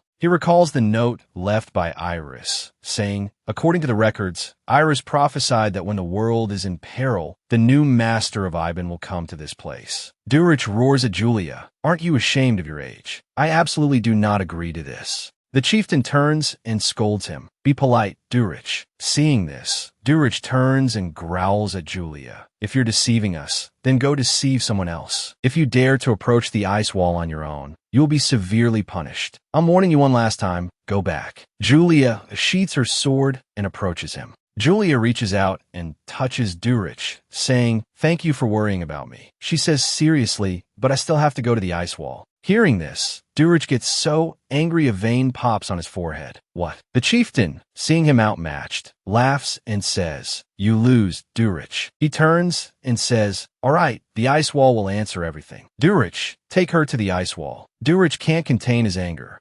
Julia holds out her hand to shake his. "Come on, I trust you, Durich." Suddenly, beautiful sunflowers appear around her. Durich slaps her hand away, saying, "I don't want to talk to someone who's about to die today." Julia scolds him, "You're so childish." He turns his head away, sulking, "I can't hear anything." The chieftain says to Julia, "You can stay in the village tonight and set out tomorrow morning." She replies, "Yes, thank you, chieftain." Scene changes to a city with vast sand dunes and houses with tall, pointed roofs. Aisha sits listlessly on a corridor railing. She frowns and thinks, "How much longer do I have to wait?" Suddenly, a woman flies in from behind. The person stands on the railing and says to her, "Wake up, girl, it's time." Seeing this, Aisha is extremely surprised and asks worriedly, "Who are you?" Rebecca smiles and replies, "I came here on the orders of the man in the black cloak. Surely you know him." This surprises her, and she responds about the man in the black cloak. Rebecca gives her a crystal ball and says, "Take this communication stone. The man in the black cloak will use it to speak with you shortly." Aisha takes the crystal ball, and Rebecca suddenly disappears. "My mission is complete. Farewell." She blurts out, "Wait." Aisha recalls the day she was expelled from the night order. The man in the black cloak helped me. It turns out he didn't forget me. The opportunity has finally come. She clutches the crystal ball in her hand, her eyes filled with murderous intent, secretly plotting her revenge. Aisha recalls the scene of herself standing by a well, her hand resting on a wooden bucket beside it. The man in the black cloak said, "Cooperate with me." This surprised her. At that time she was angry, saying, "Don't provoke me, get lost. I hate people like you the most." Suddenly, a magic circle appears in the other person's hand. Then countless gold coins fall down. The person says, "Isn't this what you want?" Looking at the gold coins falling before her eyes, she was stunned. The black-robed mage points at Aisha and says, "If you obey me, I will grant your every wish." Hearing this, she gives a faint smile and says, "My wishes are not so easily fulfilled. Do you think you can grant them?" Suddenly, the person touches her forehead with 2 fingers, saying, "There is nothing I cannot do." Then, the person transmits a spell into her head. The spell invades her body, causing her to kneel on the ground. Next, the man in the black cloak creates a magic circle in front of her and says, "The deaths of Julia von Rosenstein and Ginger Ehas, or perhaps you want to become a queen." The person chants a spell at Aisha. "We will make a reality. Go to the kingdom of Pyron at once." Aisha seems hypnotized, like a butterfly caught in a spider's web, unable to escape. She obediently replies, "Yes, master."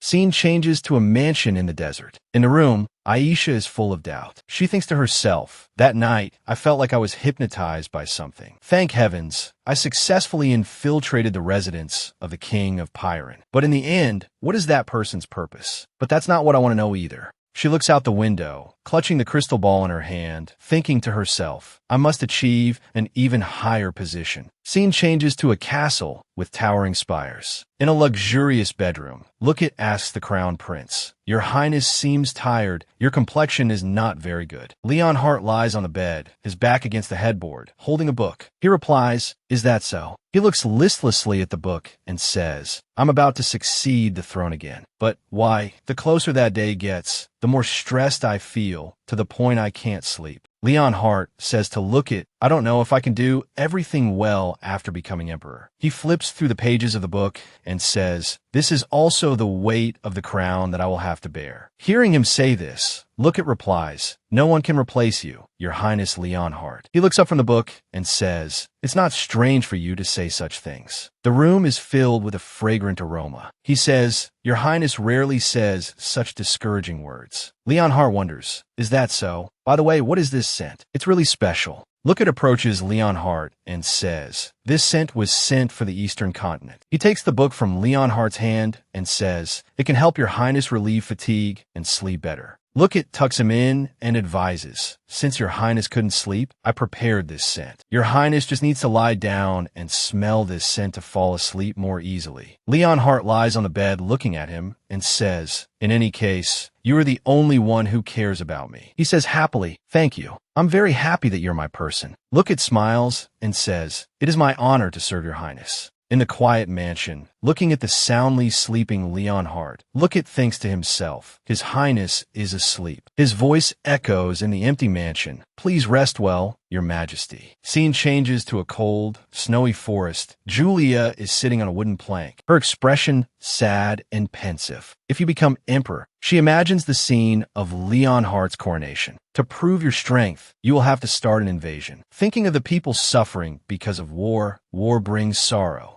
I don't want to see these tragedies happen. Julia rests her chin on her hand, pondering, is it possible to prevent this war? Suddenly, Karat Gintor approaches her with a cup of hot water, asking, "What are you thinking about?" She turns around, smiles, and says, "Just some things about the future." He hands her the cup. "Here." She takes it and says, "Thank you." Karat Gintor sits down beside her and says, "The future, huh? If I'm in your future, how wonderful your future must be." Hearing this, she is very surprised. Julia blushes with embarrassment, turns her head away, and says, "Karat, you also know how to say such awkward things." He asks, "Is that so?" She replies, "I didn't mean it that way, but..." Julia says, "The most important thing is how we achieve it together." Karat Gintor hears this and smiles. He leans his face close to hers and says, "I will do everything to stay by your side." Seeing this, Julia freezes. She says shyly, "Karat, your face is too close." However, he leans his face even closer, saying, "Julia." He leans closer, asking her, "Can I kiss you?" Their hands intertwine. Julia blushes and says, "You don't need to ask that." Under the sparkling starry sky, the two kiss in a romantic scene. While kissing, Karat Gintor suddenly opens his eyes. Looking at Julia so close, he thinks to himself, "She is so lovely." Just like that, under the tree, the two gently share a kiss. A moment later, They part. Julia touches her lips, blushing as she thinks, did Karat and I just kiss? At this moment, her heart is pounding. She thinks to herself, my heart is about to explode. Julia stumbles towards Karat Gintor, who asks worriedly, are you all right? Julia and Kirat Gintor ride their horses, following Durich deep into the snowy forest. On the way, she is distracted. She recalls the scene of them kissing under the starry sky last night. She feels extremely embarrassed.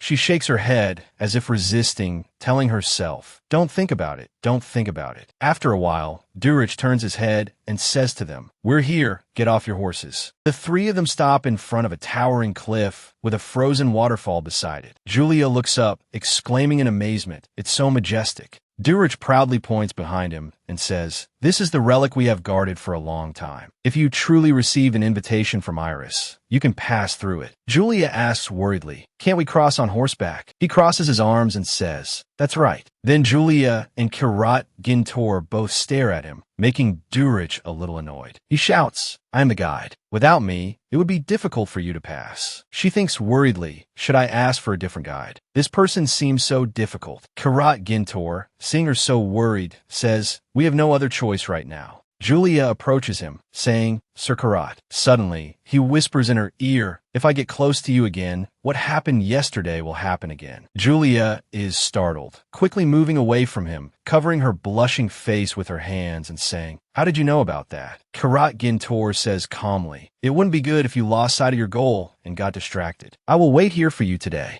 He tells her to be sure to return safely. Julia smiles and says, yes, thank you. Durich, seeing them talking for so long, shouts, what are you two whispering about? If you decided, let's go quickly. Julia follows Durich through the ice wall. Walking on the rugged path, Durich says to her worriedly, be careful. If you fall, not even your body will be found. She replies fearfully, of course. On the way, he reaches out a hand to steady her. Arriving in front of a cave, he says, we're almost there. He slowly walks forward. Durich says, is it that far? Julia has a keen sense. She hears the sound of wind in her ears, thinking to herself, is that the wind? The two of them finally finish the long journey and arrive in front of a door. Durich says, this is it. He turns to look at her, saying, I have never entered this door. Outsiders who touch it might be cursed. Around the door, a few ice butterflies flutter around them. Durich advises her, now I really want to ask you again, are you sure you want to go there? Julia replies confidently, if I were afraid, I wouldn't have come here in the first place. I'm already cursed, it's fine. Hearing her say this, he says, then place your hand on the door. Julia places her hand on the ice door. Suddenly a strong suction pulls her inside. After she is pulled in,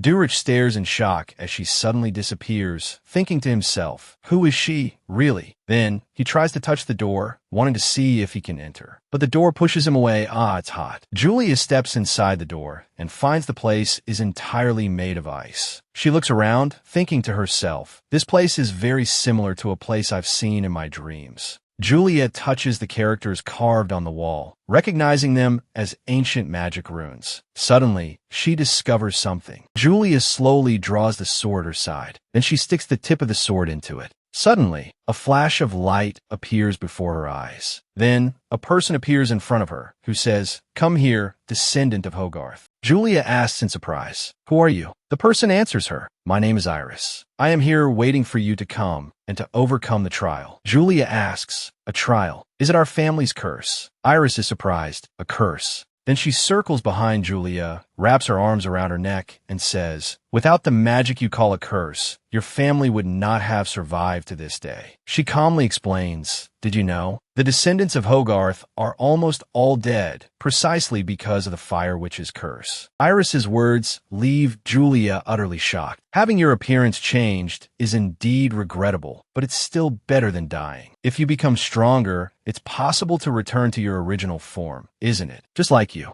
Julia says angrily, you call this a trial? This is the story of Lord Pascal, the first head of the family, which happened 1,000 years ago. In all that long time, I'm the only one with the ability to break the curse. But Iris says, what are you talking about? If it were so easily broken, how could you understand your own power? The one who can survive the crisis is surely the strongest. As she speaks, she slowly floats away. Come here. I will explain why I summoned you to this place. Julia is startled. Wait. Julia touches the wall, hearing Iris say, Someone is trying to break the seal of the Fire Witch Ariel. This makes Julia say worriedly, break the seal. Does that mean the Fire Witch is still alive? Iris turns her head and says to her, that's right. Her body is dead, but her soul still exists and is sealed in the underworld. If Ariel is resurrected, the world will be plunged into chaos. That is why I need your power. This leaves Julia utterly shocked. She asks in confusion, don't tell me even my return to the past was. Iris replies, that's right. She lands on the ground and says, I reverse time to save you. Iris sits down on a nearby railing. Julia stands before her and says, it really was you. Julia asks in confusion, what if I can't defeat that witch again? Iris looks at her, sees the fear on her face, and answers. She looks at Julia and says, I used half of my power to place a curse on you.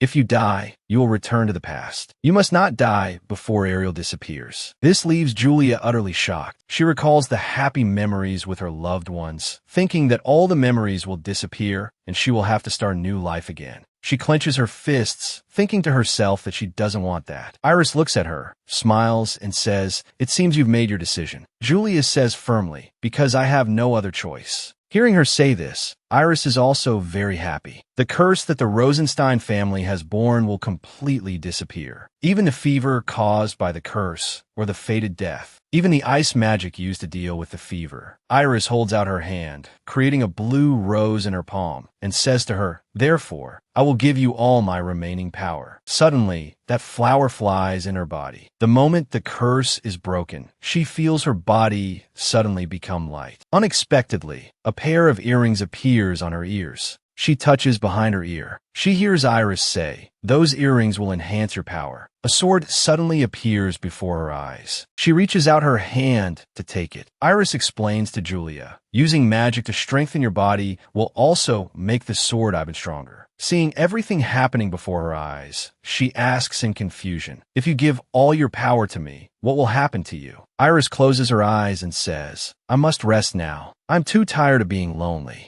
She instructs Julia, good luck. As Julia prepares to be teleported away, she says, thank you for giving me a chance to be reborn. Iris smiles, watching her disappear with a gentle and deep gaze. Outside, the solid ice wall is gradually collapsing. Durich asks worriedly, why is the ice wall suddenly collapsing? He wonders what happened. Julia is teleported out of the ice wall. Seeing her, Durich shouts, Miss Julia. He and Kirat Gintor surround her, asking worriedly, are you all right? What happened? She answers them, I'm fine, calm down. Julia turns to Durich and asks, Durich, in the place you took me to earlier, I met Iris. She gave me all her power and then disappeared. He listens and asks in amazement, you really met the goddess Iris? Julia replies, that's right. Let's talk in detail when we get back to the village. The scene changes to a small village surrounded by white snow. There's a statue of a goddess here. In the chieftain's room, he says, so that's what happened. He stands up from his chair and asks, so, have you gotten the answer you wanted? Julia replies, yes. This is also the next thing I must do. He walks away and says, good luck.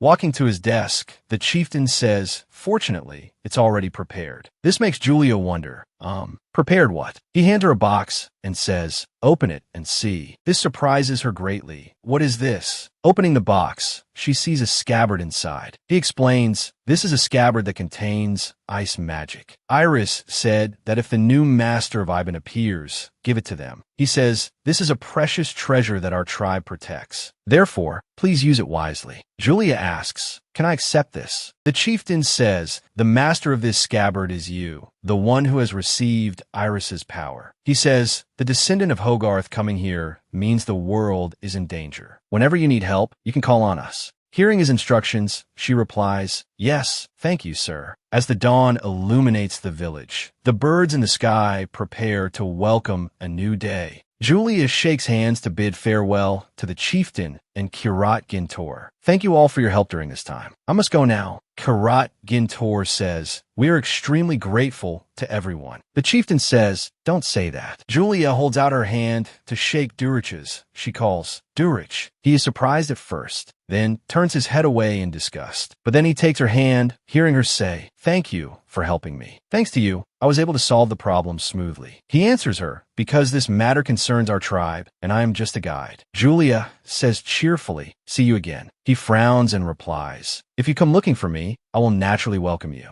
Julia shakes her head, sighs, and thinks to herself, he's so interesting. She says her final words, then sets off. So, please excuse me. Julia and Kirat Gintor stand in front of her house. Julia throws her arms around him. Thank you for being with me, Kirat Gintor. He hugs her back, comforting her, because we are lovers. Her hand clutches his lapel. We've been together for several days, and now we have to say goodbye. I'm a little reluctant. Their lips slowly move closer. Me too. At this moment, Judy comes out of the house. Seeing the two at the door, she calls, Miss, is that you? Miss, is that the gentleman who was with you last time? Noticing their intimacy, Judy smiles slyly, winking at Julia and Kirat Gintor. La la. Then she runs into the house in a fluster. I won't disturb you anymore. Mississippi Julia is left behind, trying to explain, Judy, it's not what you think. The bright golden sunlight shines down. Leaves rustle in front of Julia's house. Julia says to Kirat Gintor, how embarrassing. He tells her to rest well. Sir Kirat, She stands on her toes and gives him a light kiss on the cheek. Then she quickly led the horse into the house. See you tomorrow. His cheeks flushed red, surprised by her unexpected kiss. That night, at Julia's mansion, reviving the fire witch, Julia and her father, Pascal, were strolling in the courtyard. Someone wants to push the world into chaos. Julia's face turned serious. Since you don't know who it is, it's best that only you and I know this secret, until you have enough power to fight the fire witch. Julia calculated silently, and I must find a way to stop the war that Leon Hart is about to start. She sighed. Her father comforted Julia. Don't carry everything on your own. You have many trustworthy people by your side. If you need help, just tell me. Everyone will do their best to help you. She thought to herself, that's right. The scene from her past life appeared in her mind. Unlike the past, where I only lived for His Highness.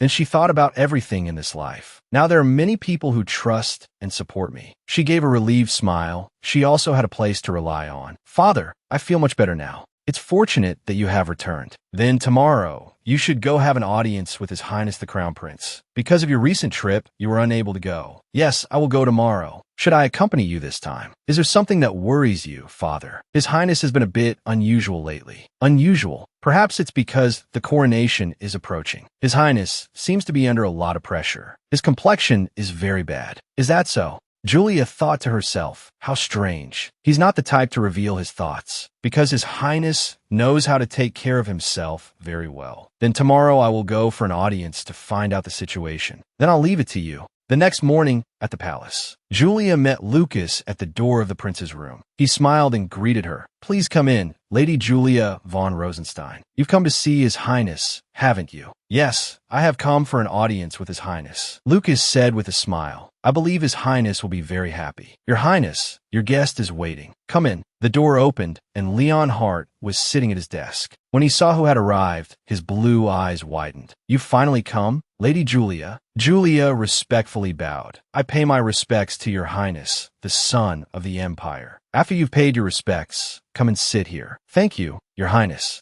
Julia sat down on the chair next to Prince Leon Hart. Leon Hart spoke first. In the time we haven't met, you've become even more beautiful. I've heard from Duke Rosenstein. Did you get what you wanted? Yes, thanks to your Highness. Julia observed the prince's condition with her eyes. I was worried you wouldn't be able to return in time for the coronation. At the same time, Julia was assessing his condition. His face is so pale. What happened? You must be present on that day. I will, of course, attend. Leon Hart picked up his teacup. Remember what I told you. He took a sip. At this moment, Julia placed her hand on the table. Your Highness seems to have a lot on your mind. I shall take my leave first. Julia, don't get up. Leon Hart spoke. I still want to talk with you a little longer. But Julia refused his offer. Your Highness seems very tired from preparing for the coronation. How could I dare to take up more of your time? Leon Hart's expression immediately darkened. He suddenly turned his face away. You're right. What a pity. But I hope we can talk more next time. In the palace corridor, Julia walked while thinking. The atmosphere is completely different from usual. His voice and eyes have no strength at all. She recalled Leon Hart's condition. Could it be just the burden of succeeding the throne? That empty gaze makes me feel worried. It's as if this has happened in the past. What on earth happened? After Julia left, Leon Hart remained sitting in the room. His hands suddenly started to tremble. That symptom appeared again today. His body trembled uncontrollably, feeling as if he was losing control. He put his hands on his head. An uncomfortable feeling enveloped his whole body. "Lucas," he called out loudly, his voice full of agitation. "It feels like insects are crawling on my skin." Lucas, outside, heard the call and hurriedly pushed the door open to enter. "Your Highness, what has happened?" He looked at him worriedly. "Your Highness." Leon Hart covered his face with one hand, cold sweat pouring down. "I feel very nauseous." "Light the incense quickly. I need to calm down." Lucas approached him. "Your Highness seems to have been overworking lately. Please go inside and rest for a while." Leon Hart suddenly became angry. He shouted, "I don't have time to rest. You know that best of all. Your Highness, Leon Hart." Leon Hart suddenly realized his rude behavior. I'll go out for a walk to clear my head. Please allow me to escort you." Leon Hart refused. "The coronation is approaching. You are my aide-de-camp. Don't you have things to do?" He grabbed the doorknob. "I need time to think." Lucas watched his retreating back with worry. "Then I will send a guard with you. If you fall again, it will be a big problem." "As you wish." As for Julia, she was still thinking about Leon Hart's unusual state. It was an empty gaze, as if immersed in something. She searched her memories. If memory serves, Leon Hart had also become strange in the past. It was at the time he succeeded the throne and began the War of Conquest. It was after His Majesty the Emperor passed away. I once thought he changed because the shock was too great. She continued to think, not noticing someone appearing behind her. "Maybe I'm overthinking it, but it doesn't hurt to be careful." Sien spoke from behind. "Why are you only just arriving?" Julia turned her head. "Long time no see, Sir Sien." Sien said angrily to her, "You ran off as soon as you recovered. Don't you even know how to say a word of thanks?" She moved closer to him. "I'm truly sorry. I won't leave on my own again." Then she reached out and patted Sien's head. Sien seemed to be enjoying it. "You had a hard time then." But he immediately struggled free. "What are you suddenly doing?" She reminded him, "Do you remember you once wanted me to praise you and pat your head? Don't you like this very much?" Sien said in a panic, "Really, I'm not a puppy." Julia continued to pat Sien's head, and he enjoyed it. But then he struggled free again. "No." Sien crossed his arms in front of his chest, feigning magnanimity. "Humph. I'll let you off this time." Sien's attention focused on her new earrings. "By the way, were those large flower-shaped earrings? They look special. I have obtained a new power. I'll have to find this." "Oh, is that so?" Julia took Sien's hand. "I have something to say. Come over here for a moment." She opened a door. "What is it?" Julia brought Sien into the room. "Don't push." She pressed him against the wall and began to ask, lately. Being pressed against the wall by her maid, Sien shy. His cheeks flushed and his heart pounded. "Lately, I've heard that His Highness the Crown Prince's condition is very strange." Sien immediately lost interest. He started to complain. "Isn't it because of the coronation?" Seeing his pale face, "Maybe that's it, but his behavior and gestures are very different from usual. It seems you understand His Highness very well." Julia was stunned for a moment, then quickly acknowledged, "In this empire, who doesn't understand His Highness? Anyway, I have a favor to ask you. After the coronation is over, can you monitor His Highness's condition for about a month?" Sien immediately made a gesture of refusal. I don't want to. His Highness is a very scary person." Julia slammed her hand hard against the wall next to him, pressing closer. "Sir Sien, only you can do this. I only have you. I'm begging you. The future of the members depends on this. What do His Highness and the members have to do with each other?" Julia clenched her fist. "If this is over." She shyly turned her face away. "Pat, I can pat your head." Sien jumped up. "Who do you think is a dog? What the hell are you doing? The future of the members depends on this. I have no other choice. But in return, you can drink as much wine as you want." Night fell on the palace of the King of Kwang. In the bedroom, a stream of pink magic flowed in, and a mysterious figure in a black cloak appeared. "If the Emperor is allowed to live, he will clearly become an obstacle to my plan." He held a crystal ball, which was the source of the pink magic stream. "Withdraw the soul. Let him slowly wither and die." 1/10 of the King of Kwang's soul has been extracted. He must live until the succession to the throne is over. Everything is going according to plan. Today, the coronation took place as planned. Everyone stood solemnly in the great hall, the main doors wide open. Prince Leon Hart, dressed in ceremonial robes, slowly walked in as everyone bowed. He approached the archbishop, who began to read the new king's oath. The oath echoed through the cathedral. Leon Hart stood before the archbishop, listening to the oath. Behind the archbishop, the royal orb, crown, and scepter were fully prepared. Julia and the other members stood below, looking up. Previously, His Majesty the Emperor suddenly passed away, and the succeeding Leon Hart was hastily crowned. But now it's different. The crown was given to Leon Hart. His Majesty the Emperor is still alive, and the coronation is proceeding as planned. In addition, Leon Hart's age of succession is also younger than before, which is indeed very different from the past. At the same time, Leon Hart felt unwell again, breaking out in a cold sweat. The empire that I will rule in the future. Everything before his eyes was spinning. He couldn't see anything clearly. His hands trembled slightly. Both my body and soul are this heavy. Leon Hart received the regalia, but his face showed fatigue and discomfort. Even now, perhaps I am about to lose my mind. Cien leaned close to Julia's ear and whispered, "Isn't His Highness's situation very dangerous?" Julia nodded.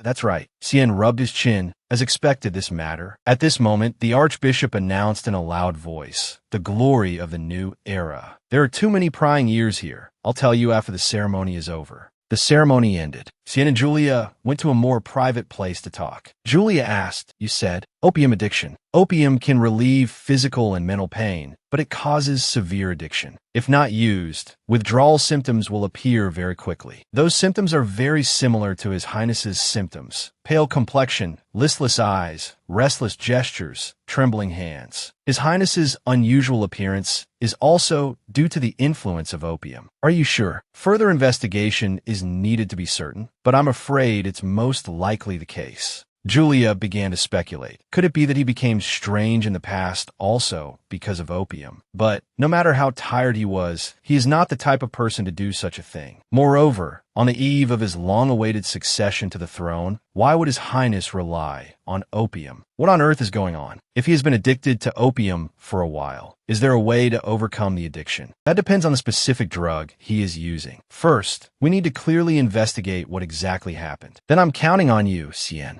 At the same time, Leon Hart and his father were talking. The two stood on the balcony, looking down at the scene below. "Look, Leon Hart, this scene at our feet will be the empire you rule in the future." Leon Hart staggered behind his father, his face still pale, cold sweat breaking out. "My head hurts like it's about to split open." The emperor turned around. "Remember, today will be the last day you are allowed to show such weakness." Leon Hart replied, trembling, "Yes, sir." He placed his hand on his forehead. "Why is your voice so weak? It seems you have a fever. Lately, you seem to have overworked yourself preparing for the coronation. Everyone gets tired at first, but if it's you, you will definitely do well." He embraced his son. "You are the son I'm most proud of." Leon Hart leaned on his father's shoulder. "I'm not a child anymore. Tears are about to fall. Please watch over me." Night fell, the cawing of crows outside creating a gloomy atmosphere. The mysterious cloaked figure appeared beside Rebecca, handing her a glowing stone. "Take it." Rebecca took the stone. "What is this, my lord?" "This is a soul stone that absorbs the souls of the dead. Take it, launch an attack from the outskirts of the capital, and collect 10 souls." "Is this also for the resurrection of Lord Ariel?" "That's right. The more blood and souls collected, the more perfect the resurrection will be." A flash of magical light appeared, whisking the mysterious figure away. "All of this is for Lord Ariel." "I understand, my lord." Rebecca looked up and found the person had disappeared. He's gone." The soul-absorbing stone. She began to use the stone. "It's been a long time since I've been this excited." In the royal palace, Aisha had entered the harem of the kingdom of Pyron, but had gained nothing. Aisha looked dejected, lying down and thinking to herself, "So boring." Suddenly, the communication sphere appeared, emitting a strange light. Aisha was startled. She said in a panic, "It's the communication sphere that Guy gave me." The communication sphere suddenly called out, "Isa Evans." Aisha stared in amazement at the man who had given her the communication sphere, not expecting him to appear from within the sphere. The voice continued to emanate from the sphere, telling her to open the window. Aisha was skeptical. "The window?" Then she looked out the window and said, puzzled, "The window?" Suddenly, she saw a strange package floating outside. She opened the window, grabbed the package, and asked, "What is this?" She opened the package, and the communication sphere immediately explained, "That is a brainwashing drug for the king of Pyron and a gemstone called the goddess's heart." Aisha picked up the blue box in the package, looked at it, and asked the communication sphere, "If it's the goddess's heart, isn't that a treasure of the kingdom of Pyron?" The communication sphere replied, "No, the one I gave you is a fake." Aisha exclaimed in surprise. It's made so exquisitely. The communication sphere said, Aisha, after getting along with His Majesty the King, choose an opportune moment and ask to see the gemstone. Aisha was stunned. The communication sphere continued. If you can swap the fake for the real one and give it to me, your mission will be complete. Aisha shouted angrily at the communication sphere. Don't joke with me. How is this possible? The man spoke through the communication sphere. He gestured for Aisha to be quiet. Sure. Then his voice continued. Tonight, I will create a private opportunity for the two of you. Then it said to Aisha, at that time, use the brainwashing drug I sent you. That way, the king will obey your every word. Aisha looked at the gemstone in the box in her hand. The communication sphere said, carefully store the gemstone until the opportunity arises. Aisha hesitated, but the communication sphere told her, this can also help you become the adopted daughter of a noble in the kingdom of Pyron. Getting you into the harem was my doing.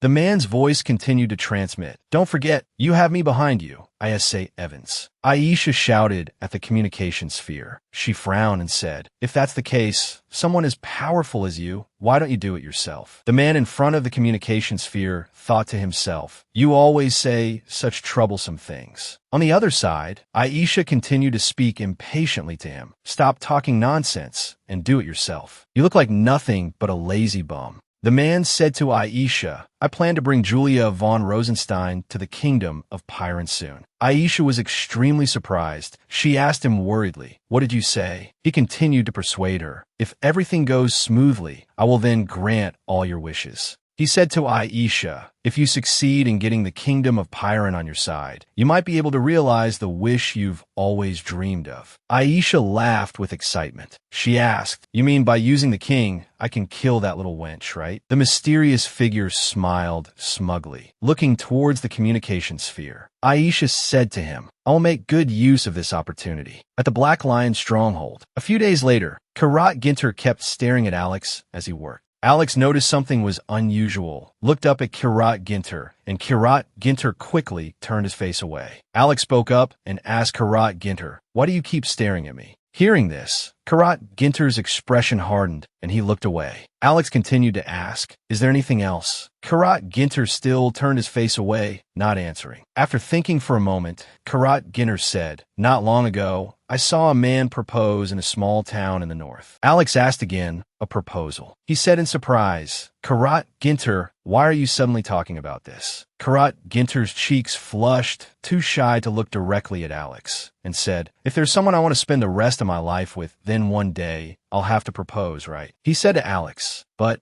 if the other person feels pressured. Hearing Karat Ginter say this, Alex was extremely surprised. He looked at Karat Ginter with a clearly horrified expression. Alex hesitantly asked Karat Ginter, the other person is human, right? For whom? Karat Ginter said sternly to Alex, why do I have to report this to you? Alex was disappointed by Karat Ginter's answer. He asked, when did you start seeing her? Karat Ginter replied, about 2 months ago. Alex sighed in disappointment and asked Karat Ginter, you're already thinking about that so soon. Alex said sadly, I thought you were an innocent person with no feelings. Karat Ginter didn't understand. Alex continued to mumble. If you really want to propose, it's better to prepare a little better. Hearing this, Karat Ginter asked, prepare. Is there another way? Alex approached Karat Ginter and said, that's something the commander has to think about himself. Alex smiled brightly, made a heart shape with his hands, and said to Karat Ginter, a perfect proposal that the other person will never forget. Alex raised his hand, squinted,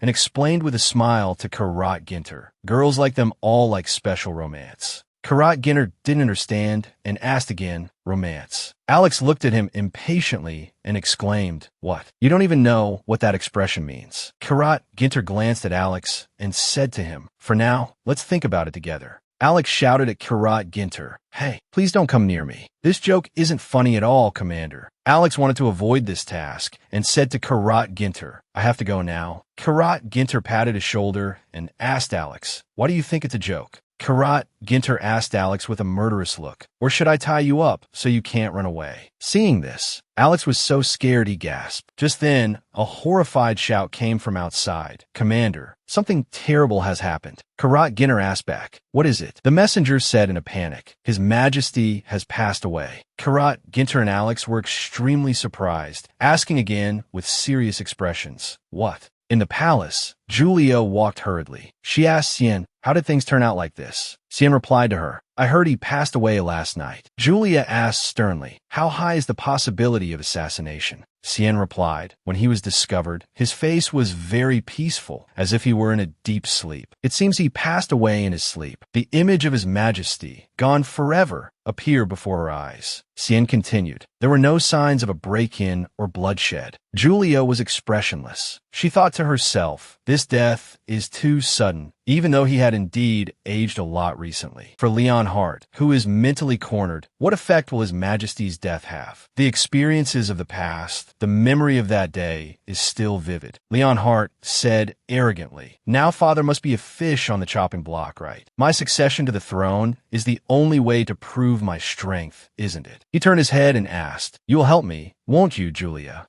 Julia put her hand to her head. She thought, if this continues, he will fall into the same old rut. Julia said, Xian, go see His Majesty the Emperor quickly. Outside the magnificent palace, it was raining cats and dogs. Each drop of rain fell, as if expressing Leon Hart's mood at this moment. He stood inside, his heart heavy, telling himself, it's raining. A pensive look appeared on the prince's face. Then he ordered Lucas, inform the people of the news of the king's death. The former king has abdicated. Begin preparations for the funeral. Lucas replied, yes, I understand, Your Majesty. Leon Hart no longer had any attachment to his current life. He looked at the pouring rain outside the window and said helplessly, to think that such a strong-willed person would end up like this. Life is truly meaningless. Pascal gently approached Leon Hart and said softly, Your Majesty, you may grieve, but you must pull yourself together. At least for the subjects who believe in you,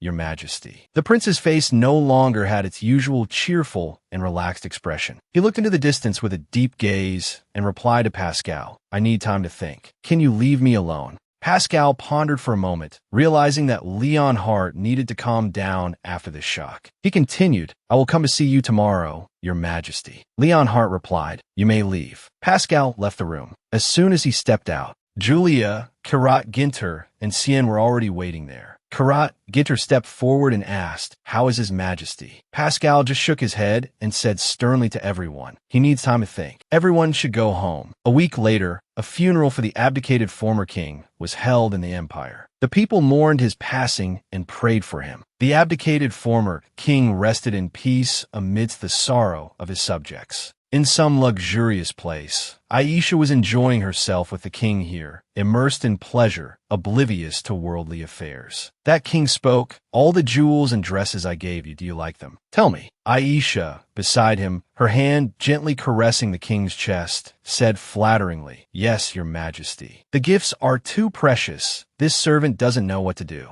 The king, enchanted by the drug, replied to her, compared to your beauty, this is nothing. Your hair is as lustrous as gold. From the moment I saw you, my eyes could not leave you. Aisha pretended to be shy, cooing to the king, Your Majesty, you're making this servant embarrassed. The king said, don't turn away. I want to see your face. Aisha gently turned back, her round, sparkling eyes looking at the king. In fact, she was thinking to herself, the brainwashing drug that the man in the black cloak gave me is really effective. Normally, he wouldn't even bother to look at me directly. Her hand wrapped around the king's neck, caressing him, while her mouth said, Your Majesty, this servant has something to ask you. The king replied, what is it? She continued, I have heard of a precious gem called the Divine Heart, a treasure of the empire. Could Your Majesty allow me to see it? The king whispered into Aisha's ear, as the king of this land, is there anything I cannot do? If you wish for it, I can do anything. She immediately wrapped her arms around his neck, showering his cheeks with kisses, fawning over him. Your Majesty, you are truly wonderful. Scene change. Julia and Karat Ginter were standing on a balcony, resting for a moment. Julia spoke up, Sir Karat. He replied with a sound, Ichem. Julia asked him, "Do you know the legend of the Fire Witch?" Karat Ginter looked at Julia and asked back, "Are you talking about a fairy tale?" Julia replied softly, "No, it's not a fairy tale. It was Iris who told me when I went to the north. Someone is trying to resurrect the Fire Witch, and I have the responsibility to defeat her." Karat Ginter walked to Julia's side, saying, "That story?" She understood how absurd he found this story, and immediately affirmed, "Though it's hard to believe, this is not a lie." Julia continued, "So, on the day she is resurrected, you will be on my side, won't you?" Karat Ginter immediately comforted Julia. "Julia, I know you are not one to lie. The day we had dinner with the Duke, I already said it, one of the reasons I want to be with you is because I want to protect you." He looked at Julia and continued, "So you don't need to ask such questions. No matter what it is, I will help you." She lowered her eyes, sadly recalling painful memories. "I once hesitated whether to tell him this, all because of the pain from my past life in my mind. The past events are still there. I was afraid that even Karat Ginter would abandon me amidst this absurd story, even though I knew he wouldn't do that." She blushed shyly, turned away, and said, "Actually, I hesitated because I was afraid you wouldn't believe what I said." Karat Ginter immediately placed his hand on Julia's cheek, saying gently, "Julia, I will never doubt you. Can't I become a lover you can trust?" Julia became even more shy at his sweet words. She replied softly, "It's not like that." She recalled her father's words. Just as her father had said, there would be someone who would trust and support her. When talking to Karat Ginter, why did it feel like all the problems of the past had vanished? She quickly hugged the man in front of her, happily thinking to herself, "It's just as I thought. I've really fallen in love with this person." Karat Ginter asked Julia, "So, can we stop everything before the Fire Witch is resurrected?" She replied, "That would be great, but we still don't know who is resurrecting her. Even Iris doesn't know that person's identity. It could be some mage who is very good at hiding." The thought of only being able to wait for her resurrection is not pleasant at all. Karat Ginter said, "We can't do much more either. I will also find a way to minimize the damage." Julia seemed very happy and satisfied with his words. She looked at him, then quickly wrapped her arms around his neck. In the quiet, dark night, the flame of love in the couple's hearts lit up the night sky. The next day, Julia returned to work. She found Cien, asking about the information he was investigating regarding the Emperor's death. "Have you found out anything related to His Majesty?" Cien replied, "In his room, there's an incense burner with a very peculiar shape." Julia didn't understand and asked again, "An incense burner?" Cien continued, "Yes, judging by its shape, it doesn't seem to be an object made in the Empire. There's one more thing. Deep in the palace's wine cellar, someone has planted lotus flower herb." This was the first time Julia had heard of this plant. She pressed, "What is lotus flower herb?" Cien replied, "It's a type of magical drug from the eastern continent. I don't know why it's being grown in the palace." Julia continued to ask, "What happens if you use it?" Cien replied thoughtfully, "The symptoms are not much different from other addictive substances, whether it's abnormal behavior or the appearance of hallucinations. If exposed to the fragrance of the lotus flower herb for a long time, I've heard that signs of delusions of grandeur will begin to appear." The term was not very familiar. Julia was skeptical. Delusions of grandeur? She recalled a memory from her past life. At that time, she was standing before the Emperor, and the Emperor said, "I like war and invading other countries. No matter how I think about it, I was born a conqueror." Could it be that those words from the past were also because of this thing?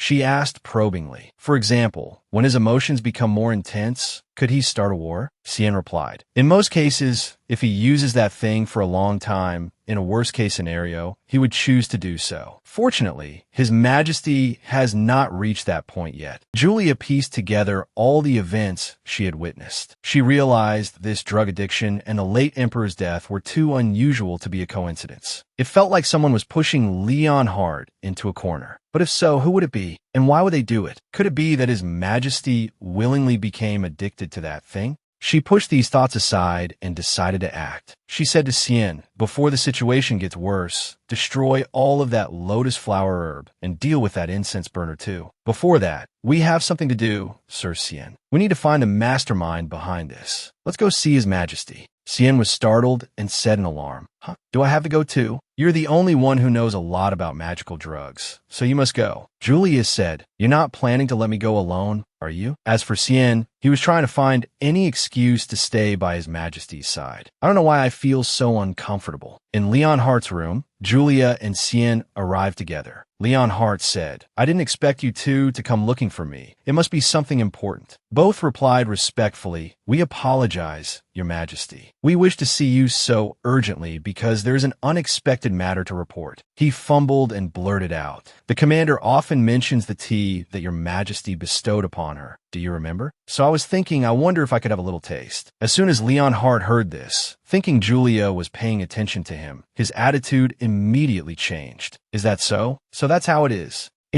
Julia looked at Cien in horror. He could only say helplessly in a low voice, What other choice did I have? Leonhardt invited the two to sit. Sit down. I will have a servant prepare tea. Cien replied excitedly, Yes. When the tea was brought in, a strong fragrance caught Cien's attention. What is this scent? This is the first time I've smelled this. Leonhardt answered him, When I smell this fragrance, it helps me calm down, so I burn a little from time to time. I heard it's a type of incense from the east. Suddenly, a voice was heard. Your Majesty, it is time to change the incense. After Leonhardt gave permission, a maidservant entered as soon as Leonhardt finished speaking. The maidservant curtsied. By your leave, Your Majesty. Julia suddenly noticed something unusual about this maidservant. She couldn't hear her footsteps, but she didn't act strangely because of it, maintaining a normal appearance. Meanwhile, Cien continued to praise the tea's aroma. The tea is so fragrant, Your Highness. Julia decided to observe this mysterious maidservant closely. She used her magical power to control a stream of blue energy, silently weaving through the corners to the incense burner where the maidservant was standing. That stream of energy pulled the maidservant away, accidentally knocking over the incense burner on the table. Cien looked over, seeming to have noticed everything. Before he could react to what had happened, the maidservant discovered the incense burner was broken. So panicked she was speechless and immediately apologized to Leonhardt. It was this lowly servant's carelessness, Your Highness. Leonhardt calmly reassured her. It's all right. No need to panic. Stand up. What a pity. It can't be helped. I'll tell Lucas to buy a new one. A thick stream of fragrance emanated, immediately filling the entire room. The person most affected was Leonhardt, as he had no magical power. Julia immediately realized the critical situation. Once the incense burner was broken, the fragrance would become even more concentrated for Leonhardt, who couldn't use magical power. This could be life-threatening. She immediately ordered, The scent is too strong. Quickly open the windows to ventilate. The maidservant replied, Yes, Your Majesty. Leonhardt's face became dazed, lifeless, and sweat poured down his handsome face as if he had been drenched. He couldn't hold on any longer. Cien asked worriedly, Are you all right?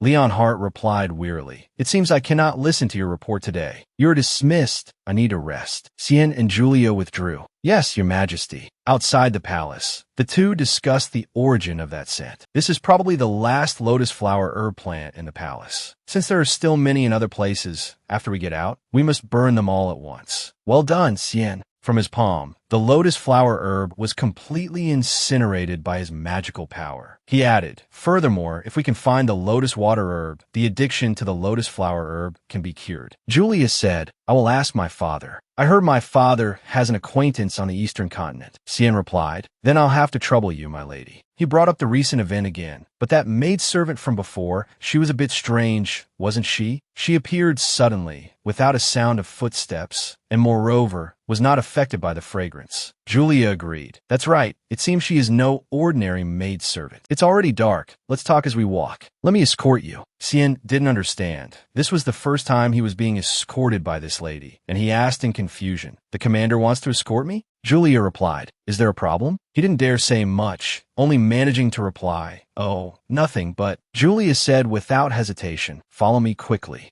Cien thought to himself, What a strange person. When I was young, I used to think this palace was like hell, yet now it has become a place that brings me joy. It's definitely because of this person. Julia heard Cien's soft chuckle and reminded him, Cien, stop laughing behind my back. Cien burst out laughing. I've been found out? Julia could only reply helplessly. I was trying to be a little more polite. In the darkness that enveloped the kingdom, a panicked voice rang out. Something terrible has happened. His Majesty has fainted. A servant said loudly in panic, Have you called a doctor? The young maidservant said, I'm going to call one right now. Another person impatiently ordered, "Don't waste any more time. Go quickly." The young maidservant replied, "Yes," and then hurriedly ran to find help in the dead of night. The late emperor's funeral was not long ago, and now things like this are happening one after another. That maidservant thought sadly to herself, "His Majesty is so pitiful. I fear something bad is about to happen in the empire." In a gloomy place, the maidservant who had changed the incense for Leonhard earlier was kneeling before some mysterious figure. She pleaded miserably, "Master, I was wrong. Please forgive me." The mysterious figure replied nonchalantly, "How many times have I warned you to be careful and discreet? Yet someone like you has ruined everything. We were just a little bit away from being able to ignite a war." He took out a dark purple orb. The object looked extremely dangerous. The maidservant recognized its malevolence and screamed, "Master, please spare me. Give me one more chance." He raised the orb high. The poor girl's life force was immediately drained. The flow of her soul was instantly sucked away by the object. That person said, "Be happy. Your soul will forever accompany Ariel." With that, the poor girl was now just a soulless corpse. She fell from the air without a shred of pity. The villain looked coldly at the body beside him and said, "Impossible. How could this girl have messed things up on her own?" She said Julia and her vice commander were there. It must be related to them. Could it be that they have already discovered my existence? The king was completely poisoned by that incense. After fainting, he collapsed. Without treatment, it will be difficult for him to recover. If left unattended, he will slowly die. But if we cure him, after he wakes up, he will also become a useless shell. Things have come to this. I must change my plan. Those weak and useless humans. From now on, protecting the divine heart must be the priority. After speaking, he vanished. The kingdom was now as if placed on a scale, its fate unknown. It seemed something ominous was about to happen. The next day, Karat, Ginter, and Julia were discussing matters. He asked about the king's severe illness due to the lotus flower herb addiction. "When did you start suspecting this?" She replied, "I only suspected it before, but after yesterday, I am certain." Julia continued, "Even so, we must at least cure the lotus flower herb addiction. If we can find the lotus water herb, it will be much easier." Karat, Ginter said in surprise, "You know a lot about Easter herbs, don't you?" Julia replied with a radiant smile, "It was Sien who taught me. He has traveled to many places, so his knowledge is vast." In Karat Ginter's mind, he only saw that guy as a troublemaker, so he replied, "That's surprising." Julia said, "Is that so?" She added, "I heard my father has an acquaintance on the eastern continent, so I've asked him to inquire about how to find the lotus water herb." Karat Ginter asked with curiosity, "Is there a problem?" Julia replied hesitantly, "You know the eastern continent is very far away, right? So the problem is time." Hearing this, Karat Ginter proposed a solution. "In that case, why don't we use the Magic Tower's teleportation gate?" Julia asked, "Teleportation gate?" In the Magic Tower, there's a magic circle called a teleportation gate, which can be used for emergencies or research to instantly teleport to another place. He added, "That teleportation gate can help us teleport instantly in an emergency. I have friends there. I'll go and ask." Julia replied excitedly, "That's right. I just had an idea. Karat Ginter, can we build a teleportation gate right away?" Karat Ginter asked his beloved back, "Are you planning to use it when the Fire Witch awakens?" Julia said casually, "You think so too?" Karat Ginter's eyes were filled with love. He constantly reassured his little lover, "The friend from the Magic Tower I mentioned is very talented. I will ask him for help." Julia asked worriedly, "Will there be any problems?" He replied gently, "Don't worry. For now, let's focus on the matter of the lotus water herb first." She replied, "Yes, I'm counting on you." At the Ginter estate, Karat Ginter was thinking of a way to help Julia. He took out a small, spherical object, sighed, and said, "I didn't expect to have to use this." A flash of light emanated from the orb. A strange voice came from the other end. "Karat Ginter." "No way. Are you using a communication stone?" Karat Ginter replied, "Long time no see, Houston." It turned out the other end was the mage of the Magic Tower, Houston, a friend of his. Houston said, "That's right. It's been about half a year, hasn't it?" The joy of reuniting with an old friend vanished in an instant. Before they could catch up, Karat Ginter said, "I have a request." Houston's expression changed from joyful to openly annoyed, and he grumbled, "Of course, there's a problem. How could you just call a check on me?" The meaning in his words was as if to say, "I hate your guts." As for Karat Ginter, he thought helplessly, so talkative. Getting straight to the point, Karat Ginter explained, the king's health is very poor. To cure him, we need to go to the east to get a type of herb. Therefore, please help me use the teleportation gate. Houston replied, is that so? That's a big problem indeed. You know, the procedures at the magic tower are super complicated. Even if it's a matter concerning the king, it can't be done right away. Karat Ginter said, time is of the essence. You just need to go to the east and find it. Houston started to be sarcastic again. What do you mean, Karat Ginter? You want to use this number one genius of the magic tower to run errands for you without any sincerity? Karat Ginter thought in frustration. Here we go again. He asked directly, what do you want? Houston's expression immediately became excited again. Gosh, why is he like a child? He began to interrogate. I heard from Alex, you have a lover, don't you? Huh, I'm so curious I can't sleep. Who on earth is it? Karat Ginter replied, nonsense. Houston, however, burst out laughing. His illusion moved towards Karat Ginter, putting an arm around the commander's shoulder and saying, we're as close as brothers. Let me meet her just once. Karat Ginter replied uncomfortably, since when are we that close? I will ask her opinion tomorrow, so you go get the lotus water herb. Karat Ginter suddenly became serious. I also have something I need to talk to you about in person. Houston replied, really? Then his image at the other end of the communication stone danced around like a tadpole in a bathtub, saying, if that's the case, I really want to see you propose to her. Karat Ginter froze for a few seconds, then asked uncomfortably, Alex told you even that? As for Houston, he laughed heartily as if he had won a great prize. This is the first time I've seen you this angry. It's so fun. If there was an award for King of Teasing, that title would surely belong to you, Houston. He continued speaking to Karat Ginter. Tell me the place you need to go. I'll go get that lotus water herb, then come to the palace right away. That should be fine, right? Karat Ginter said, moved. Thank you for your help. The feeling of being moved didn't last a second, as Houston's illusion bounced in front of him again like a tadpole. Teasing, don't worry. By the way, when you plan to propose, remember to call me. Karat Ginter was speechless, only managing a short reply. 2 days later, the warm sunlight shone on the royal residence. Karat Ginter said worriedly, Houston should be arriving soon. Are you sure you won't feel uncomfortable? Faced with this question, Julia replied confidently, I don't feel uncomfortable at all. Isn't he your friend, Sir Karat? But when Karat Ginter recalled the moment he revealed the identity of his beloved to Houston, Houston was even more excited than the person involved. He jumped up in excitement, saying, Karat Ginter's beloved, I want to see you propose so badly. He laughed out loud while pulling Karat Ginter around in circles. Because of this, Karat Ginter felt extremely awkward, even a little scared to let Julia meet this friend of his. Seeing Karat Ginter dazed, Julia asked, what's wrong? He then came back to his senses and replied, it's nothing. Just then, a man in a dark purple formal suit walked towards where they were standing. He shouted Karat Ginter's name loudly, attracting everyone's attention,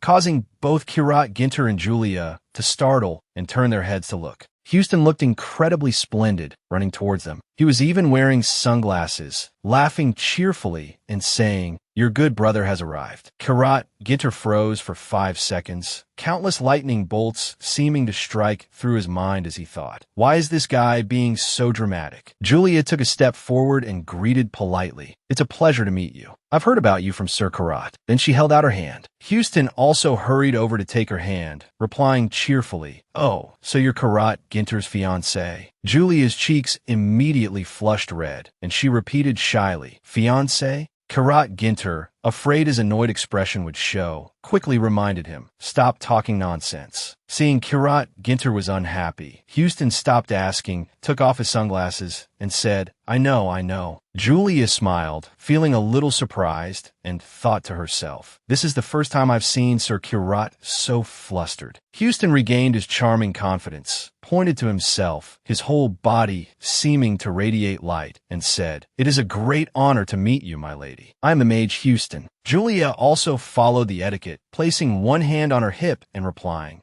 I'm Julia von Rosenthal. Karat Ginter's voice cut in from the side. How is the matter I asked you about? Houston frowned at being interrupted, saying with dissatisfaction, what's the rush? But he didn't forget his task, conjuring a glowing bag of herbs from his hand. Houston handed it to Julia, saying, here, please take it. Julia was quite surprised, but still reached out to take it, saying sincerely, thank you. How can I ever repay you? Seeing this, Houston immediately took Julia's hand and replied, my lady, Your beauty is repayment enough. After saying this, he closed his eyes, intending to kiss her small hand. But Karat Ginter quickly pulled Julia away, his face showing clear annoyance, his eyes glaring at Houston as he said, "Stop it." As for Julia, she was bewildered, not understanding what was happening. Houston, as if he had successfully teased Karat Ginter, let out a smug huff. This is fun. Karat Ginter, seeing there was nothing more to it, decided to let it go, and said, "Besides that, I have one more thing to ask of you." Upon hearing he had to help again, Houston's face immediately darkened, and he refused outright. Julia sighed in disappointment and said, "Just as I thought, for Sir Houston. This request is indeed too much." Seeing her like this, he couldn't refuse and had to take back what he had just said. "Of course not. Go ahead, what do you need?" Karat Ginter looked at his friend, whose expression changed as fast as flipping a book, feeling extremely annoyed, his anger flaring up. Seeing this, Julia took the opportunity to explain further. To put it simply, the matter we are asking for help with is still a bit mysterious, but it will be clarified soon. Outside, the sky was a clear, brilliant blue as they walked together to the palace garden. Houston rubbed his chin with his hand, thinking about Julia's request. Houston asked, "So, what you mean is to ask if it's possible to immediately create a teleportation magic circle to use the teleportation gate to go where you want?" This was exactly what Julia wanted, and she replied excitedly, "Yes." Her face became more cheerful, her eyes filled with hope, and when she heard Houston answer, "Of course it's possible," she broke into a happy smile. But he wasn't finished. He raised a finger, signaling a slight difficulty, and continued, "However,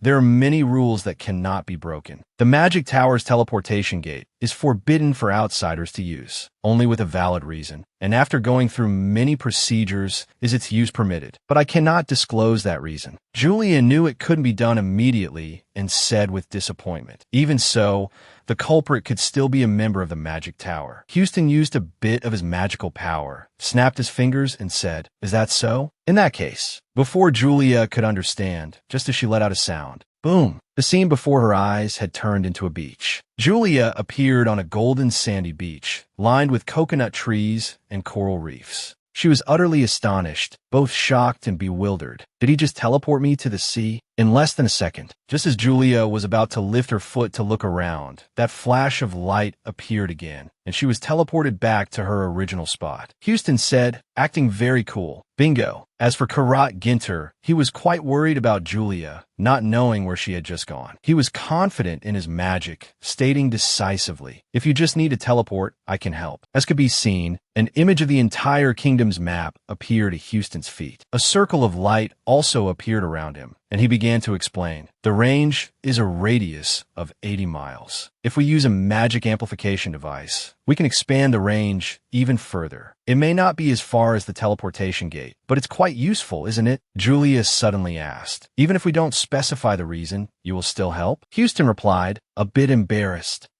Aren't you the one from Karat Gintor's dreams? You don't look like a bad person, and I know Karat Gintor isn't the type to bother people for no reason." Hearing this, Julia nodded, quite pleased. As for Karat Gintor, he remained as cold as ever. Houston smiled and asked them, "So, shall we call it a day?" Julia responded to his goodwill, "Yes, thank you. I will definitely repay you." The matter was temporarily concluded. Houston then invited them to dinner, calling for Karat Gintor as well. Julia, who was starving by now, said cheerfully, "Wonderful." As for Karat Gintor, he was completely exhausted and remained silent. Later, in Leon Hart's bedroom, at this moment, Leon Hart was critically ill, lying in bed. The doctor in charge held a bag of necessary herbs and exclaimed with admiration, "This is truly admirable. You managed to get the herb from the East in such a short time. How'd you do it?" Julia looked around the room, feeling a bit suspicious. Leon Hart's servant didn't seem to be here today. The servant must have been busy handling affairs while His Highness was unconscious. Standing behind the doctor, she explained, "I just received help from a few people." Then she requested, "May I observe your treatment process?" The doctor didn't feel bothered at all and said cheerfully, "Of course. Having you by my side to watch me work will also put me at ease, Commander." Initially,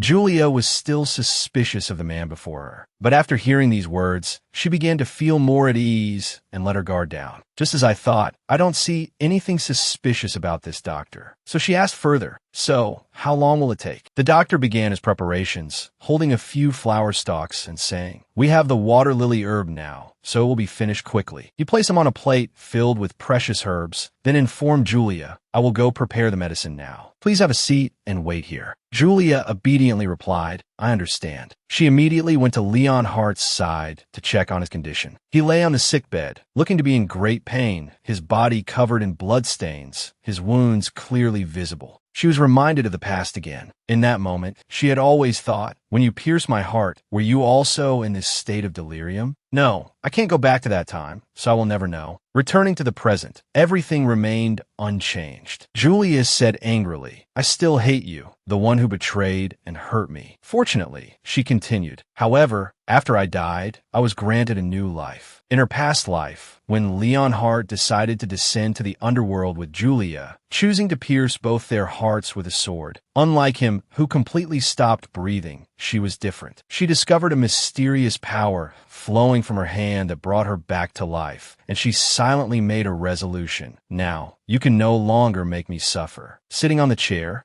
Julia thought with great sorrow, the fact that I had to die to live happily means nothing to many people. She touched her heart, and the magic crystal glowed. She continued, the only reason I'm helping you this time is that I want to avoid a meaningless war caused by a mad king. Just imagining it, thousands of soldiers dying in vain, the flames of war dyeing the entire kingdom red, was enough to break her heart. I don't want to help you at all. At this moment, Julia's mind was in turmoil, and she restlessly ran her hands through her hair in frustration. If Leon Hart were to die just like this, unpredictable chaos would ensue. If something else were to happen, it would be even more troublesome. Suddenly, the doctor called out to Julia, Commander, I need to go get a few missing ingredients. Would you like to come with me? Because the doctor was very perceptive of the emotions of those around him, he said, I think being alone with His Highness might be a bit uncomfortable for you, right? She immediately agreed. Yes, let's go. The next day, after the doctor finished preparing the antidote for Leon Hart, checked that everything was in order, and was about to leave, Leon Hart showed signs of waking up. He let out a groan,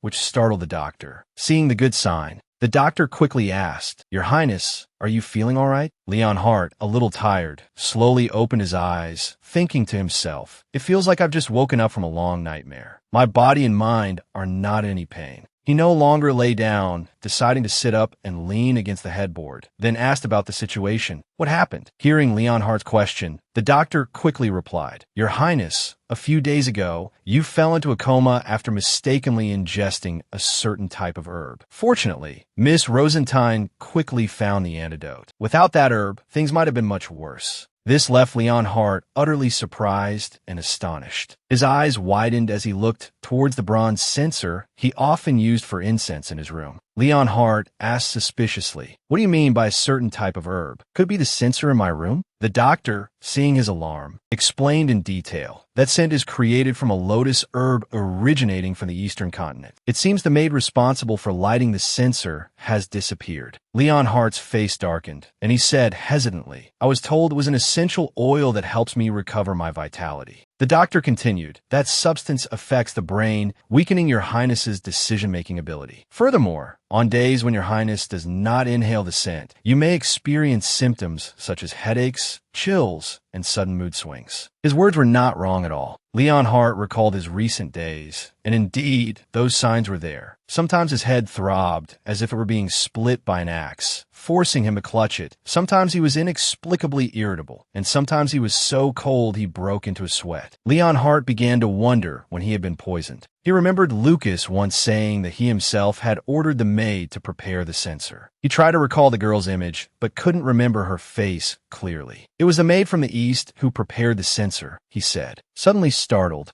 Leon Hart was utterly horrified, whispering in disbelief. Could it be Lucas? But he tried to calm himself, recalling the moments he had embraced Lucas in the past, then said, No, Lucas is my brother and friend who has been with me since childhood. He would never do such a thing. Returning to the present, the doctor pushed up his glasses and instructed him, I will have the guards bring the prepared medicine. You will start the detoxification tonight. Whenever the symptoms worsen, please take the medicine immediately, because quitting an addiction is by no means an easy matter. If your highness feels any abnormality in your body, please call me right away. Leon Hart heard this, his expression showing some worry, but he immediately promised firmly, I will definitely do it. Hearing his personal assurance, the doctor also felt more at ease, saying, You're doing very well. You may go. In the stables, every warhorse was plump and healthy. Just as Julia was about to lead a horse out, Leon Hart suddenly appeared beside her and said, Miss Julia, I've been looking for you. Before long, the person she hated most appeared before her eyes. Julia looked at him coldly and uncomfortably, not saying a word, but still had to place her hand on her chest and bow in accordance with etiquette. I greet your majesty, the sun-like presence of the empire. Having just woken up not long ago,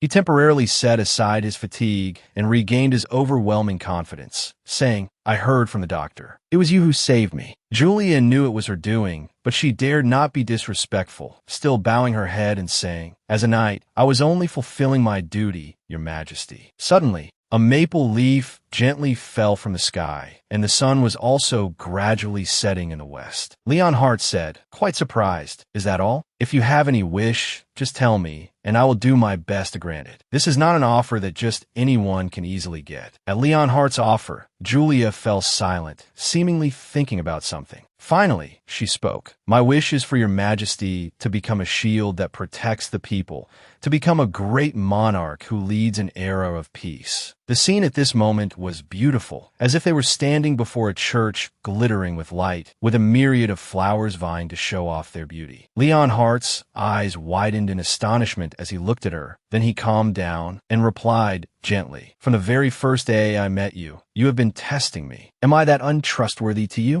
Julia, with a serious expression, affirmed, Your Majesty, that is not what I meant. Hearing this, Leon Hart seemed a little more reassured, turned away, and replied, Very well, then. He turned his back to Julia, glanced back slightly, his words exuding the royal demeanor of a monarch. In any case, it is the duty of a sovereign to listen to the advice of a loyal subject. Leon Hart felt he was being very magnanimous and chuckled. Ha ha ha. As for Julia, she felt he hadn't changed at all, thinking to herself, I thought he had changed, but he's still as impulsive as ever. Time passed, and night fell. In the forest, where butterflies glittered with light, illuminating everything, heavy wisteria blossoms hung down. Karat Gintor said, This way, and walked alongside Julia. She looked a bit dazed, looking at Karat Gintor with confusion. After walking a little deeper, Karat Gintor spoke up. I heard that tonight is the moment the 7 stars converge. Under the romantic moonlight tonight, there are tens of thousands of stars in the sky. Karat Gintor continued. So I want to come with you to this most wonderful place to watch the stars. Tens of thousands of flowers, for some magical reason, bloomed in unison the moment the two of them approached. He gently took Julia's hand and stood with her by the cliff. This was no longer the Julia in a majestic military uniform, showing a strong side to everyone. At this moment, she wore a dark blue dress adorned with snowflake and leaf patterns, with a matching bow tied at the back, looking incredibly beautiful and heart-stirring. She opened her eyes wide, looking at Karat Gintor with anticipation and nervousness.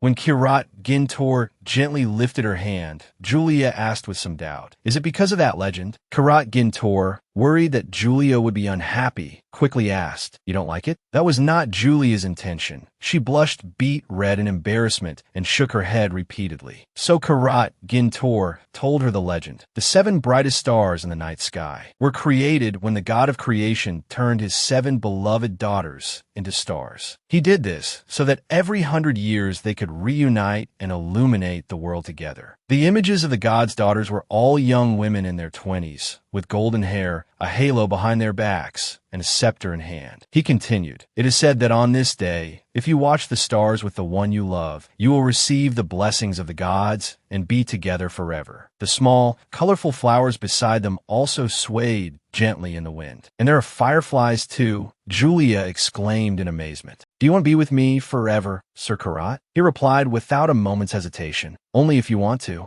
Julia seemed to feel all of Kirat Gintor's affection. She then said to him, "Come a little closer to me." He didn't yet understand her meaning. She just let out a playful little huff, then suddenly pulled Kirat Gintor closer, unhesitatingly reached out to caress his cheek, and in this picturesque romantic setting, she gave him a surprise kiss. This unexpected kiss made Kirat Gintor blush, his eyes filled with astonishment. Julia was extremely satisfied, her eyes shining with a smile, and she said happily, "This is my answer." The stars in the sky were like an aurora, and a shooting star streaked across the sky, illuminating the entire area. By the cliff, Kirat Gintor, having received Julia's answer, was overjoyed because the person he liked had agreed. He couldn't waste another moment. So he wrapped his arms around her waist, pulling her closer. This time, it was truly his kiss for her. The surrounding scenery was as if they were on a date under a cherry blossom tree, the flower symbolizing their faithful love for each other. If Julia's eyes were open at first, she then gradually closed them, her eyelids fluttering shut, her mind now filled with dreams. I used to think that fairy tale had nothing to do with me. Then Julia wrapped her arms around Kirat Gintor's neck, deepening the kiss, even standing on her tiptoes slightly as she kissed him. She recalled, "Well, I heard that people in love become more childish." A moment later, Julia and Kirat Gintor ended their kiss. Their lips were no longer touching, but the infatuation for each other in their eyes could not be hidden. She thought to herself with certainty, "If it's with this person, I think it's okay to believe in that legend." Julia, now blushing from embarrassment, didn't dare to look directly at Kirat Gintor. She said softly, "When I'm with you, I feel like I become a different person." Kirat Gintor, ever so thoughtful, reached out and stroked her shoulder. Like her, Kirat Gintor was also very shy, his eyes darting around as he quietly replied, "Me too." Although she had been in a relationship before, Julia now realized that this was the first time she had felt this way, a feeling of being enveloped in happiness.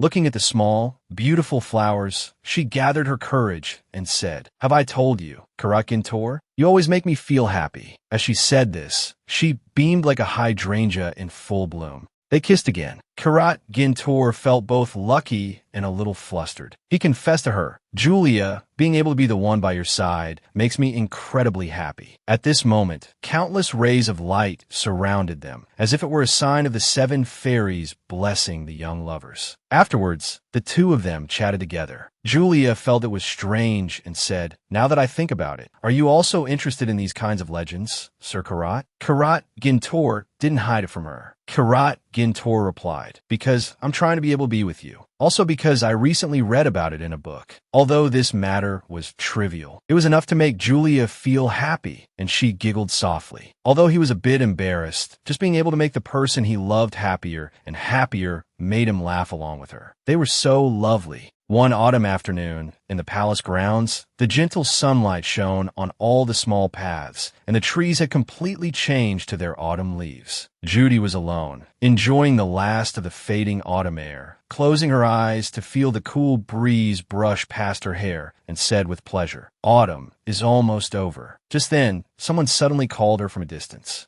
Judy looked towards a small path with a fence full of flowers and plants. Bachi, with brown hair, held a letter and said, "There's a letter for you." Hearing that someone had sent her a letter, Judy turned happily to Bachi and asked excitedly, "A letter?" Bachi immediately handed the letter to Judy, saying, "Take it." Judy couldn't hide her joy, giggling as she took the letter. She didn't forget to say, "Thank you, Bachi." Bachi felt she had completed her task, so she left, saying, "I've delivered it to you, so I'll be going now." Opening the letter, when she saw the sender's name, she smiled and said, "It's from Uncle Pao back home. He always spoils me like a child." As she began to open and read the letter, the content read, "Judy, I'm sending this letter because there's something I need to tell you." Reading that line, she was still a bit confused, quite puzzled.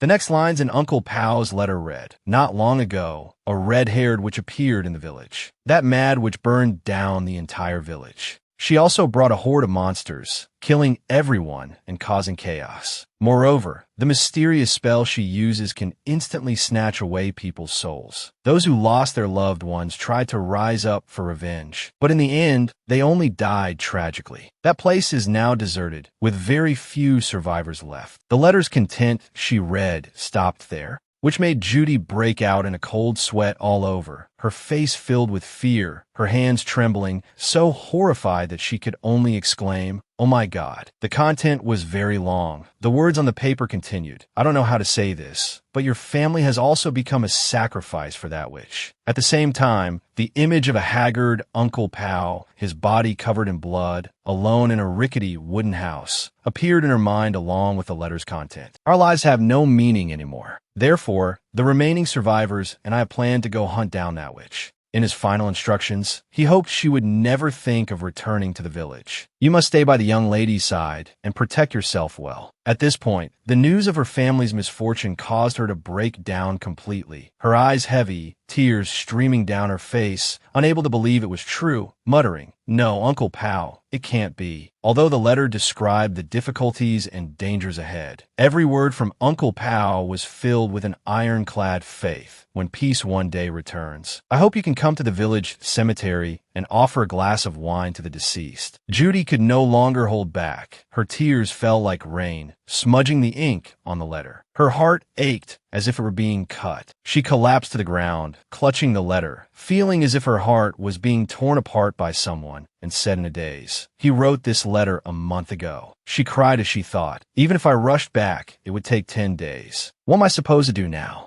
Judy clutched the letter in agony, sobbing uncontrollably, trying to cry out, "Mom, Dad, Uncle Pow." Julia happened to be passing by and saw her in this unusual state. So she decided to approach Judy and ask, "Why are you sitting on the ground? You'll catch a cold." Hearing the commander's voice, she was startled, quickly wiped her tears, and pretended that nothing had happened. Her eyes were red as she tried to remain calm and replied, "I was walking in the garden and accidentally fell." Julia, with her keen intuition, didn't press her, just looked at Judy silently for a moment, then gently patted her on the shoulder and asked, "Can you get up? Let's go inside and talk." Then, at Julia's suggestion, the two of them went into the palace together. Julia and Judy sat down in the living room. Judy drank hot tea to calm down, while Julia read the contents of Uncle Pow's letter. After reading the letter, Julia's expression became tense, her eyes wide, glistening with tears, unable to believe it. How could they do something so cruel, so horrible? She knew very well that after learning all this, Judy would definitely want to return to the village immediately. So she spoke up and asked, "Judy, do you want to go back to the village to see?" Faced with such a question, Judy still had no reaction, her face still bearing a look of sorrow and grief, not saying a word. She put down her teacup and said, "Honestly, I'm very scared. If I have to witness my hometown destroyed and accept the fact that I'm all alone." Julia slowly stood up and said, "You know, Judy."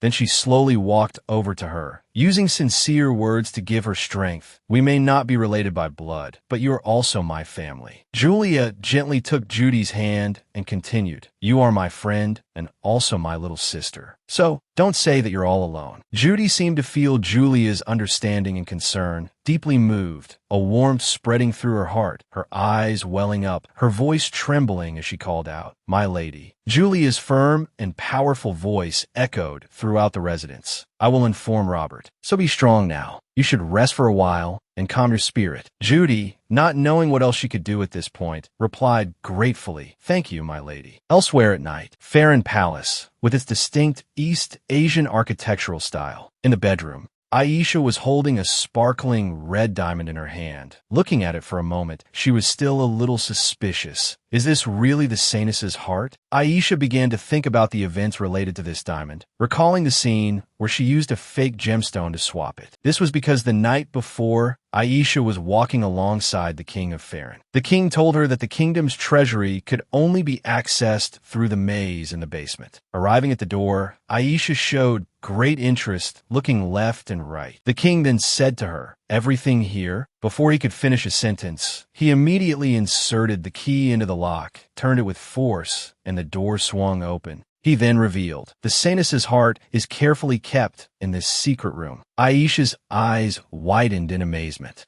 A dazzling red diamond was placed in an iron box. The king then asked, "Very mysterious, isn't it?" Aisha was very impressed with the gemstone and replied, "Yes, Your Majesty. This is the first time I have ever seen such a gemstone." Just then, the person in charge of guarding the gemstone arrived and discovered them. He looked extremely surprised and shouted, "Your Majesty, I didn't expect you to be here. You cannot bring someone without royal blood to this place." Faced with these reminders, the king not only did not listen, but also showed an attitude of indifference, saying contemptuously, "I am the king of this kingdom. What is there that I cannot do? Don't make a mountain out of a molehill." The other man, not wanting the national treasure to be stolen because of an outsider, asked in a stern voice, "Could it be that you are so enchanted by that siren that you want to break the rules passed down for generation to generation?" As the guard angrily questioned him, he continued, "Protecting the gemstone is the mission and duty of the royal family, Your Majesty." Aisha, standing behind the king, seized this once-in-a-lifetime opportunity, quietly approached the box, thinking to herself, "They are arguing so loudly, they're not paying any attention to me at all." Aisha immediately took out a fake diamond that looked exactly like the real one, thinking to herself, "This will have to do." The argument between the king and the guard grew more intense. The king shouted, "How dare you raise your voice at me?" The guard could only say helplessly, "Your Majesty, please come to your senses." As for Aisha, she nimbly completed the swap. Great, the swap was successful, she thought to herself. The plan is complete. Wonderful, the swap was successful, she thought. The plan is complete. She then pretended to mediate. "Don't argue because of me." She said this, but in her heart, she was calculating. Being able to admire such a beautiful gemstone is enough. But the king turned back with a rather frightening expression and asked, "We've come all this way. You should admire it for a little longer, shouldn't you?" Aisha, afraid her plan would be ruined, quickly said, "Let's go back, Your Majesty." This was also because she was holding the red diamond in her hand.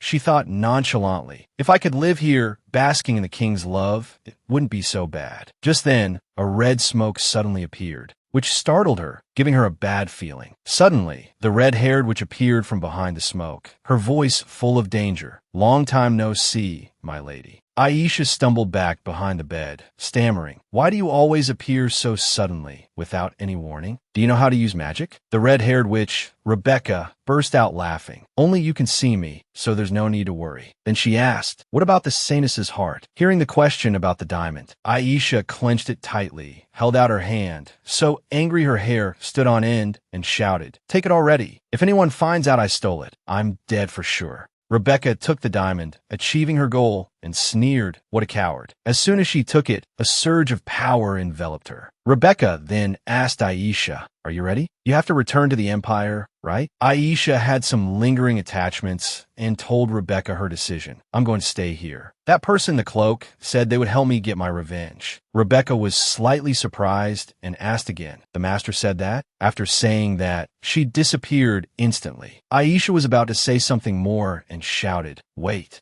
She frowned angrily and said, "Did she just mock me?" Back at the royal residence, Julia sat at her desk, looking at the letter again, her heart full of doubt. What kind of spell can snatch away a soul? She rested her chin on her hand, thinking, "I want to investigate this myself, but taking Judy there would be a bit dangerous." She slammed the letter down on the table. Julia decided she should first inform her father, and it would be best to send an investigation team. Leon Hart leaned on the table with both hands, bowing his head in deep thought. "I haven't seen Lucas since I recovered. Could it be that Lou Cat was really the one who lured me into that trap? Before the coronation, he brought in an incense burner, saying it was a gift for me because I often felt tired. If Lou Cat is truly the culprit, then he might also be involved in my father's death. After all, if he intended to control me when I was weak, the late emperor would surely have been a major obstacle. But what is his real motive?" A knock on the door interrupted his train of thought. He looked at the door as the butler's voice rang out, "Your Majesty, it is Lord Rosenthan." He replied, "Come in." The butler politely added before opening the door, "Forgive my intrusion, Your Majesty." The door opened, and Pascal entered, saying, "I, Rosenthan, pay my respects to Your Majesty." Leon Hart looked at him and replied, "Be seated."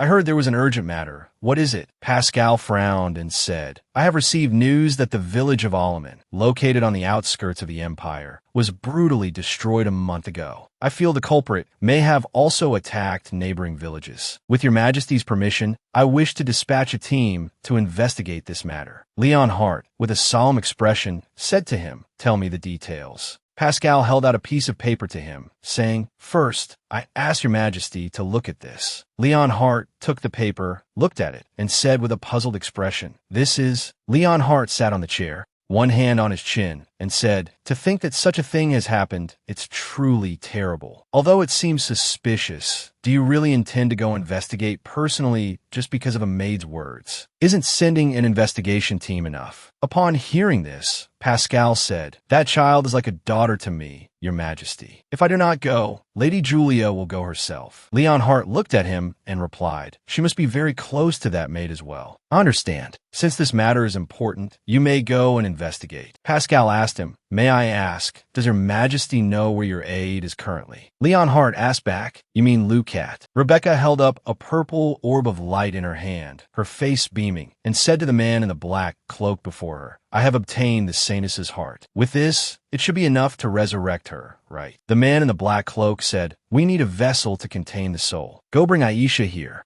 As Rebecca handed the object in her hand to the man in the black cloak, she said, But she doesn't want to come. She said she will wait there for your help. The man in the black cloak turned away, saying, The mind-controlling magic affecting the king of Phelan has been lifted. That whore won't be there for much longer. Rebecca burst out laughing cheerfully. Oh my, what a pity. I'm going to miss that girl. The man tilted his head slightly and said, Stop talking nonsense and return to the kingdom of Phelan. We don't have any more time. Hurry up. Rebecca replied happily, Yes, yes. Then she disappeared. At this moment, the man in the black cloak sighed wearily and took off his cloak. A familiar face was revealed. It was Lucat. He thought to himself, I didn't expect them to cure the emperor while I wasn't paying attention. It seems they figured out my plan. The plan to use the war to collect a large number of souls has failed. I can only proceed with an incomplete resurrection. His face gradually became sinister. Lucat raised one hand to cast a spell, thinking to himself, Ah, I'm finally about to see you again, Lady Ariel. The crystal blazed, touching the orb. There are many lives around us. After the resurrection, we can offer more to her. Lucat placed a hand on his chest, feeling incredibly excited and joyful. How long have I waited for this day? Vicious thoughts appeared in his mind. At that time, I will be able to end the filthy bloodline of the Rosenden family, those who stand in Lady Ariel's way. After that, I will offer this world to her. The next morning, in front of the palace gate, Julia saw Judy and her father off with a sense of regret. Are you two leaving right now? Her father replied, Yes, it's better if we depart now. Julia looked worriedly at Judy and asked, Judy, will you be all right? Judy smiled in relief and replied, Yes, I've thought it through. Besides, I have the Duke and the knights with me.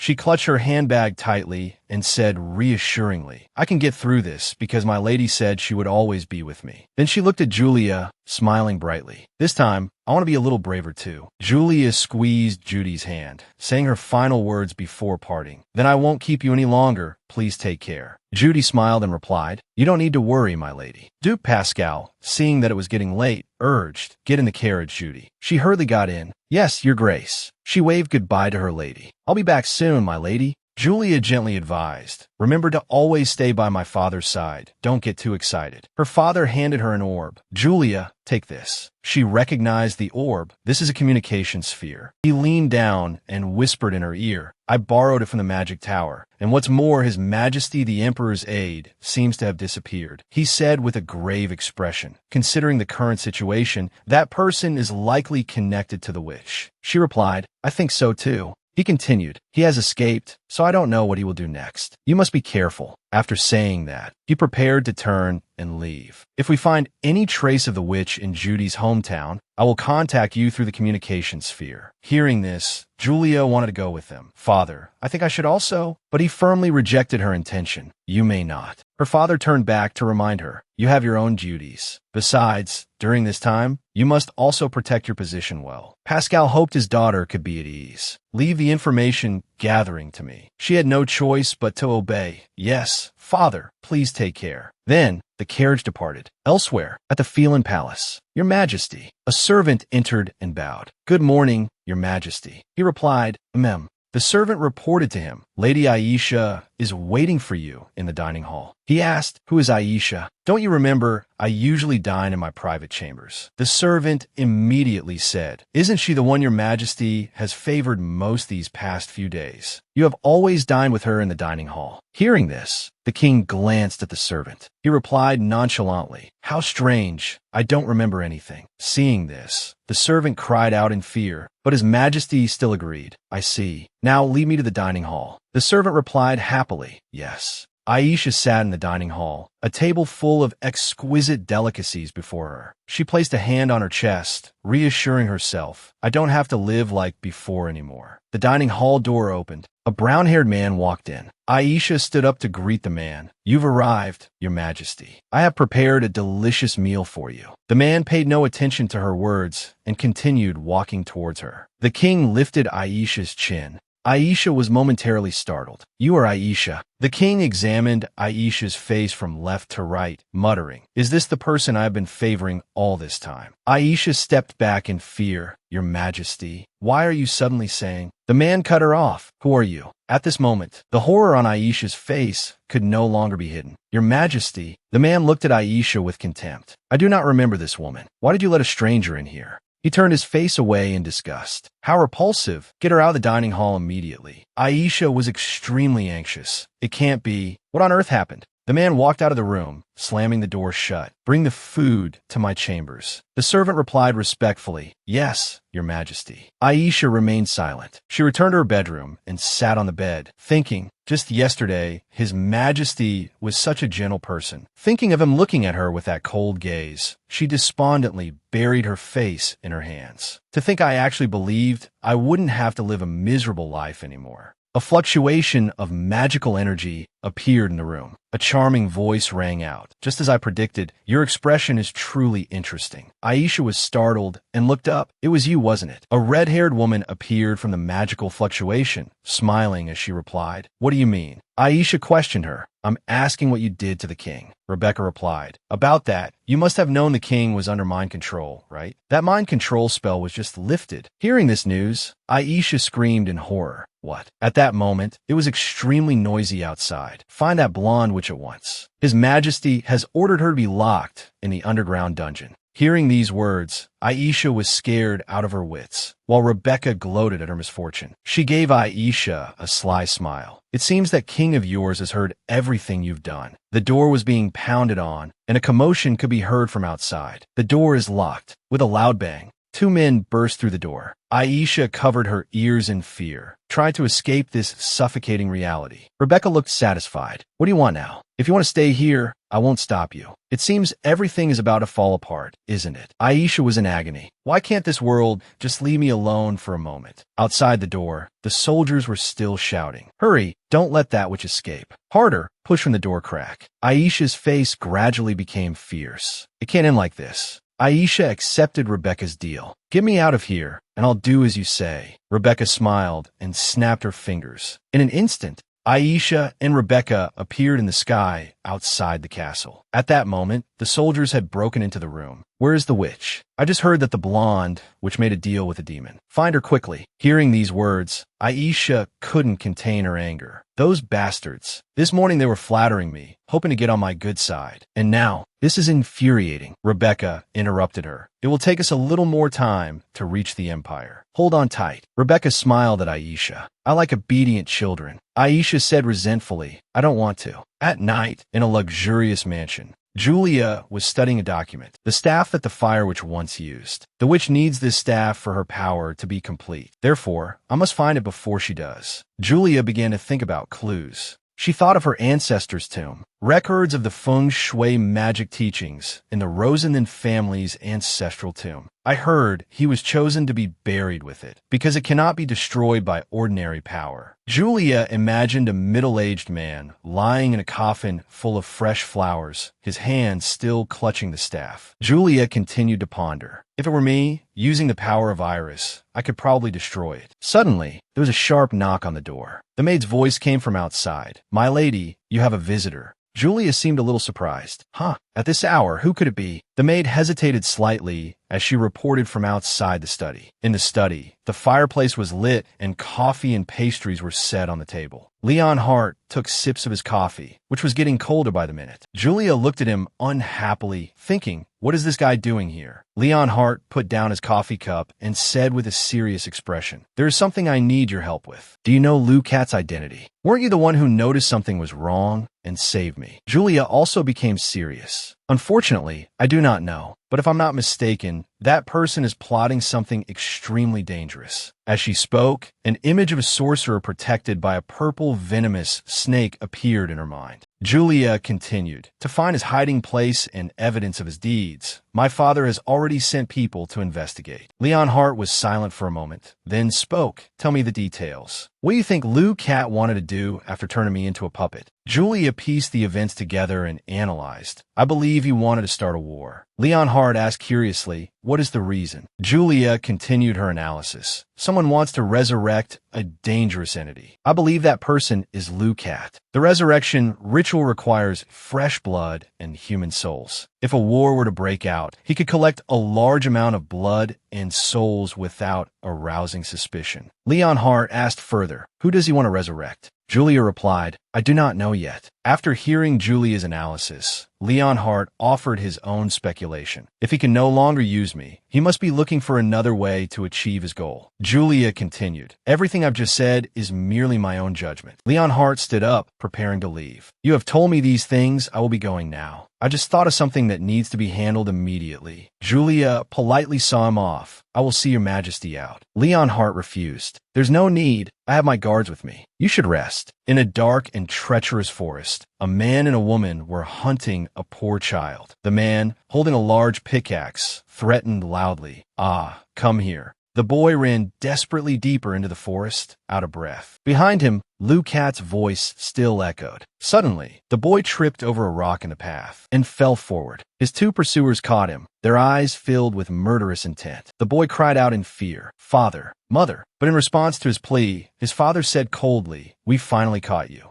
The boy asked desperately, "Father, mother, why are you doing this?" The father explained, "The sins our ancestors committed can only end after all of us are dead." He tightened his grip on the pickaxe and swung it toward the boy, saying, "Don't be sad. We will all be on our way together soon." The boy squeezed his eyes shut, waiting for death. In his heart, he cursed his family. If only a family like this didn't exist. Suddenly, two bolts of yellow lightning struck his parents dead. Their blood splattered onto his young face. At such a young age, the boy had to witness his parents' gruesome deaths. A witch stepped out, holding a staff, clad in a deep red cloak. Her whole body glowed with a yellow light, and swarms of butterflies fluttered around her. She scoffed, "You're going to kill your own flesh and blood, and then follow them. How shameful." The boy was terrified, clutching his chest, the scene before him making it hard to breathe. She approached and asked, "What's wrong? Are you going to take revenge on me for killing your parents?" The boy frantically shook his head. His eyes pleaded for her mercy. She laughed sinisterly, praising him. "You look strange, but you're also quite cute." Back in the present, Lou Cat had just woken up from the nightmare that had always haunted him. He thought to himself, it was a dream from a distant past, so distant that he no longer remembered anything. Now,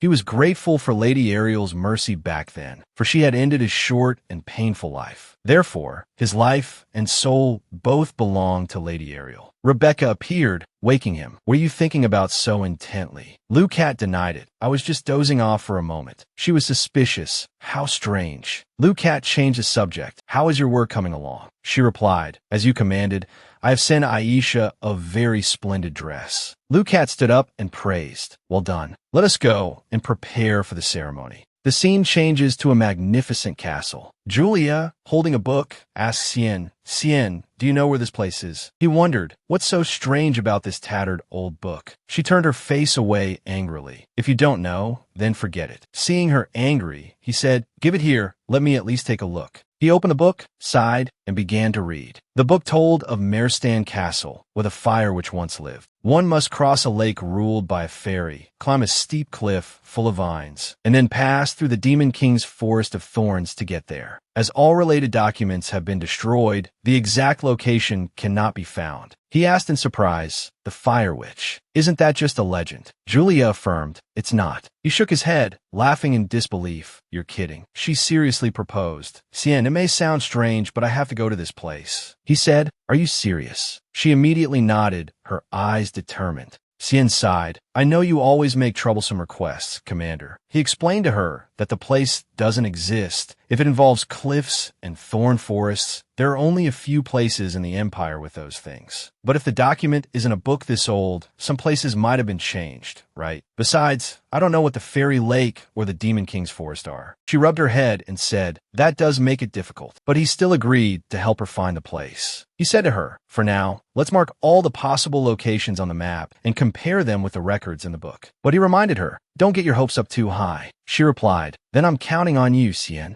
In a gloomy castle, under a fantastical night sky, a mysterious ritual was underway inside. A chant echoed throughout the castle. The ice event. The deaths of Julia von Rosenden and Ginger Hart, along with the hope of becoming a powerful person. Soon, she will have it in her grasp, even if her soul no longer belongs to her. Inside the castle, 3 people were performing a magic ritual. Rebecca said, Master, the moment you have long awaited has finally come. Lucat said, begin. A magic circle appeared under the blonde woman's chair. She suddenly reacted, her whole body burning. She hugged herself tightly as pain washed over her. Witnessing this, Lucat coldly continued to chant. He had long forgotten what it was to have a human heart. She fell to the ground, screaming, Stop. It feels like my body is about to be torn apart. She noticed strange changes in her body and cried out in shock. At this moment, deep in Lucat's heart, the only one who could move him was Lady Ariel. At the same time, by the fountain, Karat Ginner was talking to Julia. He asked her, Do you really have to go? She replied immediately, Yes, I must go now. The Rosenden ancestral tomb is not far from here, so I should be back by tomorrow. As she left, he was lost in thought, a hint of sadness on his face. He said, I had plans with Houston today. You should take him with you. She was surprised.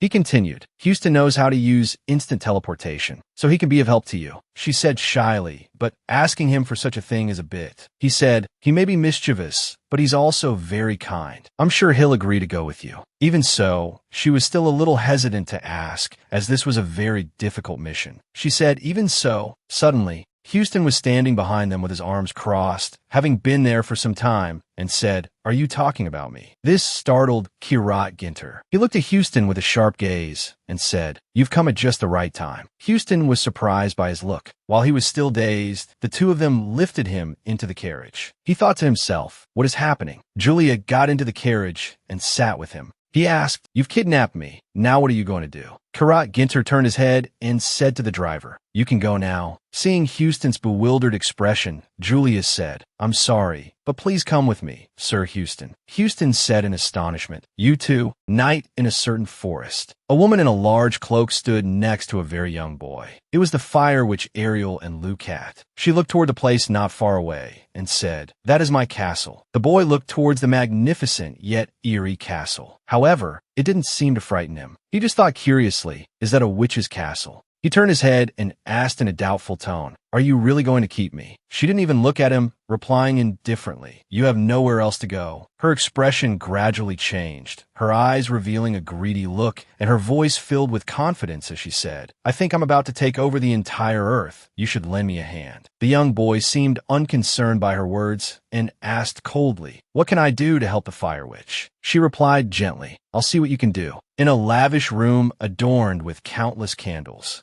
2 people were walking. The girl with curly golden hair and an exquisitely beautiful face spoke. It's been a while since I've walked in a castle like this. Lucat bowed to her and asked respectfully, "Are you pleased with this body?" She gently caressed her new face and said with satisfaction, "The skin is very soft, very good." As soon as she finished speaking, her expression changed, and she looked at him suspiciously before asking, "But are you really the child I took in as a servant? Your adorable features are all gone. How did you end up like this?" He explained calmly, "A lot has happened. Since you passed away, 1,000 years have gone by, Lady Ariel." Hearing this, she simply replied, "Has it been that long?" She raised her hand to cast a spell, and immediately the contract between them appeared. Then she asked him, "Since you signed a soul contract with me, as long as your soul is not shattered, you cannot die, correct?" At this point, she raised an eyebrow, her voice full of mockery. "How ridiculous! A human like you has lived longer than a witch like me." She gestured towards herself and continued to ask, "Do you regret making a contract with me?" He answered honestly without hesitation. "To say that in such a long life, I have never once regretted it would be a lie. However, Fire Witch Ariel, my soul belongs to you." With that, he immediately knelt on one knee and kissed her hand. She seemed quite pleased with this answer, the corners of her mouth turning up in a smile as she replied, "It seems you've learned to say such bold things." After speaking, she turned to leave, ordering him, "Take me to my bedroom. This body is probably tired." He replied respectfully, "I will escort you."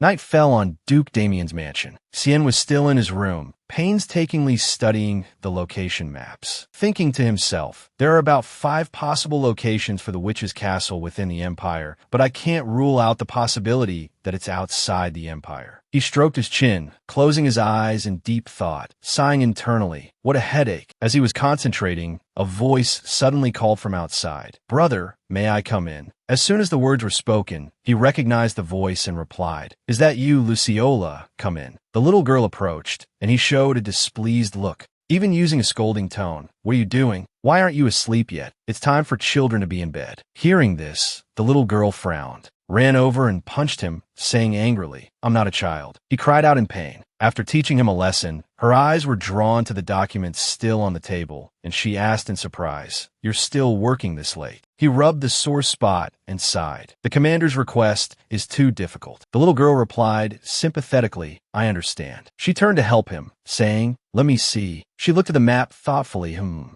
thinking to herself, "The fairy lake and the demon king's forest. Those are stories from ancient legends." He stood beside her and said, "If you're not sleepy, shall I warm up some milk for you?" The little girl glanced at him and replied in an unfriendly tone, "I don't need any." The little girl seemed to discover something, turning to tell him, "Brother, I think I know where that place is." He waved his hand, not paying any attention to her words, and said with a long yawn, "Stop messing around." Seeing him like that, the little girl grabbed his hand and pulled him towards the map, saying eagerly, "You know I'm not kidding, right? I like studying history, so I know where it is. Come here, I'll show you." She gave a strong pull, making him exclaim in surprise, "Ouch." At the same time, at the cemetery, Kirit Gintu, Chuli A, and Hiu Stan were investigating. Hiu Stan rubbed his body, shivering as he said, "This is the first time I've been to a cemetery at dawn." Hearing this, Chuli A replied, "There's one thing we need to clarify immediately." "Sorry, Hiu Stan." He was still a bit startled, but hearing the beautiful woman speak, he gave a thumbs up to show he was fine, saying, "If it's a request from this lady, any time is fine." Seeing his behavior, Kirit Gintu immediately gave him a contemptuous look. The group walked to a certain place. She stopped, pointed in a direction, and said, "This is the tomb of the first patriarch of the Rosantan clan." Hiu Stan replied in surprise, "Here?" Kirit Gintu asked the same question as him. "Such an important figure is buried in such a discreet place?" Seeing their reactions, she slowly explained, "Because besides the cemetery keeper and clan members, no one is allowed to pry into this place." I heard this was the ancestor's request. He continued to ask, "Is it because the witch's magical artifact is buried with him?" She answered honestly, "Almost. I only found out recently myself." She led the two of them to the front of a cave, pointed at it, and said, "Let's go inside." He asked her in confusion, "A cave?" She didn't answer him,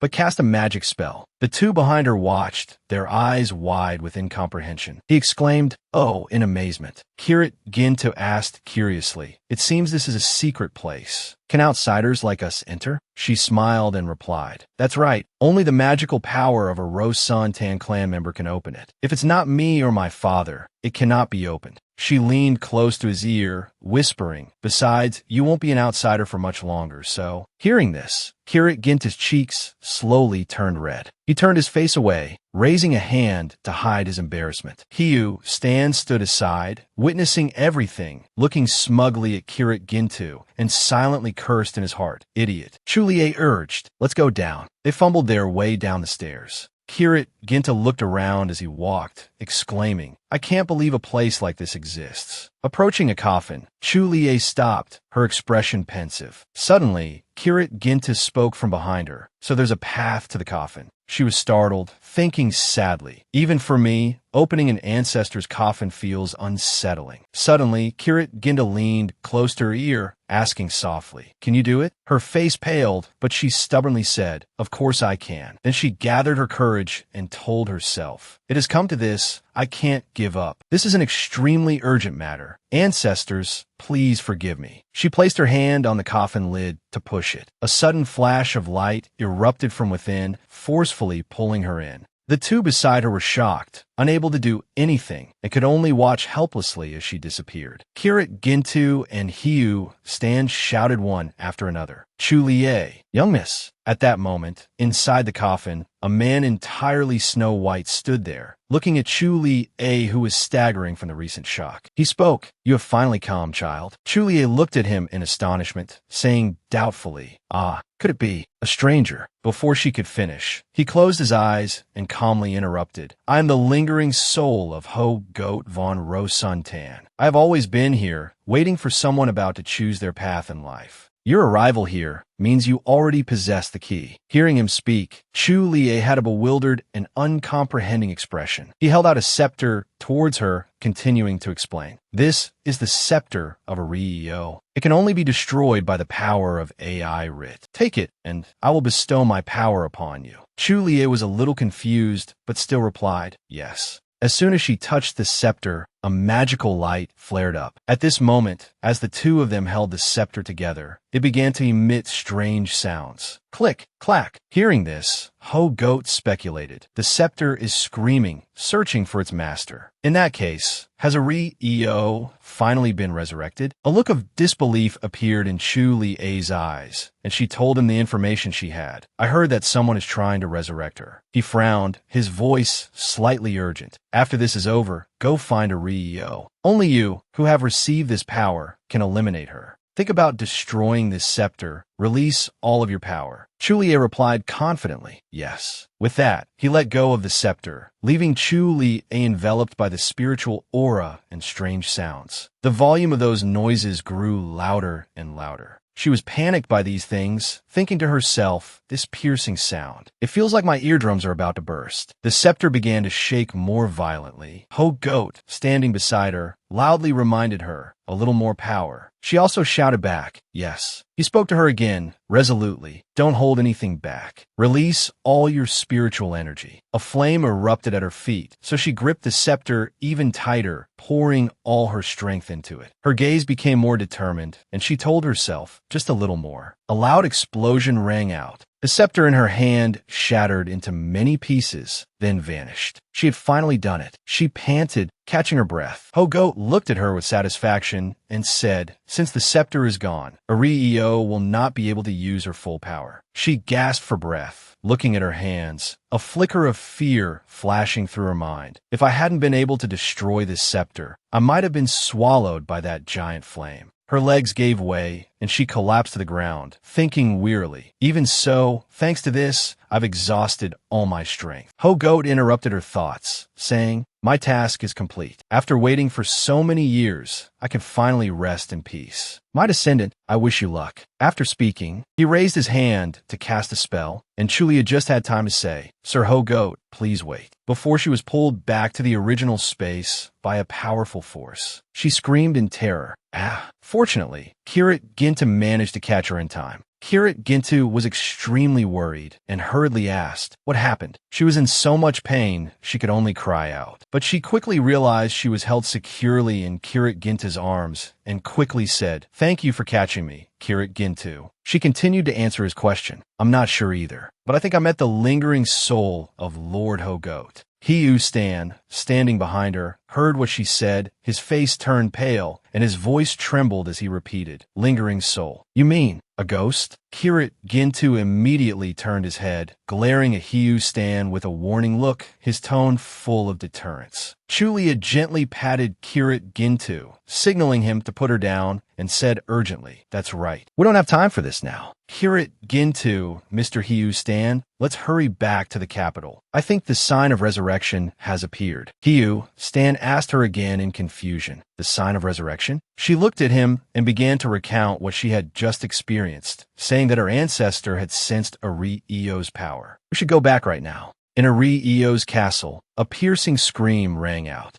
Lu Cat hurriedly looked towards Ari-Eo, who was trembling on the bed, and asked worriedly, "What's wrong?" Her voice trembled as she said, "Something connected to my soul has just been destroyed." She seemed to realize something, gritting her teeth and saying, "It feels like it was my scepter." Suddenly, she seemed to go mad, turning angrily to him and saying, "So AI Rid is still alive. I won't forgive her. That bitch always ruins my plans. This time I will definitely eliminate her." Hearing this, a look of disbelief appeared in his eyes, and he thought to himself, "Impossible. AI Rid is still alive?" She immediately stood up, began to plot a plan in her head, and ordered him, "We must prepare to go out." He bowed respectfully and advised, "Please calm down, Fire Witch Ari-Eo. You need to rest and recover your strength." Hearing that, her eyes became terrifying, and she said fiercely, "That's right. I should kill a few people, absorb their souls." He raised his hand to stop her. "The servants have already gone out to collect souls. They will be back soon."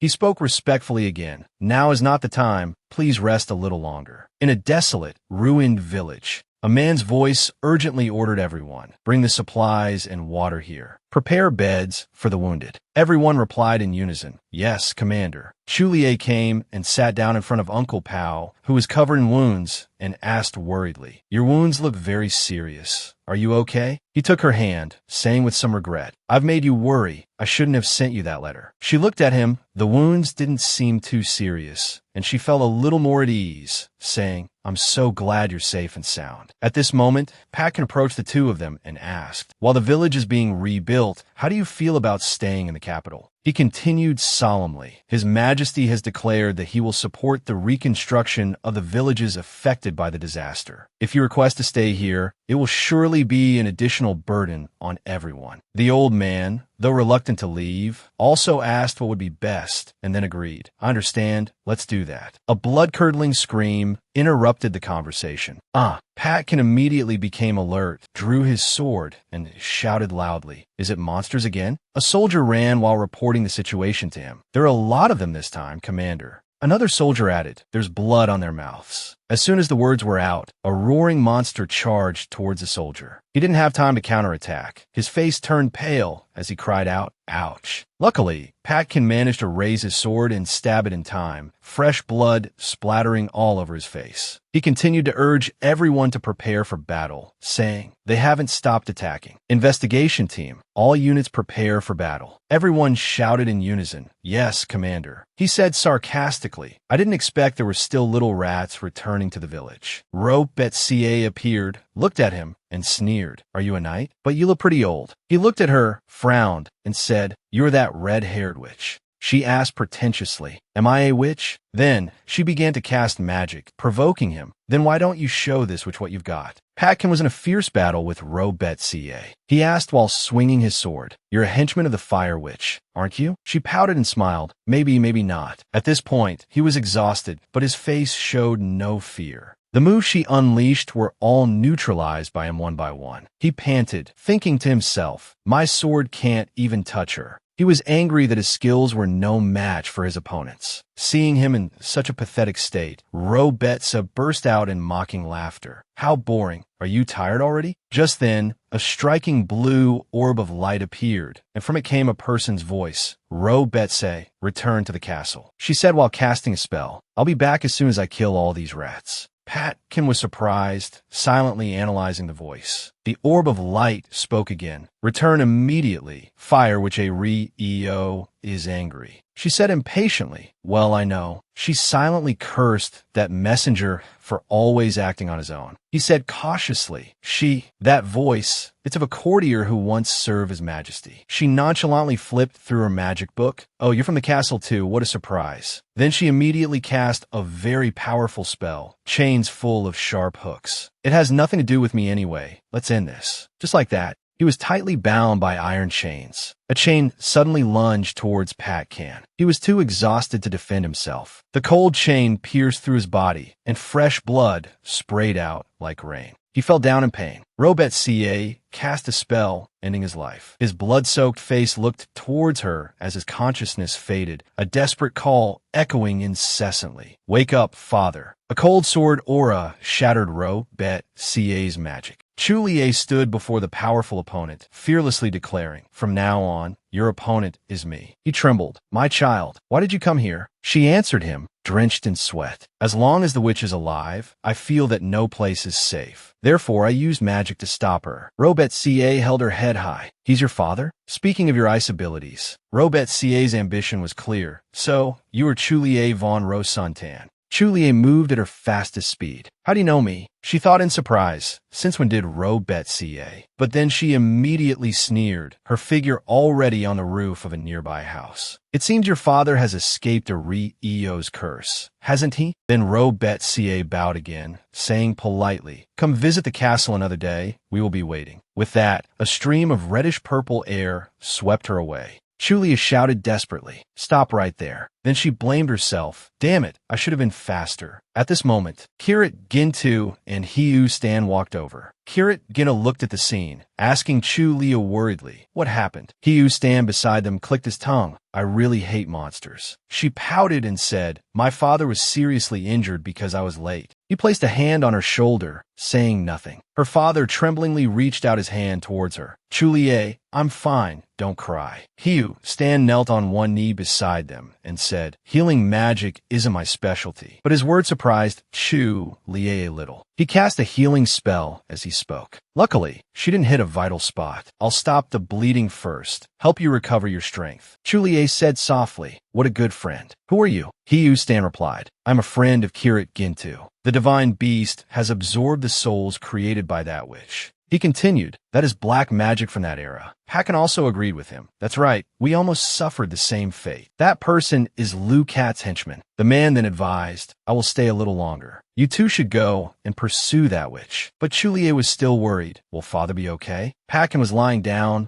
receiving treatment. Yes, I still have to handle the aftermath. Don't worry, this wound isn't life-threatening. As long as the bleeding is stopped, it will be fine. Then he said again, go quickly. Our next target is the capital. Chulie said in a high voice. Then I will quickly finish things here and come back. Everyone, please be careful. But her face was full of self-blame. The man also said, yes, when everything is over, let's meet at the mansion. The next morning, sunlight filled the mansion. Kirit Ginta praised with a slightly cold expression. Teleportation magic is quite convenient, isn't it? Hiu Stan said smugly. To be able to instantly teleport so many people, only a genius like me can do it. Suddenly, Xyn came from behind and interrupted Hiu Stan. Commander, you're here. Chulie was surprised. Sir Xyn. He suddenly frowned, asking suspiciously, what happened? Chulie and Kirit Gintu, both covered in dust, turned to look. She then said, we just returned from far away. How was the mission I assigned you? Then he complained again, but the road there is very treacherous. Are you really planning to go? 3 pairs of eyes just stared at XY, and immediately after, the 3 of them each grabbed a limb and lifted XY up. Chulia shouted excitedly, the plan is complete. We're leaving right away. Kirit Ginta thought to himself, the more the merrier. The man also chimed in, it seems you can help us with a lot of things. In contrast to the excited expressions of the 3, Xyn shouted in despair, why me?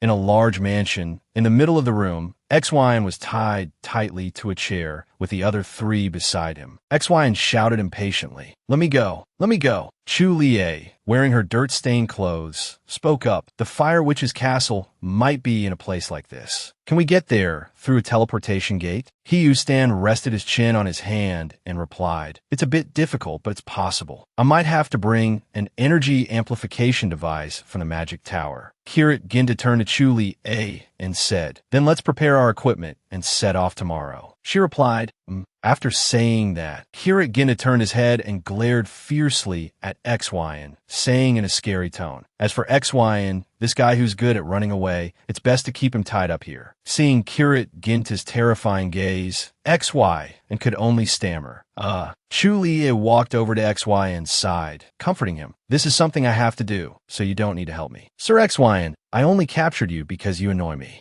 Xyan looked at Chu Lie and replied, "Although I don't understand the situation right now, if you seem to need my strength, I will help you this time." At that moment, urgent knocking came from outside the door. Jinger pushed the door open with a panicked expression and reported, "Commander, monsters have appeared in the capital." Hearing Jin Gare's report, Chu Lie's face turned pale, and she thought to herself, "They move so fast?" Then she replied, "I understand. Let's go down." Outside the vast, luxurious mansion, Lu on hat stood on the steps, giving orders with a commanding presence. "The nearest night order will stay to protect the palace. All others will go to the villages to fight." Then he reminded them, "Act quickly, but also be careful not to get injured." His words were as powerful as a true general's. The people below shouted loudly, "As you command, Your Majesty." In another place, Kirit Gintu, wearing a uniform stained with battle marks, went to find Alek. He called out, "Alek." Seeing him, Alek said worriedly, "Commander." Alek asked with a pale face, "What happened?" "Your uniform." Kirit Ginta seemed to ignore Alek's question and said, "Explain the current situation to me." Alek began to recount the events. A huge teleportation gate suddenly appeared in the middle of the square, and monsters poured out of it endlessly. Because the incident happened so suddenly, the number of casualties soared. At this moment,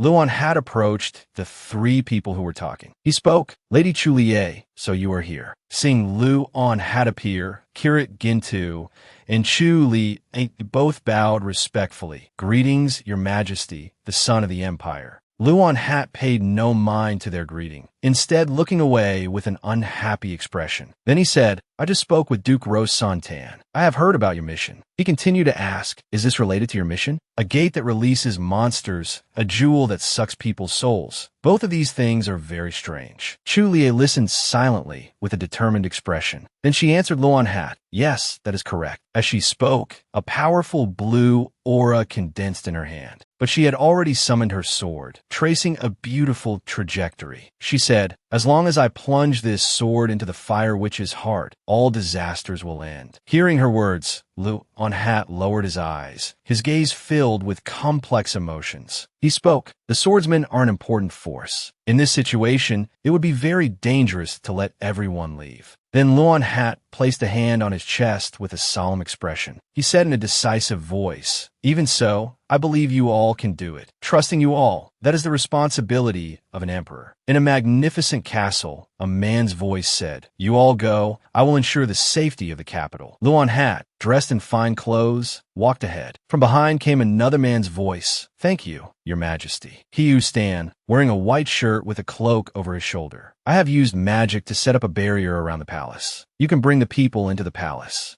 Luan Hat turned to look at him with an extremely cold expression. "Who are you?" "This is the first time I've met you." Hiyu Stan puffed out his chest smugly. "I am the genius mage of the magic tower." Luan Hat asked, "You consider yourself a genius?" He didn't answer, just smiled. "Well then, I shall take my leave, Your Majesty." In a gloomy castle, thunder rumbled. The scene was terrifying. Fire Witch Rio was standing in the middle of some kind of magic circle. To be able to receive souls from a distance like this, what a brilliant idea. The jewel next to her spoke. "I just thought if I personally intervened, Fire Witch Rio would be more pleased." On the other side of the jewel, a hooded man was sitting on a roof. The jewel then asked, "How are things over there?" He chuckled softly, "I don't know." Below, innocent people panicked, fleeing from the bizarre monsters. Desperate cries for help echoed everywhere. Someone shouted, "Haven't the knights arrived yet?" He pulled down his hood, smiling as he said, I hear the joyful cries of the people. Luan had at this time said loudly, those who cannot fight enter the palace immediately. He walked while helping those who were injured or needed help. A man said with both surprise and gratitude, Your Majesty, you came here in person again. Luan had urged, hurry up. At this moment,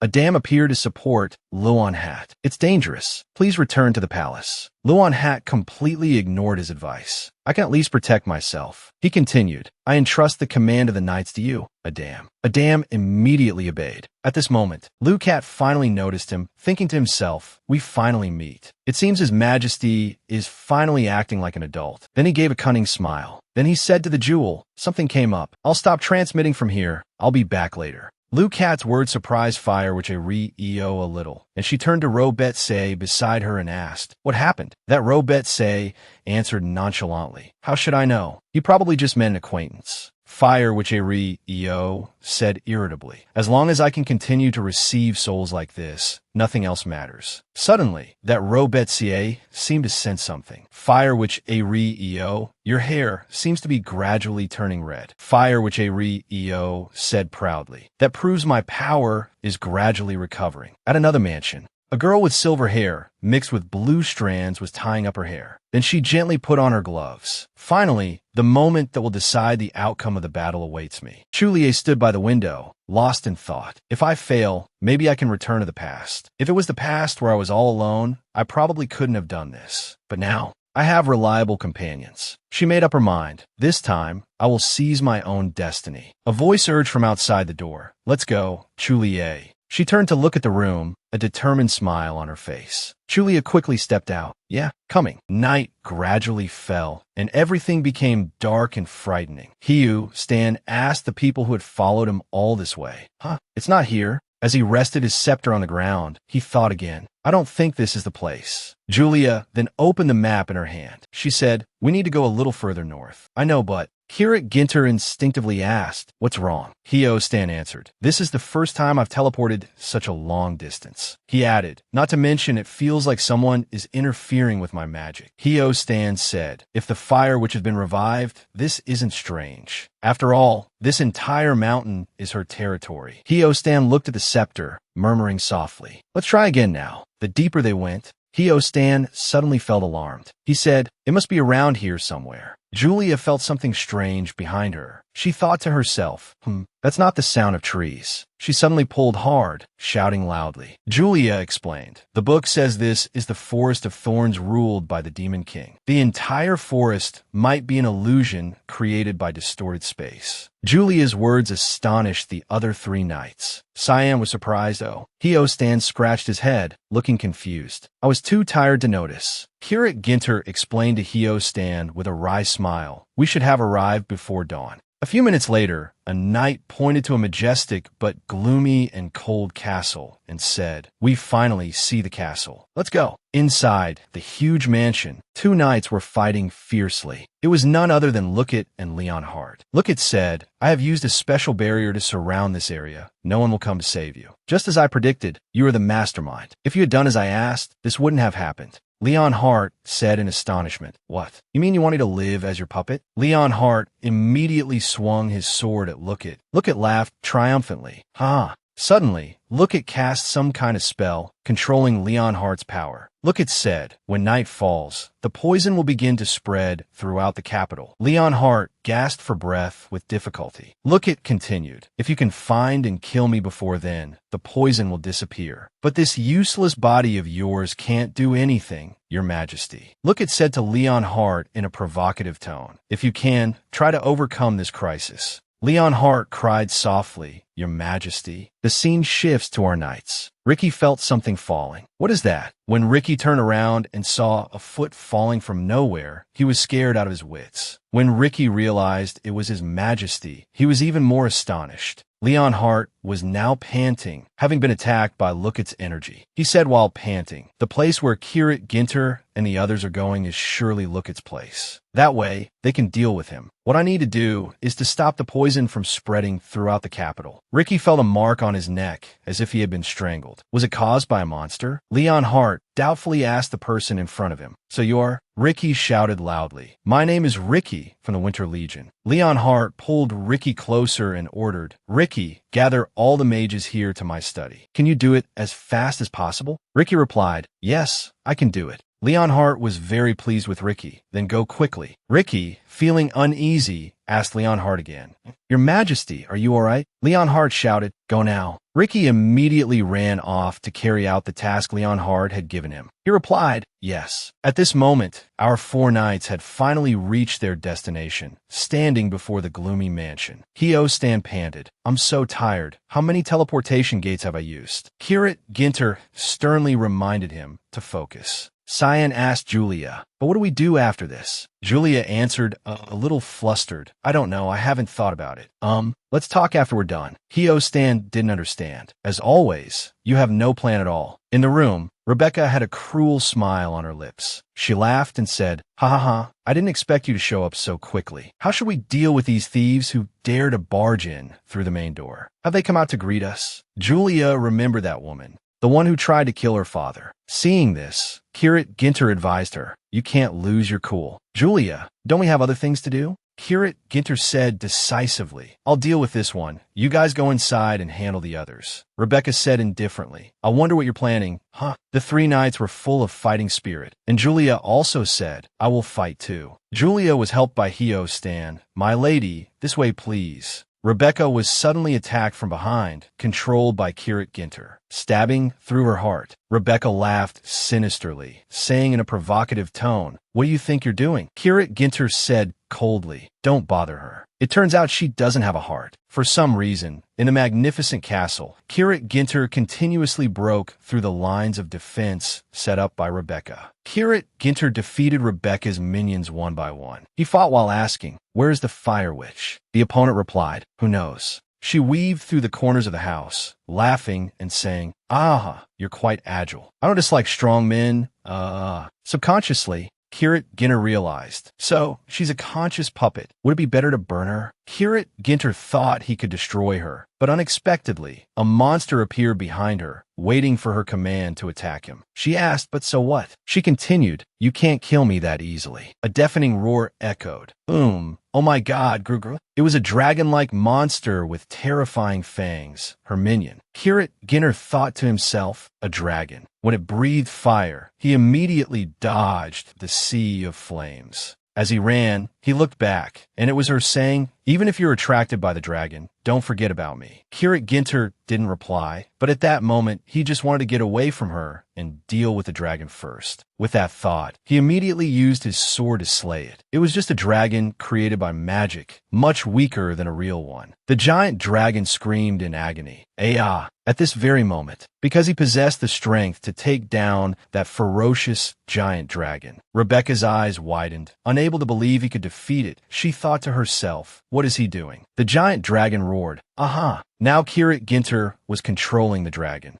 He thought to himself, I can block its wings, make it fall. A moment later, the dragon was officially subdued. It roared, AAA. Kirit Ginter thought to himself, if it's only at this level, I can handle several at once. At this time, the other 3 knights had gone deeper inside.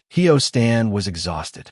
Stan said to Cyan in a weary voice, Cyan, carry me for a bit. That which is too strong. I'm out of energy. Cyan replied, let me go. Cyan noticed some strange sounds. Cyan asked, did you guys hear that scream? It sounds like Stan hugged Cyan from behind, comforting him that Kirit Ginter could handle it himself. Julia also encouraged. That's right, because Kirit Ginter is the strongest knight in the Empire. Stan replied, that's right. Cyan suddenly felt Stan leaning on him, and Cyan cried out in alarm. Wah. A voice echoed from a distance. I didn't expect some rats to sneak in while I was out. Julia recognized this voice. It was Lookit, he said. I didn't expect you to come here, leaving the Empire in peril. Is this the extent of your honor as knights? Julia said, I don't want to hear those words from your mouth. Lookit used his power to create a sphere, saying, well then, I'll give you a little information. Right now, the poison has spread throughout the imperial capital. The longer it takes, the farther it will spread. Until our goal is achieved, the poison and the monsters will not stop. Julia shouted in panic. What? Lookit explained further. If you're truly knights, You should return to the Empire. Even saving one commoner would be good, wouldn't it? Julia said in a voice full of indignation and courage. You're just using a despicable plan. Hio, Stan added. The thing spreading through the village isn't poison. It's that person's energy. As long as that person dies, the poison will disappear immediately. Cyan said instinctively. How is that possible? Because he is a dark magician. Julia advised him. If we are knights, we will defeat you and end this chaos. Look at Provoked. You seem quite confident. Cyan interjected. Wait. Julia stopped Cyan. Cyan voiced his opinion. It seems now is the time for me to show my cool side and be of some help. Cyan said again, leave this to me. You two go deeper inside. Julia spoke up. Sir Cyan, we don't know Lookit's true strength, so we must fight together. And then Cyan replied to her, but you don't know my true strength either, do you? He continued to advise. You said this disaster appeared for the Fire Witch to recover her power, right? Before the witch recovers more power, shouldn't you quickly take her down? Hio Stan agreed. You're right, Cyan.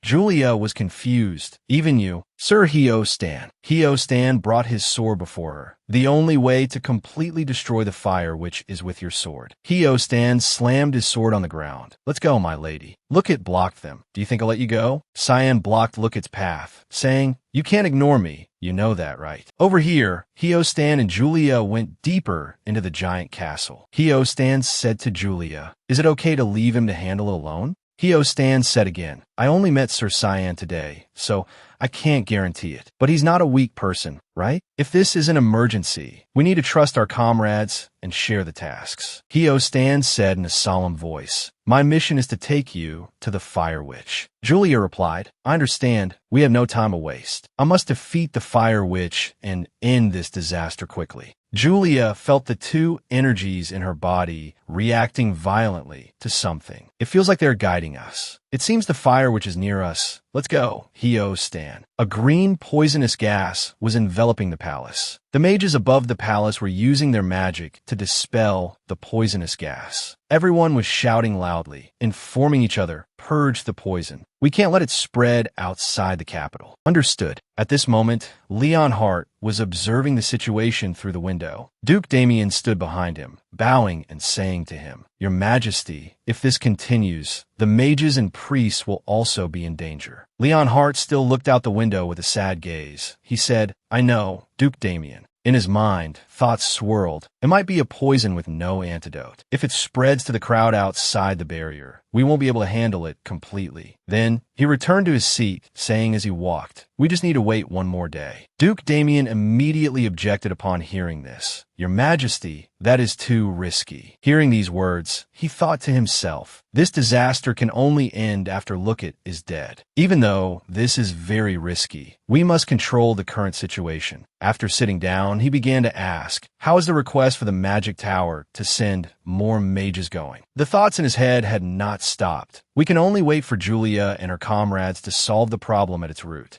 Damien said hesitantly, Your Majesty, monsters have also appeared in the capitals of other nations. They are afraid they can no longer provide support to the Empire. Hearing this, Leon Hart's heart grew heavy with worry. He lamented, what a mess. As he finished speaking, a scene appeared in his mind of the mages relying on the barrier created by Hio Stan, struggling to resist the poisonous gas outside. The poisonous gas was temporarily unable to enter the palace, but it was only a matter of time before the barrier was destroyed. The scene shifts to another castle. It exuded a creepy, gloomy atmosphere. In a dark corridor, Julia and Hio Stan were being led somewhere by a sword. Suddenly, the sword stopped. Seeing this, Julia exclaimed in surprise, Ivan. The scene here was terrifying. A statue of the Grim Reaper was particularly prominent. A voice suddenly echoed in the space. I didn't expect you to willingly come here to die. At this moment, the sound of high heels began to echo in the space. A woman in a red dress was slowly walking down the stairs. She appeared before the two of them, covering her mouth with her hand and chuckling softly. It's time to end this long-standing feud, isn't it, Iris?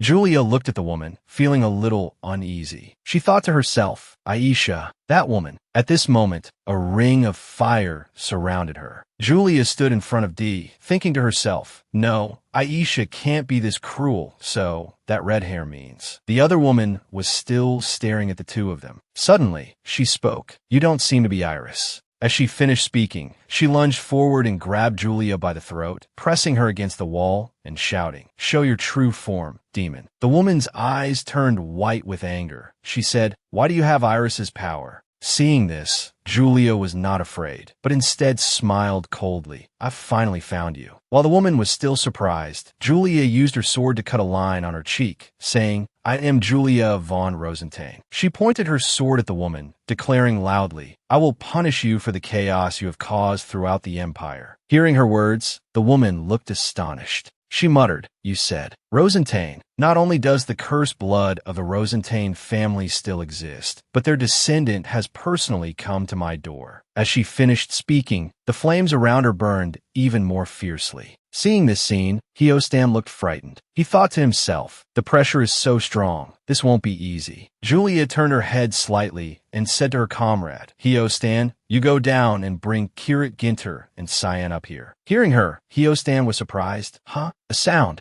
Julia raised her longsword, smiled, and said to her, "By the time you get back, the battle will be over." As she finished speaking, she swung her sword horizontally at the woman's flames. Seeing her like this, Hiostan behind her smiled with satisfaction. He thought to himself, "It's been a long time since I've seen the back of a true knight. Besides, taking on this role isn't so bad." At this moment, the battle between Julia and the woman was extremely fierce, causing the furniture in the room to topple over. The other woman rushed towards Julia, shouting, "I will completely destroy that filthy bloodline, eradicating it to prevent future trouble." Julia used her sword to block her attack, shouting back with equal force, "Just try if you can." At this moment, in another part of the castle, Kirit Ginter was also fighting with Rebecca. He used his sword to knock the woman far away. Despite this, the woman still grinned broadly, saying to him, "I should have warned you before. I'm not so easily destroyed." Kirit Ginter slammed his sword on the ground, saying, "So stubborn." Suddenly, countless black hands appeared at the woman's feet. Before she could react, the hands pulled her forcefully into the ground. Kirit Ginter dusted himself off, saying, "You will be judged in the Empire's dungeon and imprisoned for life." The woman's entire body was buried underground, with only her head sticking out, but she still said arrogantly, "Who do you think I am? I can escape from that kind of dungeon anytime." Kirit Ginter warned with a terrifying gaze, "You'd better not try anything. Once you use magic, you will be swallowed by an inextinguishable flame." Hearing this, the person could only scream in anger. At this moment, Hiostan also appeared in the room. He asked Kirit Ginter, "How is it going?" Hearing Hiostan's voice, Kirit Ginter was extremely surprised and quickly asked back, "Why did only you come back?" Hiostan began to answer, "Lady Julia has met that Rebecca. She's at the highest point of the castle." At his feet, the woman's face was contorted with anger. Hiostan continued to explain, "She told me to bring you and Cyan up, so I came down here." After hearing this, Kirit Ginter's face remained expressionless, not saying a word. Suddenly, the woman under the ground screamed, "Kill me." Her scream startled Hiostan. She asked, "What the hell are you doing?" Kirit Ginter heard it, but still walked out, only replying softly, "Don't mind her." Seeing his attitude, Hiostan couldn't help but mutter, "What a scary bastard. Good thing he's not my enemy." Hearing this, Kirit Ginter still replied coldly, "Then let's go up. Cyan can probably take care of himself." The woman, seeing that they were ignoring her, shouted loudly, "Can't you hear me?" In another place, Cyan was fighting with Lookit. He used his sword to block the opponent's magic attack. Cyan took the initiative to attack, but his opponent always easily dodged his blows. However, he was finally hit by one of Lookit's moves, crashing hard into the wall. The blow caused Cyan extreme pain. The opponent began to mock, "I didn't expect you to return to the Empire after becoming a sword master." Despite the unbearable pain, Cyan still smiled coldly and said, "You talk as if you know me well." At this moment, his hand was tightly gripping his sword. The opponent raised his hands to his chest, forming a triangle, seemingly casting a spell. Lookit said as he cast, "Of course I know you. I was the one who made you leave the Empire." Cyan then swung his sword towards him. He also quickly used magic to create a shield to block the blow. A purple energy hit Cyan in the face, leaving him utterly astonished. Suddenly, a garden full of flowers and green grass appeared in Cyan's mind. He was very young then, happily running toward a beautiful woman, calling out loudly, "Mom." Hearing his call, the woman gently replied, "Cyan." The woman gently stroked his head and asked, "Where have you been? Why are you covered in mud?" Cyan then happily told his mother, "Mom, I know how to use magic." After saying that, the little boy held out his small hands, conjuring a small flame in front of him. He said, "Look, Mom." Seeing this, his mother smiled gently and praised him. So good. Next, the image that appeared in his mind was a fierce fire. A knight held him and fled from the fire, shouting, "Quick, save the queen." Another person seemed a little scared and replied, "But the carriage has overturned." Cyan, in the knight's arms, was still aware of everything happening around him. He thought, to save me, Mom had to. After that fire, he had to endure a lot of criticism from everyone. The queen's son knows how to use fire magic, right? I can't believe this child lost control and caused this tragedy. Even his father went mad. It's all his fault. He is the monster who killed his parents. If it weren't for him, the queen might still be alive. Why does a monster like that still exist here? Useless. Cyan was now in extreme pain in his own illusion. He shouted, "Damn illusion." He covered his ears, his face contorted in pain. He thought, "It wasn't me. On the day of the accident, I didn't use any magic." At this moment, he looked toward the man standing behind the magic shield. He recalled Lookit's words, "I was the one who made you leave the Empire." After calming down, Cyan realized everything. So that's it, this was all his doing. Suddenly, a voice echoed in the air. "My dear son, if you wake up from this dream, what awaits you is only deeper pain. Stay here, let's be together." Cyan's mother appeared before him, gently stroking his cheek. Seeing his mother, he was extremely surprised, the word mom appearing in his mind. At this moment, Julia's voice echoed in the air again. "Cyan, how long are you going to be like this?" An image of Julia appeared behind him, saying, "Get over the past, focus on the future." But Cyan's mother held him tightly, saying, "I need you, Cyan." Cyan sighed, saying sarcastically, "I can't believe you'd resort to this trick." He pressed his hand hard on his wound. At this moment, Cyan had returned to reality. He tried to get up with his injured body, saying, "If I can eliminate you, I will be able to forget the past." The opponent smiled and said to Cyan, "Using self-harm to break the illusion? As a child, you were much smarter than Leon Hart and Jeremy. Therefore, for the plan to succeed, you had to disappear forever. But looking at these foolish actions of yours now, perhaps that plan was unnecessary." Cyan's hand tightened on his sword as he replied, "That's right, doing that was indeed unnecessary. That way, I won't have to kill you." After saying that, Cyan once again charged at his opponent with his sword. The two began another fierce battle. In another development, Julia and the woman were still fighting fiercely. The woman condensed a fireball in her hand, shouting at Julia, "Kneel before the flames of hell." When she threw the flame at Julia, Julia quickly used her sword to block it. Julia had broken the opponent's move. At this moment, the two temporarily stopped fighting. Julia asked, "Why do you want to take over the empire?" The opponent quickly replied, "What a naive question." She began to present her ideals. "I'm the fire witch. I appeared to burn everything." In the woman's mind, a scene appeared of her standing in a sea of fire, watching others burn to death. She continued to speak. "Have you ever imagined? Amidst the ashes, the forms of all those who were burned, those lowly insects, their existence is only to prove my power." As she said this, her expression became ferocious. Julia sighed, thinking to herself, "This is worse than I thought." Her hair was now disheveled. She pointed her sword at the opponent and said, "Let's end this." Julia kicked hard at the opponent. The woman, caught off guard, fell backwards. She thought she had to save time, otherwise her energy would run out. "I have to aim for the heart. A quick victory." She thrust her sword through the wall in front of her. But that person had disappeared. She appeared behind Julia, right above her head. She said, "You're in too much of a hurry." Julia couldn't hide the fear on her face. The woman laughed triumphantly. Focusing all her power on her, she said, "It's over." The fire witch roared, "Die." Julia's sword was stuck in a pillar. She was trying to pull it out. "Damn it, I have to pull it out." Luckily, she managed to draw her sword in time. With it, she blocked the fire witch's attack. As she fought, she tried to figure out a strategy. The fire witch, far from holding back, launched a series of fierce attacks at Julia. She said, "Humph, you're quite lucky."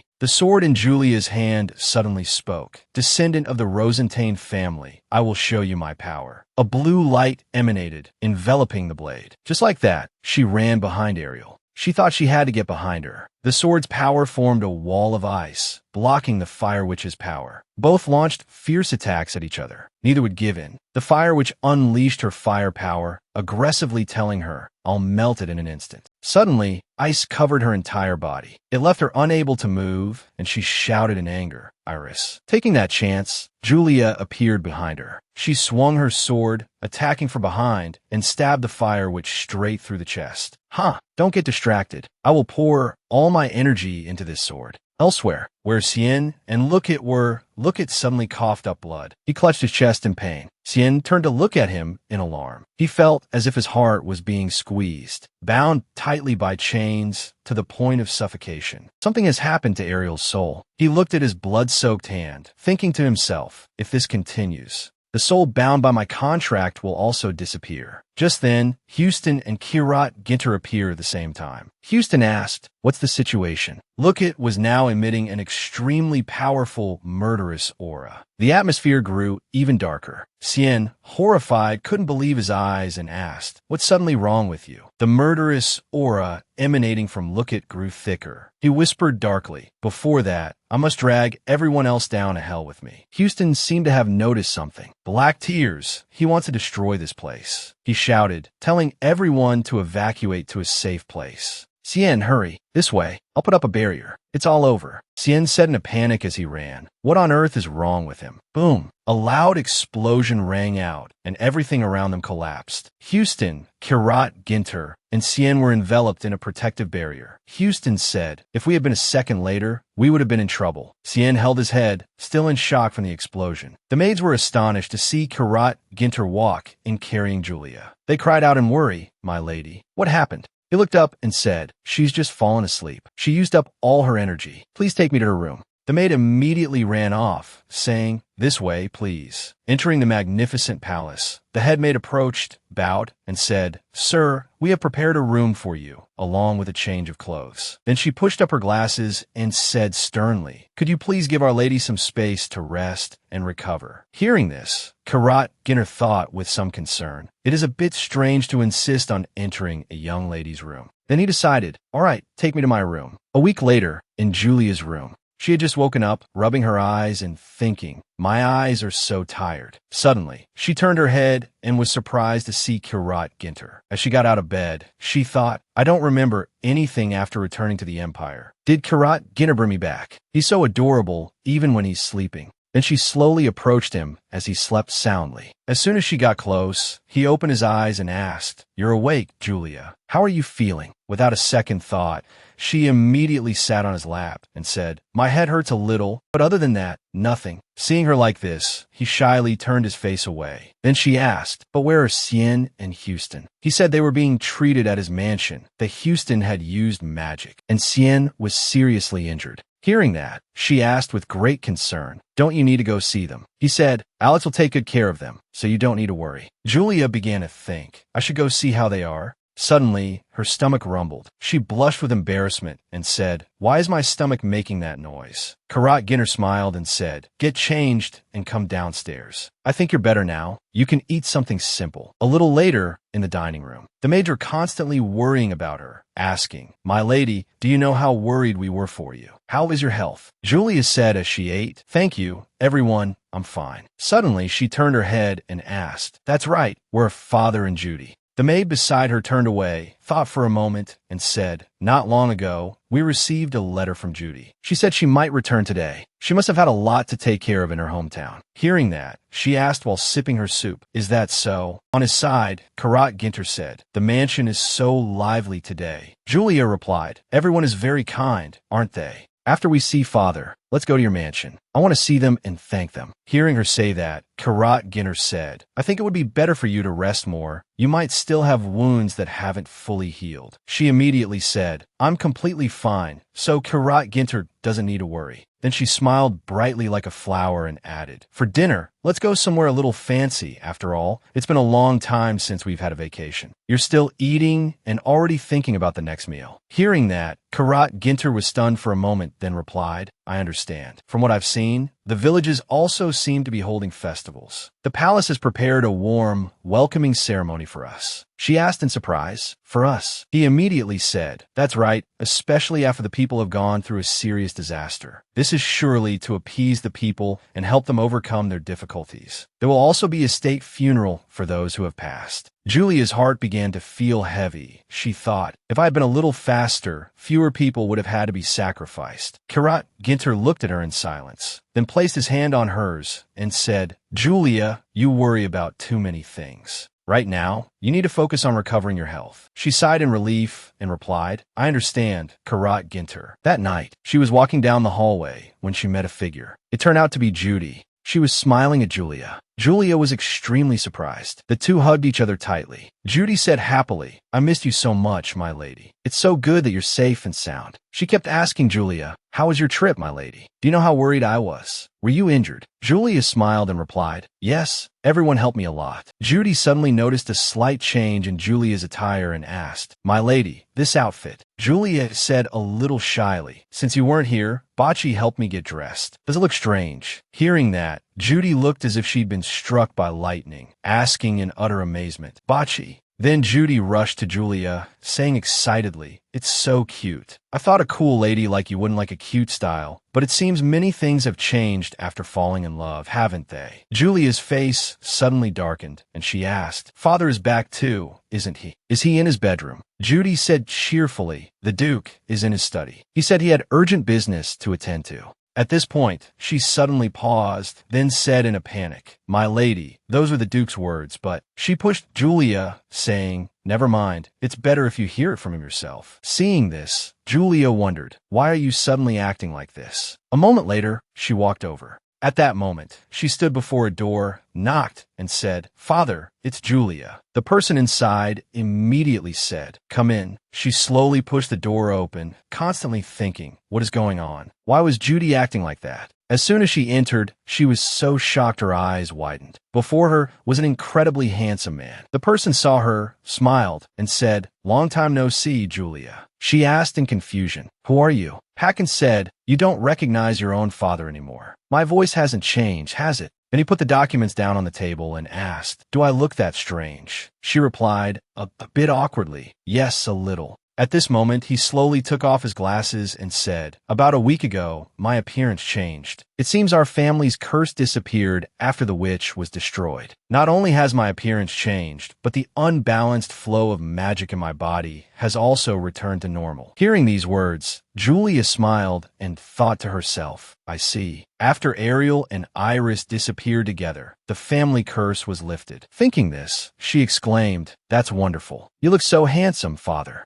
Hearing that, he crossed his arms, turned his face away, and said, I'm still not used to it. At first, my hair was down to my toes. It was very cumbersome. She thought to herself, when my curse was lifted, I wonder if father felt the same way I do now. Then Julia asked, did Judy help you with this hairstyle? It suits you very well. He replied, that's right. I want to tell her to cut it even shorter. It keeps poking my eyes. That night, at Kirat Ginter's mansion, Houston and Ricky spoke in turn. The news about us has spread throughout the empire. Why did you guys go save the empire without telling me? That's outrageous. Houston asked, if we had told you, would you have gone? Ricky replied, absolutely not. Only a madman would choose to go to such a dangerous place. Hearing that, Houston angrily pinched his cheek and asked, are you saying I'm crazy? He quickly explained, Sir Houston is always a little. Ignoring him, Houston turned to Kirat Ginter and asked, Kirat, what are you going to do now? Hearing that, he asked back, what is it? Houston sighed and said bluntly, the proposal. When and how are you going to propose? Hearing this, Sien, who was eating, looked as if he'd been struck by lightning. Houston continued, don't drag it out any longer. What will you do if another man shows up? Then he held up a newspaper and continued, the heroes who saved the empire are all in Perrin. Among them, the young lady of the Rosentain family is the most popular with the people. It's still too early to celebrate. Hearing the nagging, Kirat Ginter just replied, I know. Then he said shyly, but I don't know how to express my feelings. Hearing that, Houston burst out laughing and said, you look so tense. Not like the usual Kirat Ginter at all. Ricky, beside him, said in confusion, what's with that expression? Is he possessed? It's giving me goosebumps. Without a second thought, Houston said confidently, don't worry, we'll help you. A few days later, on a street sparkling with lights, Karat Ginter was holding a small box, thinking to himself, I wonder if she'll like this. Suddenly, a voice came from behind. Is that you, Karat? He immediately put the small box in his pocket, turned around, and asked, Ah, you're here. Julia asked curiously, What are you thinking about? I called you from a distance, but you didn't answer. At this moment, Karat Ginter's face turned bright red with embarrassment. He covered his face with his hand and asked, Is there anything you want to do? She replied, I don't know either. What can we do on a date? Then she turned and said as she walked, Let's go for a walk in the city. A moment later, the two were sitting on a boat. Then they walked around the streets, eating snacks. She opened her mouth wide. He asked, a little flustered, Is it edible? Next, they met a little boy selling flowers who ran up and gave her flower. At that moment, she was enjoying the fragrance of the flower. Suddenly, a voice rang out, We meet again, Commander. Seeing that person appear, she cried out in surprise, Ah, Sien, your hair. He grinned and said, I changed my hairstyle. Karat Ginter, on the other hand, stood to one side, muttering, Don't interrupt, don't interrupt. Then he cleared his throat and said, This might be a bit sudden, but I should probably let you all know in advance. I'll be leaving the Empire next week. Hearing this, Julia asked, confused, Why so suddenly? Haven't you just gotten used to your job as a knight? Sien immediately said, The commander probably doesn't know, but this habit of mine of wandering everywhere doesn't just disappear. The palace is too small to hold me. She said, a little sadly, I was just starting to become friends with you, what a shame. Without thinking, Sien put his hand on her shoulder and said, You're about to part with a brother who's cool, kind, and considerate. Of course you'd feel it's a shame. Lucy reacted the exact same way back then. At this, she sighed helplessly and said, Even now, you're still not talking seriously at all. Sien was silent for a moment, then handed her a teddy bear and said, With new meetings, there must be partings. I recommend Ginger to succeed me as vice commander. This is for you. Then Sien turned to leave, continuing, If we have the chance, we'll meet again. Seeing this, Julia called out Sien's name loudly, but he had long since disappeared. She felt a little disappointed, thinking to herself, he suddenly appeared, solved the night order's problems, and now he's about to disappear. Does this count as a farewell to Sien?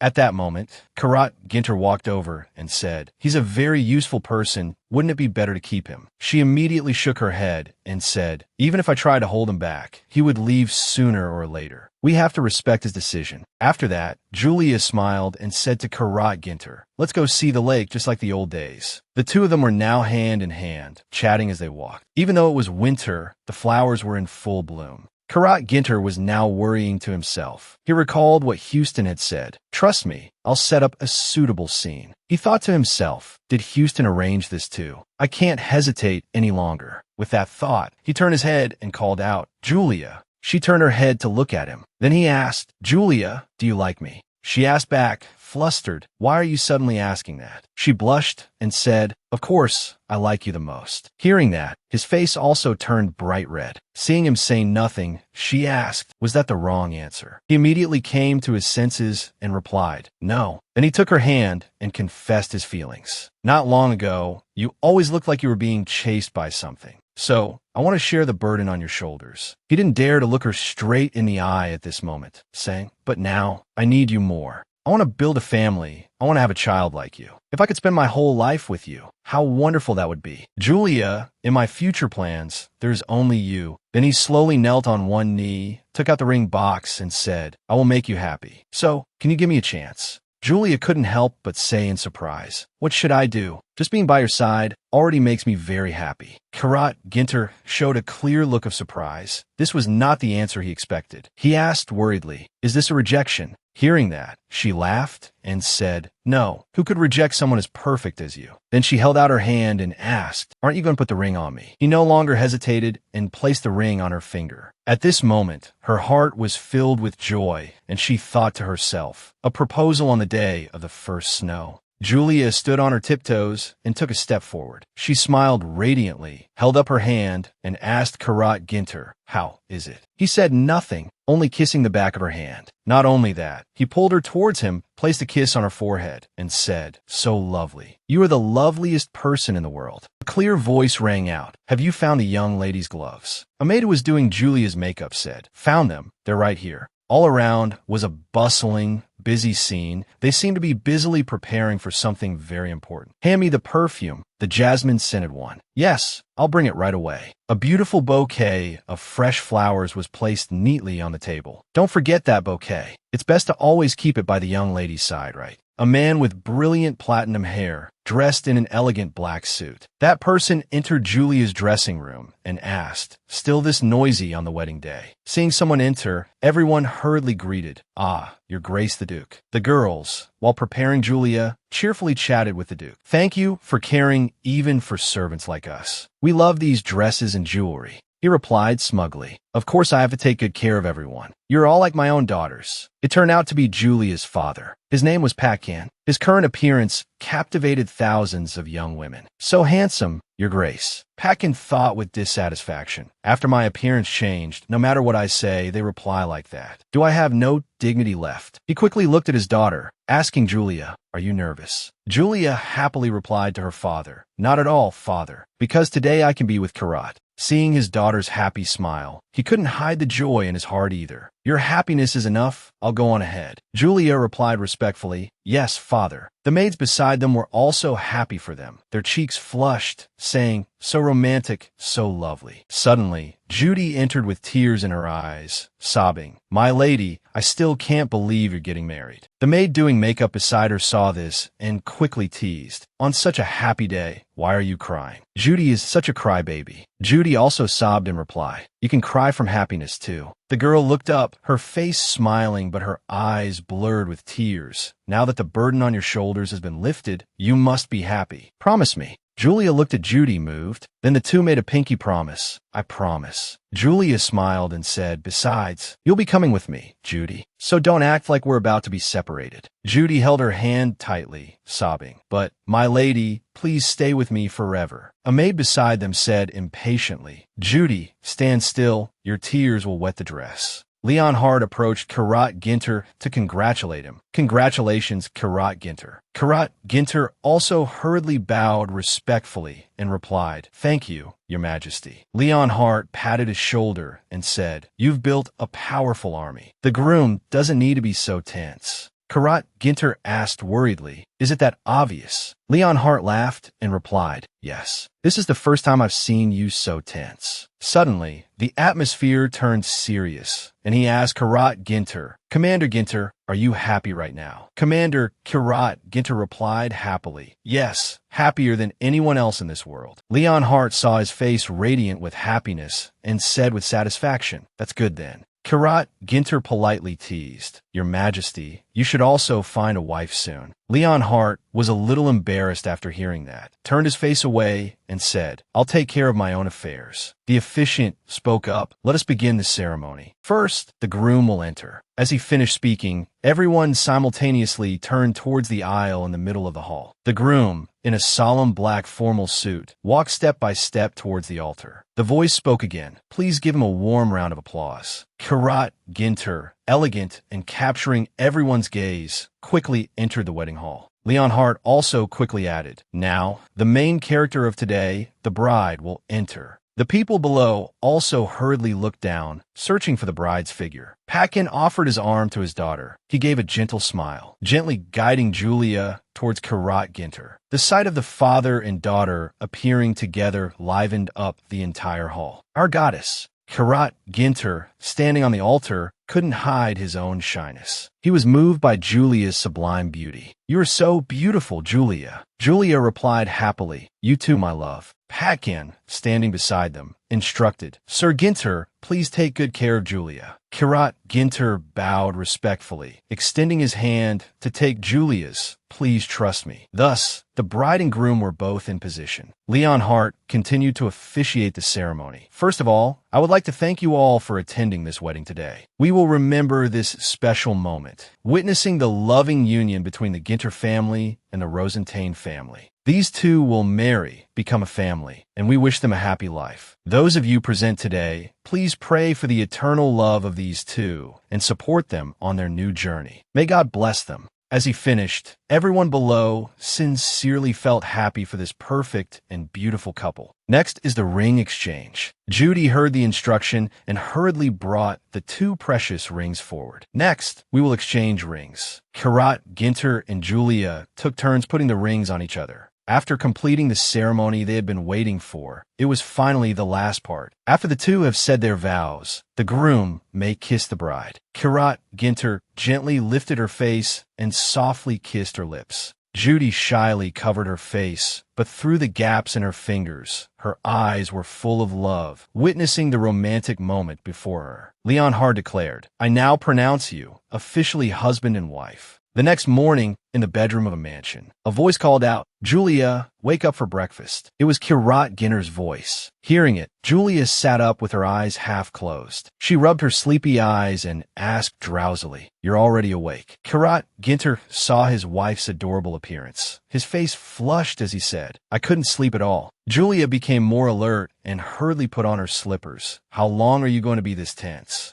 Then she ran to hug her husband. "Kirat Ginter, let's go out and play today. Before, when we went up north, we said it would be nice if we could travel around a bit." He asked worriedly, "Aren't you tired? You were so busy with the wedding yesterday." She still replied cheerfully, "I'll go with you." Kirat Ginter, what is there to worry about? Hearing his wife's sweet and gentle words, his heart was filled with boundless joy and happiness. The two hugged each other tightly. Kirat Ginter said gently, "As long as it's what you want, I'm willing to do anything." And she just giggled happily. A voice echoed in both their hearts at the same time. "The years we spend together,